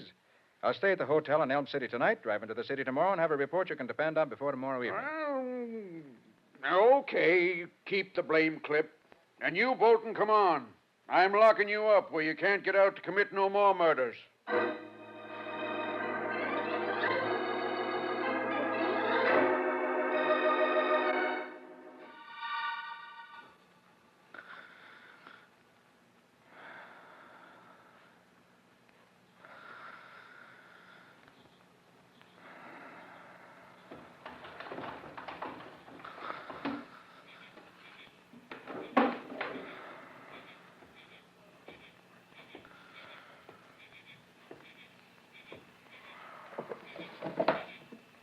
Who's there? Who's in the room? Who is it? Don't move, Mr. Carter. You're a fine target under that bed lamp. McEwen. What are you doing here? I came to get something that belongs to me. That clip with the fingerprints on it. What? And those are your prints. Bolton was telling the truth. You killed Sam. Sure I did. I couldn't let him tell about seeing me put that dry ice in the heater of Kay's car, could I? And he said he had been in the barn at the time. I had to get rid of him. And all the evidence against Bolton. You planted it yourself. Why not? Somebody had to be the patsy. And I could see you suspected him already. Nobody knew I had that 32. So I said it belonged to Kay. And who can prove that it didn't? And you planted it in the furnace for us to find, together with a tweed suit. Sure. That suit was the smartest part of the whole frame-up. Kay gave it to Sam. It was hanging right there in front of me when I shot him. But you couldn't have worn it. It was too small for you. No. But I could wrap it around my knee and then make a print in that blood stain, couldn't I? Didn't tell you I saw Bolton trying to burn it. You thought of everything, didn't you? Everything but that cartridge clip with my fingerprints on it. Where is it, Carter? Or do I put a bullet in your head? All right, you win. It's in the left-hand top dresser drawer, wrapped in a handkerchief. Yeah? Thanks for making it easy. First, we'll wipe these prints out. And then, Mr. Carter, I'm afraid I'll have to get rid of you. And now, hold on, McEwen. You've destroyed the proof against you, and I let it go at that. I can't let you talk about this little visit. Look, McEwen, don't Shut do up. it. I said I was going to get rid of you, and I am. So...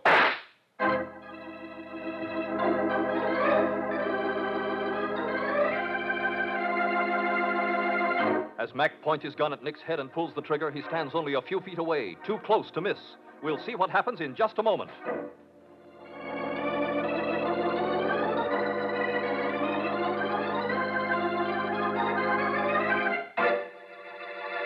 Here's a wash day tip. Keep your washer sparkling clean inside and out with wonderful new sudsing Old Dutch Cleanser. Yes, a touch of Old Dutch Cleanser cuts grease on contact, sweeps away dirt and stains almost like magic. You'll be amazed at the new sudsing action of Old Dutch Cleanser.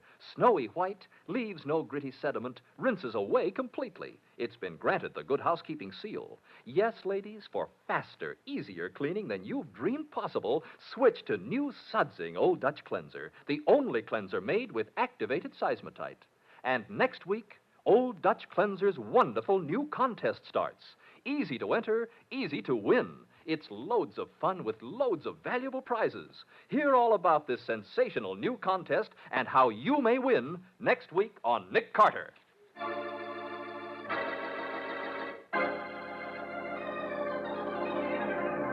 Now for the conclusion of The Case of the Vanishing Weapon. Today's adventure with Nick Carter, brought to you by new, wonderful Old Dutch Cleanser. In Nick's hotel room, he faces a killer with a gun who says, I said I was going to get rid of you, and I am. So... You had a gun all the time under the bedclothes. Sorry, Mac. I tried to warn you. Nick, are you all right? I'm okay, Patsy. But our friend here has a bullet in his arm. Come on in. Took her all down a shorthand, Nick. The microphone picked up every You word mean he said. this was a trap? You bet it was. See, I expected you to come for that cartridge clip. If my gun hadn't jammed... It didn't jam.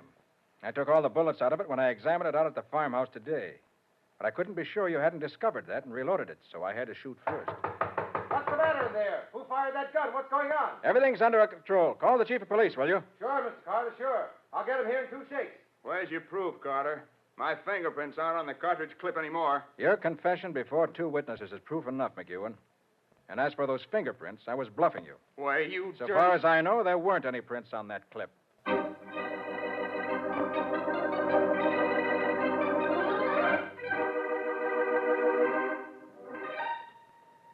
Nick, how did you know Wayne McEwen killed his sister and Sam Webb? Well, I was pretty sure of it from the moment we found out how McEwen's sister was killed. Done that. Mm-hmm. Furthermore, every bit of evidence we had against Bolton came directly from McEwen. Chief, did you find out why he killed his sister? Yeah, he told us all about it at the jailhouse. Seems his bridge building business ain't been so good these last few years, so McEwen drummed up a sideline of getting married and then killing off his wives for their insurance. Oh, then he was the one Mrs. Bolton was talking about just before she died. Right, Patsy. Yeah, but how'd she ever find out about this? McEwen says she was cleaning up his room the day before she was killed, and she came across some of his private papers that he'd forgotten to put away. Uh-huh. She didn't know he'd been married at all, so when she found a marriage certificate, she got curious. Oh. And what she found in the rest of the stuff gave her a pretty good idea of what'd been going on. Then that night she accused him of killing the 2 girls, and he admitted it. When he asked her what she was going to do about it, she said she hadn't made up her mind. Well, if I'd been in her place, I'd have turned him over to the police. Oh, she wanted to, Miss Bowen, but he was her only brother, and she couldn't quite make up her mind to do it. But Mac didn't dare to take any chances, so he killed her. Yeah, he was pretty clever about it, too. He almost got away with it. Yeah, but when he killed Sam, he outsmarted himself. Well, you know the old saying, Nick. Give a killer enough rope and he'll hang himself. So he will, Patsy. So he will. Every time.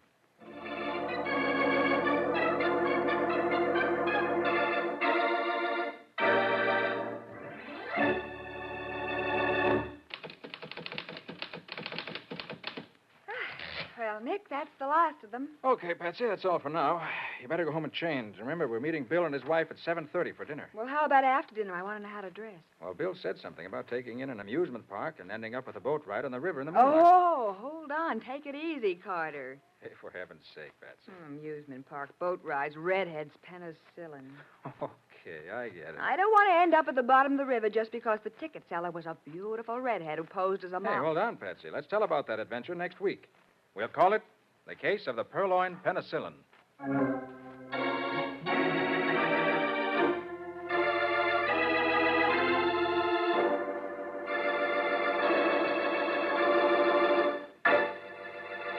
Ladies, have you discovered Delrich margarine? Delicious, rich Delrich makes friends at first taste. Full-flavored, it's the perfect spread for bread, rolls, toast. Try Delrich in your cooking and baking, too. Mighty good, mighty economical. Only Delrich gives you the original easy color pack, the easy, modern way to color margarine.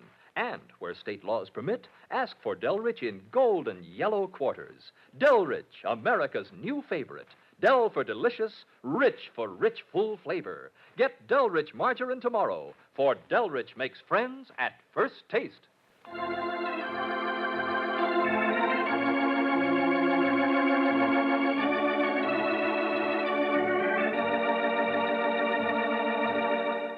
Nick Carter, Master Detective, is presented each week at this same time by the Cudahy Packing Company.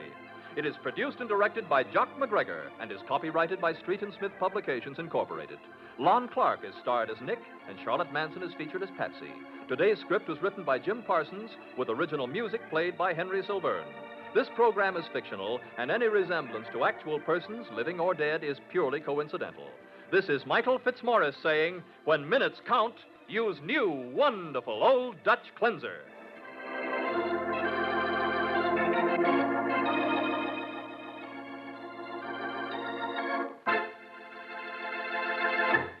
This is the Mutual Broadcasting System. New post-war Old Dutch Cleanser, famous for chasing dirt, presents Nick Carter, famous for chasing crime.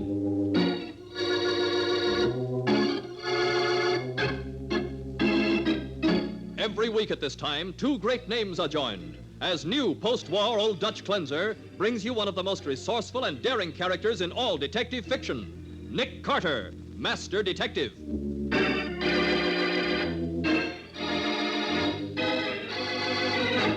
Miss Perry, I want you to take a look at this picture of Barclay's body. No, please. All Nick wants to know is whether Mr. Barclay was lying in that same position when you left the cabin. Stop talking about it.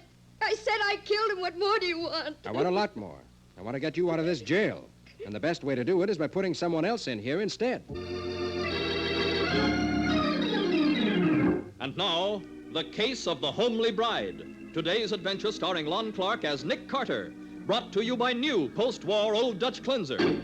Agnes Perry is not a pretty girl, and she's so painfully timid that the gossips predicted she'd never get a husband, even with her father's millions. But you never can tell. It's early evening in the Perry home as Tony Barclay, handsome and self-assured, sits facing Agnes's father and her best friend, Linda Forsythe. Mr. Perry, I dropped in to tell you that Agnes won't be home for dinner tonight. You see, we're eloping. Tony, not really. Oh, I'm so happy for you both. Well, an elopement isn't necessary, my boy. If Agnes loves you... Loves me? Huh. She's mad about me. Oh, Tony, you clown. Oh, give me a handkerchief, somebody. Oh, here you are, Linda. Thanks. And don't say I'm crying either. It's just that my glasses are getting misty. Agnes and I plan to meet in a little town upstate and be married tonight. In fact, she's waiting there for me now. Well, I don't understand. Isn't it a bit unusual to inform the bride's father before an elopement? Yes, but in this case it makes no difference. You couldn't stop us if you wanted to. But I don't want to, my boy. Of course, I don't know you very well, but just before you came here from the West Coast, we had a letter from my old friend, Judge Hamilton. I know. A letter telling you that I was a fine young man. Plenty of money, good family. How did you know that? I wrote the letter myself. What? And since Judge Hamilton has been abroad, naturally, you haven't been able to check up on me. You wrote that letter? Yes. Forgery is one of my many accomplishments. You should ask the police about me. I'm quite a notorious character, really. You're joking. Not at all. I have a very interesting record. Swindling, fraud, picking pockets, armed robbery. Of course, those were when I was younger and my methods were more crude than they are now. Barclay. Incidentally, my real name is Tony Blaze. What's the point of all this? Well, I was thinking. It's going to be a wonderful story for the newspapers. Millionaire's daughter weds criminal. I'm beginning to understand. You think I'll pay you not to marry my daughter, is that it? Precisely. The only way to stop the wedding now, Mr. Perry, is by writing me a check for $100,000. $100,000? Why, you're out of your mind. Mr. Perry, you know what would happen to a sensitive girl like Agnes if she married this man. You can afford the money. For Agnes' sake, pay him and... I'll give you $10,000 and not 1 cent more. Oh, no. Marrying Agnes will be much more profitable than that. Tony, you're not serious. Oh, but I am, my dear. I've just decided in a few months Mr. Perry will be willing to pay twice $100,000 for a nice, quiet divorce, if I make Agnes unhappy enough. And believe me, I can, and will. Linda, call the police. Stay where you are, Miss Forsythe. That revolver doesn't frighten me. If either of you charming people tries to stop me, I'll show you I'm not bluffing. If you dare to marry her... Suppose you tell me all about it when I return from my honeymoon, Miss Forsythe.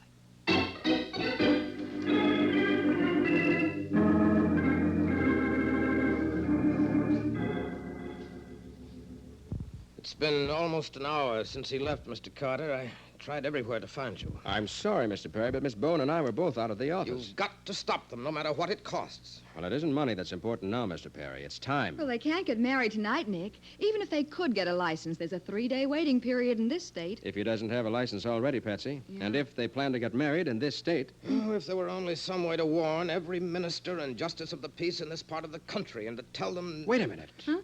There is a way. Well, how, Nick? By radio. Why, yes. The station manager of WQXQ is a friend of mine. And if he'll let us run an announcement every now and then... No. We can't put the story on the air, Carter. Think of the scandal. Well, Mr. Perry, the important thing is to keep your daughter from marrying this man, isn't it? Well, Yes, of course. All right. Go ahead with the radio announcements, Carter.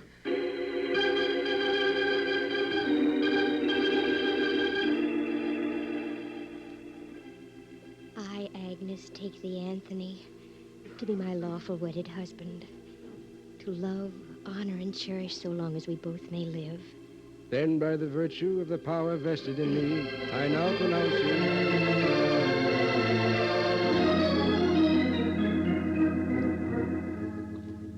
Well, this is our cabin, Agnes. Not much of a honeymoon cottage, is it? Oh, I don't mind, darling. Nothing matters except that we're married. Oh, Tony, I'm so happy. Here, stop there. No. There, that's the girl. Oh, I'd better go put the car out of sight. I don't want anybody to spot it. All right, darling. And while you're gone, I'll unpack your suitcase for Keep you. away from my suitcase. Well, Tony, I was only going to... I know, darling, but I'm rather fussy about my things. Look, there's a radio in this cabin. See if you can get some music, huh? I don't want my bride feeling unhappy. Yeah.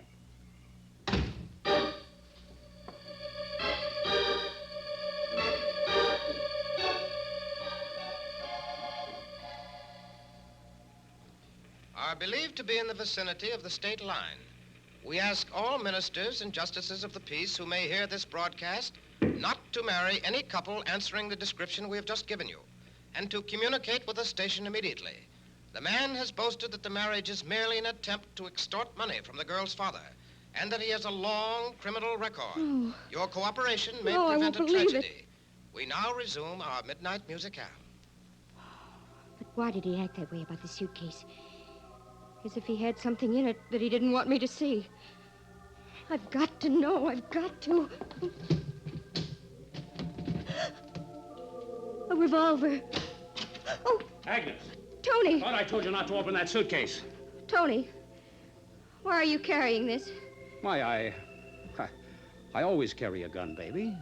For protection, that's all. Don't lie to me. It was on the radio that you're a criminal, that you only married me because of my father's money. All right, so I did.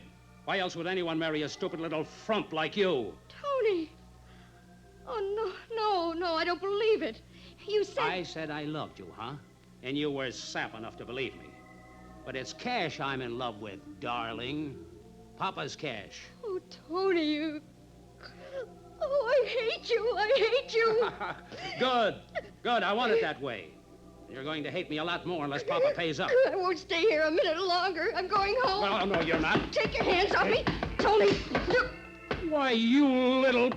Slap me, will you? No dame can get away with that. Keep away from me, Tony. I can play rough, too. Don't you touch me. I'll kill you if you do. Don't kid me. You haven't got nerve enough to use that gun. I will. I swear I will. I'm going to give you a little lesson in wifely. You little fool, you. Tony!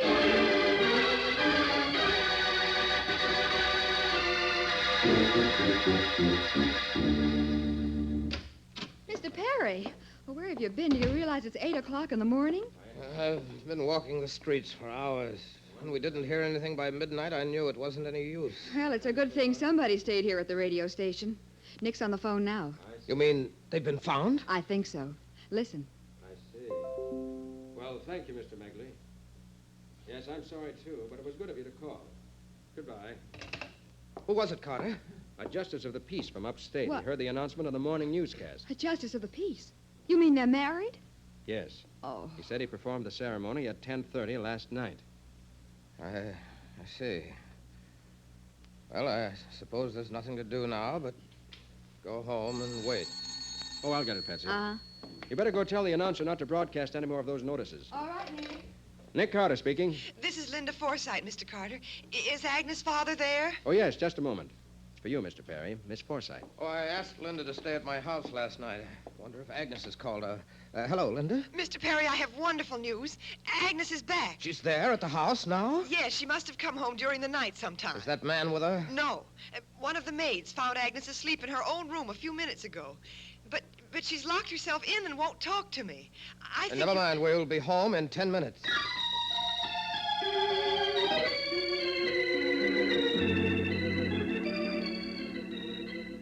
Oh, leave me alone. Leave me alone. I won't tell you anything about it. But, Miss Perry, we know you and Tony Blaze were married last night, and naturally your father wants to know why you came home alone. Nick, why don't you give her a chance to get control of herself before you start firing questions at her? Maybe you're right, Patsy. Perhaps you'd feel better if you had some breakfast, Agnes. I don't want anything. I beg pardon, Mr. Perry. Yes, Gordon? There's a gentleman who insists upon seeing Miss Agnes. My daughter isn't seeing anyone. Tell him to go away. It wouldn't do any good if he did tell me, Mr. Perry. Sergeant Mathison. Hello, Patsy. Hi, Nick. Hi, Matty. What are you doing here? Official business, Nick. What do you mean, official business? I didn't send for the police. The police? No, I didn't do anything. Of course not, dear. He isn't here to see you. That's where you're wrong, Mr. Perry. I'm here to arrest your daughter on suspicion of murder.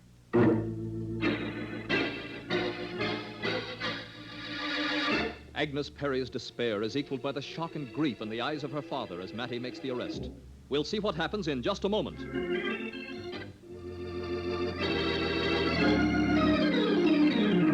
Now, back to The Case of the Homely Bride. Today's adventure with Nick Carter, brought to you by new post-war Old Dutch Cleanser. It's a couple of hours later, and at police headquarters, Agnes Perry is giving her version of what happened in the tourist cabin the night before. When Tony admitted that he only married me in order to get money out of Father, I said I was going home. He grabbed me And you had a fight. That's when you fell against the chair near the bed and broke your watch, wasn't it, Miss Perry? No, there wasn't any fight. I noticed the crystal is missing from your watch. And we found thin pieces of curved glass near that upset chair. I don't know anything about that. Okay, go ahead. What time was all this? Well, about 12:30, I think. Yeah? Then what happened? Well, I broke away from him, ran outside to my car, and drove home. And during the time it took you to get in the car, start the motor, and put it in gear, why didn't he catch up with you? Well, he didn't try. He only chased me as far as the door. He chased you to the door, yet you still found time to stop and pick up your coat? No, I didn't. I just ran. I didn't stop for anything. Okay. Now I'll tell you what really happened. You fought with Tony Blaze about 3 o'clock. No! Not 12:30, because the medical examiner says he was shot sometime between 3 and 4 a.m. It was 12:30, I tell you. Huh? I mean, that's when I left the cabin. Oh, and when you broke away, you didn't run out the door. You picked up that gun of his and shot him. No, I didn't. After that, you didn't need to hurry, so you got your coat and purse, walked out to the car, and came home. It's a lie. I didn't shoot him. All right, then why are your fingerprints all over the gun, and only your I fingerprints? told you. I found it in his suitcase. I picked it up. Yeah. Excuse me, Matty. Yeah, Nick? I suppose you've had ballistics check the revolver to be sure it's the one that killed Tony Blaze? Well, naturally. All 3 bullets came out of the same gun. We dug 2 out of the wall, the one that missed him completely and the one that grazed his head. There was a 3rd bullet in his heart. And I see. Well, why are you so sure it happened at exactly 3:15? Because, Nick, something aroused the woman who runs the camp. She realized later it must have been the shooting, of course. She looked out her window and saw Miss Perry here leaving. Wearing a coat? Yeah, a white coat you could see a mile off. That's how the woman knew who it was. Miss Perry was wearing that same coat when she checked into the place. She's lying. I left my coat at the cabin when I ran out. It's not there now, Miss Perry. But I tell Wait a minute. Let's forget the coat a minute, Matty. Huh? About the time element. Couldn't the woman be mistaken? No, not a chance, Nick. In the first place, she looked at her clock. In the second place, she wasn't even home until after 2:30. Oh. You see, Nick, none of the other cabins were rented last night, so the woman went into town to a party. I see. Now, look, Miss Perry, everybody knows Tony Blaze was a king-size heel. So maybe if you'd admit the truth... I won't admit anything. You're trying to trap me. Okay, then. I'll have to hold you for the grand jury. And I hope you've got a better story then than you have now.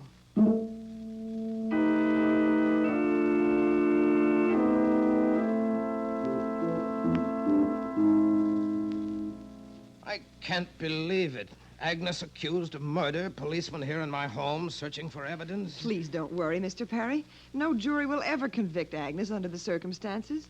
Maybe they won't, Miss Forsythe, if she'd admit the circumstances.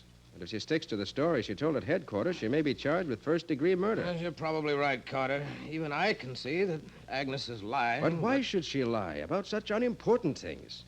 The time and whether or not she was wearing a coat. She's hysterical, that's all.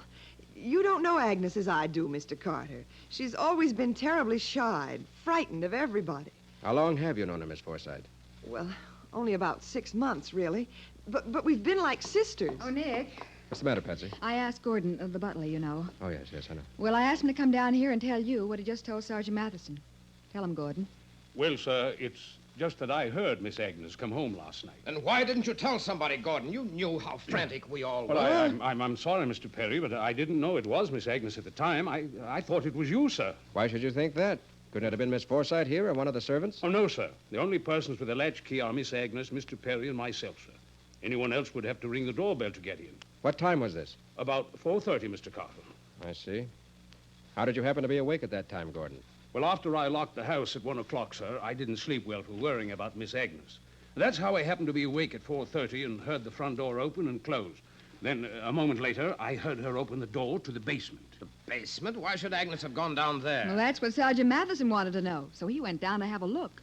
If Agnes was telling the truth about leaving the tourist camp at 12:30 or 1, she'd have been home long before that. But if she left at 3:15, the time would be just about right. That's what I was thinking. Well, Nick, I found it. What, Matty? The white coat Miss Perry said she didn't wear home. She tried to burn it in the furnace, but there's still plenty left for identification. And look at those blood stains. Is that Agnes's coat, Mr. Perry? Yes, I'm afraid it is. And it's the last piece of evidence needed to smash that story of hers to smithereens.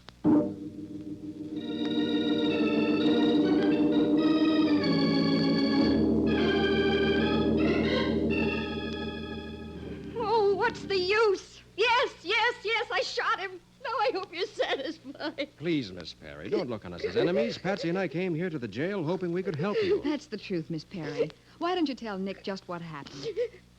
Well, he was going to hit me. I warned him to stay away, but he kept coming with that awful look on his face. I was almost out of my mind with fear. I didn't even realize what I was doing. Now, look, you mustn't get excited. You see, Nick, it was self-defense. Yeah, but the next thing is to prove it. Oh, how can you with everybody lying about me? Nobody's lying about you, Miss They're Perry. all lying. That woman at the camp, the police, even Gordon. They lied about the code, about the time it happened, even about my breaking my watch. Wait a minute. Do you still insist that the shooting took place at 12:30? And that you came back home without your coat? Of course I do, because it's the truth. And you didn't fall against that chair and break your watch crystal? I didn't fall against anything. Look, Miss Perry, how many times did you fire that revolver? Oh, I don't know. Oh, wait. I have a picture here that the police photographer took of the body. I don't want to see it. You've got to. This is important. All right. Now tell me, was this the way he was lying when you left the cabin? No, he was more on his side and not next to the bed. He was over by the easy chair.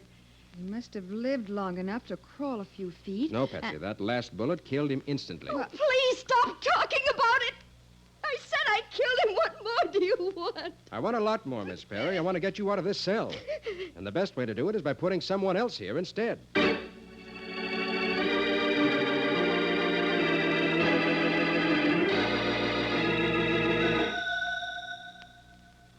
Hello, Sergeant Mathison. This is Patsy. Nick just got back to the office, and he wants to know whether you have any report on those fingerprints yet. And the broken glass, too, Patsy. Oh, yes, the glass fragments, too, Sergeant. Okay, I'll hold on. He's gone for the report now, Nick. Good. Why this sudden interest in fingerprints? You know the only prints on the revolver that killed Tony Blaze was Agnes's. I know, but these are different. I got one of them from a teacup, and the other off the lock button on the Perry's front door. Off the what? A little button on the lock that you press when you want to leave the door off the latch. But what the... Oh, yes, Sergeant. They were. And how about the glass? I see. Yes, I'll tell him. Goodbye.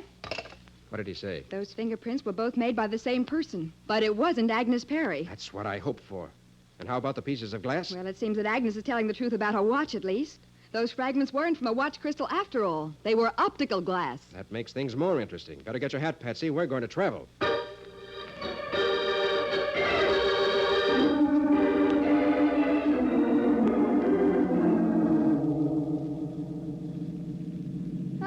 It's awfully nice of you to drive us up here, Miss Forsythe. Well, naturally, if talking to this woman at the tourist camp will help poor Agnes's defense, I'm only too glad. Is it straight ahead on this road? No, you turn left at the next corner and follow the river road. Turn left? Yeah, haven't you ever been up this way before? No. I had no idea it was so mountainous. Do you really think you can do anything to help Agnes, Mr. Carter? I do. As a matter of fact, I intend to prove that Agnes Perry didn't kill her husband. But she confessed. I know she did, but I found a fingerprint on the latch button of the front door that's going to convict the real murderer. I don't understand. Here's the turn, Miss Forsythe. Oh. I almost missed that. Yeah. And you turned right, Miss Forsythe. I told you to make a left turn. Oh, how stupid of me. I'll turn around. No, never mind. The tourist camp is on this road. But how did you know? Why, I didn't. Oh, watch the road. You'll go over the cliff. It's all right. I just swerved to avoid that dog. I didn't see it until it was almost under our wheels. Oh, you almost gave me heart failure. Must be 100 feet down to the river. Miss Forsythe probably didn't notice the dog because she doesn't see so well without her glasses, Patsy. My glasses? How did you know that I... You usually wear them while driving, don't you? Well, of course I do, but... But they're broken, aren't they, Miss Forsythe? You broke them last night in the tourist cabin where you killed Tony Blaze. That's utterly ridiculous. You say you've never been over this road before? I haven't. Yet because you were excited, you took the right-hand turn, even though I purposely told you to turn left. That doesn't mean anything. I'd say it means you made this same trip before. Last night, when you slipped the latch on the front door of the Perry home so that you could get back in unobserved. I did no such thing. Oh, yes, you did. Your fingerprint was on the push button of the automatic lock. The same print you left on a teacup this afternoon. Suppose I did touch that push button. You still can't prove I was ever in that cabin. I think we can. By having an oculist compare the pieces of broken glass found in the cabin with a prescription for your eyeglasses. All right, smart boy. So I did kill him. But I won't go to the chair for it. I'd rather die this way. Nick, we're going over the cliff!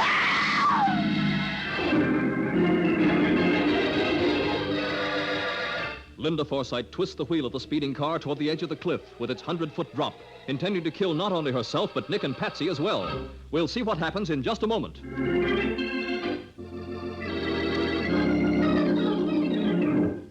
Now for the conclusion of The Case of the Homely Bride. Today's adventure with Nick Carter, brought to you by new post-war Old Dutch cleanser.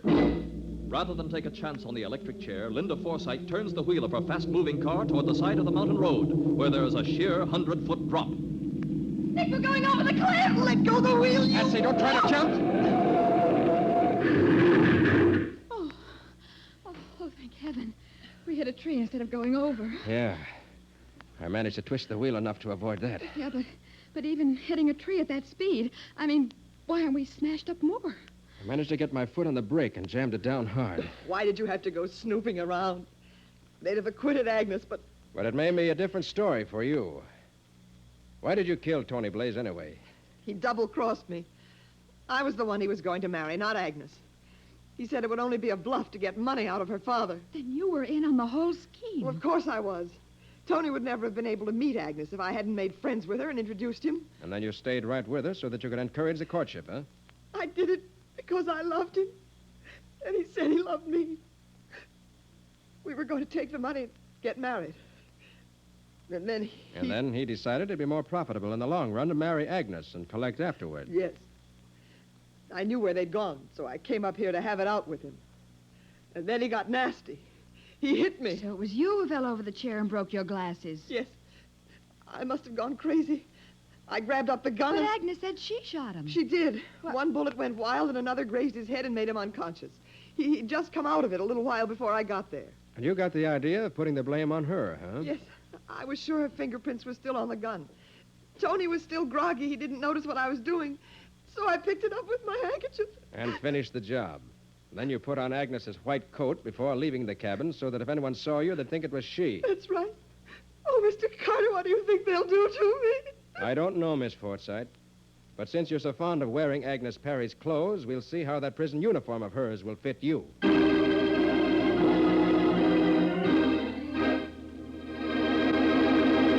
Well, Nick, what about the adventure new post-war Old Dutch cleanser will bring us next week? It's a story, Mike, about a politician who found an Oriental dancer in his bathtub, dead. And Nick didn't like the costume the corpse was wearing because it exposed an uneven suntan. But what's suntan got to do with murder? It had plenty to do with this one, Mike. Along with a jealous wife and a sideshow barker and an old-fashioned political rally. Well, now, that sounds like quite an adventure. What do you call it, Nick? I call it The Case of the Candidate's Corpse.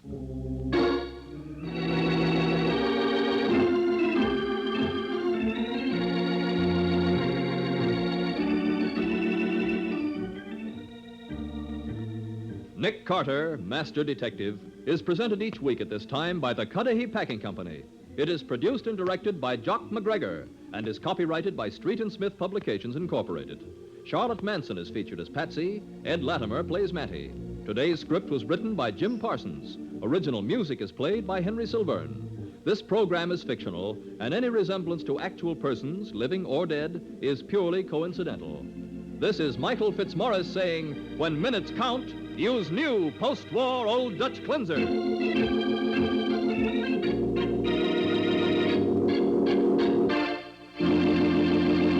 This is the Mutual Broadcasting System. New post-war Old Dutch cleanser, famous for chasing dirt, presents Nick Carter, famous for chasing crime.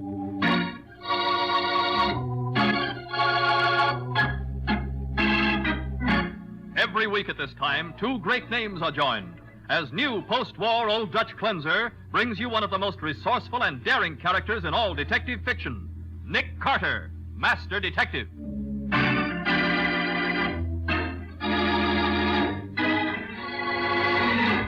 What's the reason for the water seeping under that bathroom door, Mr. Nigel? Why, I don't know, Mr. Carter. Then we better find out. Great Scott, it looks like the Johnstown flood. Good heavens. Oh, Nick, look. Yes. There's a girl in the tub, and she's been weighted down with a suitcase.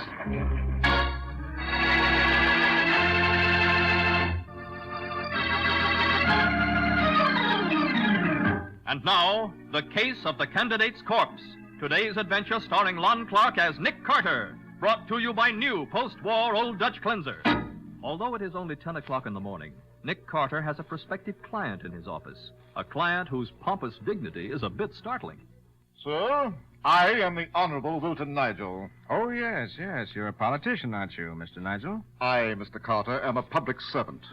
Statesman would be an apter term than politician. Won't you sit down, Mr. Nigel? Thank you. Mr. Carter, I want you to protect me. Protect you? From what? I'm scheduled to be the speaker of the day at a stupendous political rally this afternoon in Springville. That's about 20 miles from here. Oh, I read about that. It's going to be an all-day celebration. There'll be a carnival and barbecue and fireworks. Yes, indeed. And my address is to be the feature event of the day. About 50,000 constituents are expected to hear me. And you want me to protect you from them? Certainly not. Mr. Carter, there's a plot afoot. The Honorable Leonard Squire, my opponent, is tied up with a gangster element. And they'll stop at nothing to discredit me. What do they threaten to do? Well, they wouldn't dare threaten me. My information comes from a roundabout source. Information regarding what, Mr. Nigel? You're telling me practically nothing. All I know is that something's up. And that's not any more definite. You'll have to trust my judgment that you're needed, Mr. Carter. And I'll pay you $5,000 to keep me from being discredited at this rally. No, thank you, Mr. Nigel. If you'd give me the whole story, maybe I could help you. But under the Then you refuse to take my case? That's entirely up to you. I regret your decision. I thought I could count on you to help me. If you change your mind, my office is still open. Good day. Honestly, of all the pompous old fuddy-duddies. He's pompous now, Patsy, but it's obvious he expects to be deflated. The man's really frightened about something. I wonder Why, you don't think anybody tried to hurt him physically, do you? I don't know. But I can't think of a better spot for skullduggery than one of those old-fashioned political rallies. Well... Bands, crowds, excitement, noise. You know, Patsy, just out of curiosity, we're going to Springville.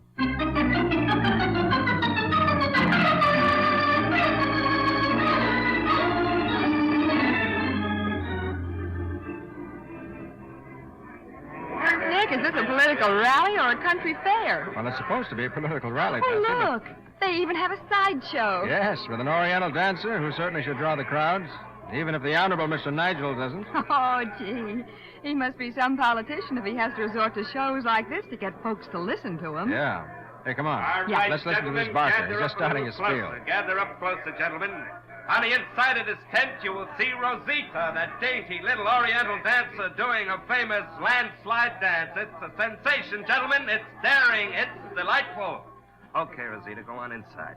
All right, gentlemen, step right up to the ticket booth. Have your money ready. All right, I'll take two, please, miss. How much? I'll take one, miss, please.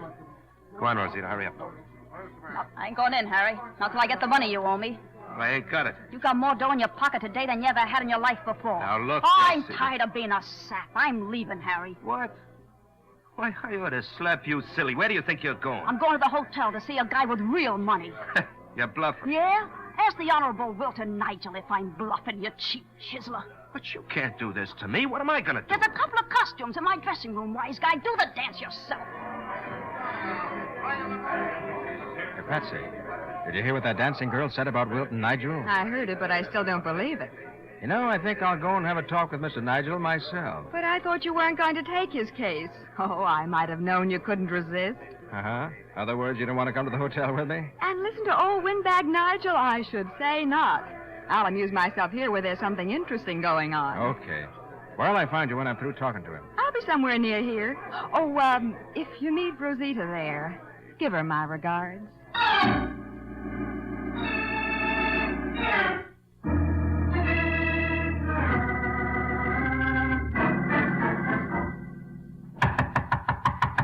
Come on, open up.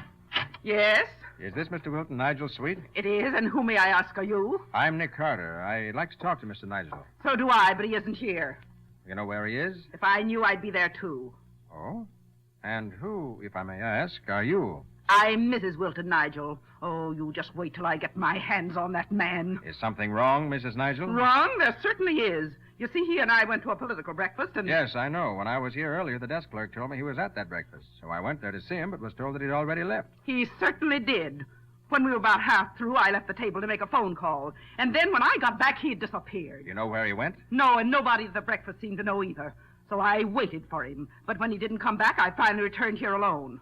So, you have no idea where your husband might be now, then? No, but 2 different bellboys told me that a woman came up here this morning. A young woman in a scanty oriental costume, even had a veil over her face. A woman who had... How long have you been here? Only a few minutes. Why? And how long ago did your husband leave the breakfast? About an hour ago, more or less. Oh, there he is now. Oh, hello, Stella, dear. Sergeant Mathison. This is Hey, my wife, Nick Carter. Matty. Hey, what are you doing here? Mr. Nigel told the chief you turned him down. I did, but... Say, aren't you outside your bailiwick, Matty? Well, it's my day off, and Mr. Nigel's a personal friend of the chief, and Sergeant so I... Mathison volunteered to be my guest at this great political rally, Mr. Carter. Wait a minute, Mr. Nigel. What's that water coming from under your bathroom door? Water from Hey, under the looks box. like you need a plumber, Mr. Nigel. You better see what's the matter. Great Scott, it looks like the Johnstown flood. Oh, good heavens, you forgot to turn off the water after you shaved this morning, Wilton. I'll turn it off right now. Stella, that water's coming from the tub, and I didn't take a bath this morning. Are you sure neither of you saw a girl in this hotel suite this morning? I'm sure I didn't, but I'm not at all sure what Wilton saw. Oh, now, Stella. Hey, what's all this about a girl? There's one here, all right. In the bottom of the tub. Weighted down with a suitcase. Oh, for Pete's sake. A girl in my bathtub? Matty. Yeah. You know anybody in the local police force? Sure I do. Why? You better give him a ring. Tell him what's happened. Okay, I will. Look, Nick, what do you figure killed her? That'll be up to the coroner, but whatever it was, it's obviously murder. Murder? So, Nigel, will you come here, please? Well, all right. Ever see this girl before? Well, never. Most decidedly not. Mrs. Nigel. Oh, dear. I can't. Oh, what a disgraceful costume. Looks like she was a dancer from that outfit she's got on. Yeah. Yeah. Well, I'll go see the local police chief, Nick. Oh, but if there's any publicity about this, it can ruin my whole campaign. Oh, yeah? Well, you got more in the campaign to worry about now. This is murder. Dear, oh, dear. Oh, Mr. Carter, who on earth could have done a thing like this? I don't know, Mr. Nigel. Both you and your wife had the opportunity to kill this woman. But that's preposterous. You think I'd have anything to do with a woman like that? Why, she's from the carnival, isn't she, Mr. Carter? She is. And I happen to know she left the carnival grounds close to 2 hours ago. Where were you then? Why, at the political breakfast, and I haven't been back here since. And you, Mrs. Nigel, where were you? I was, Carter, catch her. She's fainted. I've got her. Oh, good. Here, put her on the Davenport. I'll give you a hand. Oh, easy now. Now, there. She'll be all right in a minute. You better get her some water. Oh, well, of course, Mr. Carter. Mr. Nigel, would you have any idea why your wife fainted? Why, no, unless it's the shock of finding a dead body in our bathtub. It wouldn't have been because she didn't want to tell me where she was, would it? Oh, ridiculous. She was at the breakfast with me. She there all the time? Why, You may as well tell me, Nigel. I can easily find out from those who were there. Yes. Well, no, Mr. Carter. Partway through the meal, she excused herself to make a phone call. How long was she gone? Well, as a matter of fact, when I left to meet Sergeant Mathison, she still hadn't come back. I see. Well, Mr. Nigel, as soon as we're sure your wife's all right, you and I are going to see whether we can find out why that girl's body is in your bathtub.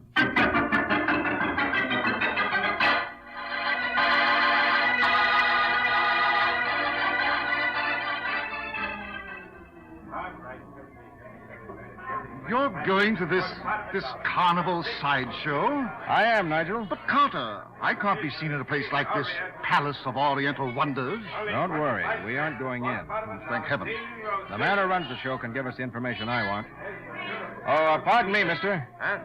Did you have a girl named Rosita working for you earlier today? Did I? Why, I still got a chance. Rosita, the snappiest little Oriental dancer this side of Panama. There'll be a new show in just a few minutes, boys. Listen, mister. I had Harry Hall, boys. Outstanding producer, high-class educational, and refined entertainment. And you're sure Rosita's still here? Why, sure, I'm sure. You'll see the little lady in all her glory in just a minute, boys. Give the music the needle, Louie.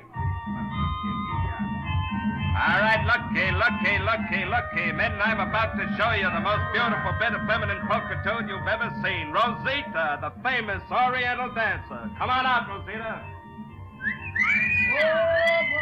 Why, Mr. Carter, isn't that your... Scott, it's Patsy.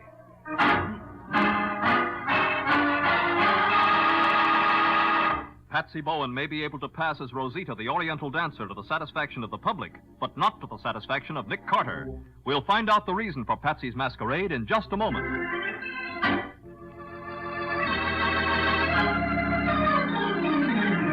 Now back to The Case of the Candidate's Corpse. Today's adventure with Nick Carter, brought to you by new post-war Old Dutch cleanser. In the dancer's dressing room, Mattie, who has rejoined Nick, is eyeing High Hat Harry Hall, owner of the Palace of Oriental Wonders, with plenty of suspicion. Nick is still indignant at having found Patsy in a carnival dance act. Don't be stuffy, Nick. I was trying to help you. But, Patsy, I don't see how that... Look, after his dance had left, Mr. Hall was going to close up his show and leave town.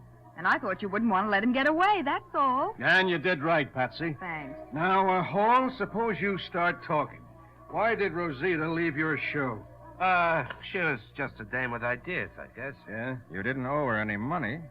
Who, me? Owe the help money? She said you did. And she also said you had more money today for the first time since she'd known you. Where'd you get it? Oh, listen, smart guy. No, you listen. The local police have asked me to work with them. You mean that dame sick the cops on me? Why, I'll slug that little... Oh, no, you won't. Harry, she's dead. Come again? I said she's dead. Her body's in the morgue right now. I don't believe it. You will. You'll even get a chance to look at it. Meanwhile, I'm going to take a look through Rosita's stuff. You won't find anything, Sergeant. No, why not, Patsy? Well, that's another reason I took Rosita's place. I wanted to see whether there were any letters or anything that involved her with Mr. Nigel. Well, good for you, Patsy. What did you find? Nothing. Just extra costumes, makeup, the things you expect to find. Oh, speaking of costumes, Patsy, you better get into your street clothes. That Oriental costume Oh, what's on you. the matter? Don't you think I look cute in this outfit? You sure do, baby. As a matter of fact, Patsy, it doesn't look well on you at all. Well, I like that. Why not? Because the suntan pattern on your back doesn't match the lines of the costume. Oh. This Oriental costume is cut very differently from your bathing suit, around the shoulders. Say, I guess you're right. I noticed the same thing on another girl just a short time ago. Look, Hall, what's this Rosita's home address? Well, you got me there, Sarge. Oh, come now, Hall. She worked for you. Didn't she have any references? On a show like this, you don't ask for references. You take whoever you can get. Matty? Yeah, Nick.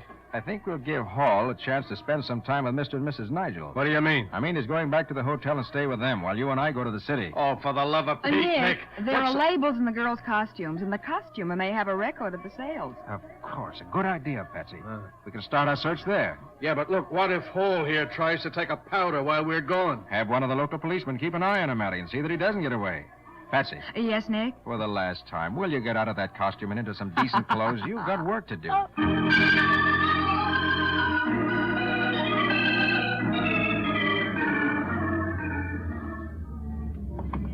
A lot of good it'll do us to make this trip, Nick. Well, we already got Rosita's address from the costumer, didn't we? Yeah, we already know her address, the morgue. Yeah? The costumes were sold to a dance team called the Casal Sisters. Yeah. We'll find the address, and it'll be a theatrical boarding house where they won't even remember Rosita. Oh, yeah? This is the place right here. Huh? And it doesn't look like any cheap theatrical boarding house to me. No. Hey, you're right. This is a pretty fair-looking apartment building at that, Nick. Now, let's see. Hey, we're in luck. Oh, yeah? Here's the nameplate, see? Oh. Roxanne Cassell, apartment 1C. Yeah. Okay, press the buzzer. More luck, Matty. Somebody's home. Good. You looking for me? You Roxanne Cassell? Sure. What of it? Got something on you to say? Hey, just a minute. Your voice. Hey, you're Rosita Cassell. You're wrong there, mister. I'm Roxanne. What's up? Was Rosita your sister? No, we just worked together as a dance team. Then we had a fight and split up. Yeah? Last I heard, she was dancing in a cheap little carny show. Well, what's she done now? She's been murdered. Murdered? Sure. What? Was it a man who killed her? What? Why do you ask that? Well, she was running around with a guy before she left town. A big shot. He got sore at her, and she was afraid of him. Scared half to death. You know the man's name? It was a kind of funny name, something like Milton or Wilton. Was it Wilton Nigel? That's it.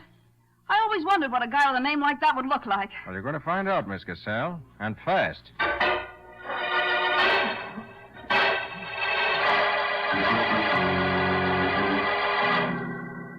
Patsy, I thought I told you nobody was to leave this hotel room. Where are Mrs. Nigel and Mr. Hall? They're with the local police, Nick. How come? Well, they wanted Hall to identify the body, and they wanted to question Mrs. Nigel about leaving that political breakfast before it was over. Sergeant Mathison, are the police questioning Stella because they think that she... Look, Mr. Nigel, this is a murder case. They'll be questioning you, too, when they hear what this young lady here has to say. What? I don't know her. Do I, miss? No, but you knew Rosita, all right. And knowing you didn't do her no good either. That's preposterous. They brought you all the way out from the city just to accuse me of murder? Nobody's accused you of murder, Nigel. All I know is what Rosita said about a guy named Nigel. Oh, please, if Stella should come back and hear... Oh, Stella, dear, you... Why, what's happened to your hat? What's happened to my hat, indeed? What's happened to me? Mrs. Nigel, where's Hall? Oh, where is he? When we got out of the car in front of the police station, that man literally threw me against the police and got away. Got away? The crazy fool. I only hope the police don't find him. What? Oh, now see here, Matty, if they catch up with him, they may shoot to kill. You couldn't blame him either, except that he isn't guilty. He isn't? No. And Miss Roxanne Casal is going to help me prove it. What? Me? I don't get it. You will. We're going to open his Palace of Oriental Wonders show with you taking the part of Rosita. Well, no, I'd be afraid. You needn't be. Matty and I'll be there. And I have a hunch Hall will show up, too. His curiosity won't let him stay away. But if he's a murderer and thinks I'm trying to trap him, why, You'll be protected. Patsy, is the costume you wore still in the tent dressing room? It should be. Let's go then. Well, Mr. Carter, you want Stella and me to come, too? No, it's not necessary. Now, look, Nick, a guy like Hall won't fall for that stunt. He's been around too much. Maybe not, Matty, but it's worth a trial. Now, look, he ain't going to be thinking about the carnival. He'll be trying to get out of town fast. In his car? No, the police will be watching that. My hunch is he'll head for the freight yards. And that's where I'm going right now.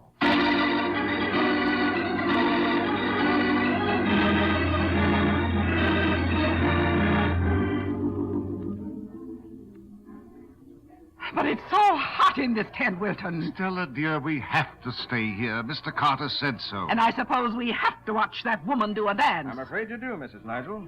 She should be about ready. Patsy's helping her get into the costume now. I don't see why anybody would need help to get into a skimpy thing like that. Oh, Mr. Carter, look, coming down the aisle. Sergeant Mathison and Mr. Hall. Oh, wait till I get my hands on that man. Come on, Hall, come on. Bring him back alive. That's me. Okay, Nick. Now, who was right, Look, what's the idea? I ain't done nothing. No? Hall, who paid you to bring your show to Nigel's political rally? Nobody. The police are going to search you, Hall. If they find any substantial sum of money, you'll be in the spot. What do you mean? I heard your dancing girl say you hadn't been able to pay her, but that you had some money today for the first time in weeks.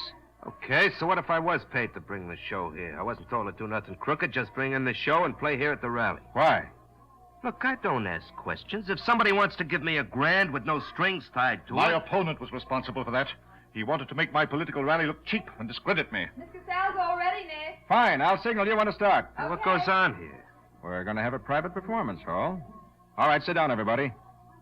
Go ahead, Patsy. What about the music? Look, Hall, now that you're here, suppose you play the organ, just the way you did for Rosita. Well, why should I? This ain't no... Get busy, Hall. Do as Nick says. Oh, okay. Pull the curtains, Patsy. Right. Oh, good heavens. Of all the disgraceful... Quiet, please, Mrs. Nigel. Wait a minute, Miss Casal. Stay in the center of the stage. And don't try to talk to Hall. I said don't... What did she say to you, Hall? I just told him to play a little faster, that's all. Are you sure you didn't tell him how you murdered the woman we found in the bathtub? What? Me murder Rosita? Yes, you. You're crazy. I wasn't even here. I was in the city. Oh, no, you weren't. You were right here in town. What? Your name may be Roxanne, but you've been working for Hall under the name of Rosita. But it was the real Rosita who was murdered. You don't know what you're talking about. How about it, Hall? Is this the girl who worked for you or not? No, this ain't the one. I think she is. And now, look, Nick, if Harry says she ain't the one, how are you going to prove different?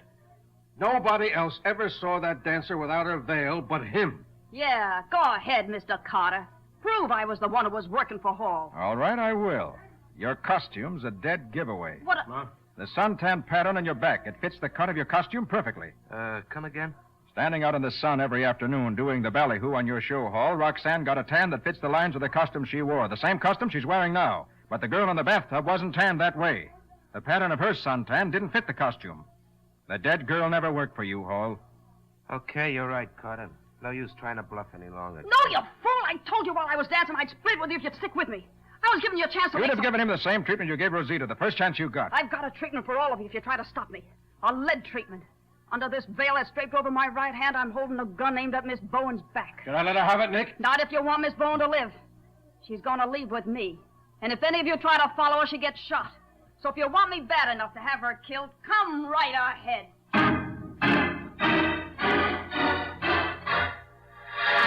Patsy slowly puts her hands up as the dancing girl reveals a new use for a veil. Nick hesitates as the two climb down off the platform. We'll see what happens in just a moment.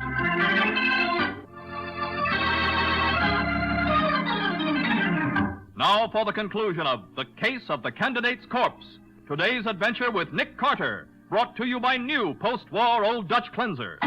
With her veil-covered revolver pressed firmly against Patsy's back, the dancing girl moves toward the rear of the tent. Keep away from me if you want a live secretary, Mr. Carter. You heard her, so help me. It's all up to you. If you don't follow me, she'll be all right. Toss me your car keys, Harry. Ah, now look. Be quick about it. Okay. Now, lift up the side wall of the tent, Miss Bowen.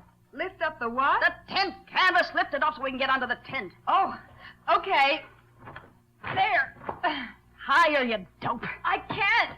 That's as high as it goes. All right, hold it steady while I get under it. Don't you... Hey, I've got her, Nick! You've got me, have you, why, you little son... Matty, hold the canvas up off so I can get a hold of it. Right, Nick. Watch out, Patsy, don't let it... Okay, I've got it. Hurry, Mr. Carter, before she kills somebody. All right, Patsy, you can relax. I've got a gun. Yeah, and I got her. That's what you think. Why, Oh, no, you won't. Now shut up and behave yourself. You all right, Patsy? I guess so. A couple of sore spots, but that's all. Knocking her over with your foot when she bent down to get under the tent wall was fast thinking, Patsy. Remind me to tell you later what a smart girl you are. Why, thanks, You know, she's Nick. not so hot. If I hadn't been off balance, I'd never... All right, Roxanne. Why did you kill Rosita? Rosita had it coming to her. Why? She had me working in this Connie job under her name. Because she was working a blackmail racket and wanted an alibi if anything went wrong. And she could claim she was out of town with Hall's show? Yeah. Was Rosita planning to blackmail Mr. Nigel? No. The gang that's trying to keep him from getting elected hired her to come up and sneak in his hotel room while he was out. Uh-huh. She's going to put on a big act about how she was his girlfriend and all that stuff. And when she was through with her act, Nigel would have had to withdraw from the race or face a nasty scandal. That's it, Mr. Carter. And if anything went wrong, Rosita would have taken your place in the show. Why, sure. She could have proved she was doing a dance act at the time she was supposed to have been putting on her act with Nigel. Oh, I get it. Pretty clever. Clever? Disgraceful, you mean? But how did you happen to go to the hotel, Roxanne? Saw a chance to make myself a nice hunk of money. So I decided to sell what I knew to Nigel. Only when you got to the hotel, you found Rosita was already there. Yeah. Yeah. Rosita guessed I was there to double-cross her when we got into a fight. I knew I had to get rid of her, so I hit her over the head with a bookend. And you put her in the bathtub and turned on the water. Yeah. Then I went back to town to see if I could find where she kept her money. But you got there too soon. You mean he got there in time to save me from being the victim of a dirty political plot? It almost looks as if I'm a man of destiny. Save the speech for tonight, Wilton. Yes, Mother. One thing, Mr. Nigel. When you came to my office, why wouldn't you tell me where you got the tip that somebody was plotting to ruin your career? Well, it was an anonymous phone call from a girl. It was from me, in case I decided to sell out to you. Then why didn't you tell me that, Mr. Nigel? And have Stella know a beautiful young girl had been talking to me on the phone? Dear me. I'd rather go through anything than have that happen.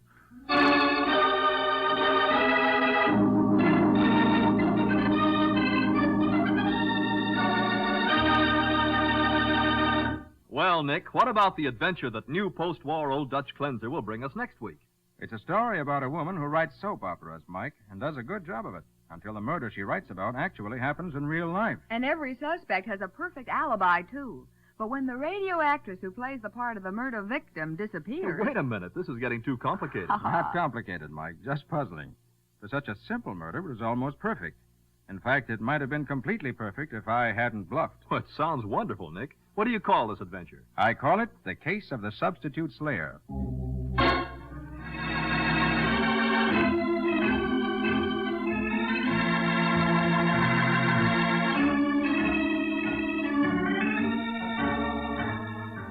Nick Carter, Master Detective, is presented each week at this time by the Cudahy Packing Company. It is produced and directed by Jock McGregor and is copyrighted by Street and Smith Publications, Incorporated. Charlotte Manson is featured as Patsy. Matty is played by Ed Latimer. Today's script was written by George B. Anderson. Original music is played by Henry Silverne. This program is fictional, and any resemblance to actual persons, living or dead, is purely coincidental. This is Youth Month, and we are happy to join the salute to young America, upon whom our country's future depends. But a salute is not enough. We must see that every American child has the opportunity to become a happy, useful citizen. To do this, we must make our homes our children's homes. We must know their schools, teachers, and playmates. We must provide the kind of recreation that results in physical and mental health. So let's make this month significant by observing its principles the year round, thus assuring our children of an even better America. This is Michael Fitzmaurice saying, when minutes count, use new post-war Old Dutch cleanser.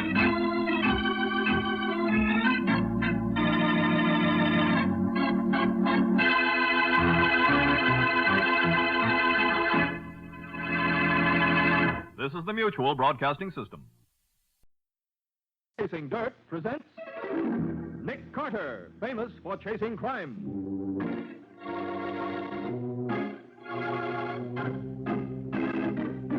Every week at this time, two great names are joined as new post-war Old Dutch cleanser brings you one of the most resourceful and daring characters in all detective fiction, Nick Carter, Master Detective.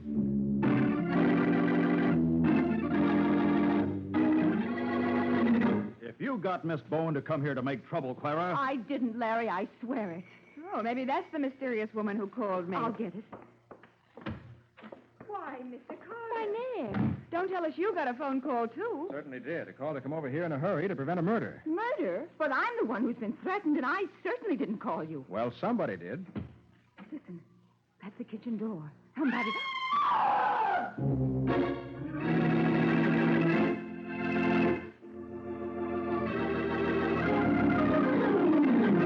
And now, the case of the substitute slayer. Today's adventure starring Lon Clark as Nick Carter, brought to you by new post-war Old Dutch cleanser. It's mid-morning as an overly dressed woman in her middle 30s sits stiffly in Nick Carter's office.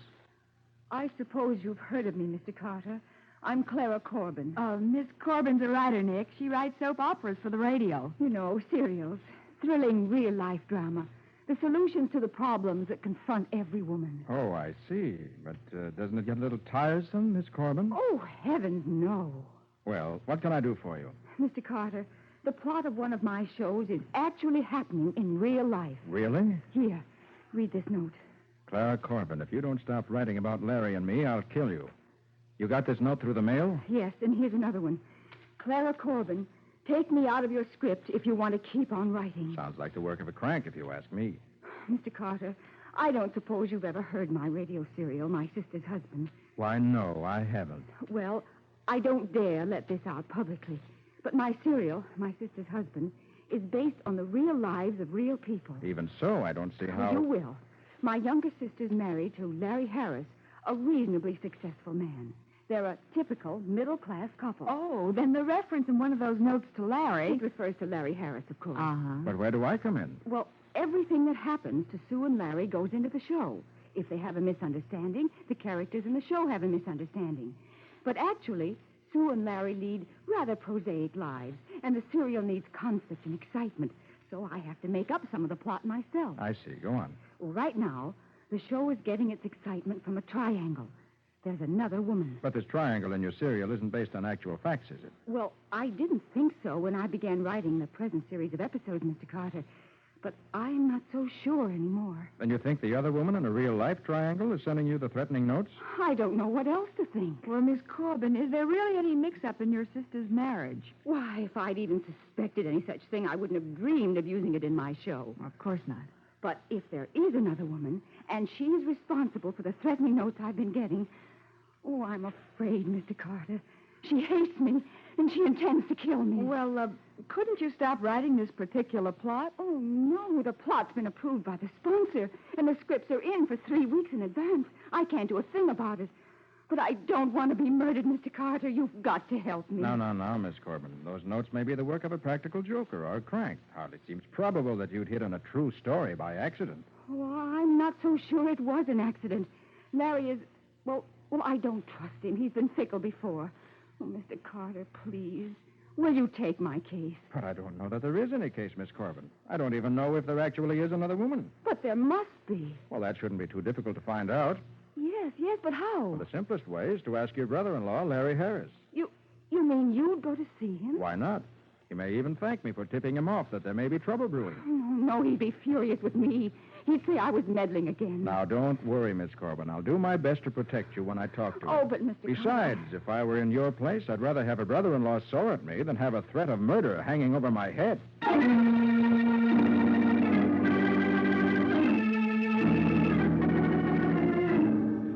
Now, Carter, what the devil is all this about? Mr. Harris, it's about some notes that contain threats of murder. Threats of murder? Yes. Do you have any idea who might send a note like this to Clara Corbin? Oh, let's see. Clara Corbin.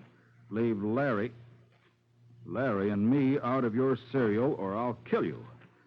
Is this another one of Clara's little tricks? I don't think so, Mr. Harris. Why would she hire me if it were? You don't know Clara very well. I take it you don't like your sister-in-law. That's a real understatement. How would you like it if your whole private life was paraded in public? No better than you do, Mr. Harris, but I don't like murder either. Murder? This isn't murder. This is, well, it's... Yes, what is it? Why, it's a joke of some kind. Murder's not a good subject for jokes. It is with Clara Corbin, and it couldn't happen to a nicer person. Look, Mr. Harris, I'm going to be frank with you. If there is another woman in your life besides your wife, these letters may get you into a lot of trouble. That wouldn't worry Clara. But it should worry you. Now, I'm not interested in your personal affairs. But is there another woman? Certainly not. I threatened to sue Clara for libel once, and if she keeps this up, I'll do it. But if you aren't involved with another woman, then her story hardly applies to you, does it? That doesn't make any difference. Whether it applies to me or not, it can still hurt me plenty. But how?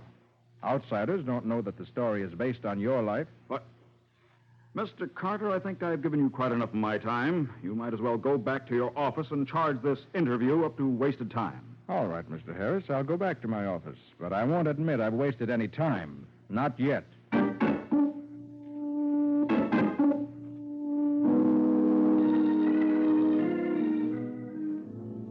So her sister's husband wouldn't tell you a thing, huh, Nick?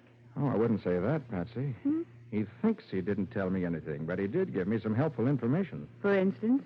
Well, for one thing, he's nursing a violent hatred for Clara Corbin. Oh, I could have guessed that. For another thing, there is another woman in his life. What?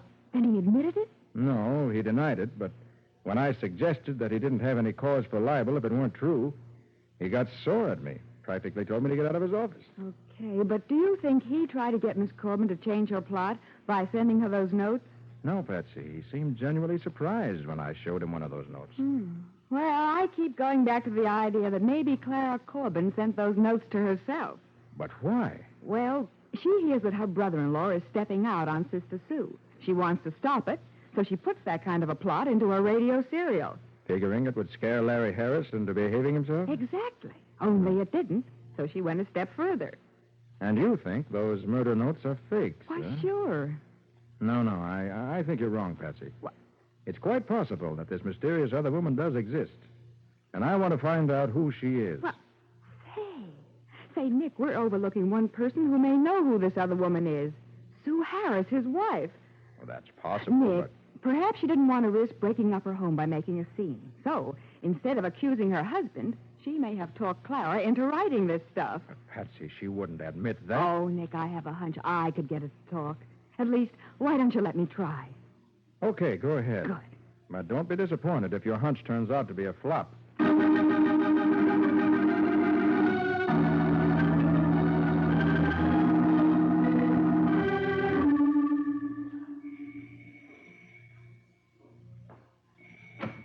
Hello, are you the woman who called herself Miss Bowen and claimed to be working for a detective? Oh, yes, I'm Patsy Bowen. And if you're Miss Harris... My husband was furious when I told him I'd agree to talk to you. He said it was a trick. A trick? Well, I don't see how. Larry says the newspapers have been after him about the plot in my sister's husband, trying to get him to involve himself and me in a scandal. And if some newspaper sent you here to Mrs. Harris, I assure you I'm not from any newspaper. Well, if you are, you can tell your editor that the triangle plot in my sister's radio show is completely without foundation as far as Larry and I are concerned. Please, Mrs. Harris, I'm not from a newspaper. Believe me. Your sister knows about my appointment with you. You can call her if you don't believe me. I'll just take you up on that, young lady. Come in. Thanks. And if she doesn't back you up, I'm going to call the police. Larry told me not to let you get away with anything. And Oh, somebody else is at the door. Wait a minute. Of course, Mrs. Harris. Why, Clara. Hi, Sue. I just dropped in to see whether I could do anything that might help Miss Bowen.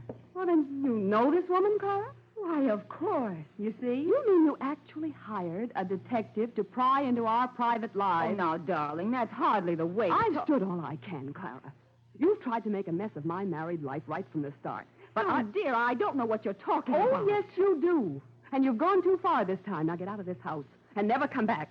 I never want to see you again. Sue, dear, you're upset. You bet I'm upset. Sue, I went to a detective because I don't want to be murdered. Murdered? That's right. Why, I think you're both crazy. I suppose you think it's crazy that Larry... Stop it. I won't have you say anything about Larry. No? Then I suppose he isn't in love with somebody else. He was never in love with you, Clara. That's certain. Mrs. Harris... I've told you time and time again that I was glad we found out in time that Larry and I were... You were so jealous of me that it drove you crazy when Larry married me.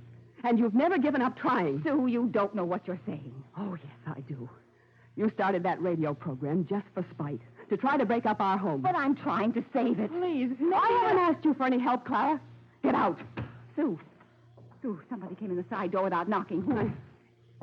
Well, Larry, what brings you home in the middle of the afternoon? Some woman called me. Said I should get home right away, that it was a matter of life and death. She scared me half out of my wits. Well, it must have been this woman here who called you. Well, Mrs. Harris, I don't know a thing about it. Well, then, whoever you are, what are you doing here? Well, If Clara brought you here to make trouble... I haven't, Larry, I swear. That doesn't impress me much, Clara. Well, I suppose... Maybe that's the woman who called you. Well, I'll go see who it is right away.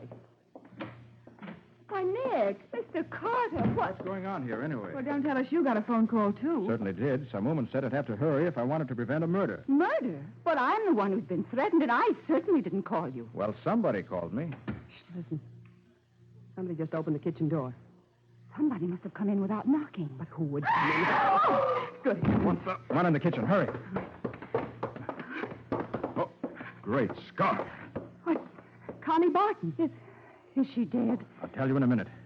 Mrs. Harris, who's Connie Barton? Why, she's Larry's secretary. Larry, how in the world did she... I don't know anything about it, Sue. Oh, Mr. Carter, is she... Yes, she's dead. Oh, dear. What's more, I'm afraid the murderers had time to get away. See anybody? No. Murderer must have figured we'd be stopped a few seconds when we saw the body. Oh, but murder. How did you know it was... From the scratch on her face, I'd say she died from a hypo-injection of some quick-acting poison. And I don't want anybody to leave this room. Oh, really now? The police will want to find the hypodermic needle. And I don't intend to give anyone here a chance to get rid of it. Oh, but none of us could have killed her. We were all in the living room. Mrs. Harris, did you know this Connie Barton? Why, yes. Not well, but I knew of course, Sue knew her. Connie Barton was my private secretary. That's one way of putting it. Now, see here, Clara, if you think There's that you can... no use trying to bluff like Clara, I've stood all I'm going to. You want the truth, don't you, Mr. Carter? I do. Well, Connie Barton was the other woman in my radio show.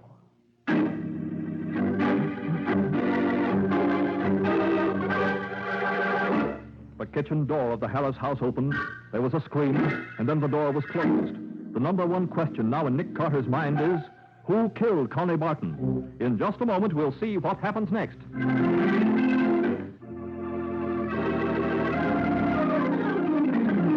Now, back to The Case of the Substitute Slayer. Today's adventure with Nick Carter, brought to you by new post-war Old Dutch Cleanser. It's now some time later. The scene is Larry Harris's private office, and Nick Carter has just come in.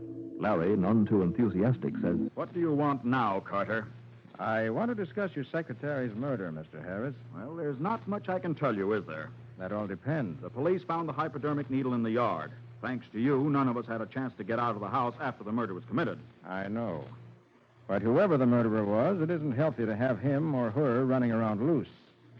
Murder's the kind of an idea that grows in a person. Just the same, Connie must have been killed because of something entirely outside the office. Then why was your home picked as the place for it to happen? Well, that's easy, because there'd been gossip about Connie and me. Was there any foundation for that gossip, Mr. Harris? I've told you there wasn't. Thanks to that telephone tip, I was lucky enough to be in the clear. Mm-hmm. Any idea who called you? No. Mr. Harris, was Connie Barton the other woman in your life? No. There was nothing between Connie and me. You think it was Connie who threatened your sister-in-law's life? I've been wondering. Was she angry about the plot and my sister's husband? How could she help but be? I suppose she discussed it with you. Yes. Well, she was in a spot. She didn't dare bring any legal action against Clara because that would dignify the whole mess. She wanted to quit her job on account of it. I wouldn't let her. Nick and Mr. Carter, Patsy, what brings you and Miss Corbin here? I told you. I know, Nick, but I had to close up the office. Miss Corbin came to see you and you weren't there, so we rushed up to Mary Manning's apartment. Hey, just a minute. That's a new name. Who's Mary Manning? She's the radio actress who was playing the part of the other woman in my serial. When I listened this afternoon, there was a new girl in the part, and I wondered what had happened. So I called the producer, and he said that Mary Manning didn't show up for rehearsal, and he hadn't been able to get her on the phone. So Miss Corbin and I took a cab to her apartment, and, well, she's gone. She'd packed up and cleared out. It looks as though she's run away. Miss Corbin, can I listen to a record of this Mary Manning's voice? Why, I suppose the studio has recordings, but why? I want to see whether I recognize the voice. Whether she was the woman who sent me to the scene of the murder.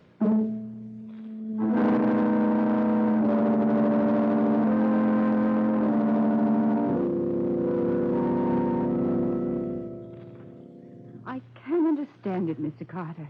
You insist you recognize Mary Manning's voice from the record at the studio, and Larry said the same thing before we left him, but... There's not the slightest doubt of it, Miss Corbin. Why was Mary Manning playing the particular role you gave her? I? You think I cast the shows? Why, I had nothing to do with it. The producer... I talked to the producer, Nick, and Mr. Weller. He backs Miss Corbin up on that. All right, then. What do you know about Mary Manning? Why, nothing. I've seen her around the studios, that's all. Did you find out anything about her, Patsy, when you talked to the radio producer? Practically nothing.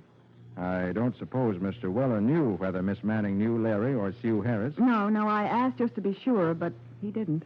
I still think there must have been some reason why she was picked to play the role of the other woman in that serial. Only because the producer evidently thought that she was capable of doing a good job, and she was. Miss Corbin, I think I'll go have a little talk with the producer of your show. Oh, Mr. Carter, my living depends on getting along with radio producers, and I won't have you making any more trouble. I'm not trying to make trouble for you, Miss Corbin, but at the moment I'm trying to run down a murderer, and I'd like to do it before anybody else gets killed. You and Patsy wait here for me. Right, Nick. Well, of all the... I won't have it. He's not going to jeopardize my show. Well, now, look, Miss Corbin. Let me get at that phone. Oh, Miss Corbin, if you're going to call the producer... It's none of your business whom I call. Well, just the same. Miss Bowen, I told you that... Hello? What? Give me Mr. Weller's office right away. Yes, and please hurry. I've got an idea, Miss Corbin. Hello, Sarah. Yes, this is Miss Corbin. Now, a detective's on his way to the studio to talk to Mr. Weller. He'll ask all kinds of questions and tell him anything you want to, but don't let him see Mr. Weller. Now, look here. If you do, Sarah, it will cost you your job. Goodbye. Miss Corbin, you killed Connie Barton. I killed? Don't you even dare say such a thing. But you did, and you're also afraid to let Nick find out how Mary Manning got into the cast of your show. That's a lie. Oh, no, it's not. She was working with you.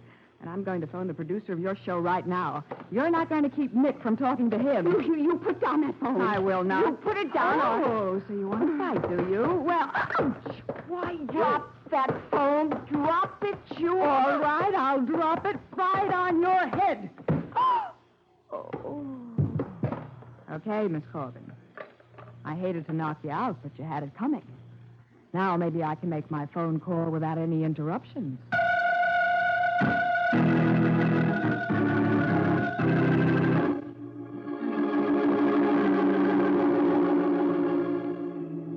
Hello, Mrs. Harris. Why, Mr. Carter, what brings you back here? Have you found out anything about the murder? I'm not sure. Is your husband at home? No, he isn't. Well, maybe it's better he isn't here now. I want to talk to you about Connie Barton. Very well. I'll start out by telling you I'm glad she's dead. Oh? Every word that Clara put in the radio serial of hers was true. You're sure of Yes, that? and everybody knew it. Connie Barton deserved to die. I see. Well, Mrs. Harris, it so happened that she died in your kitchen. And in view of what you've just said, you had a stronger motive for killing her than anybody else. But I couldn't have killed her. I was right here with the rest of you when the kitchen door opened. We heard that scream. Mary Manning wasn't here in this room, Mrs. Harris. Mary Manning. Don't tell me you don't know who Mary Manning is. But I don't. I've never heard the name. Who is she? You know, I believe you're telling the truth. Well, of course I am. Who is she? She's the person who's going to catch the killer. Larry. Carter. What the devil are you doing here? Asking your wife a few questions, Harris. What brings you home at this time of the day? Why, I have to go out of town for a few days on business. It's a hurry-up trip. You think it's wise for you to leave before this murder is solved? That murder doesn't concern me. Somebody at the door, Larry. Okay, I'll get it. Larry. Your hair, your face, what's happened to you? Miss Bowen tried to kill me so that I couldn't leave this man's office. Miss Corbin, you're... But I pretended to be unconscious until I saw my chance to get away from her. Then I got a cab. You didn't get away from her, Miss Corbin. She's getting out of another cab at the curb right now. But why should she try to keep Clara in your office, Carter? Great Scott. Does she think Clara is the killer? Oh, Nick. Nick, she tried to get away after I discovered she was the killer. Hold on, Patsy, hold on. Are you sure Miss Corbin's the killer? That girl's mad. Miss Corbin, I want to know one thing. How did you happen to arrive here just before the murder? Why, I got a telephone call from the woman who'd been giving me all the information I'd been using about Larry and Connie Barton. Go on. She said there was going to be a show down here. You mean Mary Manning called you, too? No, it wasn't Mary Manning. I know her voice. But... I know. It was Connie Barton who called you, wasn't it? Connie Barton? I think so, yes. Yes, I'm sure it was Connie. It was Connie Barton who gave you all the information you used in your radio serial. But She was the one person who stood to profit from the breakup of the Harris home.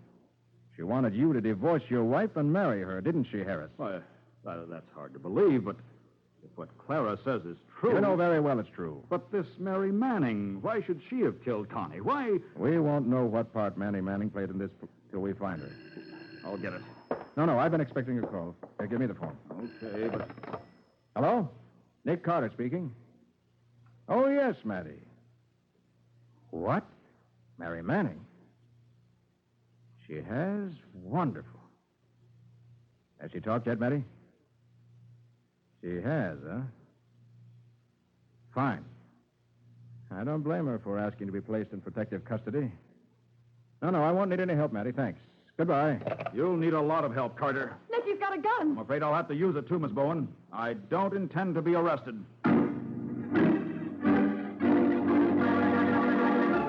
Larry Harris holds a revolver to Nick Carter's head as he removes Nick's gun from its holster. We'll see what happens in just a moment.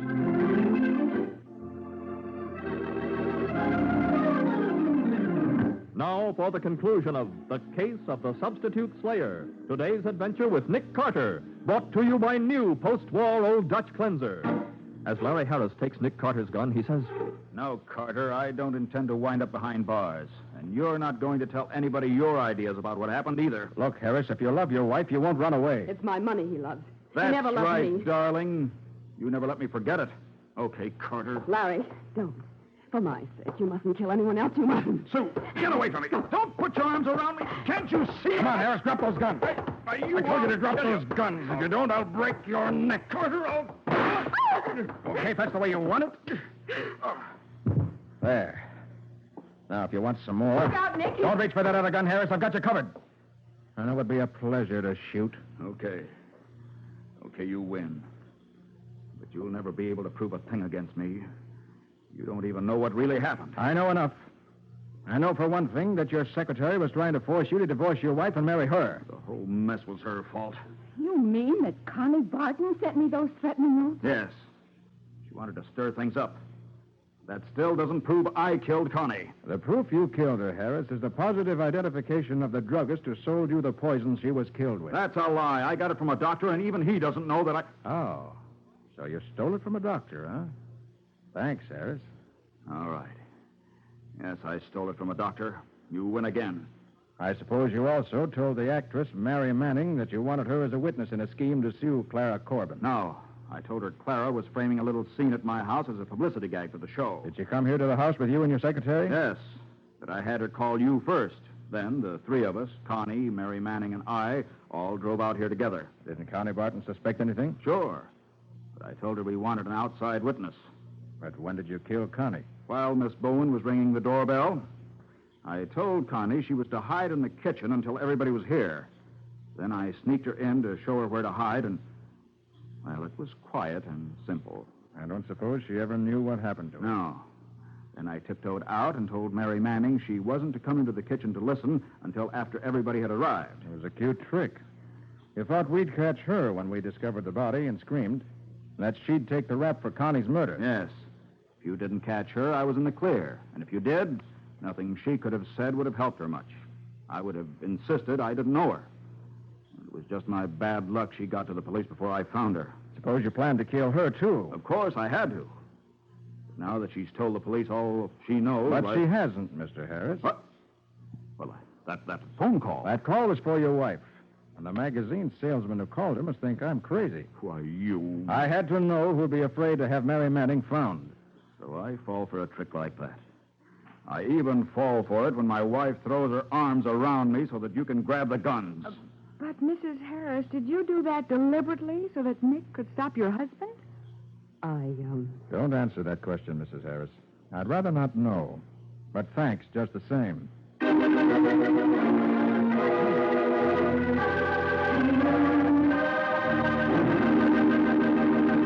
Nick, before we leave, what about next week's adventure? Well, Mike, it came as close to being the perfect crime as any I've seen. You see, Mike, the only person who could prove there'd been a murder was the corpse. But surely Nick found some kind of a clue. Only one. A peroxide cutie with naturally blonde hair. But if she was a peroxide blonde, she couldn't be a natural blonde, too. She was, though, Mike. Huh? And it was a good thing. Because trying to explain that fact was the only way to solve the murder. Well, what do you call the adventure, Nick? I call it the case of the unwanted wife.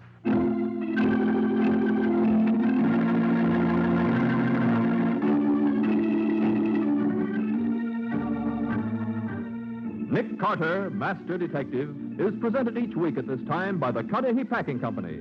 It is produced and directed by Jock McGregor and is copyrighted by Street and Smith Publications, Incorporated. Charlotte Manson is featured as Patsy. Today's script was written by George B. Anderson. Original music is played by Henry Silverne. This program is fictional, and any resemblance to actual persons, living or dead, is purely coincidental. This is Michael Fitzmaurice saying, when minutes count, use new post-war Old Dutch cleanser.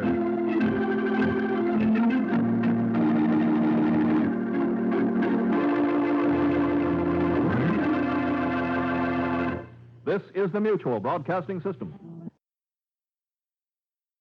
New post-war Old Dutch cleanser, famous for chasing dirt, presents Nick Carter, famous for chasing crime.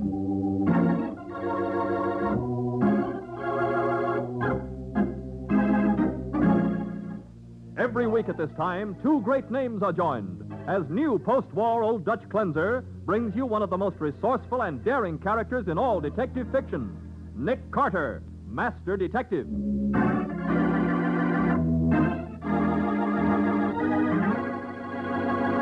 Well, Nick, did you get that description of the Travis girl? Yes, Patsy. A flashy type in her late 20s. Medium height, slender, snub nose, thin lips, perfect teeth. Nick, then you were right. They are the same person. You found the answer. Now, wait till you hear the rest. The Travis girl is a natural blonde. A natural? But the nurse is a bleach blonde. Those curls are positively brassy. Yes, and that means that the whole case is blown up in our faces.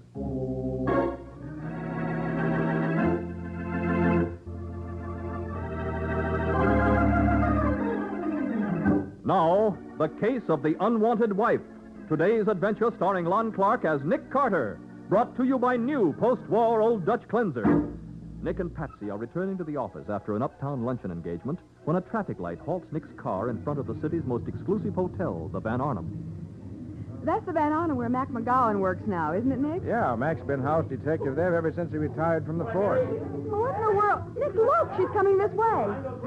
Who, Patsy? That woman in the blue coat. She just ran out of the hotel as if someone were chasing her. Say, somebody is chasing her. You're right. It's a man and a nurse, isn't it? Yeah, it looks that way. Why, they're coming right toward us. Please. Oh, please drive on and hurry. Now, wait a minute. Now, what's the idea? That blue sedan, Harry. Head her off on the other side. Oh, don't let them take me back. Hurry before the doors back there, quick. Yes. Hey, Patsy, what in the name of heaven are you Well, you're doing? not going to let them get her until you find out what's going on, are you? Laura, open that door. I won't. I'll die before I'll let you take me back. You driver, unlock that car door. Just a minute. What's this all about? That lady's my wife. She's ill. She's out of her mind. That's a lie. Come on, open the door. Don't you do it, Nick. You keep out of this, you nosy little cluck. Look, driver, you open that door or I'll knock a couple of your teeth out. I think I'd like to see you try that. Mr. Barton, call the police. Yes, do. I'll tell them how you and my husband are trying to put me in an asylum so that you can get my money. Shut your mouth, Laura. You don't know what you're saying. Hey, what's going on here? Oh, Mr. Barton. Oh, Hello, Mac. Why, hello, Patsy. And Nick. Mr. McGowan, these people are trying to kidnap my patient. You mean Nick and Patsy are... Hey, look, Mac, we're holding up traffic. I better pull over to the curb. Don't let them start that car, McGowan. Now, take it easy, Mr. Barton. I know these folks, and they're all right. Go ahead, Nick. Oh, you've got to believe me. I'm no more insane than you are. My husband and that woman are holding me prisoner. Now, don't get excited, Mr. Oh, get in touch with John Ramsey in San Francisco. He's my lawyer. He'll tell you. All right, McGowan, get my wife out of that car. I better get her out, Nick. The poor lady's a little, That's not true. I'm perfectly sane. I am. If my patient isn't taken back and put to bed immediately, I refuse to answer for the consequences. Take my word for it, Nick. Everything's on the level. Okay, Mac, if you say so. Unlock the door, Patsy. Oh, no, please. Don't let them get me again. Oh, Mrs. Barton, there's nothing else I can do. You're working with them. You're against me, too. Come on, Laura, we'll go back. No, I won't go back. I won't. Oh, yes, you will. No. Kick her other arm, Mary. No, please. Somebody help me.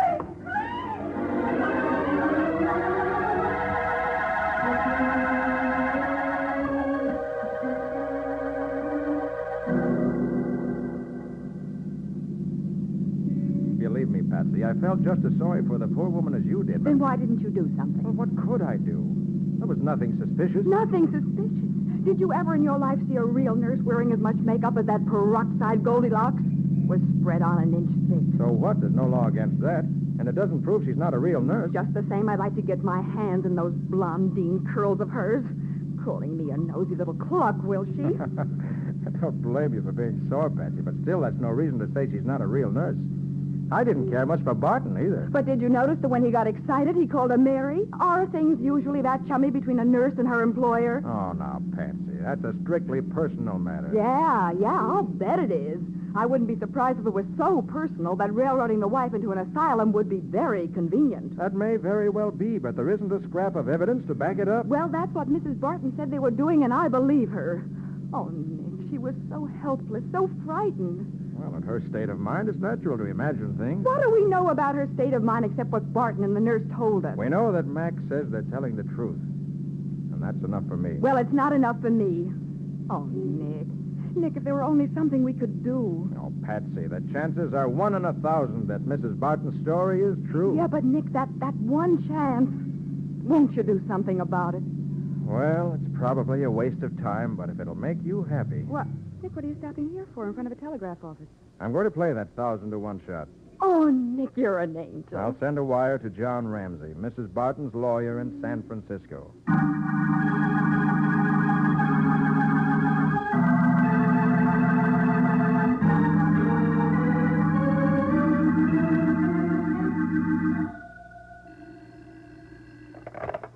Nick Carter speaking.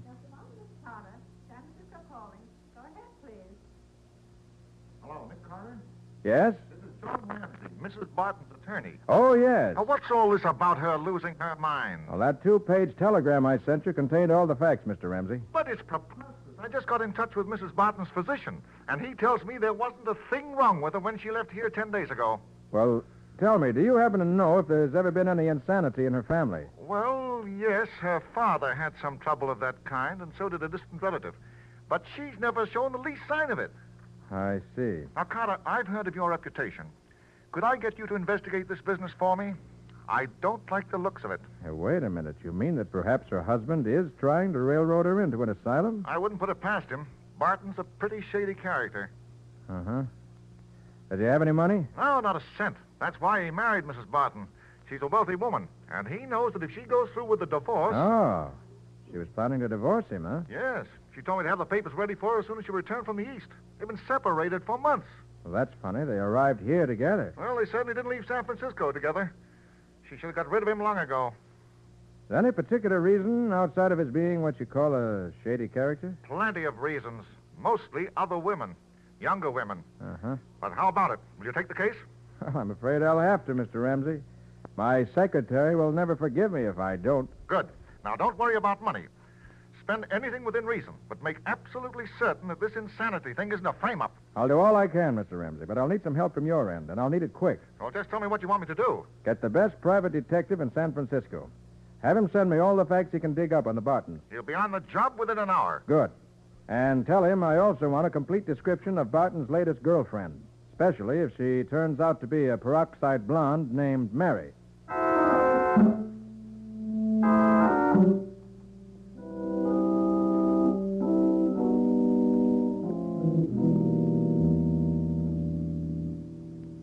You say they checked into the hotel 5 days ago, Mac? Yeah, all three of them. Mrs. Barton was in a coma at the time. A coma? I'll bet she was drugged.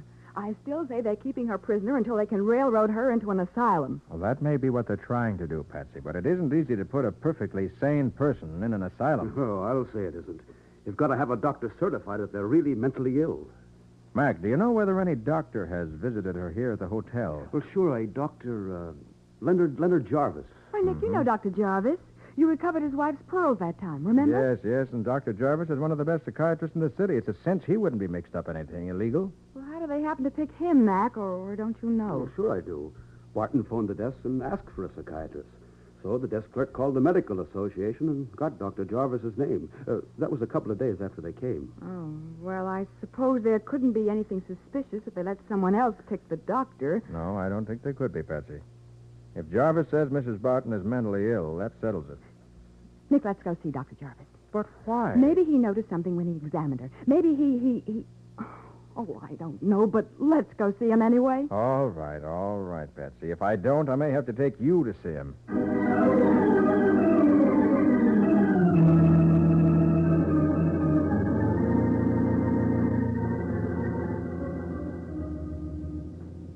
Mrs. Laura Barton. Now, let me see. She's staying at the Van Arnhem, Dr. Jarvis. Yes, she's about 40 years old. Dark brown hair, thick glasses, very prominent front teeth. Oh, yes, of course. An extreme manic depressive, Carter. Her husband should really put her in an institution for her own safety. You couldn't possibly be mistaken, could you, Doctor? My dear young lady, Mrs. Barton definitely exhibited every symptom of psychopathic melancholia. Why, even during my examination, she attempted to leap from the window. Was she in good health physically? Oh, yes, indeed. Except for a rather puzzling lack of coordination. What? Well, Dr. Jarvis, what do you mean? Well, Miss Bowen, it's the inability to judge distance. For instance, when she reached for a cigarette, her hand missed the package by several inches. That condition is not ordinarily a symptom of her particular disorder. Tell me, Dr. Jarvis, could the symptoms you observed have been caused by a drug? Oh, absolutely not. I'll stake my professional reputation on that. But her personal physician in San Francisco said Mrs. Barton was perfectly all right before this trip east. Well, psychiatry is a specialized field, Miss Bowen. A general practitioner might easily overlook certain warning signals. Yeah, but the condition could have arisen without warning, couldn't it? Oh, I hardly think that's possible. But suppose it did. Then perhaps it could go away just as suddenly. Well, I suppose there might be exceptions. Dr. Jarvis. Yes? Just on the off chance that there might have been some change since you saw her, could I persuade you to go back to the hotel with me and make another examination? Well, it seems useless, Carter. There's seldom any change. I realize that, but I promised to investigate every possibility in this case. And I'd consider it a personal favor if you take another look at her. Please, Dr. Jarvis. Well, when you put it that way, I won't refuse. Good. I haven't forgotten your fine work in recovering Ethel's pearls. Then you will go over there with us? Yes, I'll go with you. But I don't expect to find any reason why I should change my opinion.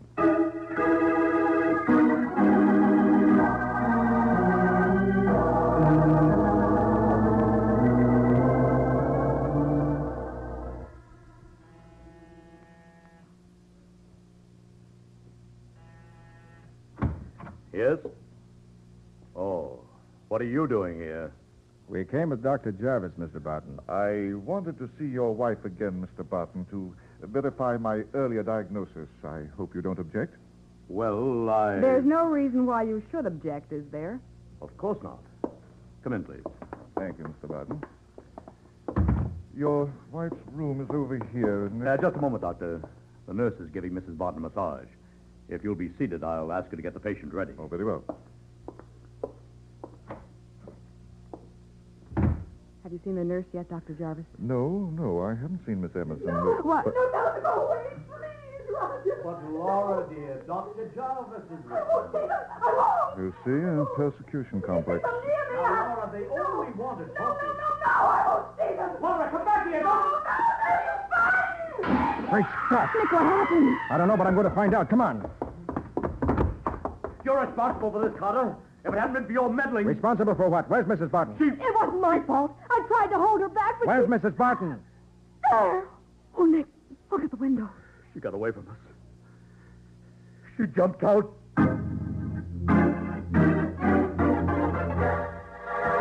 Horrified, Nick and Patsy gaze at the broken window through which Mrs. Barton fell 21 stories to her death. We'll see what happens next in just a moment.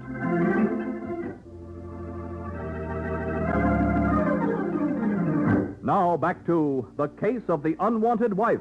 Today's adventure with Nick Carter, brought to you by new post-war Old Dutch cleanser. It is 10 minutes later. Miss Emerson, the nurse, has gone to notify the police. Nick and Patsy are examining the window through which Mrs. Barton fell 21 stories to her death.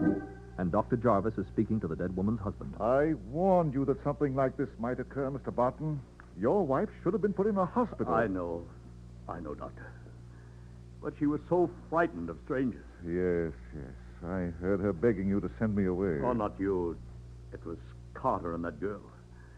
In her poor, deluded mind, Laura pictured them as enemies. But when surely... she got in their car, they acted as if they were going to help her. Then they had to admit their mistake. Laura thought it was deliberate. She was getting better until that happened. Well, I'm sure Mr. Carter didn't do anything. Oh, what difference does it make now? She's dead and we can't bring her back. Well, her money's still here, Mr. Barton, so don't feel too bad. Why, Miss Bowen. How dare you say a thing like that? Perhaps because Patsy feels as I do, Mr. Barton. That your wife's death coming at this particular time looks very suspicious. I don't know what you're talking about. She was going to divorce you, wasn't she? No. We straightened everything out on the train coming east. We were completely reconciled. That's your story. But your wife said you kidnapped her and were trying to railroad her into an asylum in order to get her money. Oh, delusions, Mr. Carter. Just the delusions of a sick mind. That may be, Barton. But if Laura Barton had lived 5 minutes longer, she might have proved her statement was the truth. Are you accusing me of murder, Mr. Barton? Yes, I think maybe I shall. There are laws about slander in this country, Carter. I'm going to drag you into court and make you prove that statement. And that's just where I intend to prove it, Barton. In court.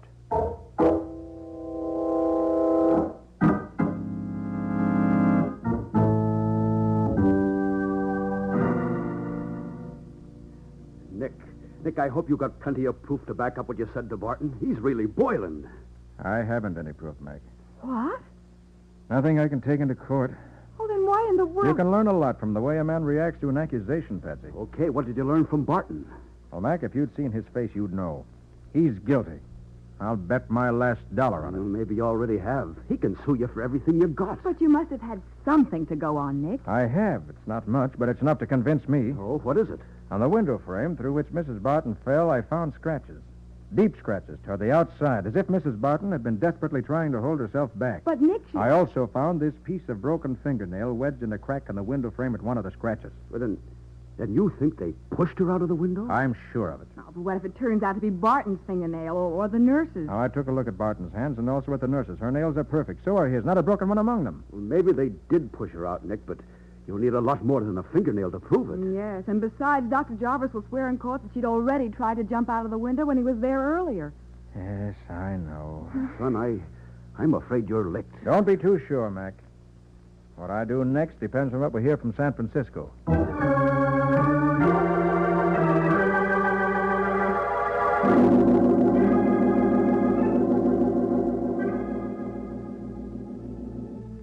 Nick, was that airmail special delivery from San Francisco?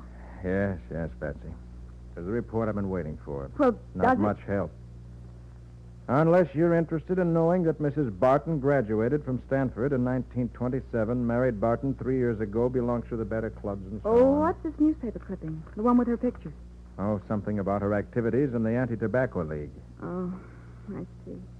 Well, isn't there anything about Barton's latest girlfriend, the one who caused his wife to decide on a divorce? Oh, yeah, sure. Seems the girl's name is Mary Travis. Mary?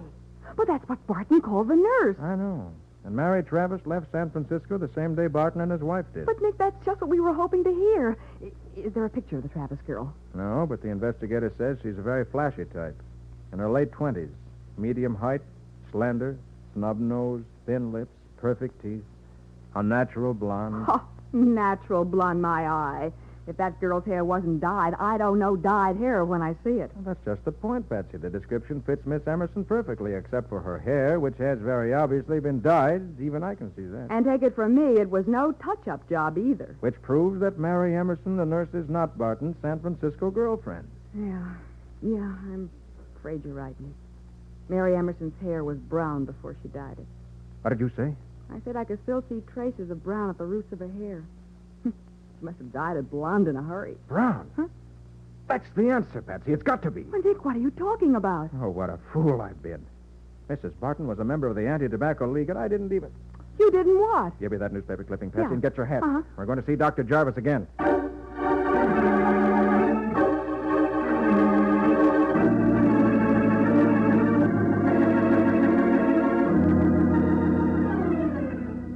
But, Carter, I've already told you that Mrs. Barton was a manic depressive. She exhibited every symptom. I know, Doctor, but is it usual for every symptom to be present? Well, not always, but hers was an extreme case. Almost as if she had learned those symptoms from a book and pretended to be out of her mind. Isn't that right? Well, yes, but... What? You're not saying that Mrs. Barton wanted me to think her insane? Here. Take a look at this newspaper clipping. Just a picture. I'm going to hold my hand over the printing under it. Why, that's...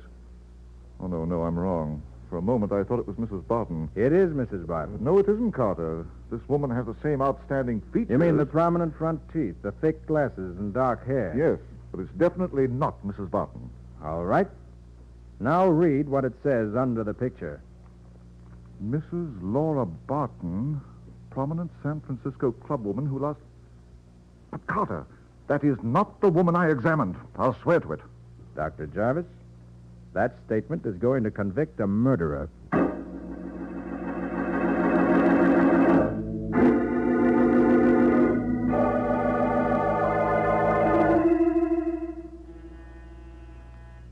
Nick, don't you think we should have brought the police with us? Mac's gone for them, Patsy, but I didn't want to wait. Hello, Miss Travis. Is Mr. Barton here? No, he isn't, and he wouldn't see you. What'd you call me? Mind if we come inside and wait? What do you mean, pushing your way in here? And my name's Emerson. Maybe she's forgotten who she really is, Nick. She's been using so many names lately. Mary Travis, Mary Emerson, Laura Barton. Are you crazy? You met Mrs. Barton. You scared her into jumping out of that window. Oh, no. We frightened you and Mr. Barton into pushing her out before the doctor could see that it was you and not Mrs. Barton he examined and pronounced insane. That would have spoiled everything, wouldn't it, Miss Travis? You talk like a fool. The doctor saw me here. Not very clearly. You kept out of his sight as much as possible. Mrs. Barton and I were as different as night and day. And that's what you counted on. When Dr. Jarvis came here the first time, you wiped off all that makeup, wore Mrs. Barton's thick glasses, probably even had protruding false teeth made to fit over your own. You're a liar. You're a dirty, snooping liar. You also dyed your own blonde hair brown to match hers, and then dyed it blonde again after the doctor left. A very poor job, too, Miss Travis. What's the matter? Were you afraid to have it done by a professional beauty operator? Get out of here. Get out or I'll call the cops. That's a fine bluff, Miss Travis, but Nick has already called the police. They'll be here any minute. No wonder Dr. Jarvis didn't recognize you the way you look now. And after the fall, Mrs. Barton's body was too badly mutilated for him to notice it was not the woman he examined. You planned on that all along, didn't you? You can't prove that. You can't prove a word of it. When the doctor testifies that you and Barton tricked him into certifying Mrs. Barton as suicidally insane, I think a jury will consider that proof enough. You may be right, Carter. Roger, did you hear what they said? They're on to everything. Barton, you and this woman are under arrest for the murder of your wife. Nick, We're under arrest. You forget I'm the one who's holding the gun, Mr. Carter. Roger, they sent for the cops. We gotta get out of here. We're going, Mary. But first we'll make sure our friends here don't follow us. Well, then tie them up or something, but hurry. There's not enough time for that. Turn around, Miss Bowen. You too, Carter. All right, Barton. What next? Put your hands against the wall where I can watch them. Roger, you're not going What's the difference? If we're caught, it means the chair anyway. What? You're going to shoot us in the back? Correct, Miss Bowen. And you first. Mr. Barton... Right now.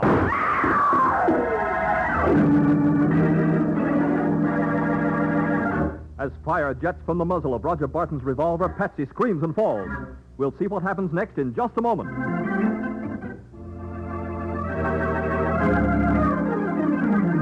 Now for the conclusion of The Case of the Unwanted Wife. Today's adventure with Nick Carter, brought to you by new post-war Old Dutch Cleanser. In Suite 2104 of the Van Arnhem Hotel, Nick and Patsy stand with their faces to the wall as Roger Barton, a revolver in his hand, says, You first, Miss Bowen. Mr. Barton, now. Roger, what happened to the light? I put them out, Miss Travis. You missed me, Barton. Shooting at a voice in the dark is tricky business. No, my arm. So I didn't miss. Now, the flash of your gun served as a target. Patsy, I'm all right, except for some bruises. What happened? when I pushed the light button, I had to shove you out of the way before Barton could fire. There wasn't time to be gentle. Well, I guess I fell over a telephone table or something. I wish you'd broken your neck. Thanks, Goldilocks. Got the lights, Nick? Yeah. Better pick up Barton's revolver. Okay, Nick. Nick, are you and Patsy all right? Couldn't be better, Mac. Come on in. The police with you? Yeah, they're coming up in the elevator now, and the paddy wagon's right outside the front door. Just what we want. All right, come along, folks. Your carriage waiting.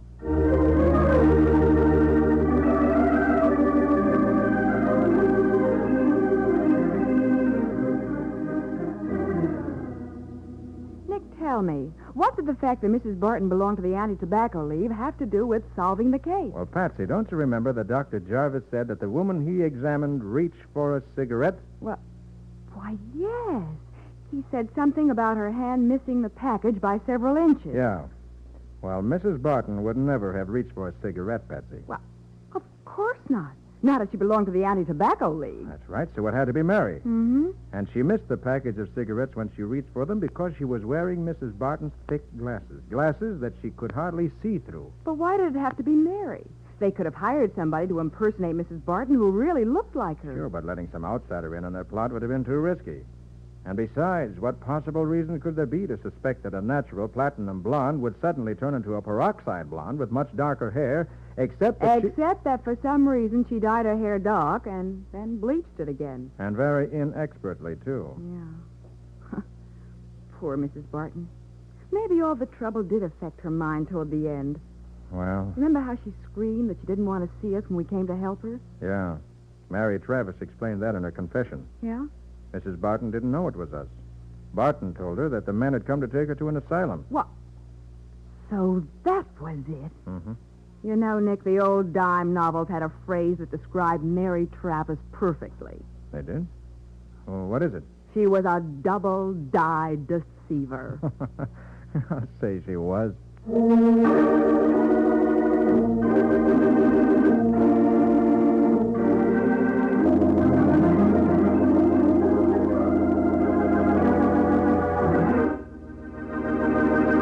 What about next week's adventure, Nick? Well, it's a story of Johnny Wade, Mike, a boy I had a lot of faith in, even though he'd been in prison. Johnny was one of our best friends, Mike, so when he was released from the state penitentiary, Nick and I were right there to meet him. See, he was only a youngster, and I wanted to help him get a fresh start. Yeah, but Johnny was too ambitious. But that's a good thing in a boy, isn't it? Not in this case, Mike. You see, Johnny's only ambition was to kill. What do you call this adventure, Nick? I call it The Case of the Double Frame.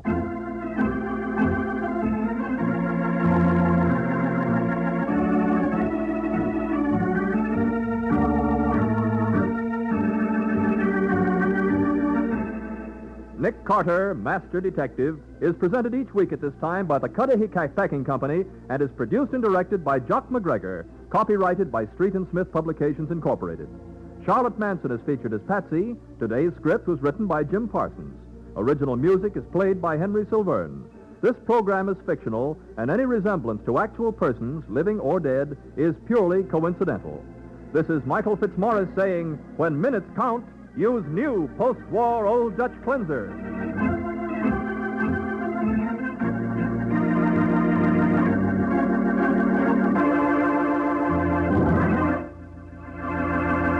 This is the Mutual Broadcasting System.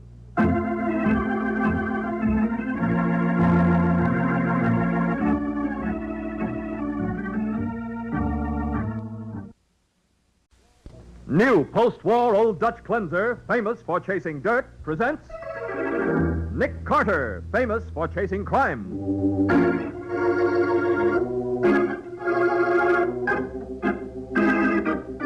Every week at this time, two great names are joined as new post-war Old Dutch cleanser brings you one of the most resourceful and daring characters in all detective fiction, Nick Carter, Master Detective.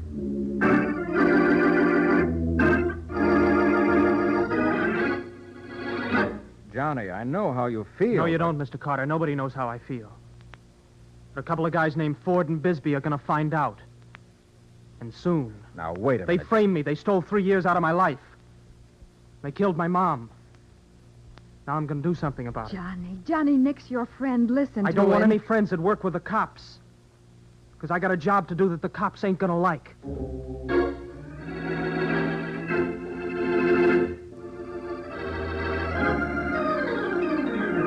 And now, the case of the double frame. Today's adventure starring Lon Clark as Nick Carter. Brought to you by new post-war Old Dutch cleanser. Today, Johnny Wade is being released from state penitentiary. And at 10 o'clock in the morning, Nick is waiting outside the prison gate. His secretary and assistant, Patsy Bowen, and Sergeant Mathison of the homicide squad are in the car with him. Yeah, what's Johnny going to think when he sees a cop with you, Nick? Well, I'll simply tell him the truth, Matty, that you and I are old friends and that you came along to get some fresh country air. Johnny won't be suspicious of any friend of Nick's, Sergeant. Why, when Johnny was a member of the Downtown Boys Club, he simply worshipped Nick. Used to call him his big brother. Yeah, you see, Johnny never had any family except his mother, and she's dead now, so naturally I wanted to meet him when he got out. You sure must have a lot of faith in him, Nick. I have, Matty. Even after he stole $20,000? Now, look, Matty, I don't believe he did. If I'd only known about it sooner, I might have been able to prove that Johnny was innocent. But we were out west on a case at the time of his trial. Yeah, it was only recently when we learned he was being released today that we knew he'd been in prison. I made a few inquiries, but the evidence was all against him. And his employers, Ford and Bisbee, flatly refused to give me any help. Nick, look, isn't that Johnny coming through the gate now? Why, it looks like him. It is. Oh, Nick, how he's changed. He's so thin. Oh, wait a minute. I'll be right back. Right.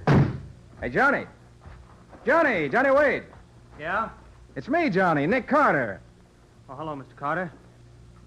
What are you doing here? Why, I thought you'd like to have me meet you when you got out. We're old friends, aren't we? We used to be. Well, we still are, Johnny. Come on. Patsy's in the car. She's anxious to meet you. And say, I've got a job lined up for you. No, thanks. But listen, son. No soap, Mr. Carter. You was always swell to me, and I appreciate it, but I don't want any friends. Not anymore. Oh, don't be foolish, Johnny. Okay, so I'm foolish. Maybe 3 years in stir makes you that way. But it needn't, Johnny. Now, look, I want you to forget all that. Forget it? Forget that Ford and Bisbee framed me? Forget that for the rest of my life people are going to say I'm a crook and a jailbird? I know it won't be easy. Maybe I ought to forget my mom, too. Maybe I ought to pretend that it wasn't grieving over me that killed her. Believe me, I understand how you feel, Johnny. No, you don't. Nobody knows how I feel. There's a couple of guys that's going to find out. A couple of guys named Ford and Bisbee. Now, wait a minute. When they framed me, they stole 3 years out of my life. They killed my mom. Now I'm going to do something about it. Johnny, I'm speaking as your friend. You used to say I was the best friend you ever had. And I'm not forgetting it. But I got a job to do, and friends will only get in my way. Especially friends that work with the cops. So long, Mr. Carter. Johnny, wait a minute. You can tell Mr. Ford and Mr. Bisbee I'll be seeing them.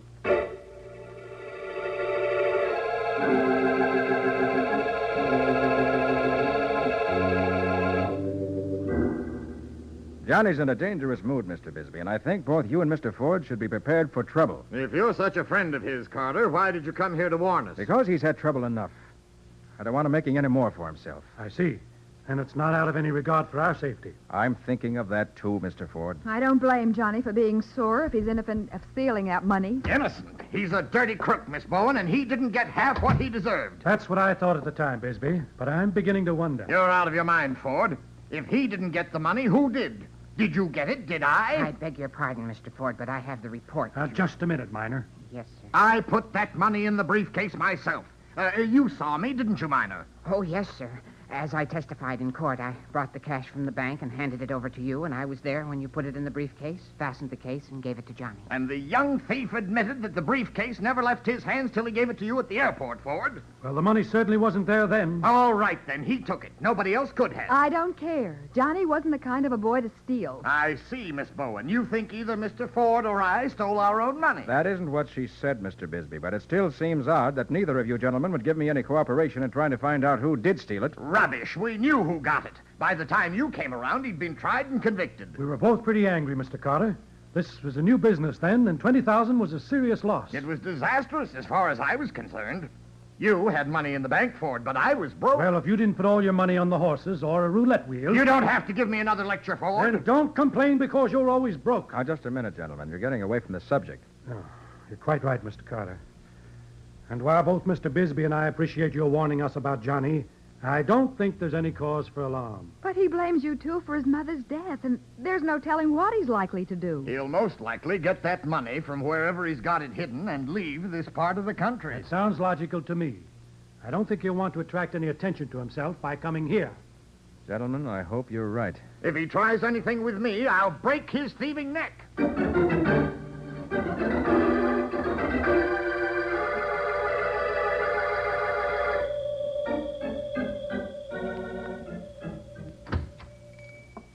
Yes? What can I do for you, laddie? You Daddy Greer? What if I am, huh? My name's Johnny Wade. Link Garson told me to look you up when I got out. Link Garson, eh? Well. Link said that if I come to you, you'd take care of me. So? Well, I guess any friend of Link's is all right. So, what do you want from Daddy Greer? Just one thing. A gun.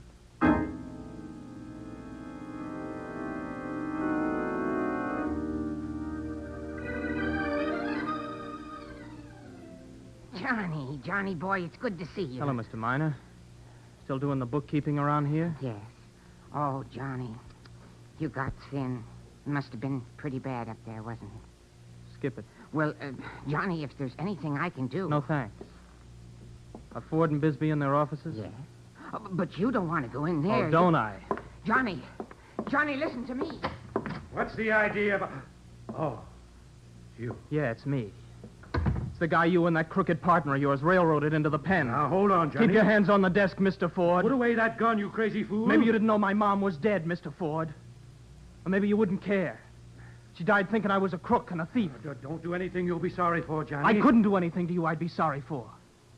Or to Bisbee either. Now, wait. No, I waited long enough. And now... Oh, watch out, Bisbee. He's got a gun. Drop it or I'll break your arm. I've got it, Bisbee. That door hadn't knocked me off balance when you opened it. The door isn't the only thing that's going to knock you off balance, you crook. Get up, you dirty... That's enough, Bisbee. Can't you see he's out cold? Is anything wrong in here? Oh. I ought to call the police and have him locked up. Oh, no. No, please, Mr. Bisbee. I'm sure he didn't know what he was doing. No, so you're a friend of his, too, are you, Miner? Well, not exactly. Well, get him into the outer office, and when he comes to, tell him if he shows up here again, I'll send him back to jail where he belongs.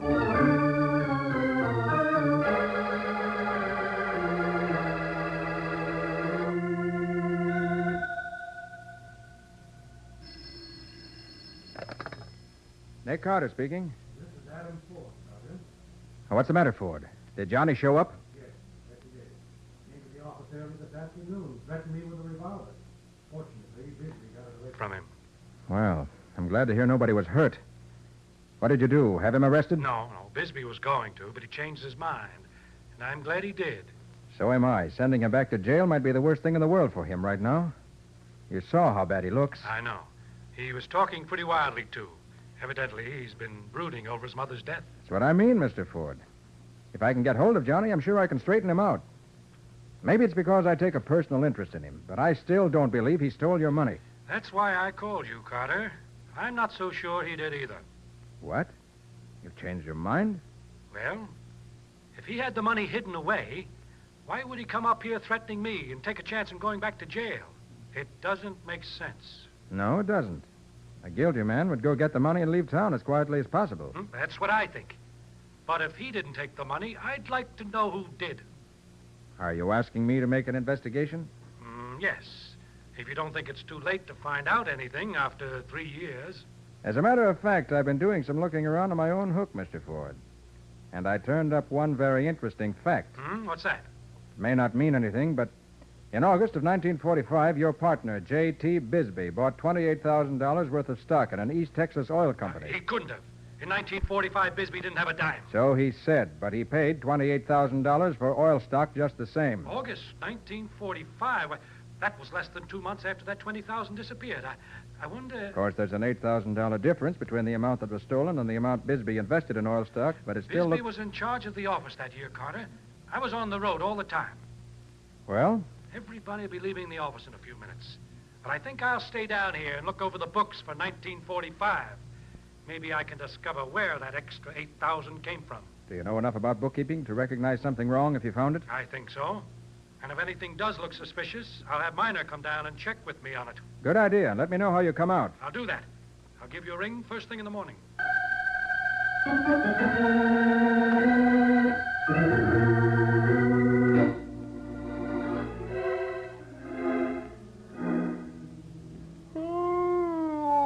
Oh, desk duty. It's fine in cold weather, Charlie, but on a night like this, I'd rather be back pounding a beat or...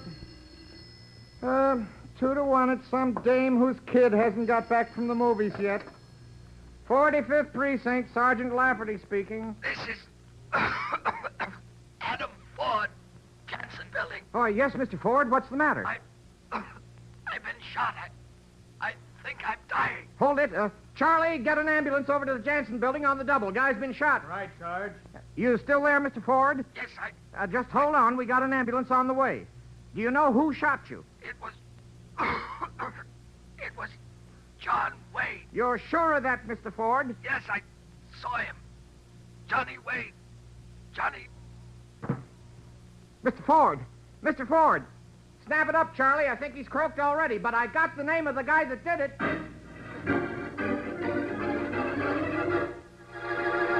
As the police ambulance speeds toward the Jansen Building, the alarm goes out to pick up Johnny Wade for murder. We'll see what happens in just a moment.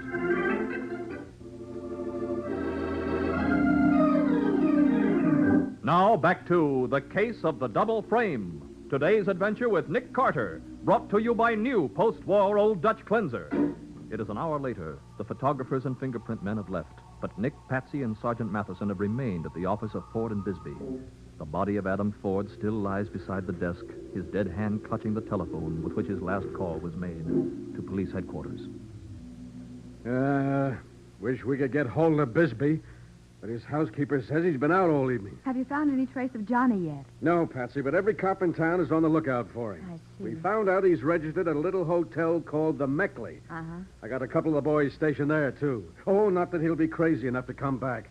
Matty, I have a hunch Johnny didn't do this. Oh, Nick, use your head. I know you like the boy, and I'm sorry, but we've got Ford's dying statement that Johnny Wade shot him. Yes, I know, but I think the killer himself made that call to police headquarters after Ford was dead. Oh, for Pete's sake, And then Nick. put the phone in Ford's hand to make the story look good. Well, if that's the best idea you can dream up. I'm not dreaming. Look at that phone. It's in Ford's hand backwards. What? Why, yes. The mouthpiece and the earphone are reversed. Ford's thumb is next to the mouthpiece. Well, I can see that. But what? No one would hold a phone that way, Matty. You'd have to twist your arm half out of its socket to speak into it. Hey, you're right, Nick. Now, how in... What, That isn't the phone in Ford's hand, Sergeant. It's Huh? the other one on the desk. He had 2 of them. Oh, yeah, of course. Sergeant Mathison speaking. Oh, you have, huh? Good. We'll be down to talk to him pretty soon. Did they find Johnny? No, Bisbee. He's down at headquarters. Oh. Look, how about Johnny Wade? What? Well, why didn't you tell me before that? 14 minutes after 10, huh? All right, Hanson, I'll see you in a few minutes. That's funny. What is, Matty? Nick Hanson says Ford called Johnny's hotel tonight, left a message that Johnny should come here to the office right away, no matter what time he got in. What was that, about 14 minutes after 10? That was the time on the message to the hotel, Patsy. They always mark it down when a guest isn't in. Hey, Matty. Yeah? Thought you said Ford died at 8 minutes after 10. Well, that's the time he phoned headquarters. All right. Hey, wait a minute. Yes. Ford was dead before the call was made to headquarters. And that call was made 6 minutes before the call to Johnny. Then both of those calls were fakes. But why should anybody call Johnny? I can think of one very good reason, Patsy. The murderer is trying to make sure that Johnny isn't able to defend himself on the charge of killing Ford. Nick, it was a trap. That's exactly what I think. And if Johnny had got that message and started for here, he probably wouldn't be alive now. Oh, Nick, you don't suppose the killer could have found him on the street? No, it's not likely, Patsy. The police will pick him up when he returns to the hotel, if they don't locate him sooner. You know, I'm beginning to think you're right about the lad being framed, Nick. But who's doing it? We may find the answer in this open ledger on Ford's desk. Now, how can you tell anything from that? With ink spilled all over it. Yeah, everything on the page has been blotted out. That's just the point. Looks to me as though the ink had been spilled purposely and then spread around. Oh, Nick, that's the ledger for August 1945. That's an old one. Yes. Ford told me this afternoon he was going to look over the books for 1945 to see whether there was any evidence that something crooked was going on then. Well, if somebody tried to destroy what was on those pages, he didn't get away with it. The lab boys can bring out what's under that ink blot as clear as it ever was. No, I don't want to wait for that, Matty. Suppose we talk to the bookkeeper tonight. Minor? Yeah. If anybody would know what was in this ledger, he would. Uh-huh. Well, I sent a man over to his boarding house after him. You know, he was a witness to that brawl this afternoon. Good. He ought to be here any minute. Oh. Sergeant Mathison speaking. Huh? He did? Well, he never got here. Yeah, you'd better stay there and wait for him. Right. What was that, Matty? Minor isn't at his boarding house, Nick. He left for here quite a while ago. What? Yeah. It seems someone who said he was Adam Ford called and asked him to come to the office right away. What? Why, that's exactly the message that was left at the hotel for Johnny. Yeah. Only Minor got his message and started out. And he isn't here yet. But why should anyone... Well, maybe he did know something about that ledger, Nick. Maybe he knew too much. Perhaps you're right, Matty. Let's go down to headquarters and see whether Mr. Bisbee thinks so, too.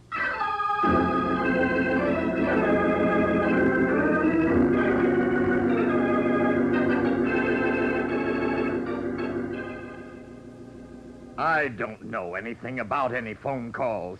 I didn't even know Adam was dead until the police officer told me. Where have you been all evening, Mr. Bisbee? That's my business. Yeah? It's police business now, mister. Well, if you must know, I was at the Blue Eagle. The gambling house? Yes. Can you prove that? Why, someone will remember me, but Well, you better just hope that somebody does. Mr. Bisbee, your partner, was examining the ledger for August 1945 at the time he was murdered. Well? That was the month you invested $28,000 in oil stocks, wasn't it? All right, it was. So what? Thought you were broke in 1945. Well, Where'd you get that $28,000? I won it in the poker game. Oh, you play for high stakes, don't you, Mr. Bisbee? Suppose I do. What of it? Can you prove that's where you got the money? After 3 years, don't be ridiculous. Matty. Yeah? While you check Mr. Bisbee's alibi for tonight, I think Patsy and I'd better go over to Johnny Wade's hotel. Yeah? What for, Nick? I'm worried about him, Matty. And maybe the desk clerk or somebody there may be able to tell us where he went tonight.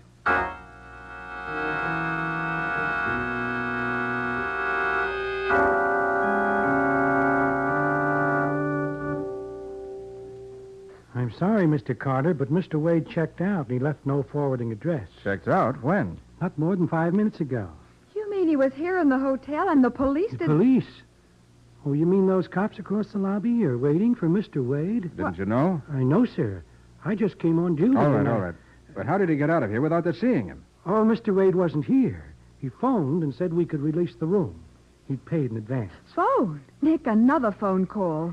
If the police are looking for him, they may be able to catch him at the office of Ford and Bisbee in the Jensen building. Why do you say that? Well, there was a message from a Mr. Ford that he should go there immediately, no matter how late it was. You gave him that message? Of course I did, and he said he'd stop there on his way out of town. Oh, thank goodness he's all right, Nick. When he gets to the office, the police will be waiting. Yes, but I think we better see whether we can catch him before he gets there. Why? Because it may be that whoever phoned him doesn't want him to reach the office.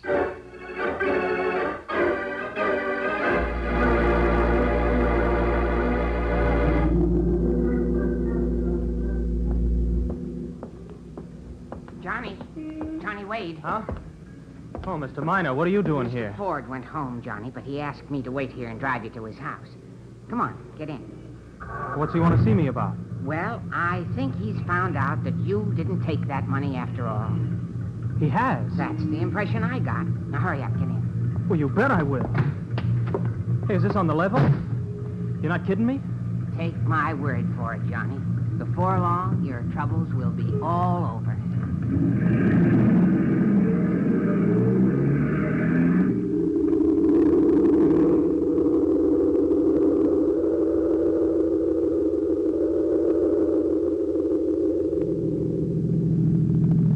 What are we doing out here, Mr. Minor?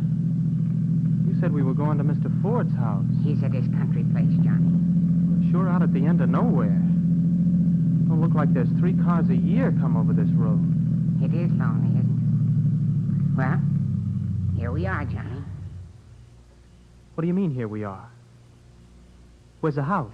There isn't any house, Johnny. Only an old stone quarry about half full of water. But it's very, very deep, Johnny. I don't get it. You will. Get out. Hey, what's the idea of the gun? Get out, Johnny. You're going to join Mr. Ford. Right here.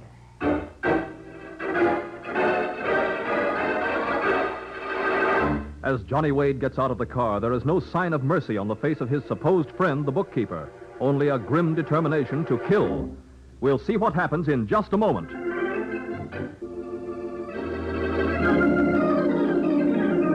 Now for the conclusion of The Case of the Double Frame. Today's adventure with Nick Carter, brought to you by new post-war Old Dutch Cleanser. Beside a lonely country road, the headlights of a parked car shine upon the figure of an elderly man with a revolver in his hand and a young man standing helplessly at the edge of an abandoned rock quarry half filled with water. You're the one that took that 20 grand 3 years ago. You're the one that framed me. It was so easy, Johnny. After Bisbee put the money in the briefcase, he turned his back to get some papers off the desk, and I took the money out again. That's all. You put that ticket for Montreal in my pocket, too. Of course I did. It made the police think you were planning to run away. It was a very efficient plan, Johnny. Yeah, you're a smart guy, you are. So you bring me out here. Make me carry all this scrap iron over from your car. They make excellent weights, Johnny. Excellent. Now, I want you to take that roll of wire and fasten the scrap iron securely around your ankles. Huh? Go on. Take a piece of that scrap iron. Okay, I'll take it. And give it right back to you. Why, you young... Oh! Keep away, Johnny. I don't want to kill you. Just yet. Okay. What do you want to bump me off for? You framed me, you got away with it. You have to disappear, Johnny. You see, you murdered Mr. Ford tonight. I did what? I needed that money 3 years ago to cover a shortage in my accounts. And tonight the old fool started looking over the books. He found you'd faked him, huh? Unfortunately for him, yes. He phoned me to come down to the office to accuse me. But I wasn't going to the penitentiary as you did. So you knocked him off? Oh, no, Johnny. The police have Mr. Ford's dying statement that you killed him. I know. Because I made that dying statement myself over the phone. Well, you're double-crossing. That's enough, Johnny. Get busy with that scrap iron. With his bullet in my arm? You're crazy. You're right. I'll have to attend to that detail myself. Later. Goodbye, Johnny. Now, look, Mr. Miner. It won't hurt much, Johnny. I'm just going to... What the... That's just a warning, Miner. Drop that gun or I'll shoot to kill. Mr. Carter. Where the devil did you come from? Patsy, take Miner's gun. Right, Nick. Look, Carter, I can explain. Johnny confessed to killing Mr. Ford. He was going to kill me. Save your breath, Miner. For you, the highway back to town is going to be a one-way road to the electric chair.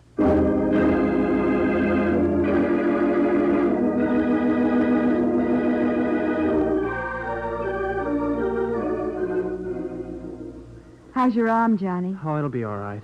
It's just a flesh wound. Oh, gee, you're lucky, Johnny. We were on our way to Ford's office when Nick saw you getting into Miner's car. And you followed us all the way out from town? Yeah. If we had to drive without lights and stay quite a distance behind, our Miner would have noticed us. I still don't know why he wanted to bump me off.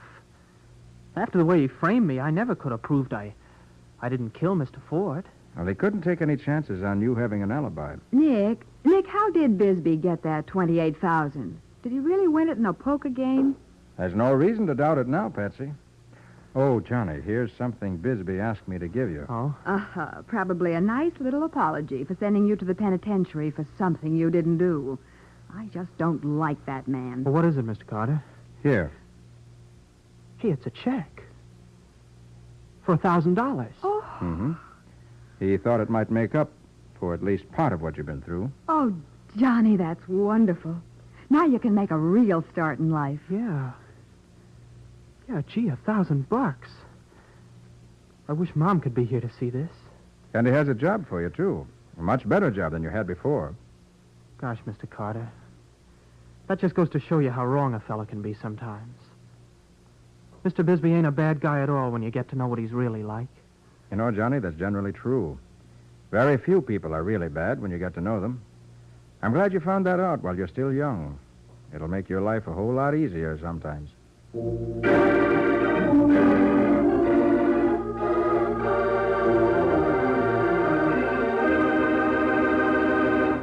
Nick, can you tell us something about the adventure new post-war Old Dutch Cleanser is going to bring us next week? Yes, Mike. Next week, we're going to meet a young man who didn't commit murder because the victim wasn't running backwards. And the only way Nick could prove it was by tracing $5 worth of toy money to the real killer. Well, between running backwards and toy money, there ought to be plenty of excitement.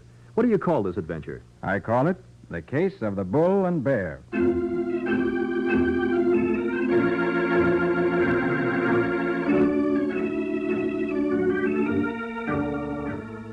Nick Carter, Master Detective, is presented each week at this time by the Cudahy Packing Company. It is produced and directed by Jock McGregor and is copyrighted by Street and Smith Publications, Incorporated. Charlotte Manson is featured as Patsy. Ed Latimer plays Mattie. Today's script was written by Jim Parsons. Original music is played by Henry Silverne. This program is fictional, and any resemblance to actual persons, living or dead, is purely coincidental. This is Michael Fitzmaurice saying, when minutes count, use new post-war Old Dutch Cleanser.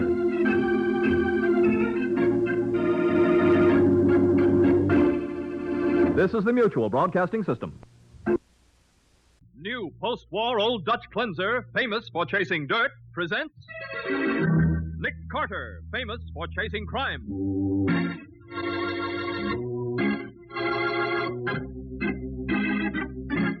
Every week at this time, two great names are joined as new post-war Old Dutch Cleanser brings you one of the most resourceful and daring characters in all detective fiction, Nick Carter, Master Detective.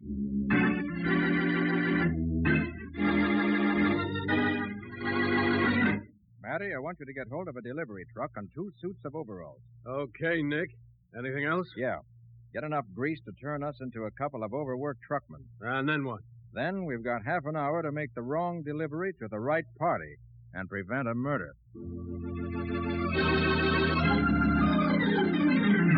Now, The Case of the Bull and Bear. Today's adventure starring Lon Clark as Nick Carter.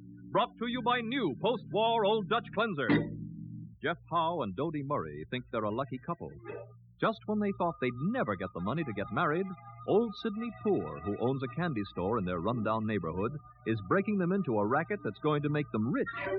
He keeps telling them, Now, you understand. You walk into the department store. Dodie's got 2 $100 bills in her purse. Yeah, one's real money, and the other's counterfeit. Yeah, we got that. Yes. You buy something. A watch, maybe. Something in the jewelry line. Uh-huh. Dodie takes out the real $100 bill to pay for it. Yeah. Then the clerk will have to have the bill checked by the floor manager. Uh-huh. Yeah, I know. All stores do that. It's a rule. And you make a big fuss. Both of you. Like you're being insulted because they don't trust you. You get that? Yeah. Uh-huh. But when the floor manager says the bill is okay, and for the clerk to go ahead and make the sale, you grab the bill back and you walk out like you're real mad. Well, what do we do after that? You wait about a half hour, then you go back. Make out like you're ashamed of yourself for losing your temper. Apologize. Say you'll buy the watch after all. Uh-huh. And this time, you pay for it with the counterfeit 100. I get it. The clerk thinks it's the same bill the manager okayed. That's right. He won't check it again. He'd be glad to make the sale. So you walk out with the watch, or whatever you bought, and you bring it back here. And bring back the change, too. Sure, it's a cinch. Well? Anything else now, Mr. Poor? This is the kind of a test. If it works out okay, I'll take you on regular. I like to give nice young folks a helping hand.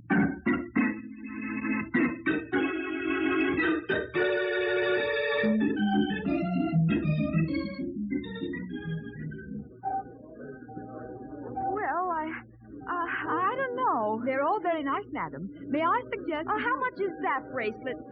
The one with the red bead. The ruby? Yeah. It's $290. Oh, well, how about that one there? $98. That's the one for you, honey. Oh, okay. I'll take it. Very good, madam. May I have your charge number? Oh, I'll pay cash. I just happen to have $100 with me. Here. Thank you.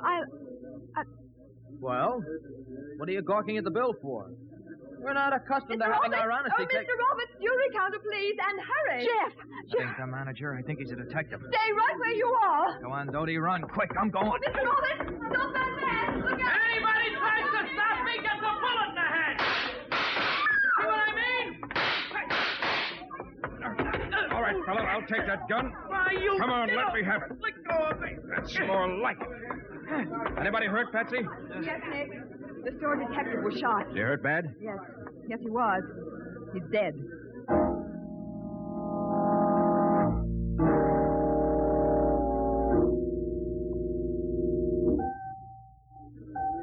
All right, Nick, now see if I got this straight. Go ahead, Benny. Jeff Howe and a girl come into the store and try to buy a bracelet with a counterfeit $100 bill. Right. The clerk spots the phony and calls Roberts, the store detective. Right. Jeff Howe makes a break and Roberts chases him. The girl disappears and Howe kills Roberts. Wrong.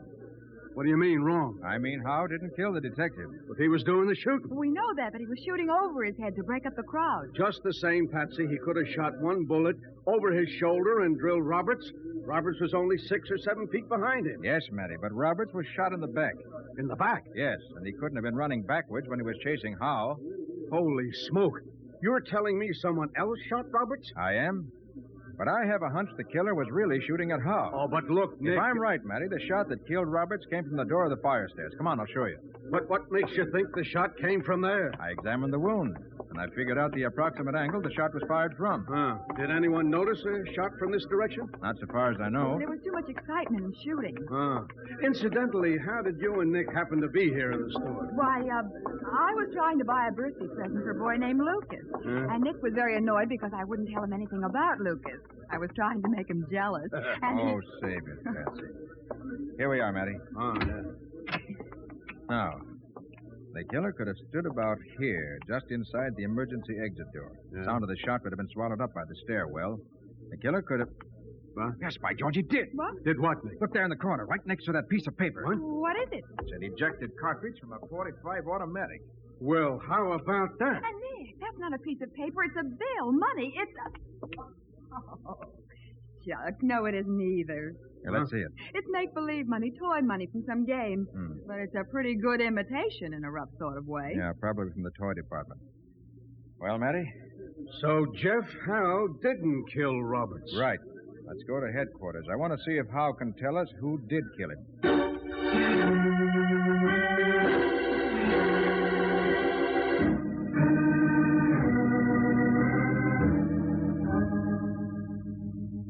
A crazy little dope. Scared she was. She pulled out the phony bill first. Who was she, Jeff? None of your business. Oh, tough guy, huh? Yeah. Look, Jeff, I know that routine. I've heard it 100 times. I'm tough. I can take it. I don't squeal. Yeah, you said it. They all say it, but change their minds when they find out they're suckers. You're trying to be loyal, Jeff. Only trouble is, no one's going to be loyal to you. Says you. Someone put you and the girl up to this racket, Jeff, and I want to know who it was. Yeah? Yeah. I've got to notify the Secret Service. I want to give them that information. It's too bad. You ain't gonna. Still loyal, huh? It's rather foolish, Jeff. Why? Because someone has tried to double-cross you already. Double-cross me? Yes, double-cross you. They didn't trust you. You and the girl were followed when you went to the store and were watched very carefully. When you got in that jam, someone tried to shut you up. With a bullet. What bullet? What are you talking about? A .45 automatic slug. Meant for you.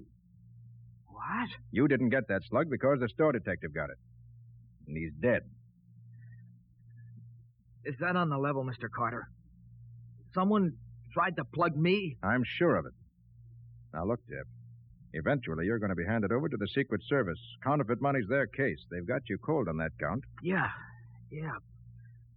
But murder. But murder comes first, and murder's my business.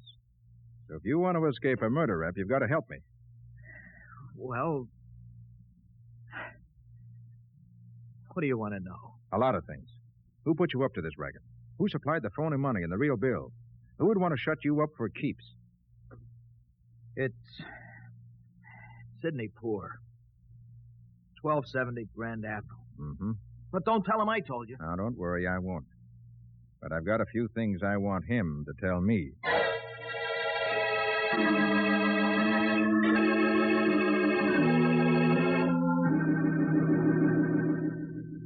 He left me, Mr. Poor. He run off and left me on my own. The dirty double-crossing heel. No, my dear. If I hadn't had good luck, I'd have been caught. He didn't even try to help me. He just ran out of the place. Dodie, everything's going to be all right. You've got to... Someone just came into the shop. Hello? Anyone minding the door? Coming, sir, coming. Just resting my feet in the back for a moment. Hard on an old man's feet, keeping shop. Yes, sir. You, Mr. Poor? Sidney Poor? Yes, sir. What can I do for you? I'd like $1 worth of that candy. Oh, yes, sir. Yes, sir. It's cold in here. Don't you have any heat? No, sir. Just the stove in the back. I haven't started it yet. Can't afford to with the price of coal so high up.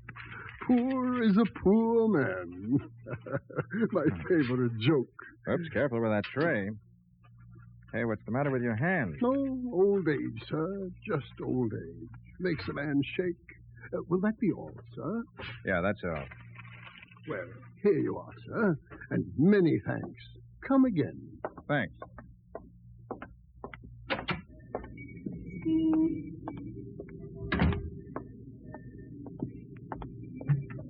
Any luck, Nick? Yeah, here. I brought you some candy, Betsy. Where's Poor? Still in the store? You didn't arrest him. No. Why not? He isn't the man we want. But Jeff said... Poor may be the man who started Jeff in the racket, but he isn't the killer, and I have a hunch he isn't the big boss counterfeiter either. What? How do you know? Because he's an old man. His hands shake constantly. He couldn't shoot a gun with any accuracy at all. Oh, but how do you know he isn't the boss counterfeiter? Look, Patsy, if Poor is operating from that store, where's his plant? You need machine, storage space, room for a press. Maybe his plant's in the cellar. There's no cellar. He heats the store with a stove in the back. Oh. No, I have a strong hunch Poor is just the middleman, the agent who passes counterfeit money from the plant down to kids like Jeff. And if we want to find out who killed Roberts, we'll have to locate the plant and the man who runs it. That's right. He's the one who'd have most reason to cover Jeff and try to kill him to keep him from talking. Well, could we locate him through Poor? All depends on how smart we play it and how far we can play Poor. But I've got an idea. Yeah? What is it? Listen to this and tell me what you think.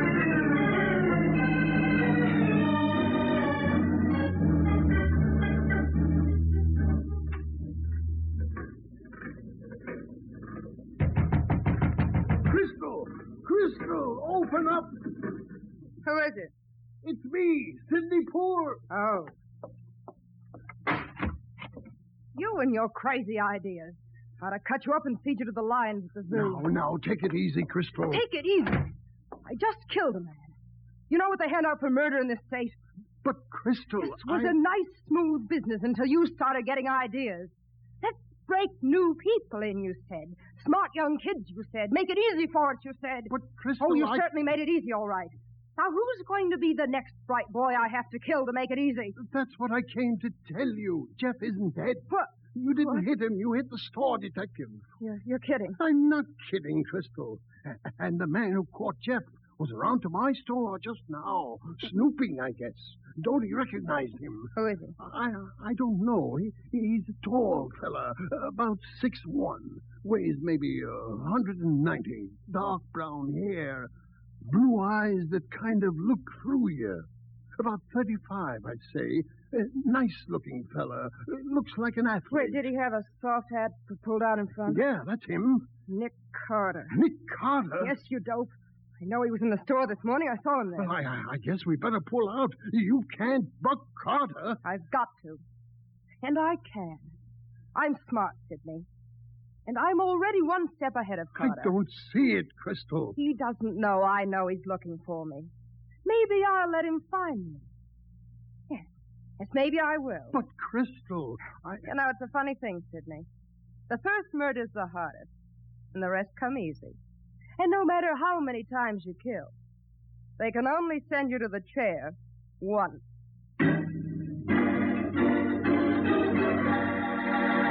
Crystal Davis, young, beautiful, and hard, stares icily at Sidney Poor as plans to outwit Nick Carter race through her head. We'll see what she decides to do in just a moment.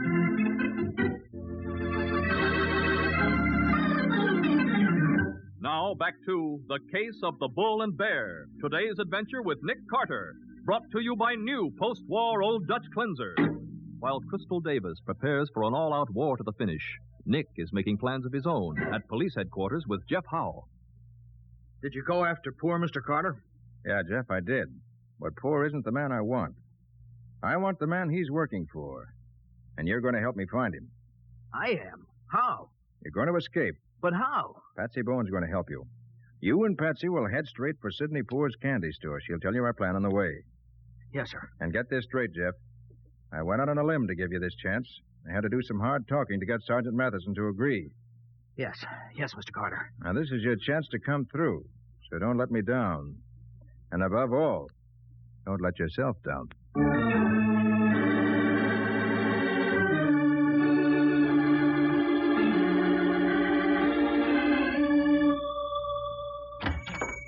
Shut the door, babe. Okay. Oh, what are you doing here, Jeff? What happened? Who's this girl? I made a break, Mr. Poor. She helped me. You got away? Yeah, but I wouldn't have if she didn't give me a hand. That's right. This here's Penny Blake. Good kid. Hi. But why did you come here, Jeff? I mean, You don't think I'm quitting the racket, do you? No, sirree. Me and Penny's going to work together and act together. She's smart. Yeah, sure. I'd have pulled it off before if it wasn't for Dodie. Why, that crazy kid's the dumbest cluck I ever seen. You know what yeah. Dodie! I heard every word you said, Jeff. Everything. So this is your new girl, huh? Want to make something out of it? She's just right for you, Jeff. A cheap little dame for a cheap little young Why don't you shut up? Shut up? Me? I'll show you. Hey. Well, who are you staring at? You. What's the matter with me? Mr. Poor. She's the girl that was with Nick Carter when he caught Jeff.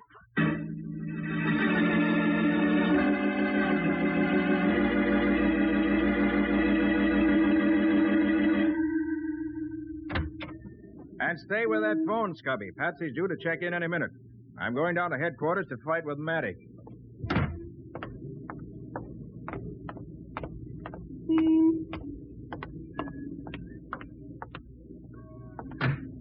Good afternoon, Mr. Carter. I've been waiting for you. I beg your pardon. I thought this was my car. It is. Please get in. Wow. Thank you. I'm Crystal Davis. Charmed, Miss Davis. Call me Crystal, please. Delighted, Crystal. Thank you. Nick. Are you a gambler? Isn't everyone? One way or another? I suppose so. My favorite game is open poker. I like to see everyone's cards. I like them to see mine. You have some good cards to show, Crystal? I think so. I killed a store detective, Nick. What? You killed us? I killed him with the same gun I've got in my purse now. Is this a confession? No. I'm just showing my cards. You've already shown yours. Patsy Bowen. Oh? I've got her, Nick. I guessed that, more or less. What's your proposition, Crystal? I want you to call off the war, Nick. Drop the case. Let me alone. But someone's got to take the rap for the murder. What's the matter with Jeff Howe? Jeff? Sure. Who cares about him? Pin it on Jeff, Nick. You can do it. Except that he'll talk. No, he won't. I'll arrange it so that you get him back, dead. You will? Nick, if you'll promise me to drop the case, you get Patsy Bowen back. Otherwise... I see. Suppose I give you my word in 1 hour. No, Nick. Now. That's impossible. The whole homicide squad's working on this case. It'll take me an hour to pull him off. It'll take an hour to convince Matty I was wrong about Jeff. You mean that? I do. All right, Nick. In 1 hour. It's a deal. I'll let the girl go in 1 hour. I have your word that you'll drop the case. In 1 hour, yes. You have my word.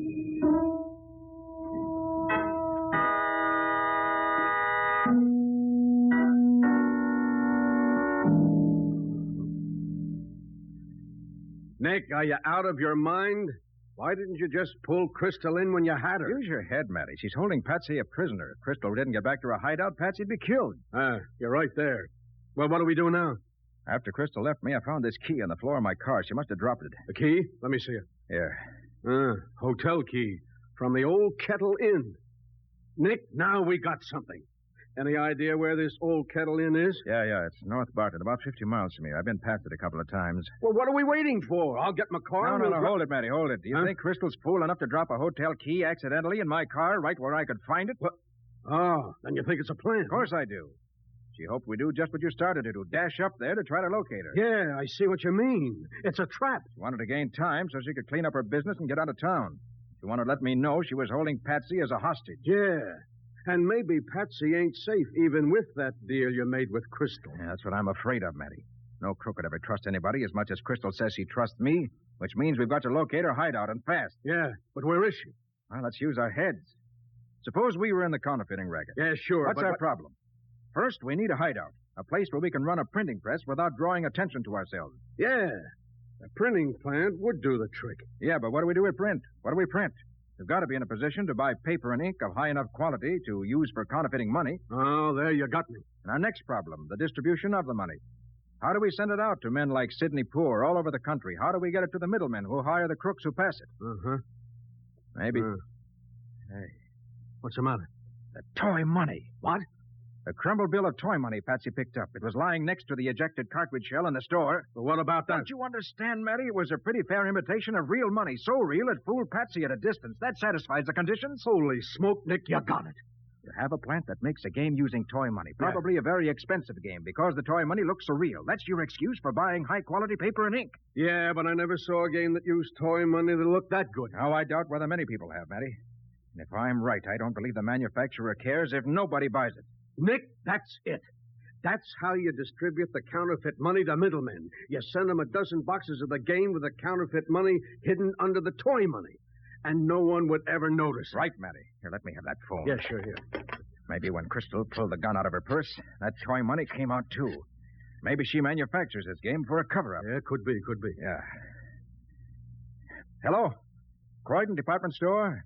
Let me speak to the buyer in the toy department, please. What are you doing now, Nick? Just a minute. You find... Yeah, hello. Can you tell me whether you stock a game using toy money that looks very much like real money, except that the president's face on the bill is changed to a joker? Uh-huh. Bull and bear. I see. A Wall Street game, speculation in the toy exchange. Yeah.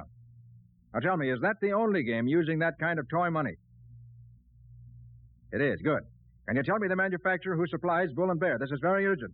You got something, Nick? I think so. Adult Games Company, 25 Archer Street. Thank you very much.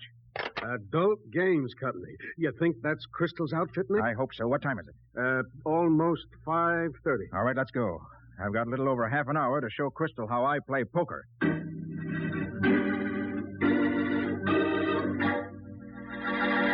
Nick and Matty rush from the room, wondering whether Nick's deduction is right, wondering whether they'll find Patsy and Crystal Davis at the home of Bull and Bear.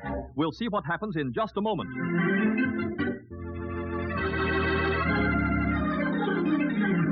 And now for the conclusion of The Case of the Bull and Bear.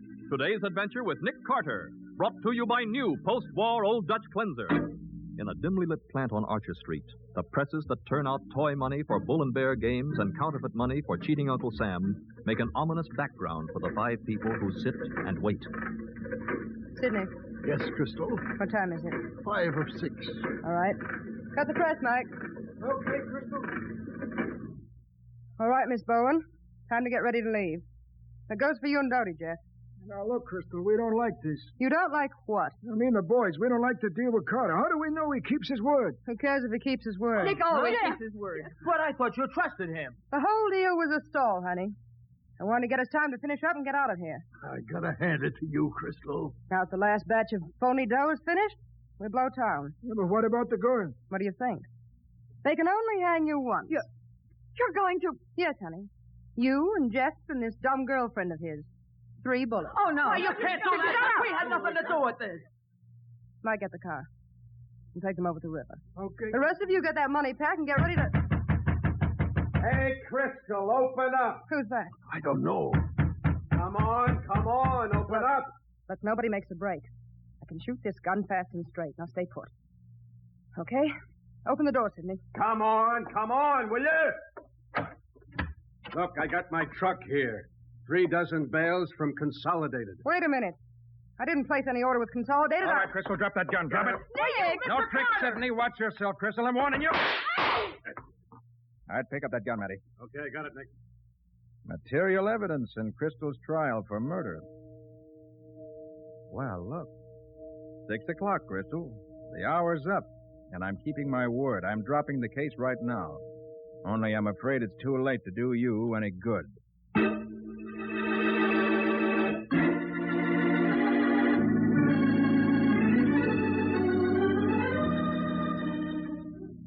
Well, it sure was a nice haul, Nick. Secret Service is going to be mighty happy with that printing plant, to say nothing of the list of Crystal's customers. And you've solved your open and shut murder, Sergeant. Yes, Matty, with the pistol that killed the store detective and the evidence that Jeff and Dodie are prepared to give, you got Crystal right where you want her. Headed for the death house. Yeah, I guess we're all lucky you and Patsy decided to go shopping this morning, Nick. All except Crystal. And Patsy. Why me? Well, you never did buy that birthday present for your mysterious Lucas. Nick, I'll bet you are jealous. Goody. Now, I can tell you, I got the present already. Oh, but how? You didn't have time. I took one of those bull and bear games from Crystal's hideout. It'll be just right for Lucas. He's 10 years old.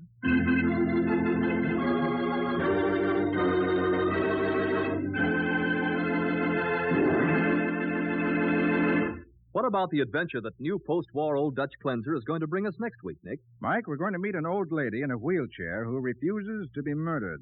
Well, I can understand why she might not approve of the idea. Not only that, Mike, she objected so violently that she joined Nick's staff long enough to catch the killer. Say, that's a new kind of detective. An old lady in a wheelchair. And it's a story I think you'll enjoy, Mike, about a murderer who discovered too late that he was his own victim. What do you call the adventure, Nick? I call it The Case of the Wrong Mr. Right.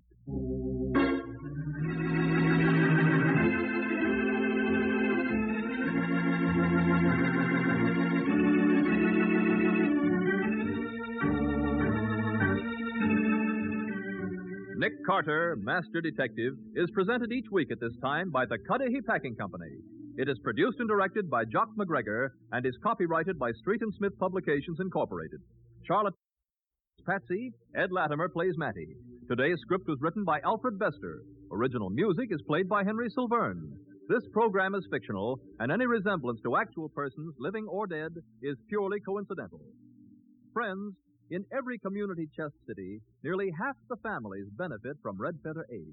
This year, however, these services cost more. Hence, there must be more and greater contributions.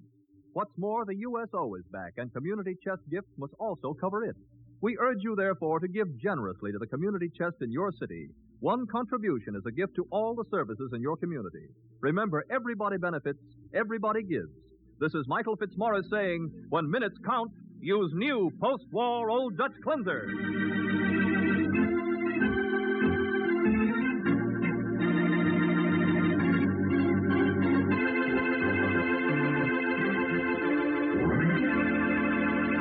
This is the Mutual Broadcasting System. New post-war Old Dutch Cleanser, famous for chasing dirt, presents Nick Carter, famous for chasing crime.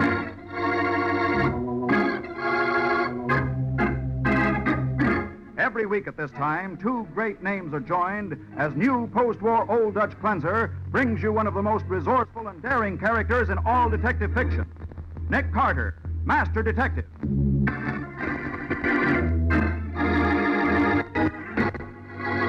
But, Nick, that's fantastic. No one would cooperate in his own murder. Maybe fantastic, Patsy, but all the evidence points to it. Then I don't believe the evidence. Well, there's only one way to prove what really happened. It's a method I hate to use. Why, Nick? Because it puts an innocent person in danger. But we haven't any choice now. We've got to go through with it. Now, the case of the wrong Mr. Right. Today's adventure starring Lon Clark as Nick Carter. Brought to you by new post-war Old Dutch Cleanser. Even though she's 79 years old and confined to a wheelchair, old Mrs. Wright still enjoys picnics. And since her two great-grandnephews, John and Charles, expect to inherit the Wright Pharmaceutical Company one day, they're always willing to go along. One day early last fall, Charles' wife, Janet, wheeled old Mrs. Wright to the picnic grounds in a secluded corner of the estate and stopped the chair near the edge of a cliff overhanging the river. How's this, Aunt Madge? Just fine, Janet. Oh, I've always loved this view, looking down at the river. It's like being on top of the world. It is beautiful. Where are the boys? They went back into the woods looking for dead branches to build a fire with. Why? I wanted Charles to go back to the house for my shawl, but you might know he wouldn't be around when I need him. I'll get it for you, Aunt Madge. Thank you, Janet. I'll be right back. Huh? I still wish she'd married Johnny instead of Charles. Oh, well. This is a beautiful spot up here with the sun's... Johnny, take your hand away from my eyes. I know it's you. Where are you wheeling me to, Johnny? Johnny! Charles! Johnny! Take your hand off my eyes. Oh, no!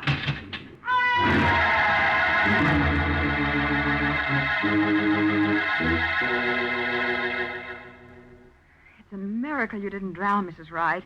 If those two fishermen hadn't seen you fall in and got to you in time... Well, they did. Are you sure you're well enough to talk, Mrs. Wright? Yes, of course I am. But, Aunt Madge, you know what Dr. Myron said about your heart. No, pneumonia left it weak. May quit any time. All the more reason this thing has to be settled now. But, Aunt Madge, I don't... Mr. Carter, I sent for you to tell you someone has tried to murder me. You mean someone deliberately pushed your wheelchair over the cliff? Exactly. But, Aunt Madge, no one was near that part of the estate but John and Charles and me, and the boys were in the woods gathering firewood. I know it wasn't you, Janet. Well, that was a man's hand over my eyes, and Johnny wouldn't hurt me. He loves his old aunt.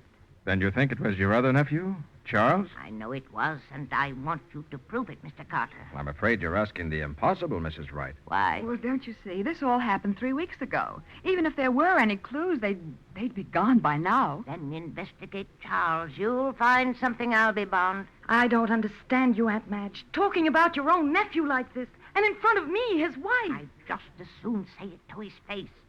Even as a boy, Charles used to sneak and lie and steal money out of my purse.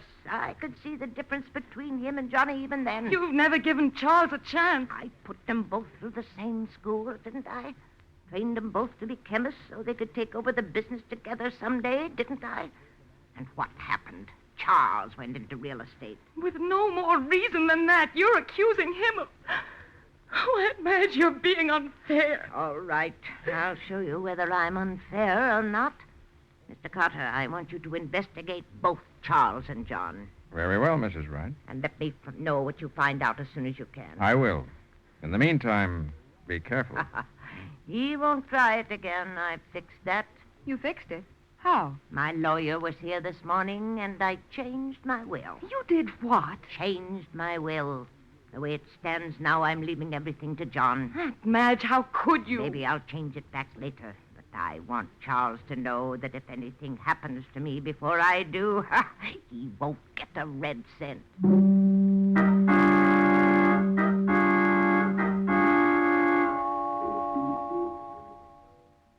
Back so soon, Carter? It's only been 3 days, hasn't it? Well, there wasn't a great deal to find out. How nice you look, Mrs. Wright. You must be feeling a lot better. I wouldn't be out of bed if I wasn't. This is Aunt Madge's 80th birthday, and we're getting ready to have a little party. Oh. Never mind that, Janet. I want to hear what Carter found out.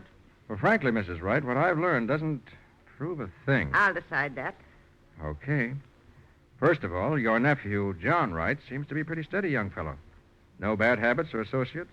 Lives within his income, saves regularly, and so on. I could have told you that. What about Charles? Well, Patsy can read that part of the report to you. Go ahead, Patsy. Right, Nick. Charles Wright. Credit rating, very poor. Business, heavily mortgaged. Overdue loan at the First Community Bank. Several large personal loans. I don't see any reason for parading Charles' business difficulties. Keep quiet, Janet. What else, young lady? 3 days before Mrs. Wright's accident, Charles Wright attempted to consolidate his debts with a loan from the Halliday Trust Company, offering as security the fact that he would soon inherit half the estate of his aunt, who was very ill and could not possibly live long. Couldn't possibly live long. Well, he did his best to make sure of it. That isn't true. Charles couldn't do such a thing. Mrs. Wright, it'd be very unfair to condemn anyone on such flimsy evidence. No, it only confirms what I thought before. Janet, if you want to live here with me, you're welcome. But I want Charles to pack up and get out today. But, Aunt Madge, your birthday party. My mind's made up. Mrs. Wright, as a favor to me, go on downstairs, have your birthday party, and don't say anything to either John or Charles until tomorrow. Sleep on it first. Well... Please, Aunt Madge, try to be fair. Oh, there goes that word fair again. All right. I won't say anything until tomorrow.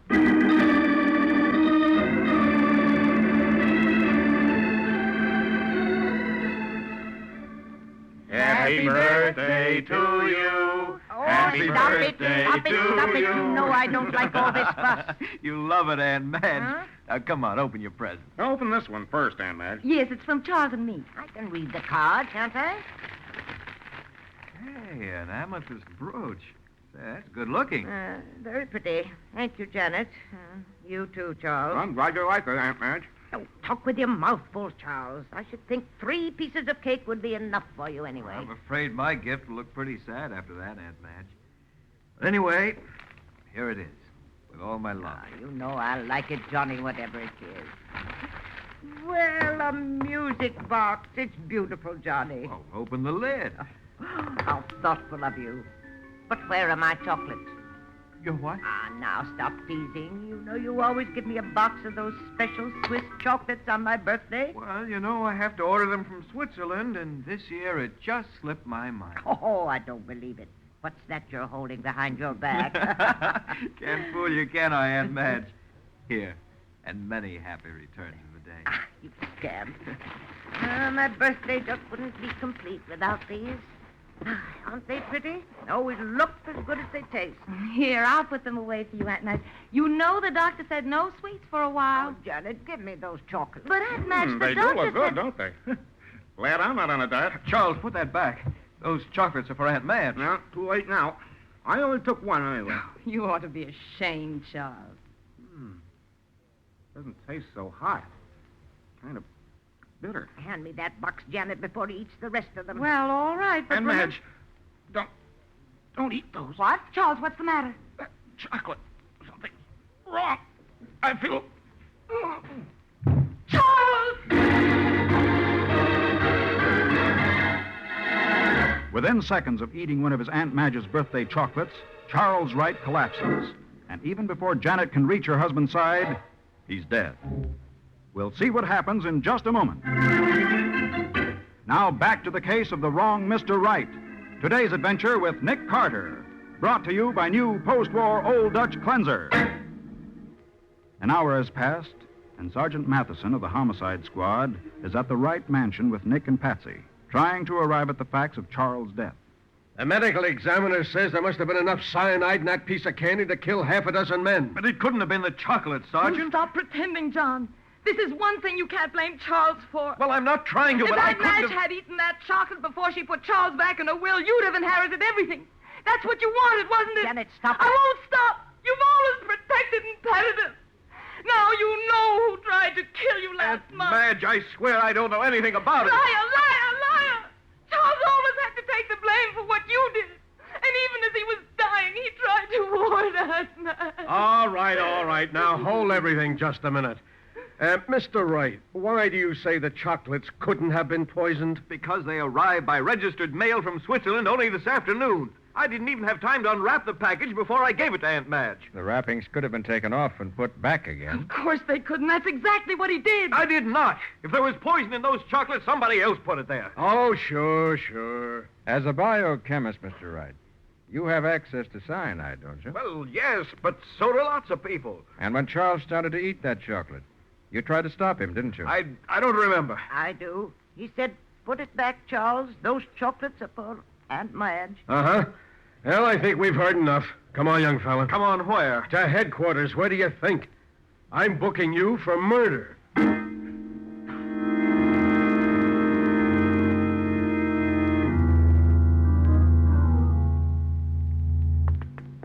Nick, will we have to wait here at the post office very long? No. Matty said he'd phone ahead and get an okay for us to look at that receipt. Good. Oh, here's the inquiry window over here. Well, I hope the sergeant didn't forget to phone. Yes, sir? My name's Nick Carter. I came to see about a receipt for a registered package from Switzerland. Oh, yes, Mr. Carter. I have it right here. The assistant postmaster said you'd be calling for it. Thanks.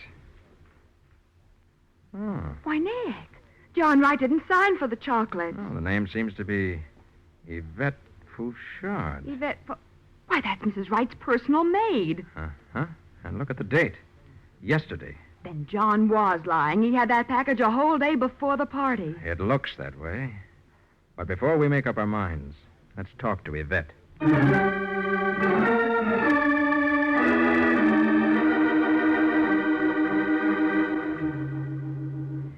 monsieur.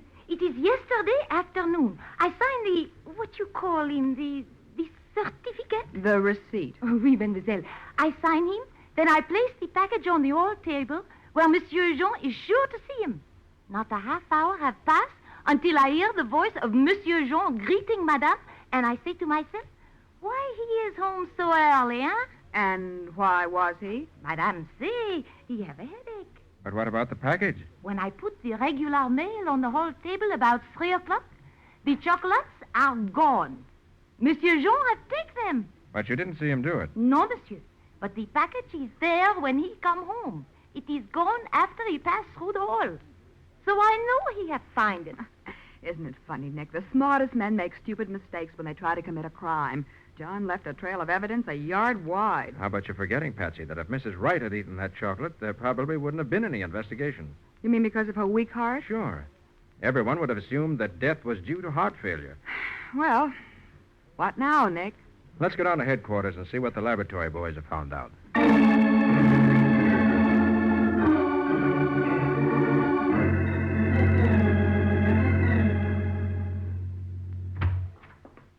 I'm sorry to keep you waiting, Nick.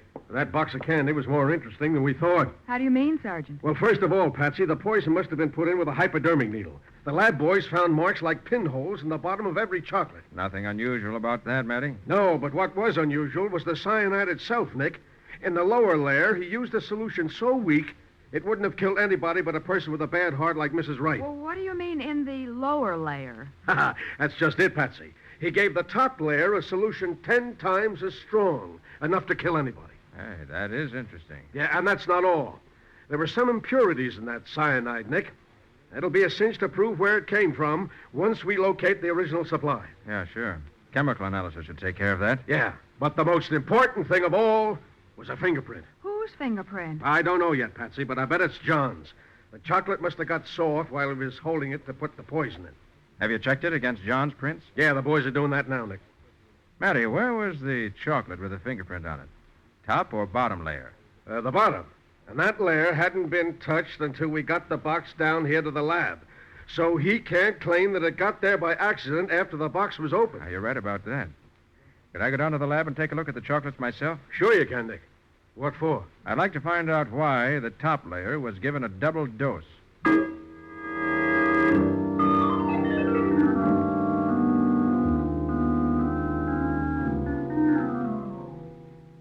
Sergeant Mathison was right, Nick. All these chocolates had the same kind of little pinholes in the bottom. No, not quite the same, Patsy. Look at these chocolates from the top layer. The holes are larger and not quite so regular. Well? Looks to me as though someone had put a second dose of cyanide in these and tried to insert the needle in the holes left by the first one. What? Yes, it does look that way. That's why the poison was stronger in the top layer. Why, of course. He decided that perhaps the weak solution wouldn't actually kill her, so he gave the chocolates on top another dose with a stronger solution. Perhaps. But why insert the needle in exactly the same place? Why not? Look at the pattern on the bottom of each piece of candy. The pinhole is right in the middle of that little dimple where you can hardly see it. It's the logical place to put the needle. You know, Patsy, I'm beginning to wonder whether that second dose of poison might not have been put in by somebody else. What? You mean two different people had the same idea at almost the same time? Could be. And both of them tried to kill Mrs. Wright with the same kind of poison in the same box of chocolates? Oh, Nick, that's too much of a coincidence. Stranger things than that have happened, Patsy. Let's visit John Wright's laboratory. I want to find out if the cyanide really did come from there.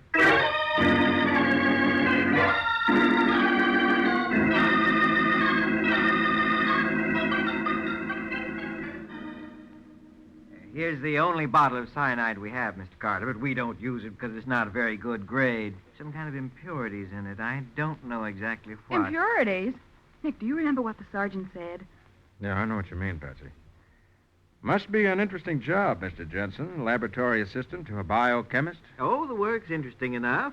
You don't happen to be working for a slave driver like John Wright. Oh, don't you like him? Well, John's all right, I guess.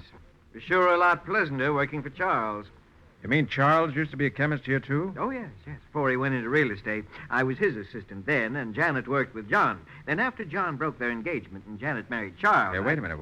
This is getting complicated. Janet and John were engaged? Oh, yes. But he changed his mind. Everybody thinks she broke it off. I know different. John just let her say that to save her feelings. Then Charles was Janet's second choice, huh? Yes, that's right. Have you seen either of them lately? Yes. They were both up one day last week talking over old times. I see. Well, thanks for the information, Mr. Jensen. It's helped a lot.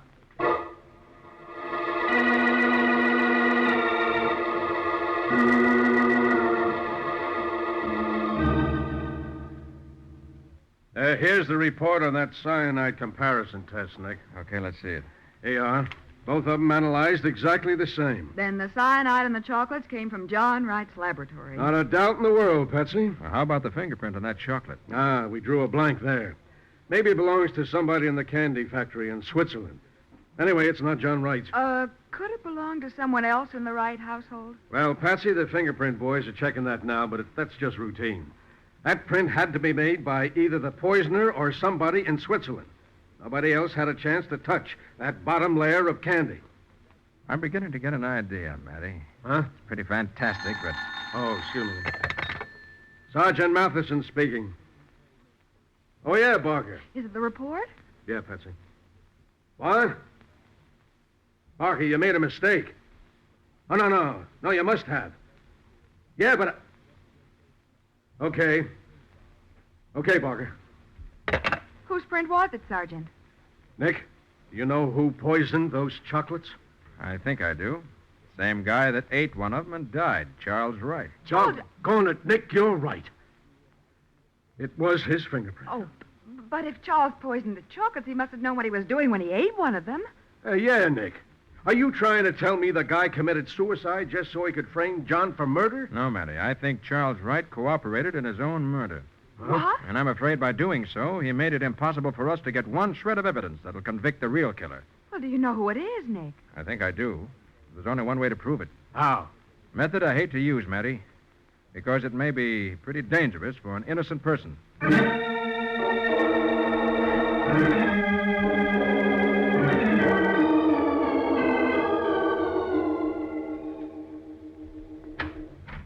Harvey said you wanted to see me, Aunt Madge, so I...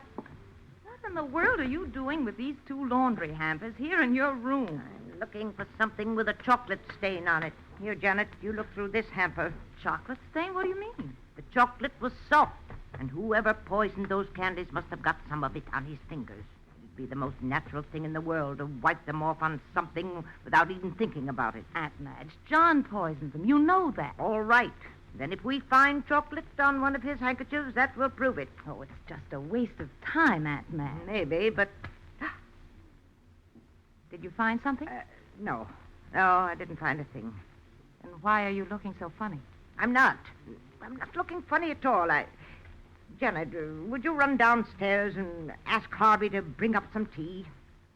You're just making an excuse to get me out of the room, aren't you, Aunt Madge? I know, Janet. Why should I? Why?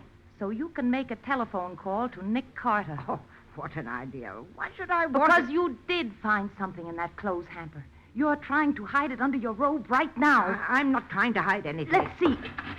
Let go of it. Why, Janet. So, one of my handkerchiefs. And there is a smear of chocolate on it. I was more careless than I thought. And it was you. You did poison that candy. Of course I did. But you knew that if I died, everything would go to John. That's why I took the candy away from you before you had a chance to eat any of it. And that's why Charles grabbed the piece first. We had it planned very carefully. You mean Charles knew about the poison? Yes. But he thought there was only a tiny bit of it. Enough to make him convincingly sick. And make you think that dear Johnny was trying to kill you. Ah, now I'm beginning to understand. You thought that I'd blame Johnny for the other attempt, too. You thought I'd change my will and leave everything to Charles. Exactly, darling. But there was more poison in the chocolates than Charles thought. Because after he finished preparing them, I gave the top layer a second and stronger dose. I can't believe it. You loved Charles. I hated him. That greedy fool. I only married him because I thought he'd be rich someday. And then you cut him out of your will. Why did you kill him, Janet? So that I'd get it all for myself and be rid of him at the same time. With Charles dead and John convicted of his murder, who could you leave it to but me? The poor, sorrowing widow. I didn't know anybody could be so evil. Well, you know now, darling. Any more last words? Last words? Yes.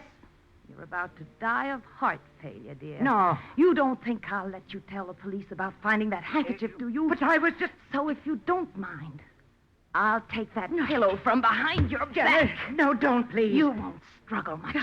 Your heart won't last that long. All I need to do is press the pillow over your face for a moment. Like this, that. Like this.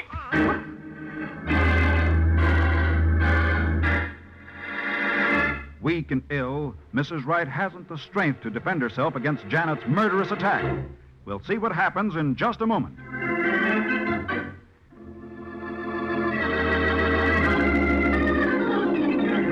Now for the conclusion of the case of the wrong Mr. Wright. Today's adventure with Nick Carter, brought to you by new post-war Old Dutch cleanser. Helpless in her wheelchair, Mrs. Wright struggles feebly against the suffocating pillow which Janet holds firmly over her face. Go on and die, you old... That's enough, Janet. Where did you come from? We've been hiding in the closet, listening. Are you all right, Mrs. Wright? Yes, I'm quite all right, Mr. Carter. It was such an interesting confession, Janet. I'm sure the jury will enjoy it as much as we did when you go on trial for murder.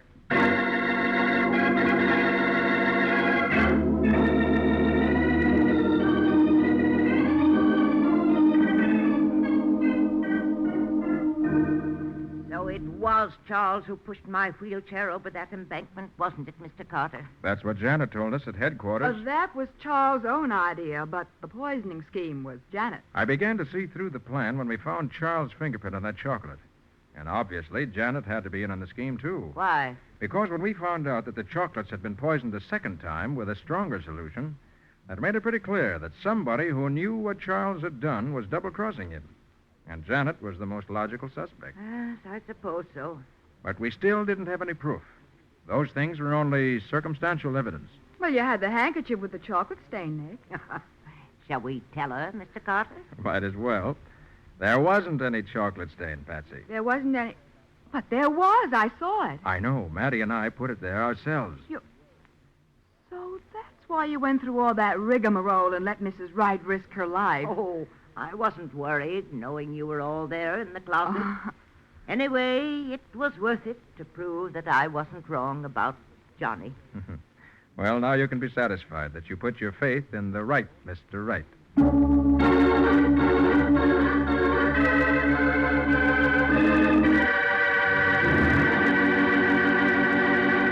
Well, Nick, what sort of an adventure does new post-war Old Dutch cleanser have for us next week? Next week, Ralph, we're going after a young fellow I really liked. He was hiding out because of a murder committed back in 1939. And he admitted killing another man in 1948. And you liked him? Why, Nick? Well, if you ask me, Ralph, I think it was because when Nick tried to keep him from getting away, he threw Nick halfway across the room. Oh, that's a fine basis for a lasting friendship with a murderer. As a matter of fact, Ralph, that was exactly what convinced me that he wasn't a murderer, in spite of his own admission. No, I still don't get it. But what do you call the adventure, Nick? I call it The Case of the Forgetful Killer.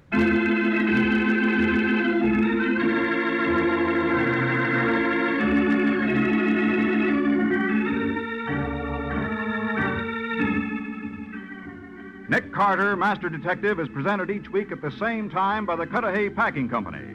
It is produced and directed by Jock McGregor and is copyrighted by Street and Smith Publications, Incorporated. Charlotte Manson is featured as Patsy. Ed Latimer plays Mattie. Today's script was written by Jim Parsons.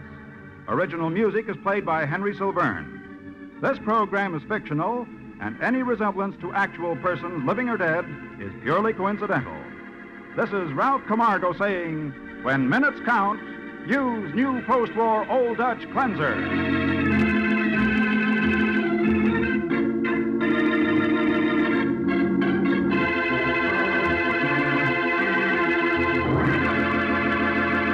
This is the Mutual Broadcasting System. New post-war Old Dutch cleanser, famous for chasing dirt, presents Nick Carter, famous for chasing crime.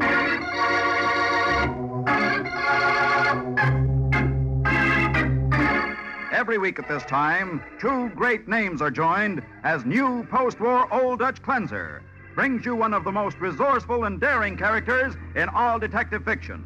Nick Carter, Master Detective.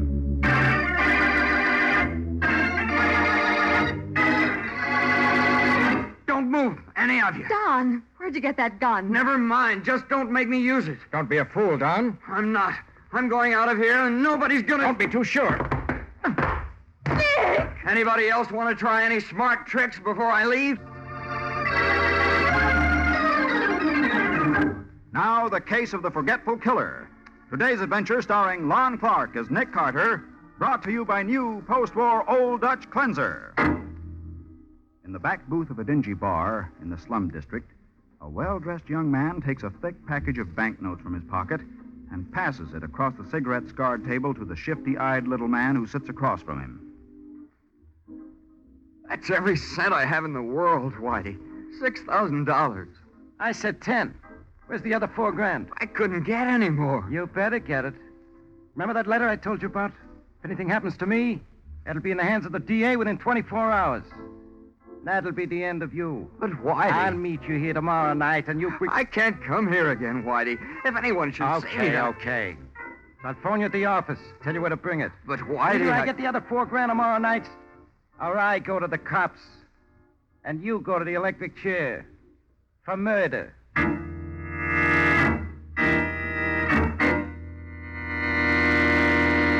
Don, if there were any way I could raise the money for you, I would. You know that. Oh, I know, Chris. I wouldn't have asked you, except I've tried everything else. You're the only real friend I've got. Sure. Now, when you need me, I can't come through. Oh, I don't know what I'm going to do. Whitey phoned me about an hour ago. I promised to have the money at the corner of 1st and Water Streets at 1 o'clock tonight. I've got to have it there. But why, Don? What's he got on you? You can tell me. No, Chris, I don't want to talk about that. But if Whitey ever tells the cops who I really am, it's the end of everything. And that little rat's got me tied hand and foot. You mean that letter to the district attorney? Yes, but... Chris, do you think you could be lying about that letter? If I thought now, that... Don, you're not getting any crazy ideas, are you? Oh, I don't know. I don't know what I'm thinking. There's only one chance left. Yeah? Mr. Hughes gets back from Washington at 11 tonight. You'll never get him to part with $4,000. If I know our beloved employer, he'll never... But he's got to. It's my last hope. But what if he won't? Then I'll be waiting for Whitey just the same. And it'll be a meeting he'll never forget.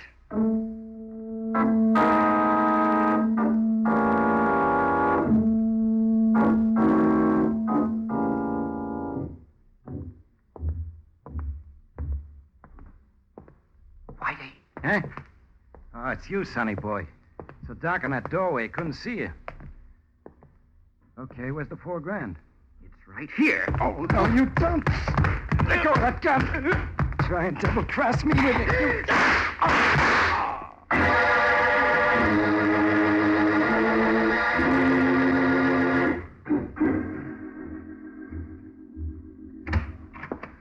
Good morning, Matty. Oh, hi, Nick. Hello, Patsy. Good morning, Sergeant Mathison. Mr. Hughes, this is Nick Carter and Patsy Bowen. How do you do? Hello, Mr. Hughes. Well, thank goodness you're here at last. At last? Well, Mr. Hughes, it's been exactly 17 minutes since Sergeant Mathison phoned and asked us to come down here to your office. I haven't even had my breakfast yet. What's this all about? Mr. Carter, my firm publishes children's and religious books.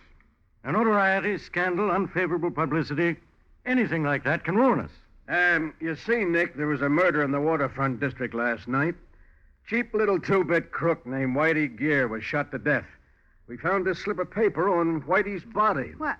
Why, that looks like one of those slips of paper they have in phone booths for people to write phone numbers on. That's what it is, Patsy. What's the connection, Matty? The phone number written on that paper is the number of the Hughes Publishing House. Oh, I see. Oh, hey, there's something else written here, too. Don Mason, 1 a.m., 1st Avenue and Water Street. Right. And Whitey was found dead at the corner of 1st and Water, shot to death about 1 a.m., according to the medical examiner. So Don Mason... Now, wait a minute.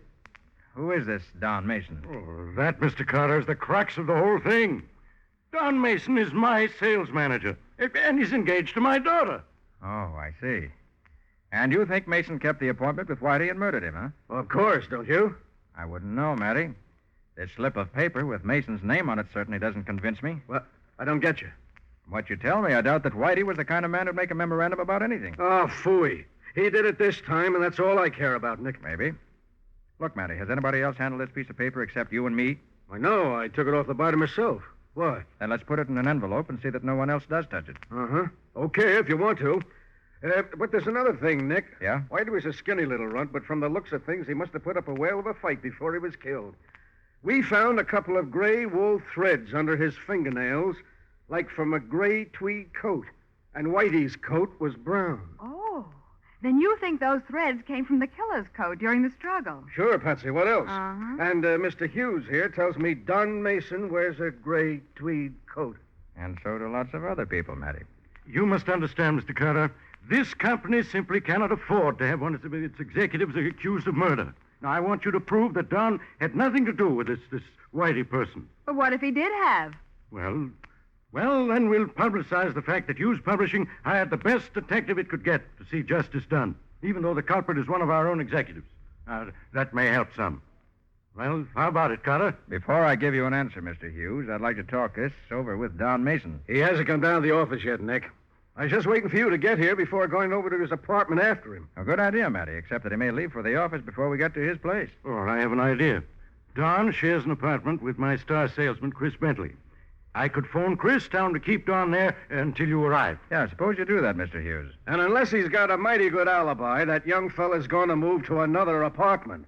A small one in the city jail.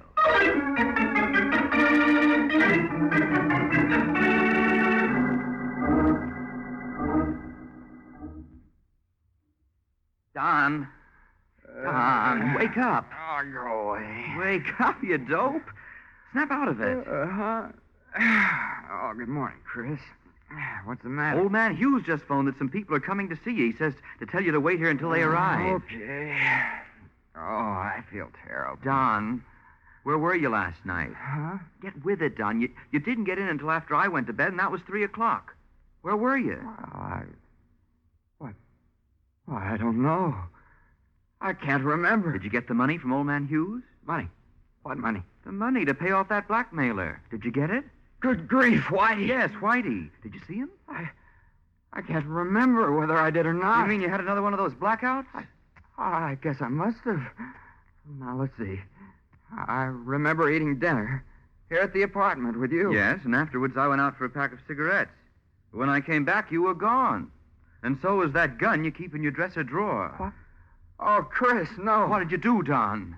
Why'd you take the gun? You've got to remember. Oh, I can't. I can't remember anything. I went all over town looking for you, but you just disappeared. Well, from the way my head feels, I'd think I must have been in some bar, but I don't drink. Wait a minute. What are you doing? Looking for your gun.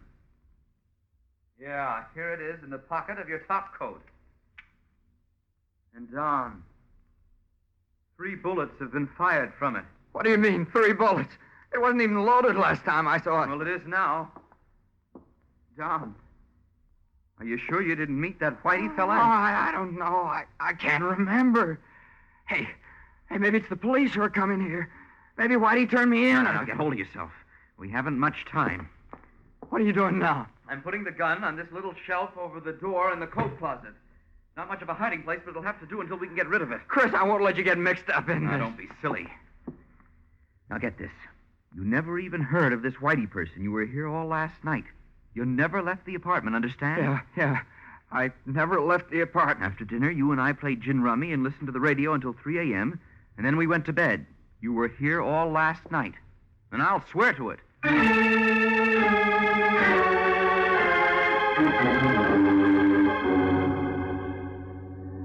And you still say you didn't meet Whitey Gear at the corner of First and Water Streets last night, Mason? No, I never even heard of the guy, Sergeant. Then how come he had your name and phone number? I don't know. Can you prove where you were at 1 o'clock, Don? I was right here in the apartment. That's right, Mr. Carter. Don never stepped outside all last night. You'll swear to that? What? Well, sure I will. We played gin rummy until 3 a.m. Well, that sounds like a pretty good alibi, Sergeant. Yeah, if it holds up. Frankly, Don, you don't look as though you'd spent a quiet evening at home. I'd say you were suffering from a pretty bad hangover. Well, Mason, Whitey Gear was killed with a .38 revolver. You own such a gun? No. You own a gray tweed coat? Yeah, why? Where is it? Well, it's in the closet, but All right. Don! Oh, darling, Daddy said you were in some kind of trouble. Don isn't in any trouble, Betty. No, honey, it's all right. Hey, wait a minute. Who's this? It's Betty Hughes, Don's fiancée. Say, you're looking fine, Betty. That's a new hairdo, isn't it? Of course not, Chris.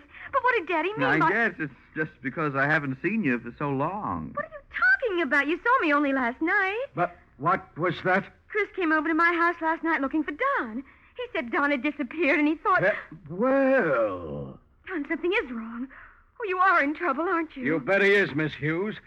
So he was with you every minute last night, was he, Chris? Well, Now, look, Sergeant, I'll talk to you later. Get your hat, Don. I'm taking you in for the murder of Whitey Gear. Now, Matty, are you sure you have enough of a case to justify an arrest? You bet I have, Nick. Why would he frame a phony alibi if he wasn't guilty? Oh, Chris, if I'd only known. I tried to tip you off, Betty, but I guess I was pretty clumsy about it. You ready, Don? Yeah, I got my hat. And I got this. Where'd you get that gun? Never mind.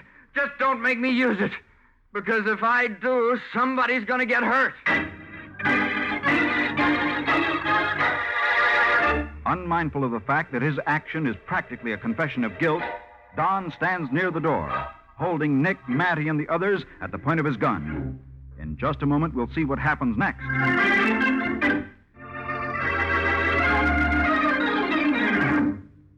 Now, back to the case of the forgetful killer.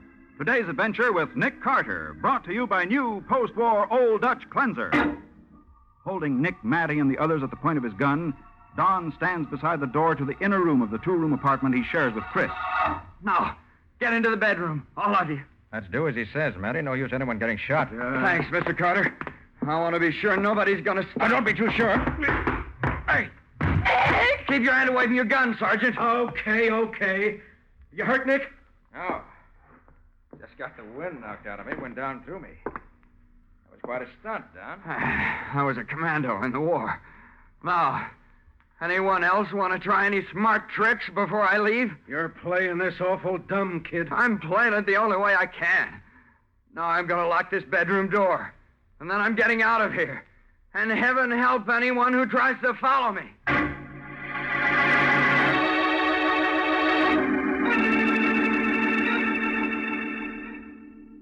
So you both just stood there and let him walk out, did you?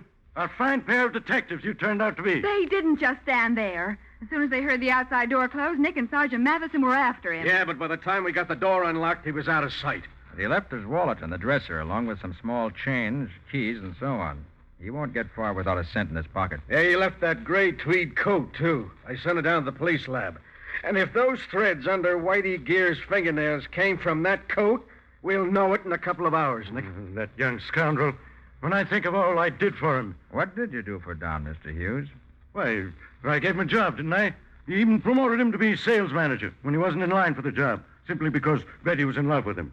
Well, I guess she sees a mistake now. I doubt it. When a girl's in love... Oh, love fiddlesticks. Before he came along, it was Chris.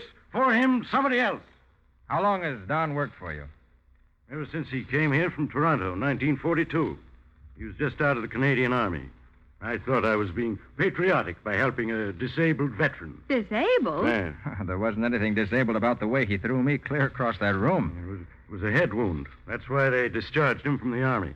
He used to have periods when he'd black out completely. He couldn't remember where he'd been or what he'd done for hours at a time, even days.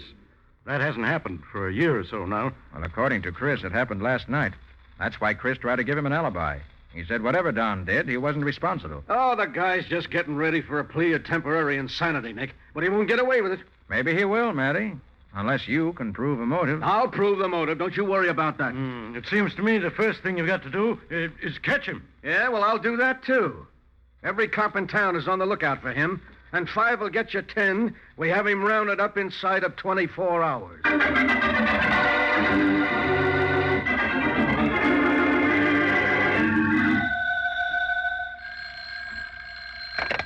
Hello? Betty? Don. Oh, Don, is that you? Yes. you alone? Yes. Oh, darling, where are you? Never mind. Betty, I need help. And I don't dare try to get in touch with Chris. The cops are sure to be watching the apartment. If there's anything I can do. There is. I've got to have some money so I can get out of town.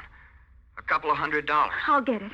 I'll bring it to you. No, I won't let you take any chances. Give the money to Chris. Tell him I'll be waiting in the freight yards at the foot of 68th Street at midnight.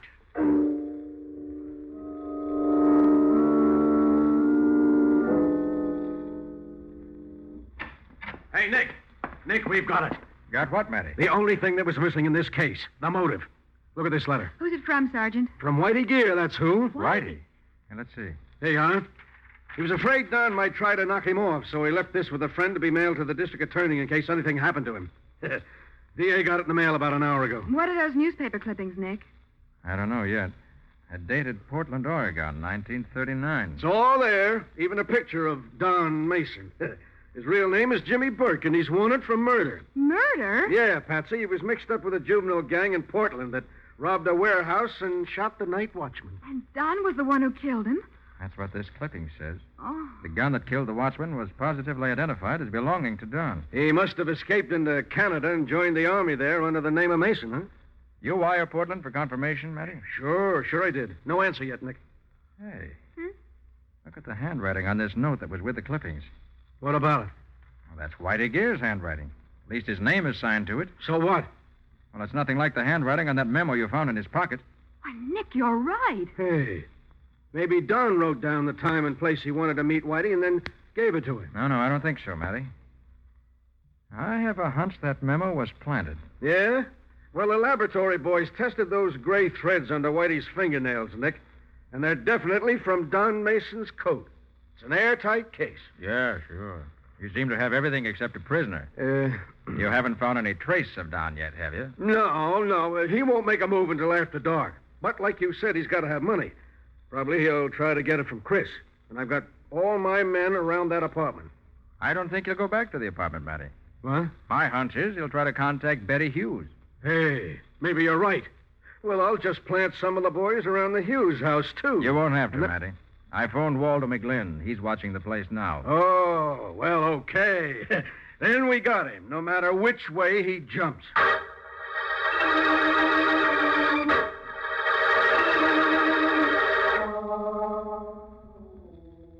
Oh, I think I'll go on home, Nick. It's been a long day. Yeah, it's almost midnight. I know, but I wanted to stick around the office. Hold it. Nick Carter speaking. Oh, Waldo. Huh? What? I see. Where'd she meet him? Betty met Don somewhere? No, she met Chris. Oh. Where? Why, that's the freight yard. Nick, what's happened? Good boy, Waldo. We'll get right on it. Nick, what is it? Betty just met Chris in the cafeteria on the east side and gave him a roll of bills. The getaway money for Don. That's what Waldo figured, so he trailed Chris out of the cafeteria and heard him tell a cab driver he wanted to go to the foot of 68th Street. So that's what you meant when you said the freight yards. Yeah. Chris just left a couple of minutes ago. We hurry, maybe we can get there first.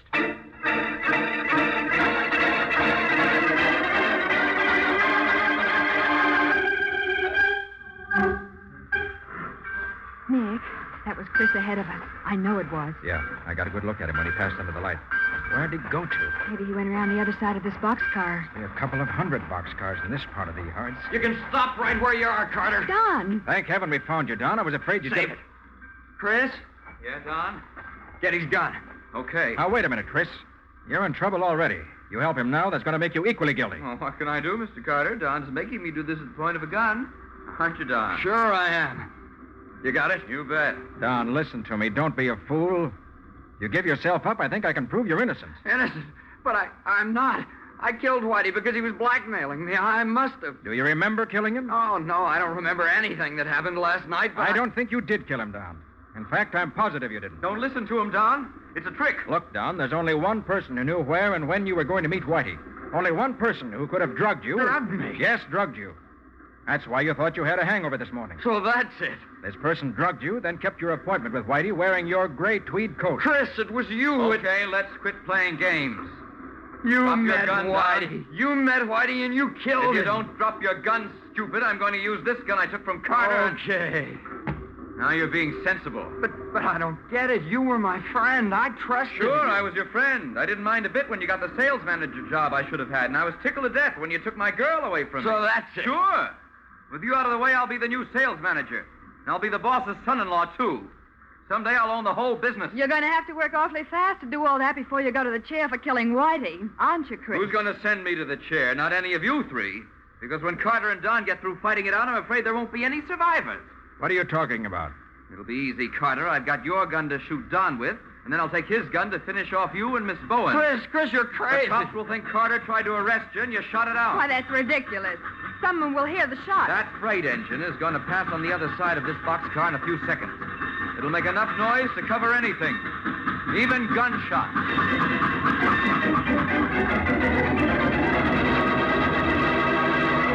With a passing freight engine to cover the sound of gunfire, Chris's finger tightens on the trigger.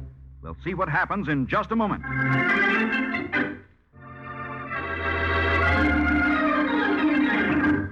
Now for the conclusion of the case of the forgetful killer. Today's adventure with Nick Carter, brought to you by new post-war Old Dutch Cleanser. In the freight yards at the foot of 68th Street, Chris Bentley is holding Nick, Patsy, and Don Mason at the point of a gun, waiting only for the noise of an approaching engine to cover the sound of his shot before he fires. Here's the engine. So get ready. You first, Don, old pal. Hold it, Chris. Nick, hold it's it. Sergeant Mathison. Unless you want me to point this Tommy gun lower the next time. About time you got here, Matty. I started as soon as I got your phone call, Nick. You're not going to take me in? Nick, he's getting away. Not so fast, chum. There. That'll hold you for a while. Good work, Don. Holy mackerel, Don. What did you do to it? Didn't you recognize that stunt, Matty? It's the same one he used on me. And I can tell you from experience that Chris isn't going to do any more running away. Not for a minute or two.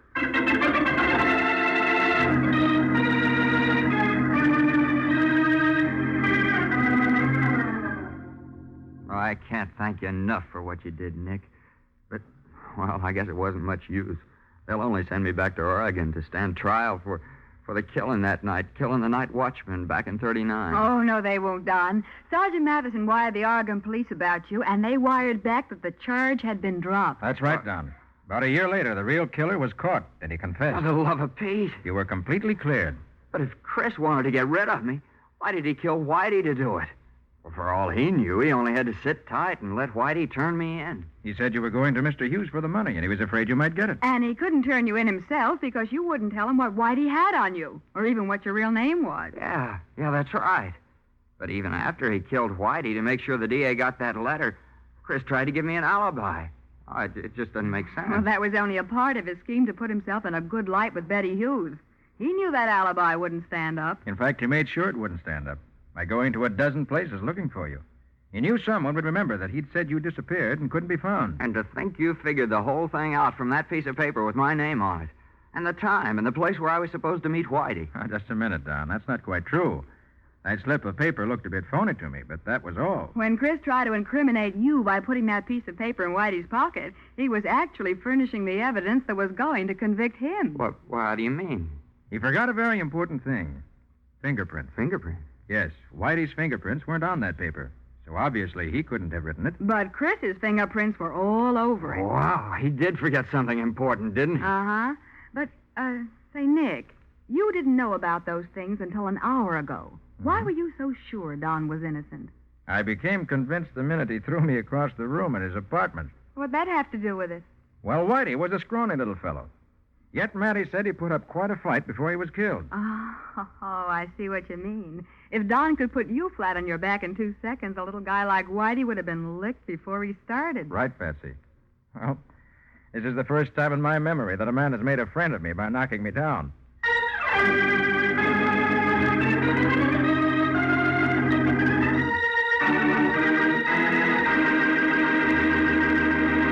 How about the adventure new post-war Old Dutch Cleanser is going to bring us next week, Nick? Well, Ralph, it's about a young fellow who wanted to buy his wife a diamond ring and almost bought himself a one-way ticket to the electric chair instead. And he completely ruined my new look, not to mention almost giving me pneumonia. Well, that was my fault. You see, Ralph, the only way I could keep Patsy from being shot was by pouring cold water on her. Sounds as though you had a rough time, Patsy. Well, I did. What do you call this adventure, Nick? I call it The Case of the Clue Called X.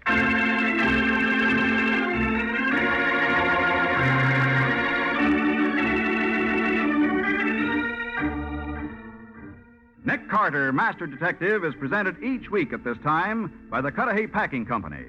It is produced and directed by Jock McGregor and is copyrighted by Street and Smith Publications, Incorporated. Charlotte Manson is featured as Patsy. Ed Latimer plays Matty. Today's script was written by Jim Parsons. Original music is played by Henry Silburn. This program is fictional, and any resemblance to actual persons living or dead is purely coincidental. This is Ralph Camargo saying, when minutes count, use new post-war Old Dutch cleanser.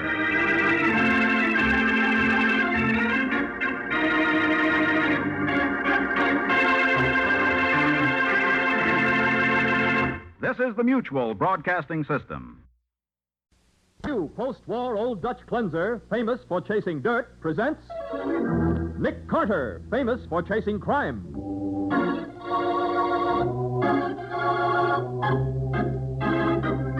Every week at this time, two great names are joined as new post-war Old Dutch cleanser brings you one of the most resourceful and daring characters in all detective fiction, Nick Carter, Master Detective. Oh,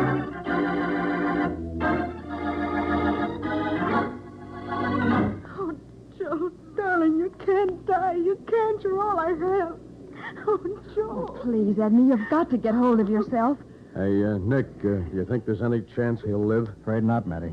I doubt if he ever regains consciousness. Poor Joe. Both Nick and I like him so much, Sergeant. Yeah, I know, Patsy. I guess it's better for his wife if he dies. What? Why, Sergeant, what in the world do you mean? Even if the doc saves him, it'll only be for the electric chair. Now, the case of the clue called X. Today's adventure starring Lon Clark as Nick Carter, brought to you by new post-war Old Dutch cleanser. When Joe Gibbs used to deliver the Evening Gazette after school, Nick was his best customer. And when Joe grew up and got into trouble with the law, Nick helped him get a parole from the state penitentiary. Then, when Joe married Edna Marsh, he asked Nick to be his best man, and Patsy Bowen, Nick's assistant, was bridesmaid.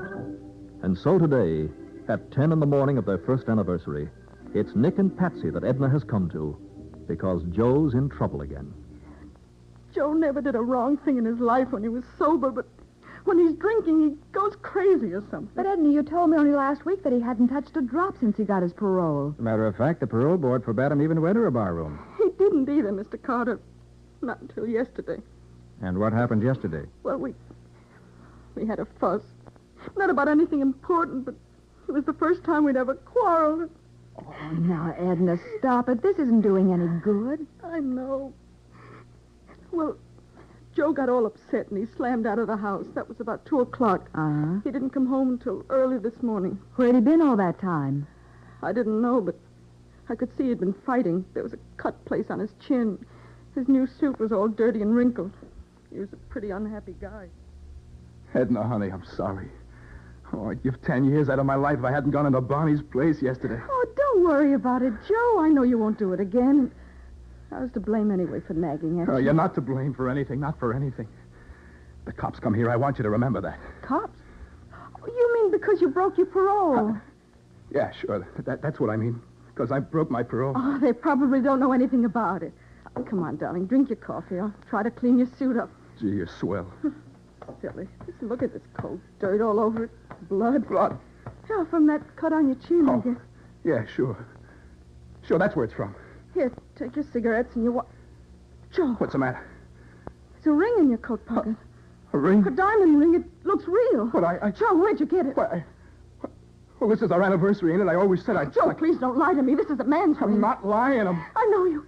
You stole it, didn't you? No. Oh, you can tell me the truth, honey. It won't make any difference to me. But, Edna, I'll keep on loving you even if you killed somebody. Huh? Why'd you say that?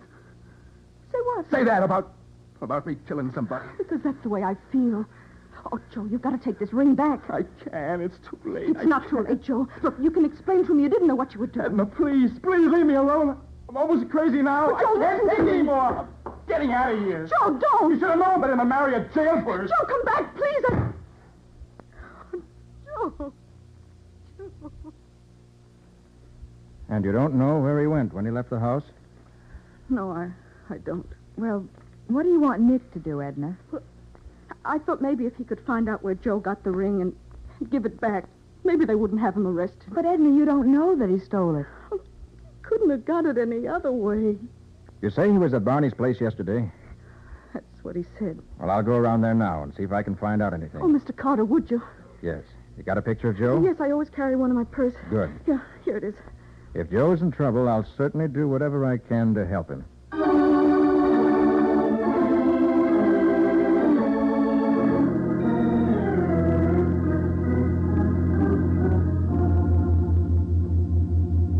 Well, let be, folks. Just some information, thanks. You, Barney? Yeah. What can I do for you? Here, Nick. Here's the picture. Show it to Barney. Right. Can you tell me if that fellow was in here last night? Let's see. Oh, sure. That's Joe Gibbs. Then you know him. Yeah, he works for the company that's been putting in my new sprinkler system. Sprinkler system? You know, one of them automatic things that puts out a fire before it even gets started. Oh. Turns in the alarm and everything. And Joe installed it, is that right? Yeah. Took him about 10 days, so we got to know each other pretty good. Did he ever take a drink while he was working here? No. I never seen him take a drink till last night, but he sure made up for lost time then. Did he behave himself while he was here last night? Oh, sure. Him and some friends sat here right in that there booth, shooting the breeze all evening. Who was the friend, you know? Somebody he met in here, I guess. Guy about my size, maybe 50 years old, gray hair, pretty good clothes. Did he and Joe leave together? I wouldn't know about that. You see, I was only in here from 7 to 8 while Pete, that's my bartender, went out to eat. They were still here when I left. Then we'd better talk to Pete, hadn't we, Nick? Yeah, might be a good idea. Well, I guess you'd find him at home. He never gets up till noon. Can you give us the address? Well, sure. I'll write it down for you. Yeah, Joe was a nice guy. Say, I hope he ain't in any trouble. I hope so, too. But I'm keeping my fingers crossed.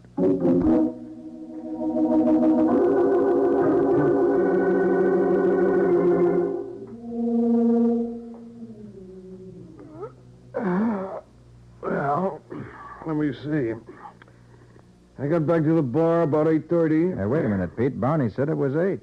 Well, that's when I was supposed to be back, but Barney asked me to stop at the drugstore and get him a bottle of that dope he uses on his hair. Well, he uses enough of it. He looked like a wet seal. Yeah, he plasters it on all right. Well, it was all out of it, and I had to run all over looking for the right kind. Barney's awful particular about his hair, you know. All right, so you got back at 8:30. Joe was still there? Yeah. Him and this other guy was all alone in the place, just like when I left. There's never anybody in at that time of night. Barney's trade don't go for cocktails. Yes, I know. Kind of... Did Joe leave with his other man? Just a few minutes after I got back. By that time, they'd both had too many. Why, this other guy, he was at the place where he was losing things and accusing people of taking them. What did he lose? Well, first it was his overcoat. He claimed I must have lifted it, till I showed it to him hanging right on the end of the boot. Well, what else did he lose? Well, and next it was his keys. According to him, they was in his overcoat, and he went through all his pockets looking for them. Hey, wait a but minute. He wasn't... He didn't lose a diamond ring, did he? No. But it's funny you'd say that. Why, Pete? Because that's what him and Joe was talking about all evening. The guy sells diamonds, I guess, and Joe was saying he wanted one to give his wife for an anniversary present. Nick, we're on the right track. You don't know the other man's name, do you, Pete? No, but he's got an office in the Wellborn building. I know because I heard him telling Joe they'd go up there and look at some rings and stuff. Nick, let's go over to the Wellburn building now. Maybe the man hasn't even missed his ring yet. I hope you're right, Patsy. It's our only chance to keep Joe out of really serious trouble.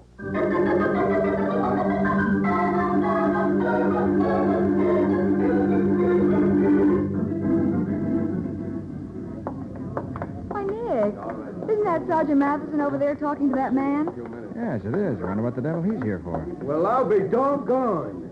Nick and Patsy. Say, Patsy, you're looking great. Oh, thanks. Where'd you get that dress? I like it. This is the first time I've worn it, and Nick didn't even notice. It's swell, but isn't it a little bit too long? That's the new look, Sergeant. Oh, yeah. Look, Sergeant, if you got any more questions, let's have them, will you? You got me out of bed to come down here, and I'm losing a lot of sleep. Oh, yeah, sure. Nick, this is the night elevator operator. I was just asking him a few questions. Don't let us stop you. Now, look, young fella, you say Mr. Foster and this young guy came in about 9 o'clock, huh? Yes, sir. I remember because Mr. Foster had lost his key, and I had to let him in his office with my pass key. Lost his key? Nick, it must be the same man. Wait a minute. Let's hear the rest of it. That safe in Foster's office, was that where he kept his diamonds? Yes, sir. He had the safe installed when he moved here 3 years ago. And Mr. Foster was a private dealer in diamonds, you know. Yeah. Now, look, give me the description of the fellow with him. Well, I'd say he was about 23 or 24. Yeah? Close to 6 feet tall.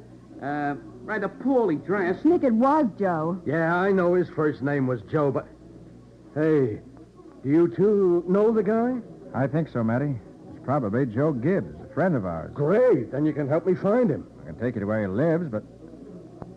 Hey, what's Joe done, Matty? You wouldn't be here if it were only a robbery. Well, it was robbery, Nick. Your friend Joe got away with everything in Foster's safe. Maybe $20,000, $30,000 worth of diamonds. But, Sergeant, you're on the homicide squad. Sure, Patsy. That's why I'm here. What? Because Foster put up a fight and this Joe Gibbs beat him to death with a bookend.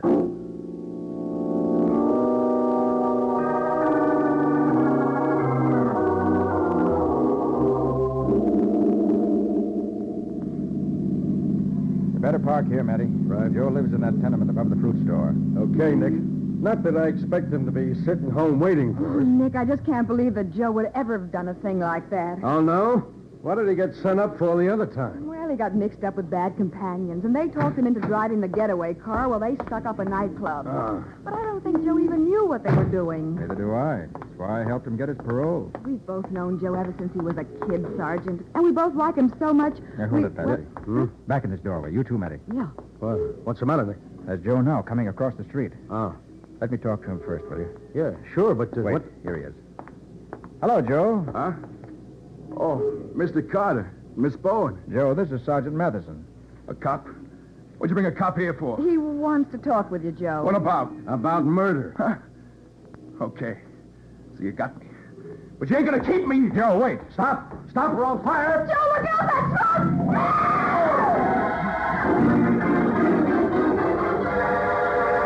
In this desperate attempt to escape the law, Joe Gibbs is struck down by a heavy truck as he tries to cross the street.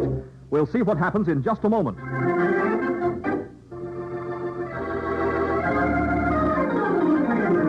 Now, back to The Case of the Clue Called X.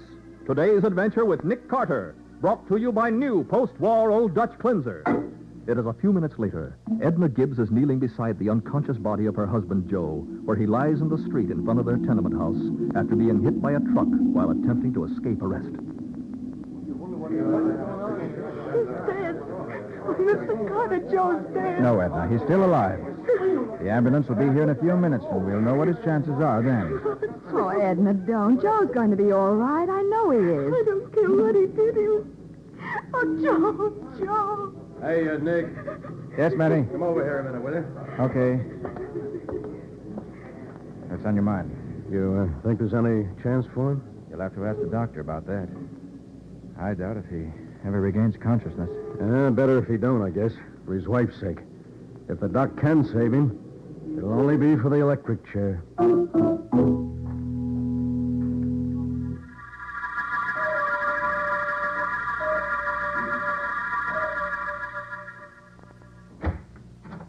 This is Foster's office, Nick, but I don't know why you wanted to come up here. Wanted to see for myself what really happened.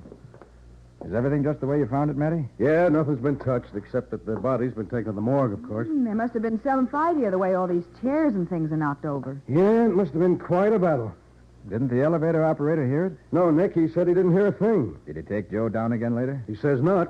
After Joe killed Foster, he must have walked down the stairs. I see. And the medical examiner says Foster was killed within an hour of the time Joe and Foster came up to the office. Right, yeah. Here's the pictures of the body. Let's see. Now, this one is the whole room. Here's a couple of full-length views of the body from different angles. And this one is a close-up of the face. You can see where the bookend... Yeah, wait a minute, Matty. What are those marks on Foster's face? Oh, those little cuts like an X? Yeah. The medical examiner said they might have been made by a ring when Foster was hit. But Joe wasn't wearing a ring. Well, they came up here to look at rings, didn't they, Patsy? Yeah. He might have been trying one of them on. Oh, that's possible, but... Hey, look at that. What is it, Nick? This wall safe. It's One of the old-fashioned kind that opens with a key. Yeah, that's where the diamonds were, but you can see it's empty now. What I'm getting at, Matty, is that the keys are still in the lock. Several of them on this one ring, including the door key. Well, what about it? Foster said he lost his keys, remember? That's right. Yeah. The elevator operator had let him in with his pass key. Oh, Nick, look, the guy was drunk. The keys were probably in his pocket all the time. Or, well, maybe he left them in the office when he went out. This door has an automatic lock. Yes, Matty, there's an explanation for everything, I know, but it seems odd that so many things will have to be explained. Oh, Nick, stop it. This case is closed. Maybe. What does this door lead? That's a closet where he keeps supplies, I suppose. Imagine you think that you... Hey, that's funny. What is, Nick? Stuff in this closet. It's all crowded together in a jumble on both sides. But the center is clear. And here on the floor, just inside the closet door, there's a spot of blood. Well, so what? They probably fought all over the room. Yeah. This closet's been painted recently, too. Even the underside of this shelf. Nick, what are you twisting your neck like that for? Trying to see the bottom of the shelf. Uh-huh. There's a greasy spot on it. Well? And here's another one on the back wall directly opposite. I think I'm beginning to figure this thing out. Now, look, Nick, if you're off on some wild idea of proving Joe Gibbs is innocent just because of a couple of grease spots... That's exactly what I'm trying to do, Matty. Oh. What's the latest report from the hospital? Well, Joe's still unconscious, but the doc said he thought he was going to pull through. Be a long, hard fight, but it... Can we talk to him? Well, the doc said he could give him a shot of something to bring him around long enough for a few questions, if it was really necessary. Good. I think it is necessary. Let's go. Oh, Nick, you gotta wait till Joe's stronger. No, Patsy, I'm sure now Joe isn't guilty, and I want to hear what happened from his own lips. Maybe that'll tell us who really did kill Foster.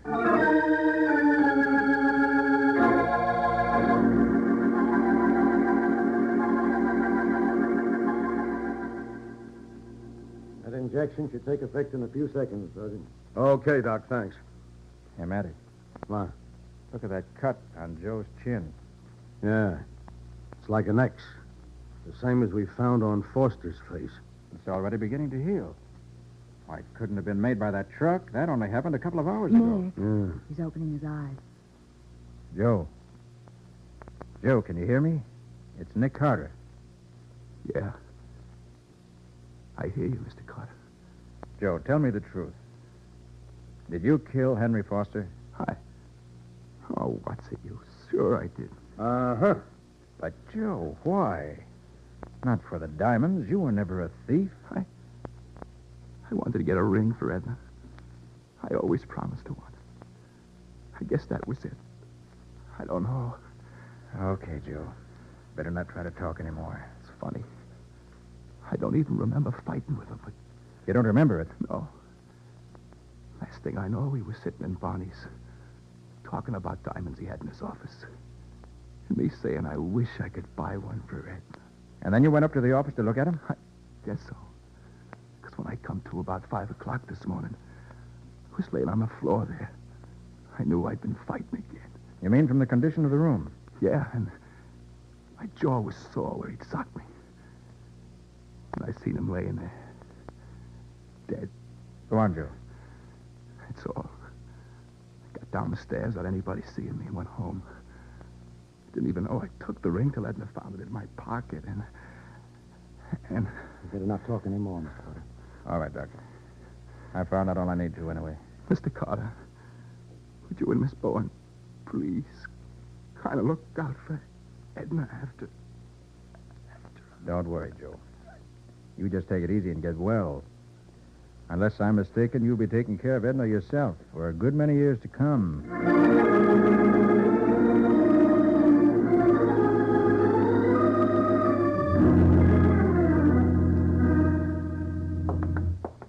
Oh, Barney. Hi, folks. Business seems a little dull this afternoon. Yeah, there's never anyone in this time of day. Hey, what'd you find out about Joe? I think everything's going to be all right for Joe. Hey, that's swell. You see, Nick thinks that somebody stole Mr. Foster's keys when he was here yesterday. Huh? Wouldn't have been hard to do, Barney. Foster's coat was hanging outside the booth, wasn't it? Sure, but... And someone might have overheard him telling Joe about all the diamonds he had in his office. And that someone could have decided to take the keys and go up there and get those diamonds for himself. That's crazy. Nobody was here except them two. The joint was empty, just like now. You were here, weren't you, Barney? What are you getting at? Why aren't you wearing your ring, Barney? What ring? The one that left a mark on the second finger of your right hand. Oh, that. Why, it got too tight. Why?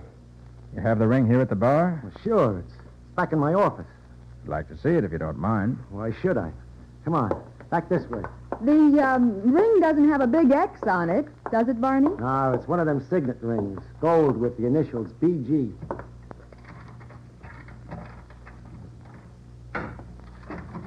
Here's the office. Step in. Okay. No. Inside for you, too, sister. You hit him. Sure, a blackjack is just the thing for taking care of snoopers. Oh, Nicky, you all right? Get away from him until I get his rod. Ah, a shoulder holster, huh? So you're the one who killed Foster. Maybe that'll learn you to keep your trap shut. Well, how do you like my office? Office? Why, this is a... It's a storage room, sister. Nice thick walls and no windows. You'd stay here forever and nobody'd ever know. You aren't going to keep us here. No, I ain't going to keep you here long. But first I'm going out in the bar and put a few nickels in a jukebox. And turn it up loud, just to be sure nobody hears the shooting. That's right, baby. Because I'm coming right back to take care of you and your nosy friend. For good. As Barney leaves the storeroom, locking the door behind him, Nick lies unconscious and unarmed, helpless to protect himself or Patsy from the coming attack. We'll see what happens in just a moment.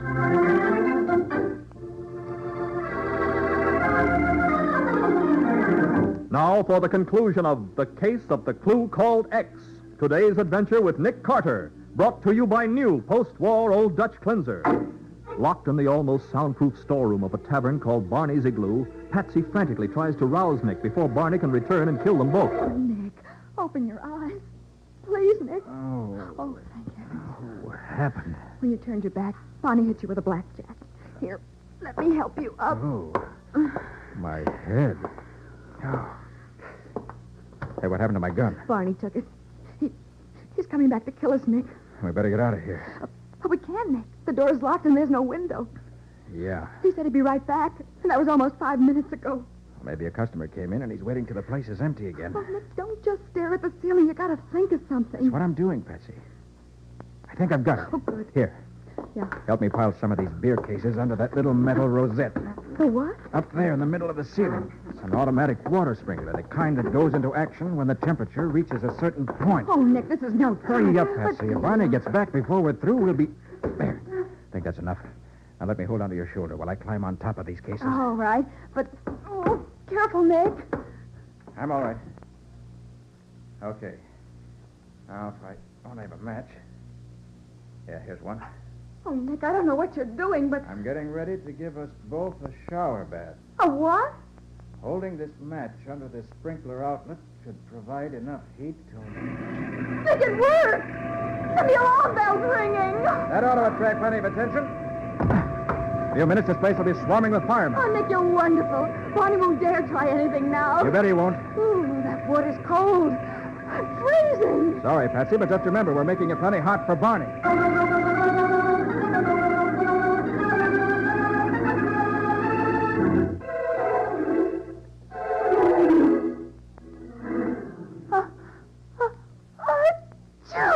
Gesundheit. Thank you. Well, it's all over, Patsy. After the police got him to headquarters, Barney made a complete confession. Even told them where he hid the rest of Foster's diamond. I bet nobody would have ever suspected him if he hadn't left those stolen keys hanging in the lock of that wall safe. Well, he didn't expect Joe and Foster to arrive so soon after he did. When he heard him at the door, Barney had just got the safe open, and the only place he could find to hide was the supply closet. Joe! Gesundheit. Thanks. So that's why the stuff in the closet had been shoved over to the side. Sure, Barney pushed them aside to make room for himself. And those grease spots under the closet shelf and on the back wall were from Barney's hair? That's right. Barney says when Joe opened the closet door to hang up Foster's coat, he hit him on the jaw, and Joe passed out without even seeing who hit him. So it was Joe's blood on the floor of the closet. Mm-hmm. Foster saw him do it, though, and that's why Barney killed him. Then he planted one of the rings in Joe's pocket to make Joe look guilty. Well, that reminds me, what kind of... Gesundheit? Never mind. I skipped that one. Excuse me. What kind of a ring was Barney wearing that made those X-shaped cuts on both Foster's and Joe's faces? A skull and crossbones. It was the crossbones that made the X. How very appropriate. Yeah. Well, I figured that the chances were that only someone in the bar could have stolen those keys from Foster's pocket. And only someone with greasy hair could have left those spots inside the closet. So you suspected Barney, especially considering that Pete said there wasn't anyone else in the bar at that time. And when I saw that mark on his finger where the ring had been, I was practically certain. Nick, will Joe have to go back to jail for violating his parole? No, I don't think so, considering all that's happened to him. And he's going to get well? He'll be as good as ever in a few weeks. And this time he's going on the water wagon for good. Then I guess the only permanent damage was done to my new look. Your what? My beautiful new dress. Oh. After being soaked by that sprinkler, that dress looks like a bathing suit. It's not funny. Well, maybe not, but... Nick, what's the matter? I think that sprinkler system gave me a cold, too. Gesundheit.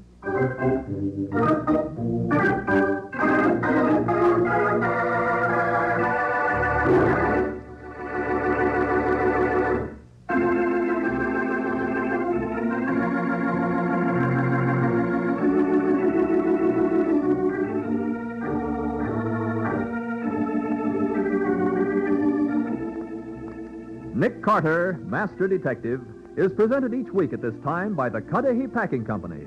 It is produced and directed by Jock McGregor and is copyrighted by Street and Smith Publications, Incorporated. Charlotte Manson is featured as Patsy. Ed Latimer plays Matty.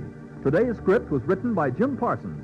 Original music is played by Henry Silverne. This program is fictional, and any resemblance to actual persons, living or dead, is purely coincidental. This is Michael Fitzmaurice saying, when minutes count, use new post-war Old Dutch cleanser.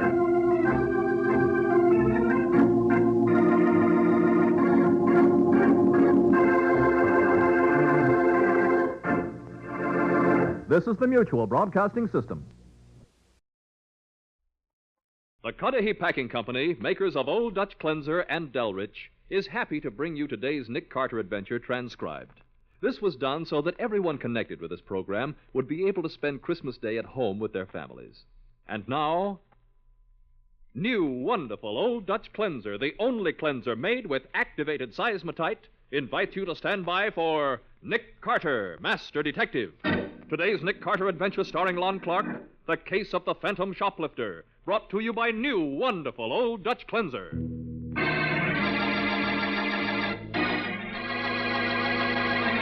It is mid-afternoon as Sergeant Mathison and Nick Carter in a speeding police car turn into a street of cheap rooming houses. You can understand, Nick, that Warren's specialty shop can't stand losing all those expensive fur coats, even if it is a big woman's store. You sure it's the work of shoplifters? Sure. And we think Peggy Matthews, the girl we're going to see, is one of the shoplifters. Mm-hmm. Any reason to pin it on her? Well, one of the store detectives spotted her in the store this afternoon, but she got away from him. But after she left, another fur coat was gone. You just found out where she lives, huh? Yeah, we learned who she was from a beautiful set of fingerprints she left on a plastic case she'd been handling. So I got a warrant to pick her up on suspicion. How many fur coats have they lost, Matty? Oh, a dozen or more, Nick. Each of them worth over $3,000. Hey, quite a loss. Yeah. Must have been mink, huh? They were. What do you want? What? Well, who are you? This is my rooming house. I'm the landlady. We want to see Peggy Matthews. What do you want Peggy for? Take a look at this badge. Couple of flat feet. Whoa, Okay, second floor, turn right, enter the hall. Well, that's better. Come on, Nick. Right with you. I hope you fall and break your head. Thanks. She said turn right at the top of the stairs. Yeah.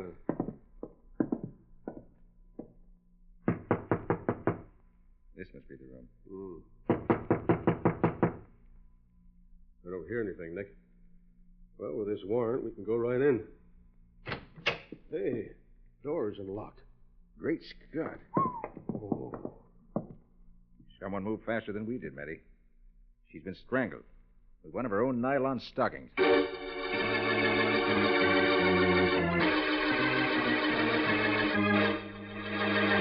In just a moment, we'll return to The Case of the Phantom Shoplifter. Today's adventure with Nick Carter.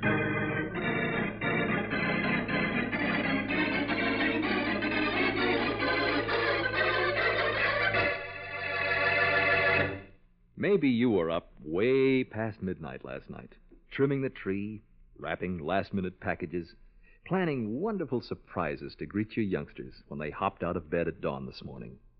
You see, Christmas does get here, even though the youngsters think it's slow in coming. And you do somehow manage to get your 1,001 extra jobs done in time. And isn't it wonderful? Right now, chances are you're all together, the whole kit and caboodle of you, with your Christmas tree lights glimmering in the twilight, your radio turned on. A perfect opportunity for us to bring you this special message. The makers of Old Dutch Cleanser are happy indeed for the privilege of bringing these radio programs into your home throughout the year. Happy, too, that Old Dutch Cleanser itself is a trusted and helpful friend in so many of your homes. We hope you've all had a wonderful, wonderful Christmas day, never to be forgotten.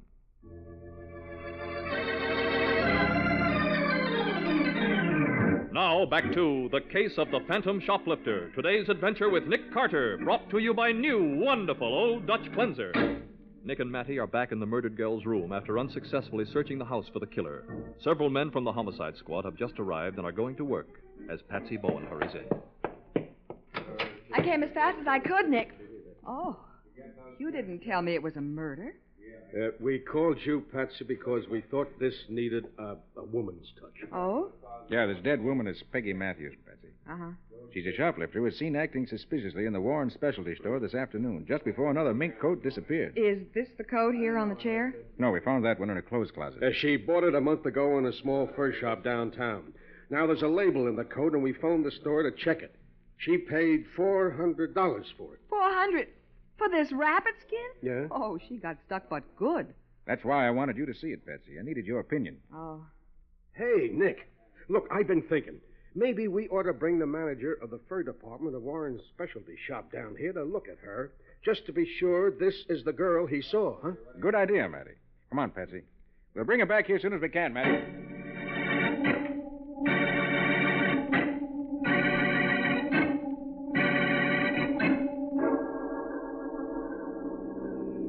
So this girl was murdered before you could talk to her, eh, Mr. Carter? That's right, Mr. Dodd.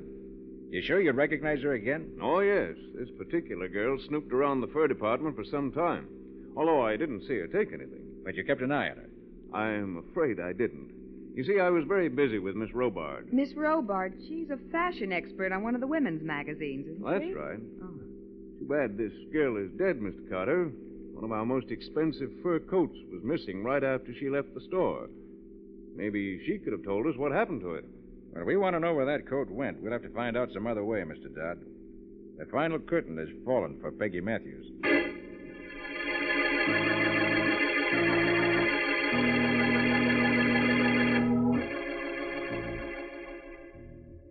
Well, Mr. Dodd, is this the woman you saw in your department store this afternoon? Yes, Sergeant, I'm certain of it. No question at all. Uh-huh. Well, okay, Mr. Dodd, and thanks for coming down. Oh, Patsy and I'll run you back to the store, Mr. Dodd. We want to get a full description of the stolen coats anyway. Can we leave at once, Mr. Carter? You see, Miss Robard is waiting for me to get back. We've been in conference all afternoon, but there's still a lot left to do. Sure. We'll leave in just a moment. Hey, Matty. Yeah, Nick. Did you dig up anything while we were gone? Well, just one thing, Nick. The landlady broke down, finally, told me that Bruno Seeley has come here to see Peggy a couple of times recently. Bruno Seeley, eh? Smart character. I'll have a talk with him shortly. Oh, Mr. Dodd, would you give me your expert opinion as to the value of this fur coat? It belonged to Peggy.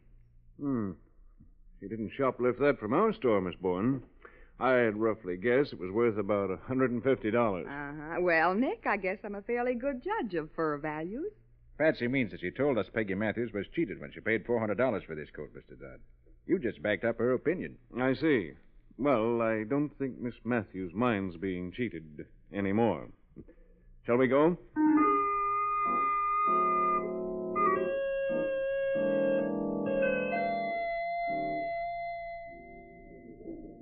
Miss Bowen, Mr. Carter, this is Audrey Robard, the fashion expert I told you about. Hello, Miss Robard. How do you do? How do you do, Miss Robard? I'm familiar with your work in the magazines. It's lovely. Why, thank you, Miss Bowen. Oh, Nick, just look at all these gorgeous fur coats hanging on the racks here. Yeah. Hey, Mr. Dodd, tell me, Just how many coats have shoplifters taken from this store? Why, I can't say exactly. I don't have the figures. Are the prices on the coats? I mean, could anyone tell they were getting the best just by looking at the price tags? No, indeed. Each coat is marked with a code number. Only the sales lady knows what it sells for. And you have no idea how the coats were smuggled out of here? None at all, Mr. Carter. The store detectives assigned to this department have spotted shoplifters dawdling about, followed them to the street, and stopped them. But although we found a number of stolen items, there wasn't a single fur coat. Well, I don't think you're too careful with your coats, Mr. Dodd. All the time we've been talking, there's been a lovely coat lying right there on that display table with no one near it. Oh, that's my coat, Miss Bowen. I threw it down there as I came in. And it's not as nice as it looks from here. Oh, well, you've had it a good many years, Audrey. Nothing lasts forever. How right you are.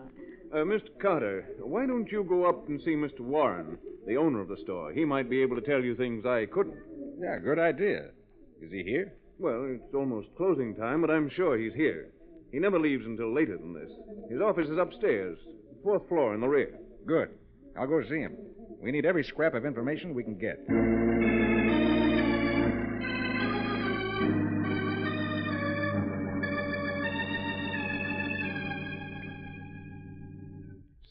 Sit down, both of you. Thank you, Mr. Warren. I don't mind telling you, Mr. Carter, how glad I am that you're helping us. Tell me, Mr. Warren, just how many coats have been stolen? 15. And the cheapest of them retail for $3,100. Oh, say, they really made a haul, didn't they? Over $50,000, Miss Bowen. Golly. Your store detectives haven't seen anything suspicious? Well, there is one rather odd thing. What's that? Lately, we seem to be attracting an unusual number of professional shoplifters. Many of them are known to our detectives. But they haven't caught them with anything? Well, just small, miscellaneous items, Miss Bowen. Never anything really valuable. There's no way of smuggling the coats out through a crooked employee, perhaps. Absolutely not, Mr. Carter. Why, we've checked that thoroughly. Yet we're completely at a loss to know how the coats get out of the store. Well, thanks, Mr. Warren. Oh, not at all, Mr. Carter, not at all. Now, please don't hesitate to call on me for any sort of help at any time. I will. And we may have news for you soon. Good. We got one clue that may lead us somewhere. In fact, we're going to see the man in question right now.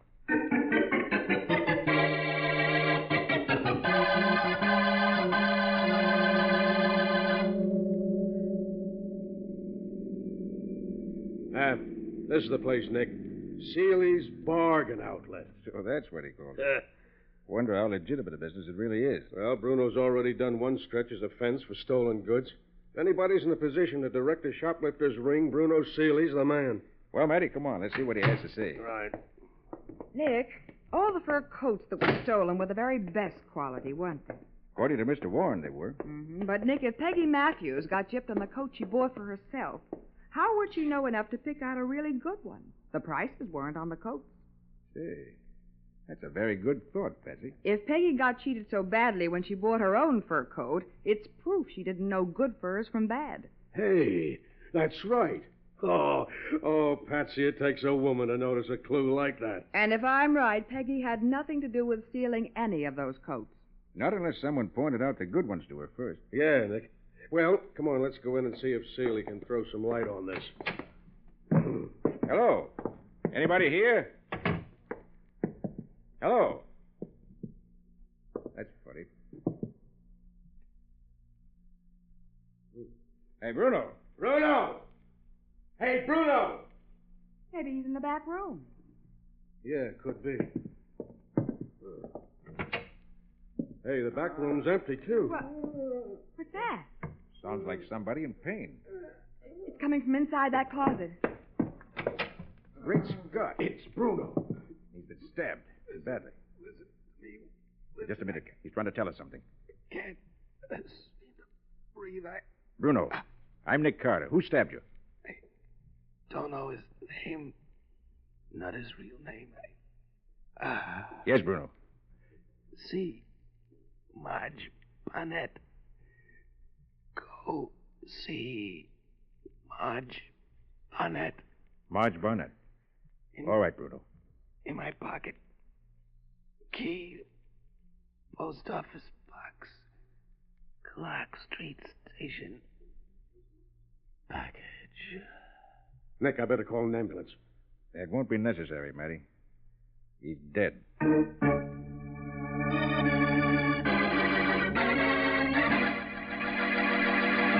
Nick and Matty are faced with a second murder. We'll see what happens in just a moment.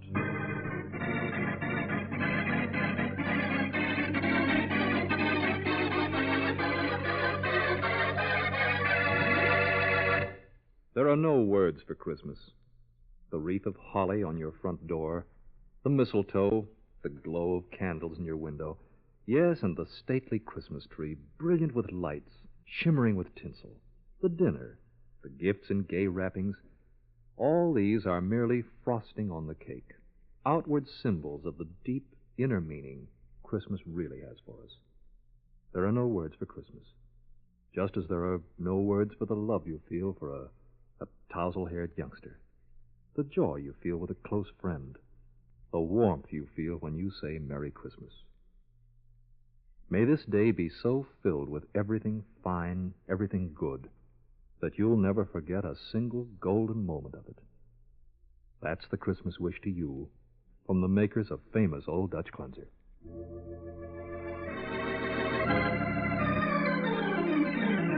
Now, back to The Case of the Phantom Shoplifter. Today's adventure with Nick Carter, brought to you by Old Dutch Cleanser. After summoning the homicide squad to take over at Bruno's store, Matty, Nick, and Patsy have hurried to the Clark Street branch of the post office, where they have just opened Bruno's post office box. Yeah, there's a package here, but it don't weigh anything. Well, open it up, Sergeant. Yeah, that's what Bruno wanted us to do. Yeah. Well, will you look at this? Well, what in the world is it, Sergeant? A string of beads from the Warren Specialty Shop. And the price tag says only $15. Yeah, I don't get it. Hey, let me see that wrapper, will you? Yeah, sure. This package was postmarked early this afternoon at a postal substation near the Warren store. And this necklace was stolen from that store today and mailed to Bruno. Yeah, probably from a mailbox right in the store. Warren's is a branch post office on the 4th floor. Say, it's a smart idea. You nab something small, have an envelope all addressed, you just slip the loot inside, seal it, and mail it. Yeah, but what has all this to do with stolen fur coats? I don't know, Patsy. But we can be sure of one thing, Nick. The murders of Peggy and Bruno are tied up together somehow. And to one man, Matty. Bruno said it was a man, but we didn't know who he was. And just who is this Marge Barnett Bruno wanted us to see? She used to be a pretty good confidence woman, Patsy. Confidence woman? Yeah, Patsy. Lots of these confidence women turn to shoplifting when they begin losing their nerve or their looks. Look, I can get her address from our records, Nick. And you and Patsy can go and see her, huh? Sure, Matty. I'm going back to Bruno Seeley's store. I want to finish my report. Okay, Matty. Patsy and I'll see Marge Barnett.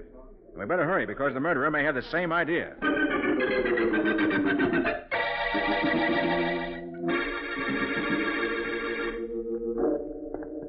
Oh, Nick, this is Marge Barnett's apartment. Here's the name below the bell. Hope she's home. Well, the police certainly keep an up-to-date file on crooks, don't they? Sergeant Mathison got this address for us in only a few minutes. Yeah, Patsy. People only knew how... Yes? Hello, Marge. I beg your pardon. Am I supposed to know you? I know you. You must have slipped to turn to shoplifting. Who are you? I'm Nick Carter. Oh, Nick Carter, huh? Well, what do you want? Shall we talk out here in the hall where everybody can listen? Oh, come on in. Snooping coppers give me a pain. Thanks. This is Patsy Bowen, my assistant. Trying to make a cop out of her, too? You ought to be ashamed. Why, I like it. Marge, Bruno's dead. Bruno dead? He was murdered, Marge. So was Peggy Matthews. Who did it? Suppose you tell me. Oh. Goodbye, Carter. I'm not talking about nobody. Now, wait, Marge, wait. Bruno was stabbed. When we found him, he still had a few seconds to live, and the last thing he told us was to come and see you. Bruno said that, did he? He did.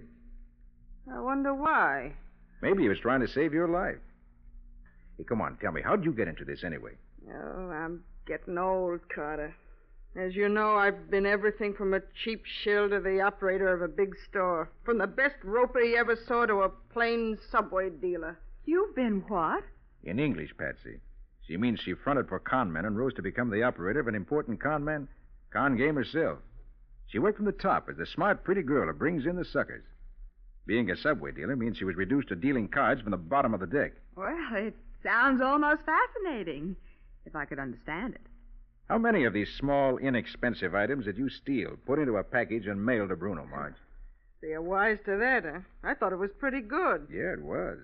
Until fur coats and murder got mixed up in it. Where do fur coats come in? Look, Bruno paid you to steal these small articles for him. And paid you more than you could get anywhere else, didn't he? Yeah. He said he had a particular customer for a lot of that junk. All right. Just what orders did he give you? Well, I never did understand it, Carter. We were supposed to show up at Warren's specialty shop at a certain time and just wander around. Did those instructions include visiting the fur department? Why, yeah. Yeah, well, we had to pass through the fur department on our way to the counter where this certain kind of glass junk was sold. And you, lingered in the fur department. What woman wouldn't? She's got a point there, Nick. Yeah. And this business is getting a little clearer. Well, so help me, that's everything I know. Well, thanks, Marge. All right, Patsy, come on. We'll make another call on Hugh Warren, who owns the store. I think we can do something for him if he'll do something for us first.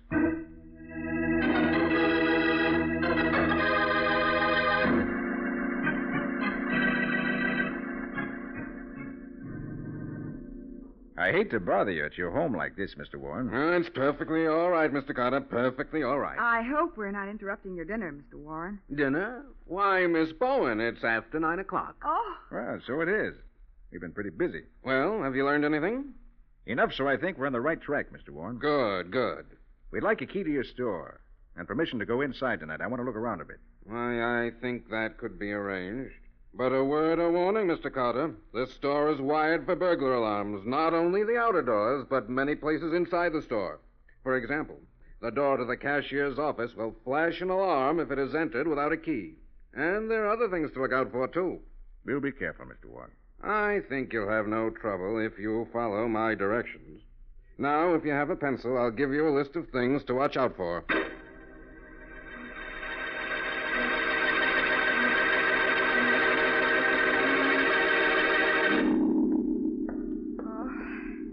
Golly, Nick. I never realized how lonesome a store like this can be after everyone's gone. Yeah. Wonder where the watchmen are. Mr. Warren said there'd be 2 of them here. We haven't run into either one of them yet. Oh, it's positively eerie in here with just our 2 flashlights for company. Let's see. According to Mr. Warren's directions, we turn right here. Yeah, that's what I'm looking for. Hey, lights are on in here. Oh, Nick, look at all the fur coats, dozens of them. All second-hand, Patsy. Huh? Oh, yes, so they are. But some of them are still lovely. I know, Well, that's funny, Nick. What's funny? Remember how I thought for a minute this afternoon that Audrey Robards' coat was a new one? Yeah, what about it? Well, this coat here is her coat. The one I saw this afternoon. You sure? Positive. I took a close look at it as we went by, and I noticed this funny jagged tear in the lining. I'd know it anywhere. Good for you, Patsy. Now I know I'm right. What do you mean by that? He means you have good eyesight and an excellent memory, Miss Bowen. It's Miss Robards. Don't move, either of you. My father taught me to use a gun when I was a girl. I see Jason Dodd's with you. Showing you all those coats he has in his arm, no doubt. Keep your hands up, Carter. You too, Miss Bowen. Yes, Jason and I stole those missing coats.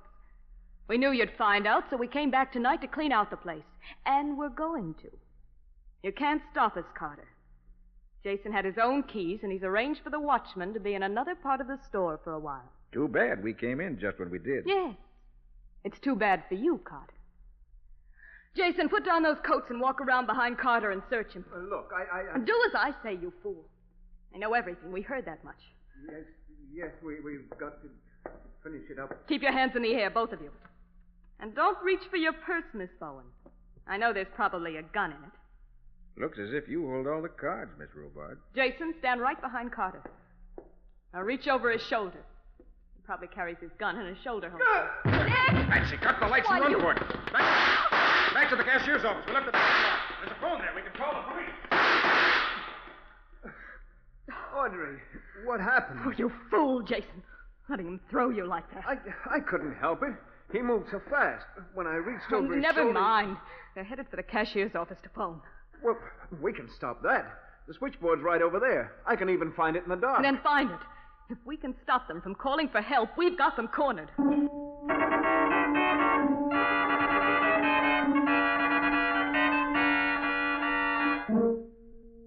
Carter? Carter, I know you're in that cashier's office. Then come and get it. Audrey, let's get out of here. Not before I take care of Carter and the girl. How are you going to do it? Listen, they're in the cashier's office. And that's the only door right ahead of us. Yes, but... Oh, stop sniveling. We've got Carter's gun. Miss Bowen dropped her handbag, and I found her gun in it. Yes, That means yes. they're unarmed. We can smash the glass panel in the door of the cashier's office and get them that way. But, Audrey... Grab one of those chairs and throw it through the glass. Okay, I guess you're right. Here goes. There, that does it. Carter, you can come outside and get it, or I'll come in after you. It makes no difference to me.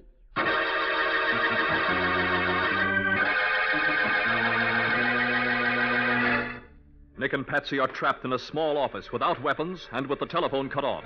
We'll see what happens in just a moment.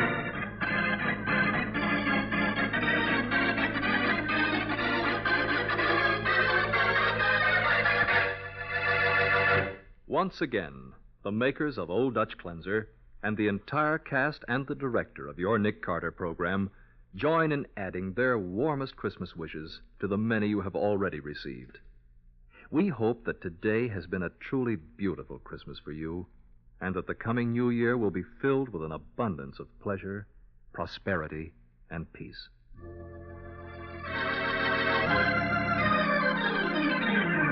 Now for the conclusion of The Case of the Phantom Shoplifter, today's adventure with Nick Carter, brought to you by new, wonderful Old Dutch Cleanser. Cautiously, Audrey Robart moves up to the broken glass in the door, reaches inside, and unlocks it. Jason Dodd hovers uncertainly behind her. Carter, are you coming out? All right, if you won't come out, I'm coming in. Stay beside me, Jason. There aren't many places they can hide. Please hurry. It's been at least 10 minutes since I smashed that door. You were so darn careful. Take it easy. Even without a gun, Carter's still pretty... Okay, you two. Drop the guns or we'll drop you. Cop! The police! I said drop those guns. In 1 second we start shooting. Okay. Okay, we give up. You, Dodd, kick those guns my way. All right. That's better. Nick. Hey, Nick. Are you in there? Right here, Matty. What kept you? What kept me? Listen, it's not 10 minutes since the alarm came into headquarters. What alarm are you talking about? The alarm you sent in, Miss Robart. What? I made you smash the glass panel in the door to the cashier's office. When the glass broke, a burglar alarm went off automatically in police headquarters. You turned yourselves into the police.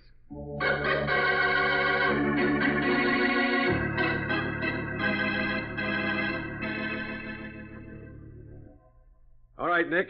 Give her the details. You say it was worked with second-hand coats, huh? That's it, Matty. Miss Robart would go out and buy a cheap second-hand fur coat worth practically nothing. Then when she came to the store to see Dodd, which was practically every day, she'd leave the old coat and walk out with a new mink coat.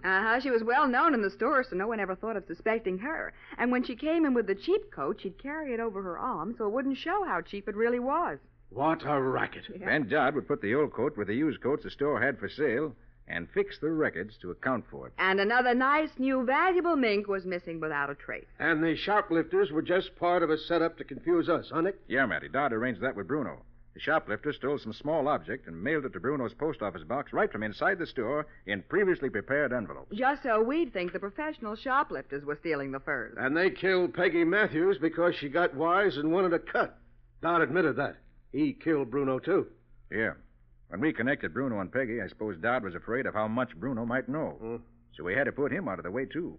So he sent Patsy and you to see Mr. Warren so you'd be out of the way while he killed him. Yeah. Well, I think we better let him lock up the store now. Oh, in just a minute, Nick. Hey, Patsy, where are you going? Into the fur department.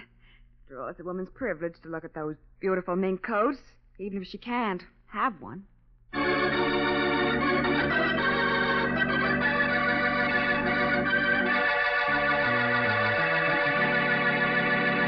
Nick, I want a quarter. Oh, come on, Patsy. You've had enough lemonade and hot dogs. Let's go ride in the carousel. Oh, no, I want to have my handwriting analyzed in this machine. Handwriting analyzed? Yeah. Hey, Patsy, remember that case down in the Smokies? Oh, do I? How could I ever forget Sheldon Corey, the man who wrote letters to his uncle just so he could forge a will? And will you ever forget how the sheriff trapped us in the cemetery when I was trying to have a look at a dead man's hands? Nick, wouldn't that make an exciting adventure to tell about next week? Yeah, it would at that. Good. And I'll call it The Case of the Perfect Penman.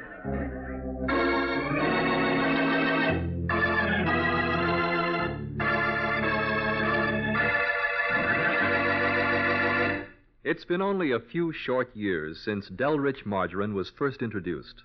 But in those years, Delrich has won many, many friends. More than any other margarine, in fact. And at this holiday season, the makers of Delrich want to thank you most sincerely. In many homes, Delrich has played an important part in your big and bountiful Christmas dinner today. We hope this has been the merriest Christmas you've ever had, and that next year's will be even better.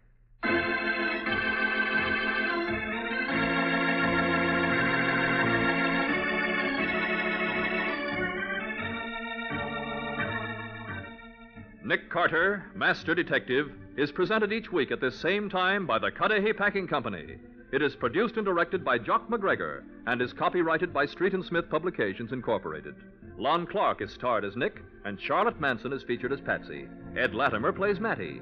Today's transcribed adventure was written by Norman Daniels, with original music played by Henry Silverne. This program is fictional, and any resemblance to actual persons, living or dead, is purely coincidental.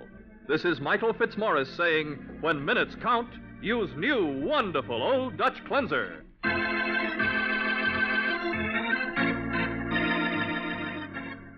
This is the Mutual Broadcasting System.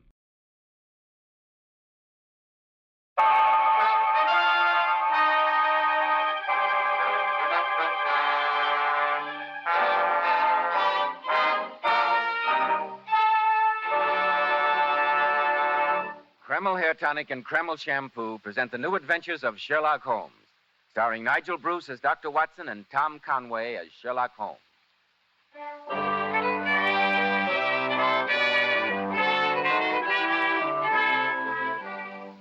Now, once again, it's time to keep that weekly appointment with our good friend and host, Dr. Watson. Good evening, Dr. Watson. Good evening, Mr. Bell. As usual, you're punctual to the minute. Draw up your chair and make yourself comfortable. Thank you. That's it. I see that you have the old black tin dispatch box out again, Dr. Watson. I deduced that you were going over your notes on tonight's case. Elementary, my dear boy. And among the records, I came across some notes of cases that I'd almost forgotten. The shocking death of Crosby, the banker, the Addleton tragedy, and some data on the unusual contents of the ancient British barrow. Those stories sound pretty intriguing, Dr. Watson. I shall tell them to you some other evening, Mr. Bell. Tonight, I'm going to recount an adventure that took place in the heart of the beautiful English countryside. I call it The Adventure of the Tolling Bell. Well, that story began in the small country village of Carnforth. Holmes had recently brought to a successful conclusion the affair of the Barrow and Furnace wheelchair murders. And we decided that a few days' rest in nearby Carnforth would do us both good before returning to our arduous life in Baker Street. We were staying at a small but comfortable inn. Early on the morning of the third day, I remember, Holmes and I were in our bedroom waiting for those two essentials without which an English country gentleman could not start his day. The early morning cup of tea and a jug of hot water for shaving.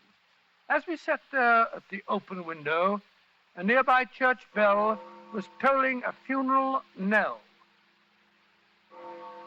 There must be a funeral in the village, Holmes. An astonishing deduction, Watson. There's no need to make fun of me. Depressing sound, isn't it? I suppose so. Has it ever occurred to you, Watson, that the history of bells is full of romantic interest? Well, I can't say that I've thought much about it. Almost every historical event has been accompanied by the sound of bells. They summoned soldiers to arms as well as Christians to church. They sounded the alarm in fire, tumult, and invasion. And many a bloody chapter in history has been rung in and out by bells. Well, you seem to be a mine of information on the subject. Yes, Watson. It's a fascinating subject. Come in, come in. Good morning, my dear. Morning, gentlemen. I brought you tea and your shaving water. Mrs. Mickle said to say your breakfast will be ready in half an hour. Splendid, Mary. Oh, Mary, the church bell is tolling a funeral knell. Do you know who's being buried? That I do, sir. I wish it was me. It'll be my turn soon. Poor little thing. Wonder what's the matter with her? I have no idea. Perhaps her father or mother just died. Or a young man. Yes, I bet that's it. She's a pretty girl. And she'd obviously been crying when she came in. Perhaps that's her fiancé they're burying now. Watson, you have the sentimental imagination of the true storyteller. But we've come here for a holiday. You must give your imagination a rest, too.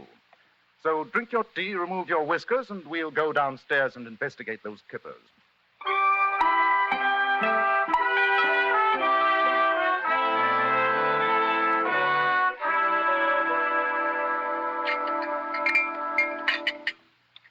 You like your kippers, gentlemen? Excellent, Mrs. Mickle, excellent. Never eaten better. Yes, indeed. By the way, Mrs. Mickle, we heard the funeral bell tolling earlier on. Do you know who was being buried? That I do. 2 souls were being buried, and one of them was a murderer. A murderer? Good Lord, in this peaceful village? What happened, Mrs. Mickle? 'Twere old Threadgold, the corn merchant. Found out his wife had been gallivanting around with a young fellow from Bolton. Cut her throat, he did, and then hanged himself. More tea. Thank you. Oh, shocking. So the peaceful countryside is not as peaceful as it's made out to be, Holmes. A fact that I've frequently had occasion to point out to you, Watson. Has the Morning Post arrived yet, Mrs. Mickle? Here comes old Gilly up the path with it now. I'll see if he's got anything for you. A murder, eh? What do you make of it, Holmes? What is there to make of it, Watson? A jealous husband murders a faithless wife and then commits suicide. A tragic story, but a simple one. Top of the morning to you, gentlemen. Good morning, Gilly. Any letters for me today? Oh, Mr. Holmes, 2 letters. One of them's got some newspaper clippings in it, I think. And you've got a postcard from a Mr. Lestrade. He wants you back in London bad, Mr. Holmes. Here you are. Upon my soul, Gilly, you've been reading Mr. Holmes's private correspondence. Bless your heart, Dr. Watson. If I didn't read other people's correspondence, how would I know what's going on in the village? You were right, Gilly. It is newspaper clippings. By the way, you heard about the murder of Mrs. Threadgold, I suppose? Heard about it. I told the bell this morning at the funeral. You mean to say that you're the bell ringer as well as a postman? Bless your heart, yes, Doctor. President of the Choral Society, too, as well as being on the parish council. You're a busy man, Gilly. That I am, sir. Take this afternoon now. I'm to ring those bells again. Not another funeral, surely? No, sir. A wedding this time. Oh, I'm glad to hear it. Young Sam Perrin is marrying the Slater girl. And you might say I'm responsible for bringing them together. Got some of their letters mixed up, I did. They looked each other up to exchange them, and presto, before you know what's happening, they're getting married. Regular Cupid, you might say I am. Be off with you, Gilly. Other people want their letters. Mr. Holmes doesn't want his kippers spoiled with your idle chatter. All right, Mrs. Crabapples and Vinegar. Ah. One of these fine days you'll smile, and the world will come to an end. Good day, gentlemen. Talkative old busybody he is. Oh, Mr. Holmes. Mrs. Lackland's in the hall. The poor old lady's most anxious to talk to you. Mrs. Lackland? She has the seamstress shop in the High Street. Her only son ran away from home a few months back. I think that's what she wants to speak to you about. Oh, but my friend's here for a rest, Mrs. Mickle. I told her that, Doctor, but she won't go away without seeing Mr. Holmes. Oh, very well. Ask her to come in, please, Mrs. Mickle. Yes, Mr. Holmes. Oh, why do you bother to see her, Holmes? Sounds like a trivial matter. The disappearance of an only son can never be a trivial matter. Well, I meant trivial for you, not for her. This is Mr. Holmes and Dr. Watson, dear. Thank you, Amy. Good morning, sir. Good morning. Good morning. Please sit down, Mrs. Lackland. That's it. Now, what's the trouble? It's Tom, sir. My only son. He left me 4 months ago, and I've not seen ear nor eyed of him since. You've had no message from him since he left? Not one word. I'm fair out of my mind, sir. Have you any idea of his reason for leaving the village, Mrs. Lackland? None, sir. He was a good boy, and he worked hard, and he didn't fool around with those flippity-gibbet girls in the village.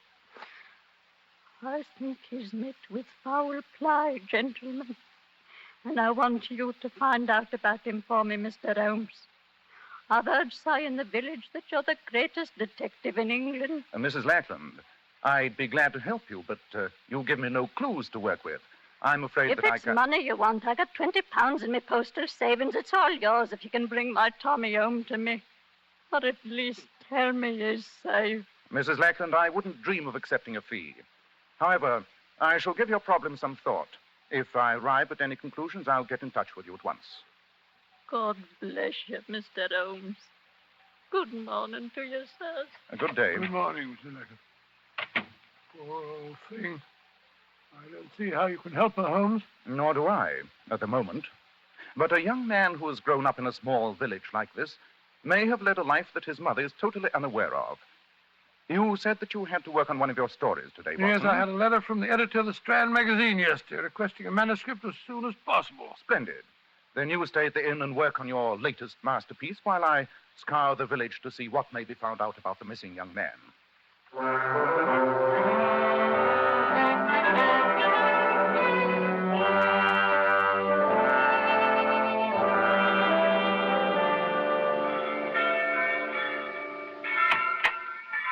Oh, there you are, Holmes. I was beginning to think you'd got lost. Hello, Watson. I trust you had a profitable session with pen and paper. Well, I've done about half a chapter. I would have done more if it hadn't been for those infernal bells. The wedding ceremony that the worthy Gilly told us about this morning. Oh, I'm tired. Oh, well, what did you find out about Mrs. Lackland's son? Among other things, that he had a secret love life unknown to his mother. And the object of his affections was none other than the maid who brought us our tea this morning. Mary? Have you talked to her? No, it's her half day off, and I was unable to find her. However, I shall question her when she brings our tea tomorrow morning.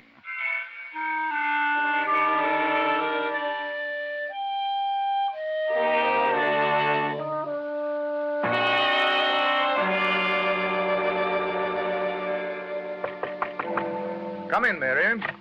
Oh, Mrs. Mickle. Good morning, gentlemen. Here's your tea and shaving water. Where's Mary this morning? She didn't come to work. Must be ill again. Unreliable girl. And no better than she ought to be, if you ask me. It's no job for me to be carrying tea and hot water upstairs. I hear the village bell tolling for another funeral. Does Carnforth have a burial every morning? I really don't see how the population can run to it. It's another suicide, sir. Another suicide? Good Lord. Old John Larrabee, the baker. He was expecting some money from his son in Australia. It never came. And they foreclosed on his shop. And he hanged himself. Will you be wanting a couple of boiled eggs to your breakfast, gentlemen? No, I haven't much of an appetite, thank you very much. Yes, sir. That woman seems absolutely heartless. She almost smacks her lips when she tells us about these tragedies. Yes, Watson, I noticed it. This peaceful village is beginning to seem strangely sinister to me. And since you have no appetite for breakfast, perhaps you'll join me in a little excursion as soon as you're dressed. Of course. Where are we going? To see the maid, Mary. I'm anxious to talk to her before another funeral bell begins to toll.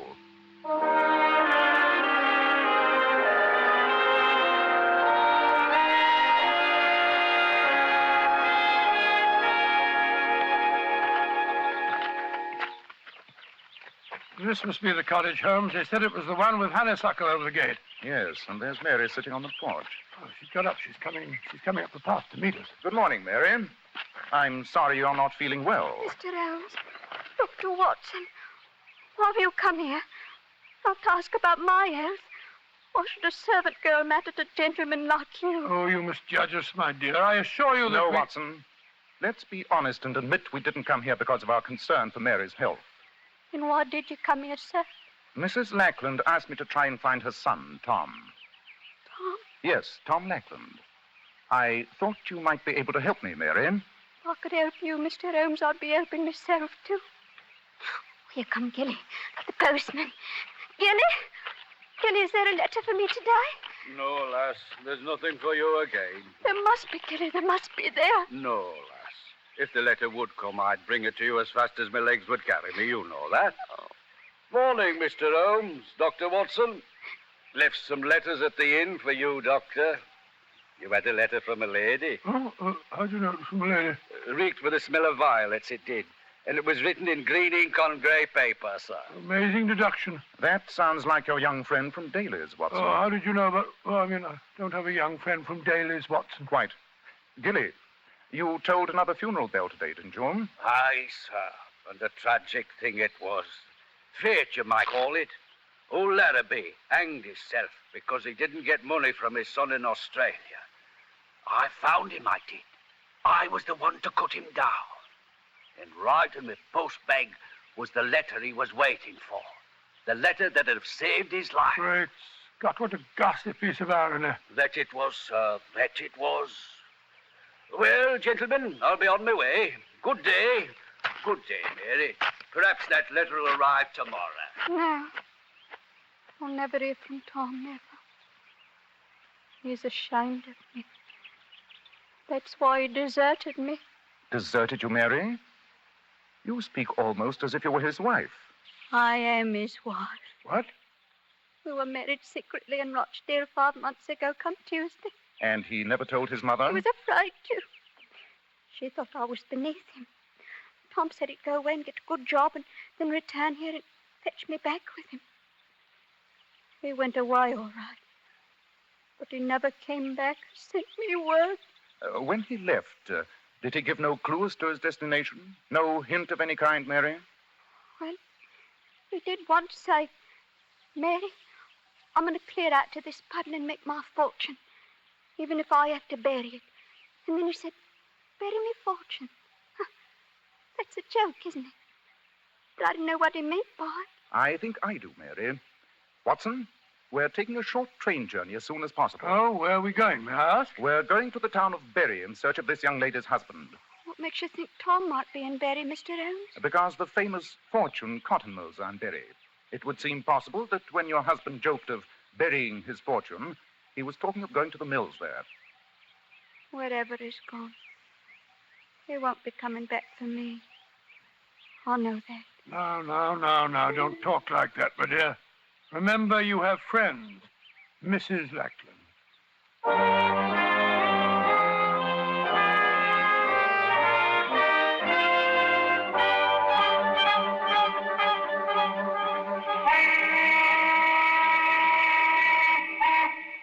How much longer is Holmes going to be?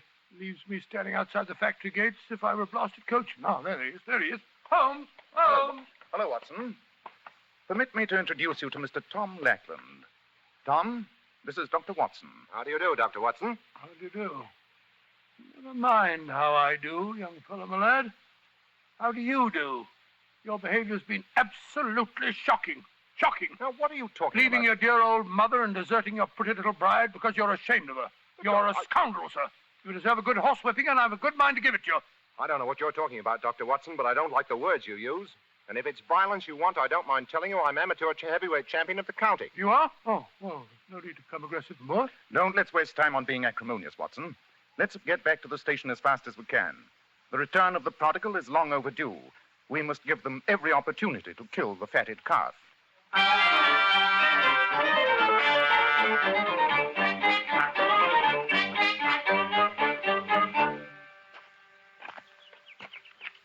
Hi, there's Mary's house. I'm dying to see her. And after this reunion, Tom, I suggest that you both go over and see your mother. I'm sure she'll forgive you. Oh, yes, Mr. Holmes, I'll do that. Well, perhaps we should have warned her. Your sudden appearance may be something of a shock. I think it's a shock that Mary can handle. She must be out. Door's locked. Knock again, if you don't mind. She may be asleep. Great heavens! That was a revolver shot. Come on, Watson. Help me break in the door.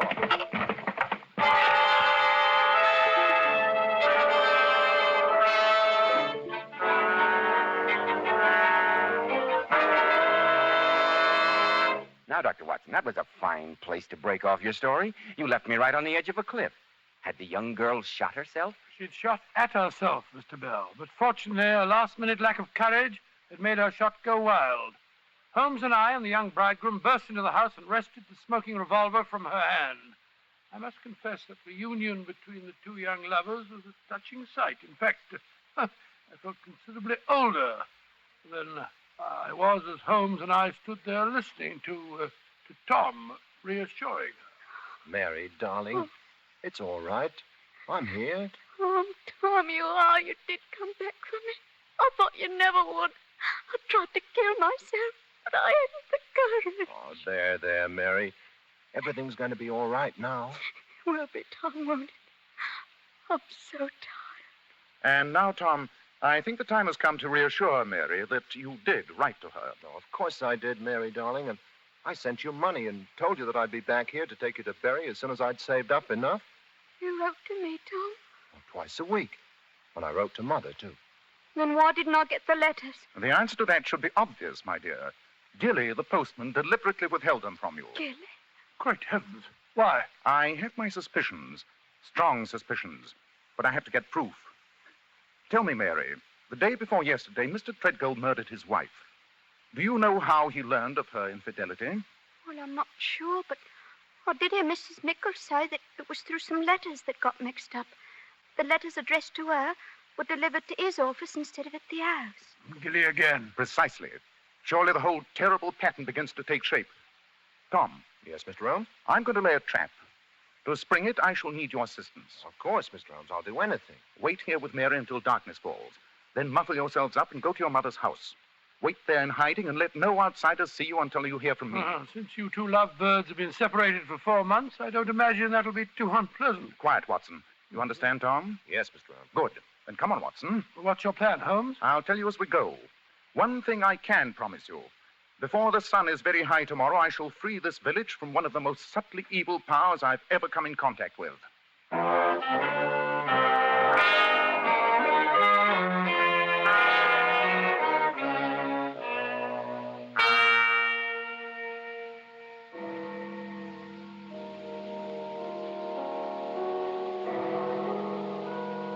Good morning, Dr. Watson. Mr. Holmes. Good morning, Mrs. Mickles. Good morning. I always said that Mary was a no-good girl, and now she's killed herself. But of course, I had to come to her funeral. It's very charitable, Mrs. Mickle, I must say. In any case, the vicar says that the poor girl was of unsound mind. Yes, madam, you can't blame her. Well, I'll be getting into the church. Holmes, this farce is beginning to get on my nerves. What are we accomplishing by burying an empty coffin? You'll soon see, old chap. Come on, let's slip into the vestry. This way. Oh, where are we going, Holmes? Up the stairs that lead to the belfry. Here they are. Well, supposing Gilly turns nasty when he finds out we know his secret. Then we must handle him to the best of our ability, Watson. Well, I must say I do not relish the thought of a tussle high in the belfry of a church. The man must be insane. Obviously. That's why his power must be destroyed. This door apparently leads to the belfry. Keep your wits about you, Watson. Good morning, Gilly. Mr. Holmes! Dr. Watson! You've come to see me at work. That's nice of you. Not often I get company up here. We haven't come up here to see you at work, Gilly. We know your diabolical work only too well. Yes, Gilly, we know your secret. What secret's that? You're mad with power, Gilly. You've tried to control the destiny of this village. In your position as postman, you thought you had the power to give life and death. That I am, sir. And it's a great power. It makes a man feel good. Almost like a god, you might say. That's sacrilege, you scoundrel. You were responsible for the murder of Mrs. Treadgold. Aye, sir, that I was. And for the old man hanging himself. You were responsible for John Larrabee's suicide, weren't you? Aye, that I was. Larrabee tried to vote me off the village council. I swore I'd make him pay for it, and I did. Your reign is over, Gilly. You'll never toll a bell again. The only one you'll hear will be a prison bell. You can't touch me, Mr. Holmes. You've got no proof. There's nothing you can do. Don't be too sure. I've enough influence to take your job away. You take me away from me bells. I live for these bells. You wouldn't take me away from them. You couldn't live without the power they give you, could you, Gilly? You're trying to destroy me! You are destroyed, Gilly. Yes, you've already failed. Mary's alive. Alive? But the coffin they're burying down there is full of stones. You'll be the laughing stock of the village, Gilly. They'll never laugh at Gilly. You can't catch me, Mr. Holmes. I'm beyond you still. He's running up the ladder leading to the bell car. Come back, Gilly. Come back. He's mad as a hatter. Quite. Well, what's he going to do up there? He might set fire to the steeple, commit any madness. I'm going to fetch him, Holmes. No, Watson. He drew a knife as he fled. And with that rickety staircase and the narrow opening leading into the bell chamber, you'd never stand a chance. He'd get you on the first slash. How are we going to get him down? There's only one way. He's in a tiny loft containing his beloved bells. We'll see how much he loves them at close quarters. I doubt if even he can stand the noise in that confined space. Where's that bell rope? Come down, Gilly. Come down from there. Stop! Stop ringing me bells! Not until you come down, Gilly. Stop ringing them! I can't stand it! You drive me mad! You are mad, Gilly. Mad with power. Come down here, I say. I'm coming! Great heavens, he hurled himself out of the belfry. Holmes, he hasn't a chance of surviving that fall. I have no intention of causing the unhappy man to jump to his death, Watson, though I cannot help but feel that his poor demented mind may find a happy oblivion this way rather than in the confines of an asylum. Yes, you're probably right, Holmes. It's been a shocking case, Watson, shocking. And once again it proves the old saying that violence does in truth recoil upon the violent, and the schemer falls into the pit which he digs for another.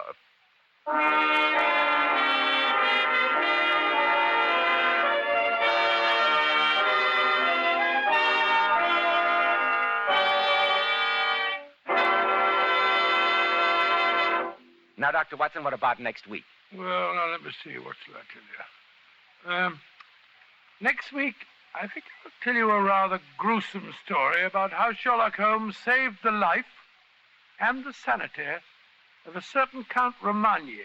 I call it The Adventure of the Carpathian Horror.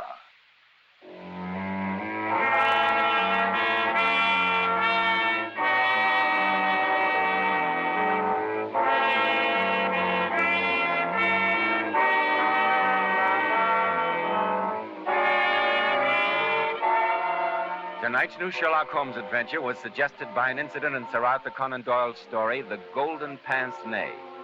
Nigel Bruce appeared through the courtesy of California Pictures. Tom Conway by permission of Eagle Lion Pictures. The Sherlock Holmes series is produced by Tom McKnight with original music composed and conducted by Alex Steinert. This is Joseph Bell speaking for Kreml Hair Tonic and Kreml Shampoo and inviting you to be with us next week at this same time, when Dr. Watson will tell us The Adventure of the Carpathian Horror.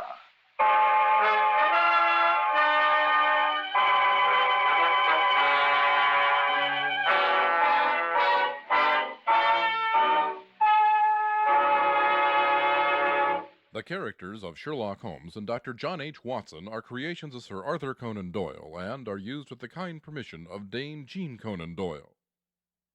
This radio broadcast is a 1995 copyrighted feature of 221A Baker Street Associates.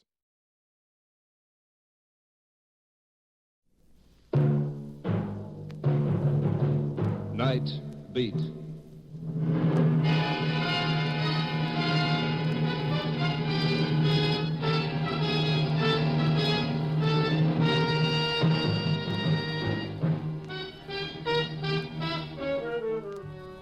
Hi, this is Randy Stone.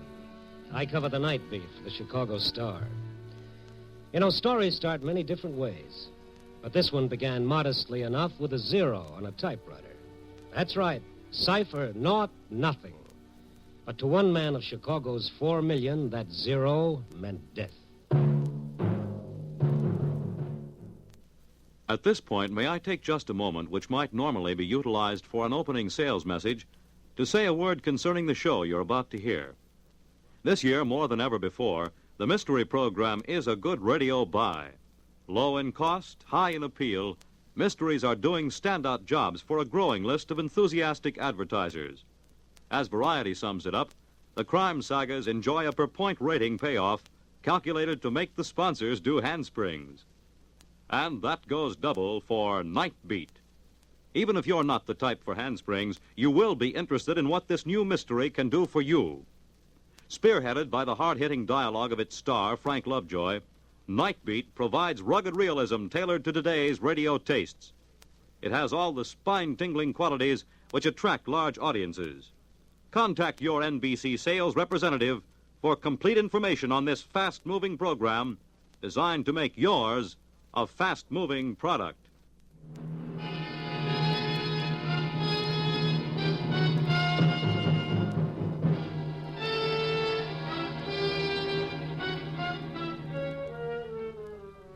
Mine is a funny kind of a job. When that evening sun goes down, I start walking through the dark city, peering into bleak alleys, wandering through the bright neon, listening to the sounds of a city at night, the whisper of footsteps, the shattering roar of an L train, the sob of an ambulance siren. I wander up the boulevards, down the back streets, searching for something in the dark city. And what exactly is it that I seek? Brother, it's something more elusive than the farthest star. I seek the city's heart.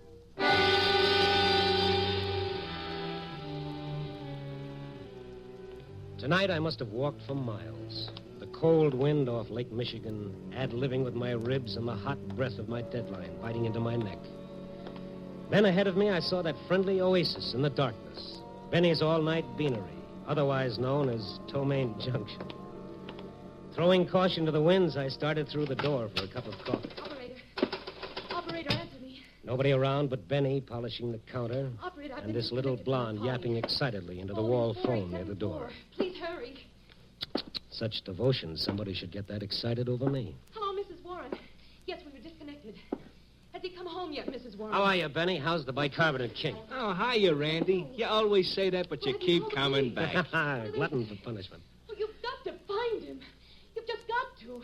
Get her. What's with her, Benny? No, 25 calls she makes like that. 25 times she gets the same answer. 25 times she comes over to get more nickels. Business is good, huh? A hole in the head. What's in it for me making change all night? Give me some change. Please, Nichols. Lady, sooner or later, I gotta run out. This is it. I gotta have some. I don't make 'em here, lady. Now, will you then please... Any change, quarters, dimes. Let me take a look, see if I have any. Oh, yes, please do. But hurry. Please hurry. I gotta reach him. Randy, make with the catch. She's passing out. Oh, easy, lady, easy. Out cold. Coffee, Benny, quick.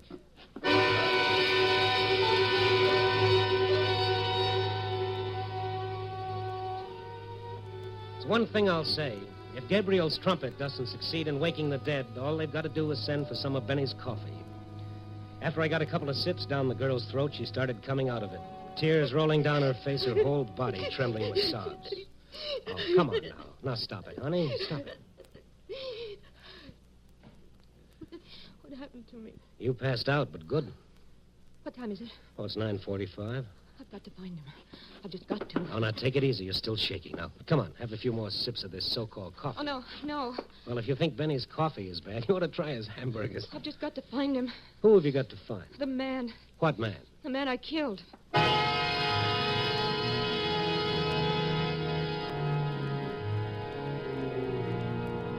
Ask a foolish question, you get a foolish answer. Only before I could ask any more questions, the little lady was on her way out of the place. I looked at Benny just to make sure he'd heard the same thing I had. He'd heard. His mouth was hanging open like somebody had taken out the hinges. I left the beanery and started after the girl. At first, I thought I'd lost her. Then I saw her sagging against the side of a building under the elevator tracks on Dearborn Street. She saw me coming. What do you want? Oh, I'm just an old busybody. I don't know what to do. I'm going crazy. I should call Mrs. Warren again. Maybe he came home. Who? That man. The man you killed, huh? Well, that makes sense. Now, listen, Oh, lady. you don't understand. You just don't understand. This you can be sure of. I've got to find him. I've just got to. You've killed him, but you've got to find him. Yeah. I must go. Please. Please let me go. I'm not holding you, kid. I don't know where to turn. You don't want to go anyplace, do you? You want help. All right, here it is. I don't know you. My name is Stone.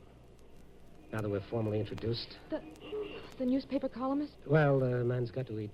Well, maybe you can help. Maybe you can, Mr. Stone. Yeah, but first I've got to know why you keep calling the home of the man you killed to see if he's gotten in yet. This is slightly confusing. All right, I'll tell you. My name is Ruth Baker. I'm receptionist and secretary for Dr. Stanley Loring. The specialist? Yes. Go ahead. There was a man, Philip Warren. A week ago, he saw Dr. Loring for an examination. Today, this afternoon, he came back for the report. I was in the outer office when Mr. Warren left the consultation room. He looked strange. Strange and frightened.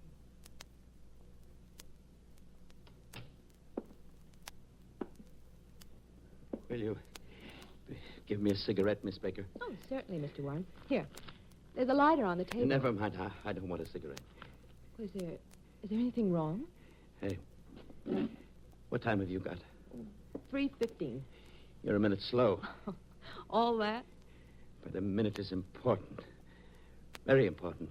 If you're going to catch a train. No, it's always important. Well, yes, I suppose it is. Oh, yes. You know, I've lived all my life that way. Paying attention to time.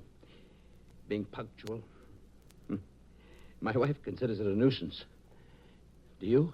Oh, I'm afraid I hadn't thought You of... should. Everyone should. Time. Have you thought how many different ways one tells time? It can whisper in an hourglass, or tinkle in the tiny little clock, or it can roar, or... Yes? All my life it's been important to me. Now he won't tell me when. All he says is sometime. That's not fair, Miss Baker. It's not right. Look, Mr. Warren, perhaps you'd better lie down. Oh, no. I've got several things to do. Many things, in fact. I see. You don't. But that doesn't matter at all.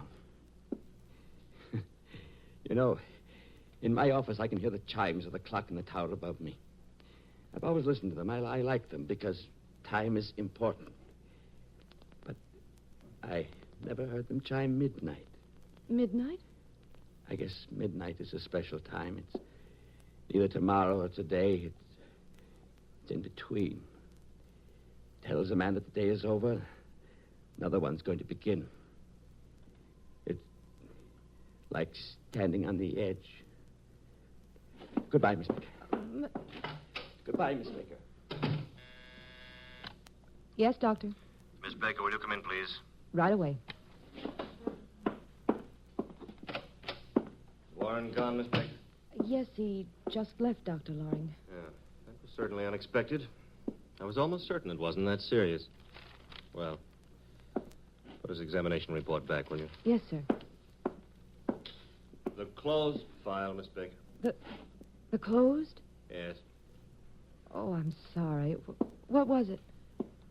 An inoperable condition? Oh, now I see. See what, Miss Baker? Why he acted so strangely. Oh, don't worry. You'll go home, think about it. When the first shock wears off, you'll accept it. What else can he do? What else can anyone do? After that, I went back to my desk, Mr. Stone. I was checking my files and... Come on, Ruth, what? I made a mistake. A horrible mistake. What was it? Well, when a patient comes in for examination, only Dr. Loring knows his name. The technical laboratory has only a number on a card.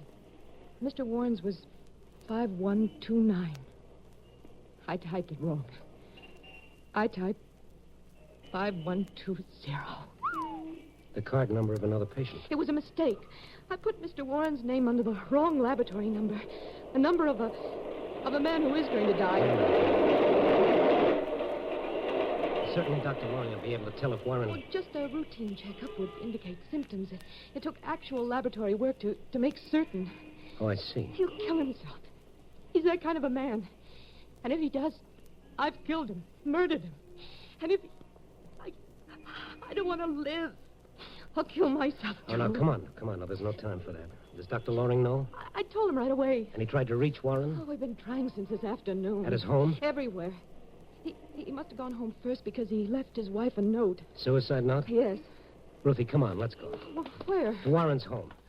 And if he's not there, well, Chicago's a big city. It'll be tough finding one man among 4 million people. But we can try.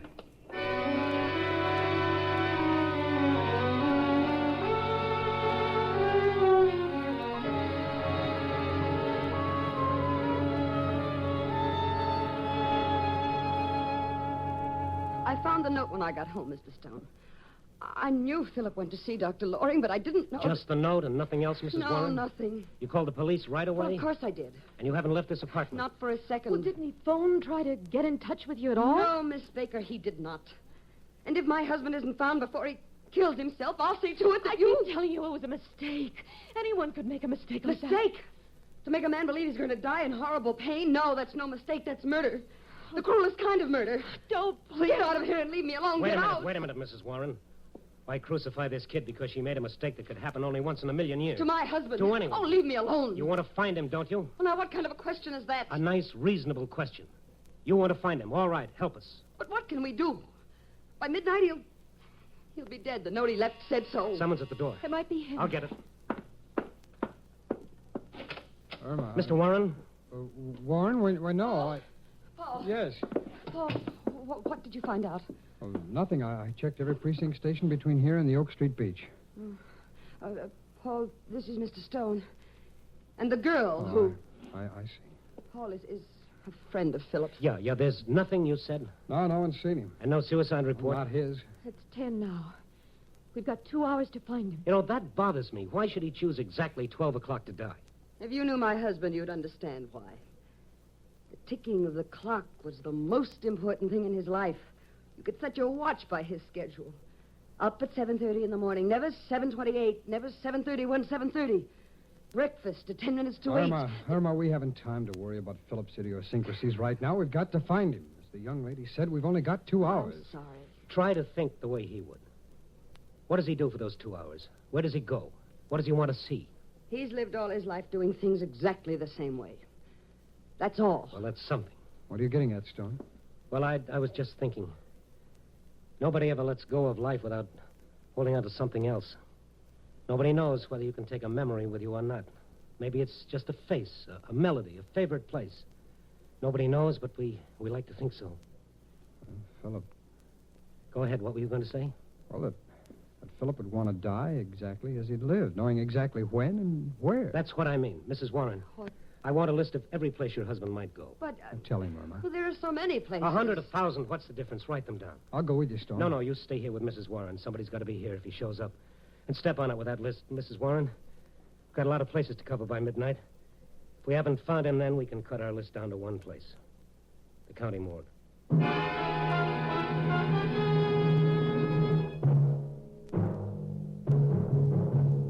Night Beat stars Frank Lovejoy as Randy Stone.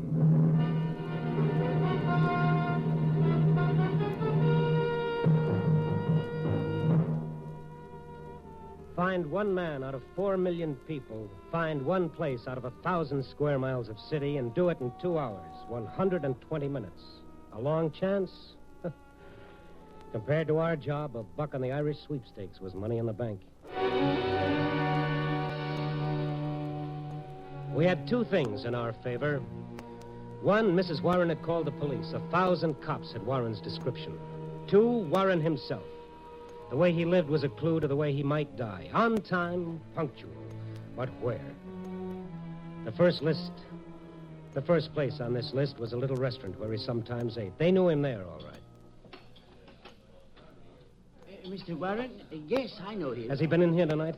Tonight? Yes, tonight. I see you don't know Mr. Warren very well.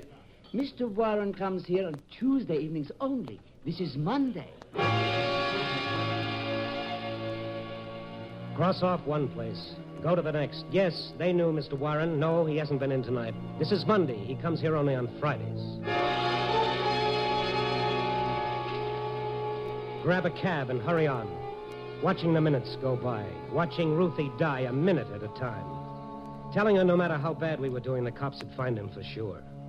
The cigar store, where he stopped for cigarettes, missed him by an hour. The newsreel theater. Sure, an old customer, but he comes on Wednesday for the new weekly show. Ruthie wanting to call Mrs. Warren again to see if the police had found him yet, but no time. 40 minutes gone, an hour lost, going down the list. Hey, Ben, late edition, get your paper. Hey, kid. Oh, paper, mister? No, not right now. Listen to me. Every night a man stops by here. His name is Warren. Oh, I know him. What about him? Well, has he been here tonight? Well, sure. Hey, what gives with that guy? What do you mean? Well, any other night he's by here 6 o'clock sharp. Tonight he comes past after 10. Buys a paper, a late edition. Never done that before. In fact, I never seen him after 6. Which way did he go? Did he say anything to you? Nothing. All he does is buy the paper, walk away, and then he throws the paper away like he don't want it in the first place. Which way did he go? Straight up Michigan, that way. You got to admit it's unusual. Yes, I admit it. Thank you. Come on, cabby, move.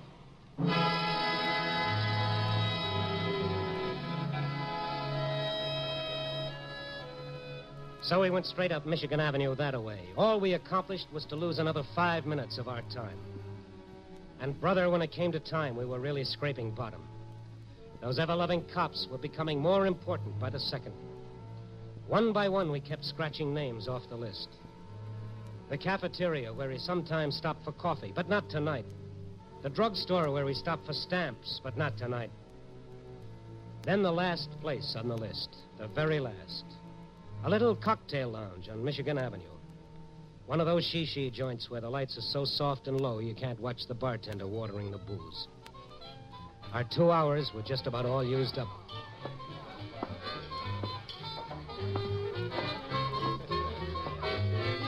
I help you, sir? Oh, pal, if you can, nobody else can.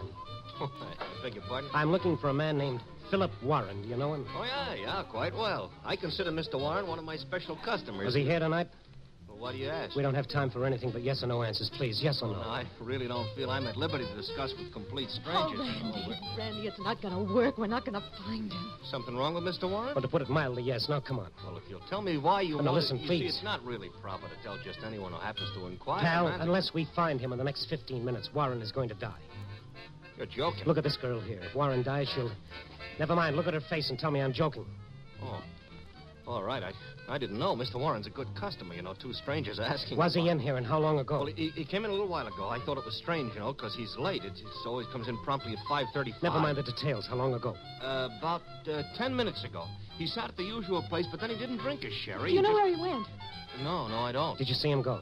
Oh, yeah, I saw him leave. All right, now think. Has he ever said anything about going anywhere from here? No. He was always very quiet. Oh, but I think his office is near here. What makes you think that? Well, he mentioned once he always leaves it at 5:30, and I he see, always... thank you. Where's the phone? Near the entrance. Come on, Ruth. Thank you. What is it, Mr. Stone? What did you think of? You got his home phone number? Oh, yeah. Written down Good. here. Thank you.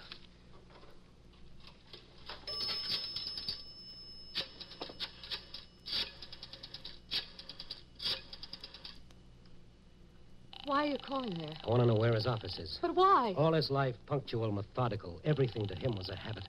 Maybe it's a crazy hunch, but I could be right. He could have gone to his office. Yes, you could be right. Come on. Answer. They've got to be there. They said they'd stay. But they don't answer. Ruth, do you remember where his office is? Must be on your records. Oh, I don't remember it. Oh, but we can go and get it. There's no time. Try it again. They're not there. I told them to stay there, the fools. What? The phone directory. Might have a business listing for him. Warren. Paul. Philip Warren. Is it?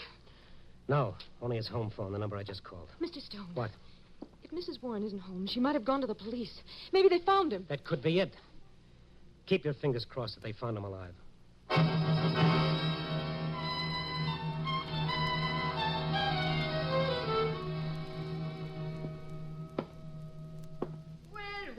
Randy Stone, snooping around this precinct for stories? I've got one, Mac. So? Listen, I'm in a hurry. You've got to tell me something. Why, sure, Randy. What? There's a general call-out for a man named Philip Warren. Have you got anything on it? I'll take a look. Warren? Philip Warren? That's right. Oh, Mac, come on. No, nothing here on that name, Randy. Nothing. Mac, you're crazy. The call went out this afternoon. Every precinct has got it. Well, this is one of them, but there ain't a thing here. Take a look for yourself. Here's the sheet. No, I'll take your word for it, Mac. Listen, put out a call right away. He's got to be picked up. He killed somebody? He'll kill himself. You hear that, Mac? He'll kill himself if he's not found before midnight. Before midnight? But that's just 15 minutes. Yes, I know.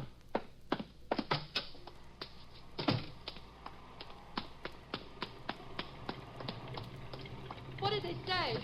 They didn't have a call for him. Well, that's crazy. They must have. Mrs. Warren, call the police. Yeah. Just a minute, Cabby. Look, Ruth. Let's figure it. That last cocktail lounge, the bartender said Warren came in every evening at 5:35, that he left his office at 5:30. Mm-hmm. That makes his office a 5-minute walk from the cocktail lounge. And what he said to me, remember? What? He said he liked to sit in his office and listen to the chimes from the tower above his office. Tower. 5 minutes from that cocktail lounge on Michigan Avenue. Look up the avenue. The Wrigley building. The clock in the Campanile Tower. Ruth, that's got to be it. We've got 10 minutes to get there and find the office. Cabby, Wrigley building, fast.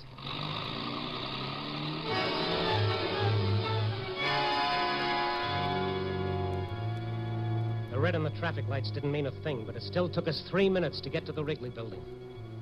When we got there, the hands of the clock in the Campanile Tower pointed to 7 of 12. And as we looked up, the larger hand crossed out another minute of Warren's life. One more went by before the night watchman heard me pounding at the doors. And then he opened them. Hey, what's all the fuss? Look, my name is Stone. Chicago Star. Yeah, will that give you the right to pound on doors? No, please, just listen. Does a man named Philip Warren have an office in this building? No, he ain't got no office. Are you sure? Sure, of course I'm sure. Man named Warren works here. But Philip Warren? Sure, works for Western Research. Did he come in tonight? Why? Stop asking questions, please. We've got to find him or he'll be dead. But he was all right when he walked in. All right, take us up to him. Hey, you got to sign the in and out sheet just like everybody else. All right. We'll sign it. Just take us up. Yeah, okay. Got to use the freight elevator, though. Regular ones don't run at night, not this hour. I don't care which one we use. Just get us up to Warren.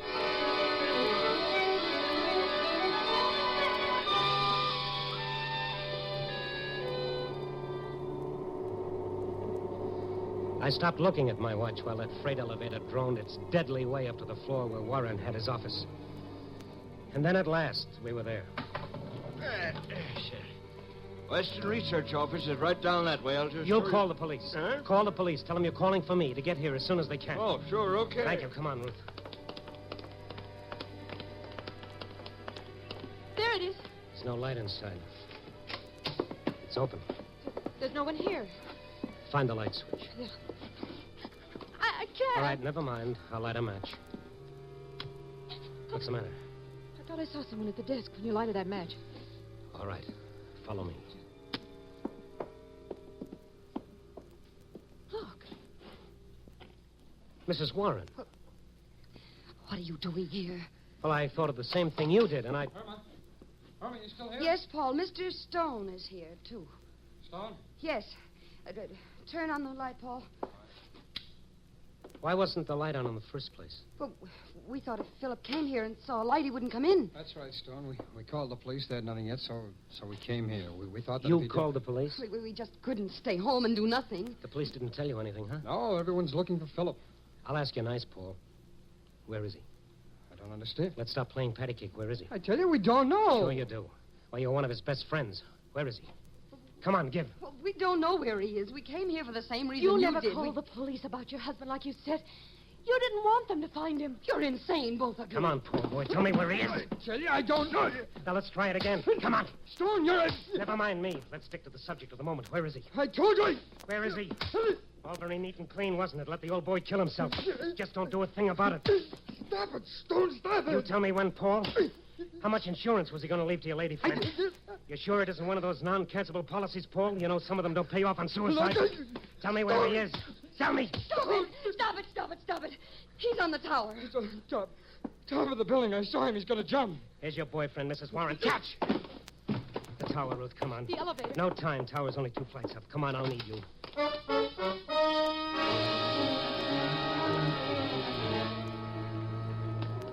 It was 1 minute of 12 when we took the first step of the 2 flights. The run-up was like one of those dreams in which you stand aside and watch yourself. There was a queer, impersonal detachment about it that made the horror even more real. And then we were out on the roof. Do you see him? No, not yet. Up there. Where? Look. On the tower. Warren! Wait! Warren! Yes, I'll wait. Because it's not quite time. I've got to finish off the day. You've got to listen to me. You're not going to die. Do you hear me? He said I was, but he wouldn't say when. He wouldn't tell me when. But I know, I can tell you. It's not quite 12, but when it is. Warren, look here. Ruth, make him listen to you. Mr. Warren! Look at me! You know who I am? Yes, I know. I know everybody in the world. And I can see everybody from here. Please! The report was a mistake. You're not going to die, do you hear? It was a mistake. Please, listen to me. You're lying. You're all lying. Everybody lied to me all my life. You want me to suffer. I can't. I tell you I can't. And I know when I'm going to die. But you're not. It was a mistake. My mistake, not the doctor's. I swear. We're not lying to you. I swear it. Randy, why? Oh, Mother in heaven. Get your boys ready, Mac. They're all set. But him? What about him? Keep talking, Ruth. He's watching you. Keep talking. Mr. Warren, You're all right. Do you hear? You're not going to die. He said I was. He told me. It was a mistake. Please don't lie to me, please. It's the truth, Mr. Warren. You're not going to die. Do you believe it?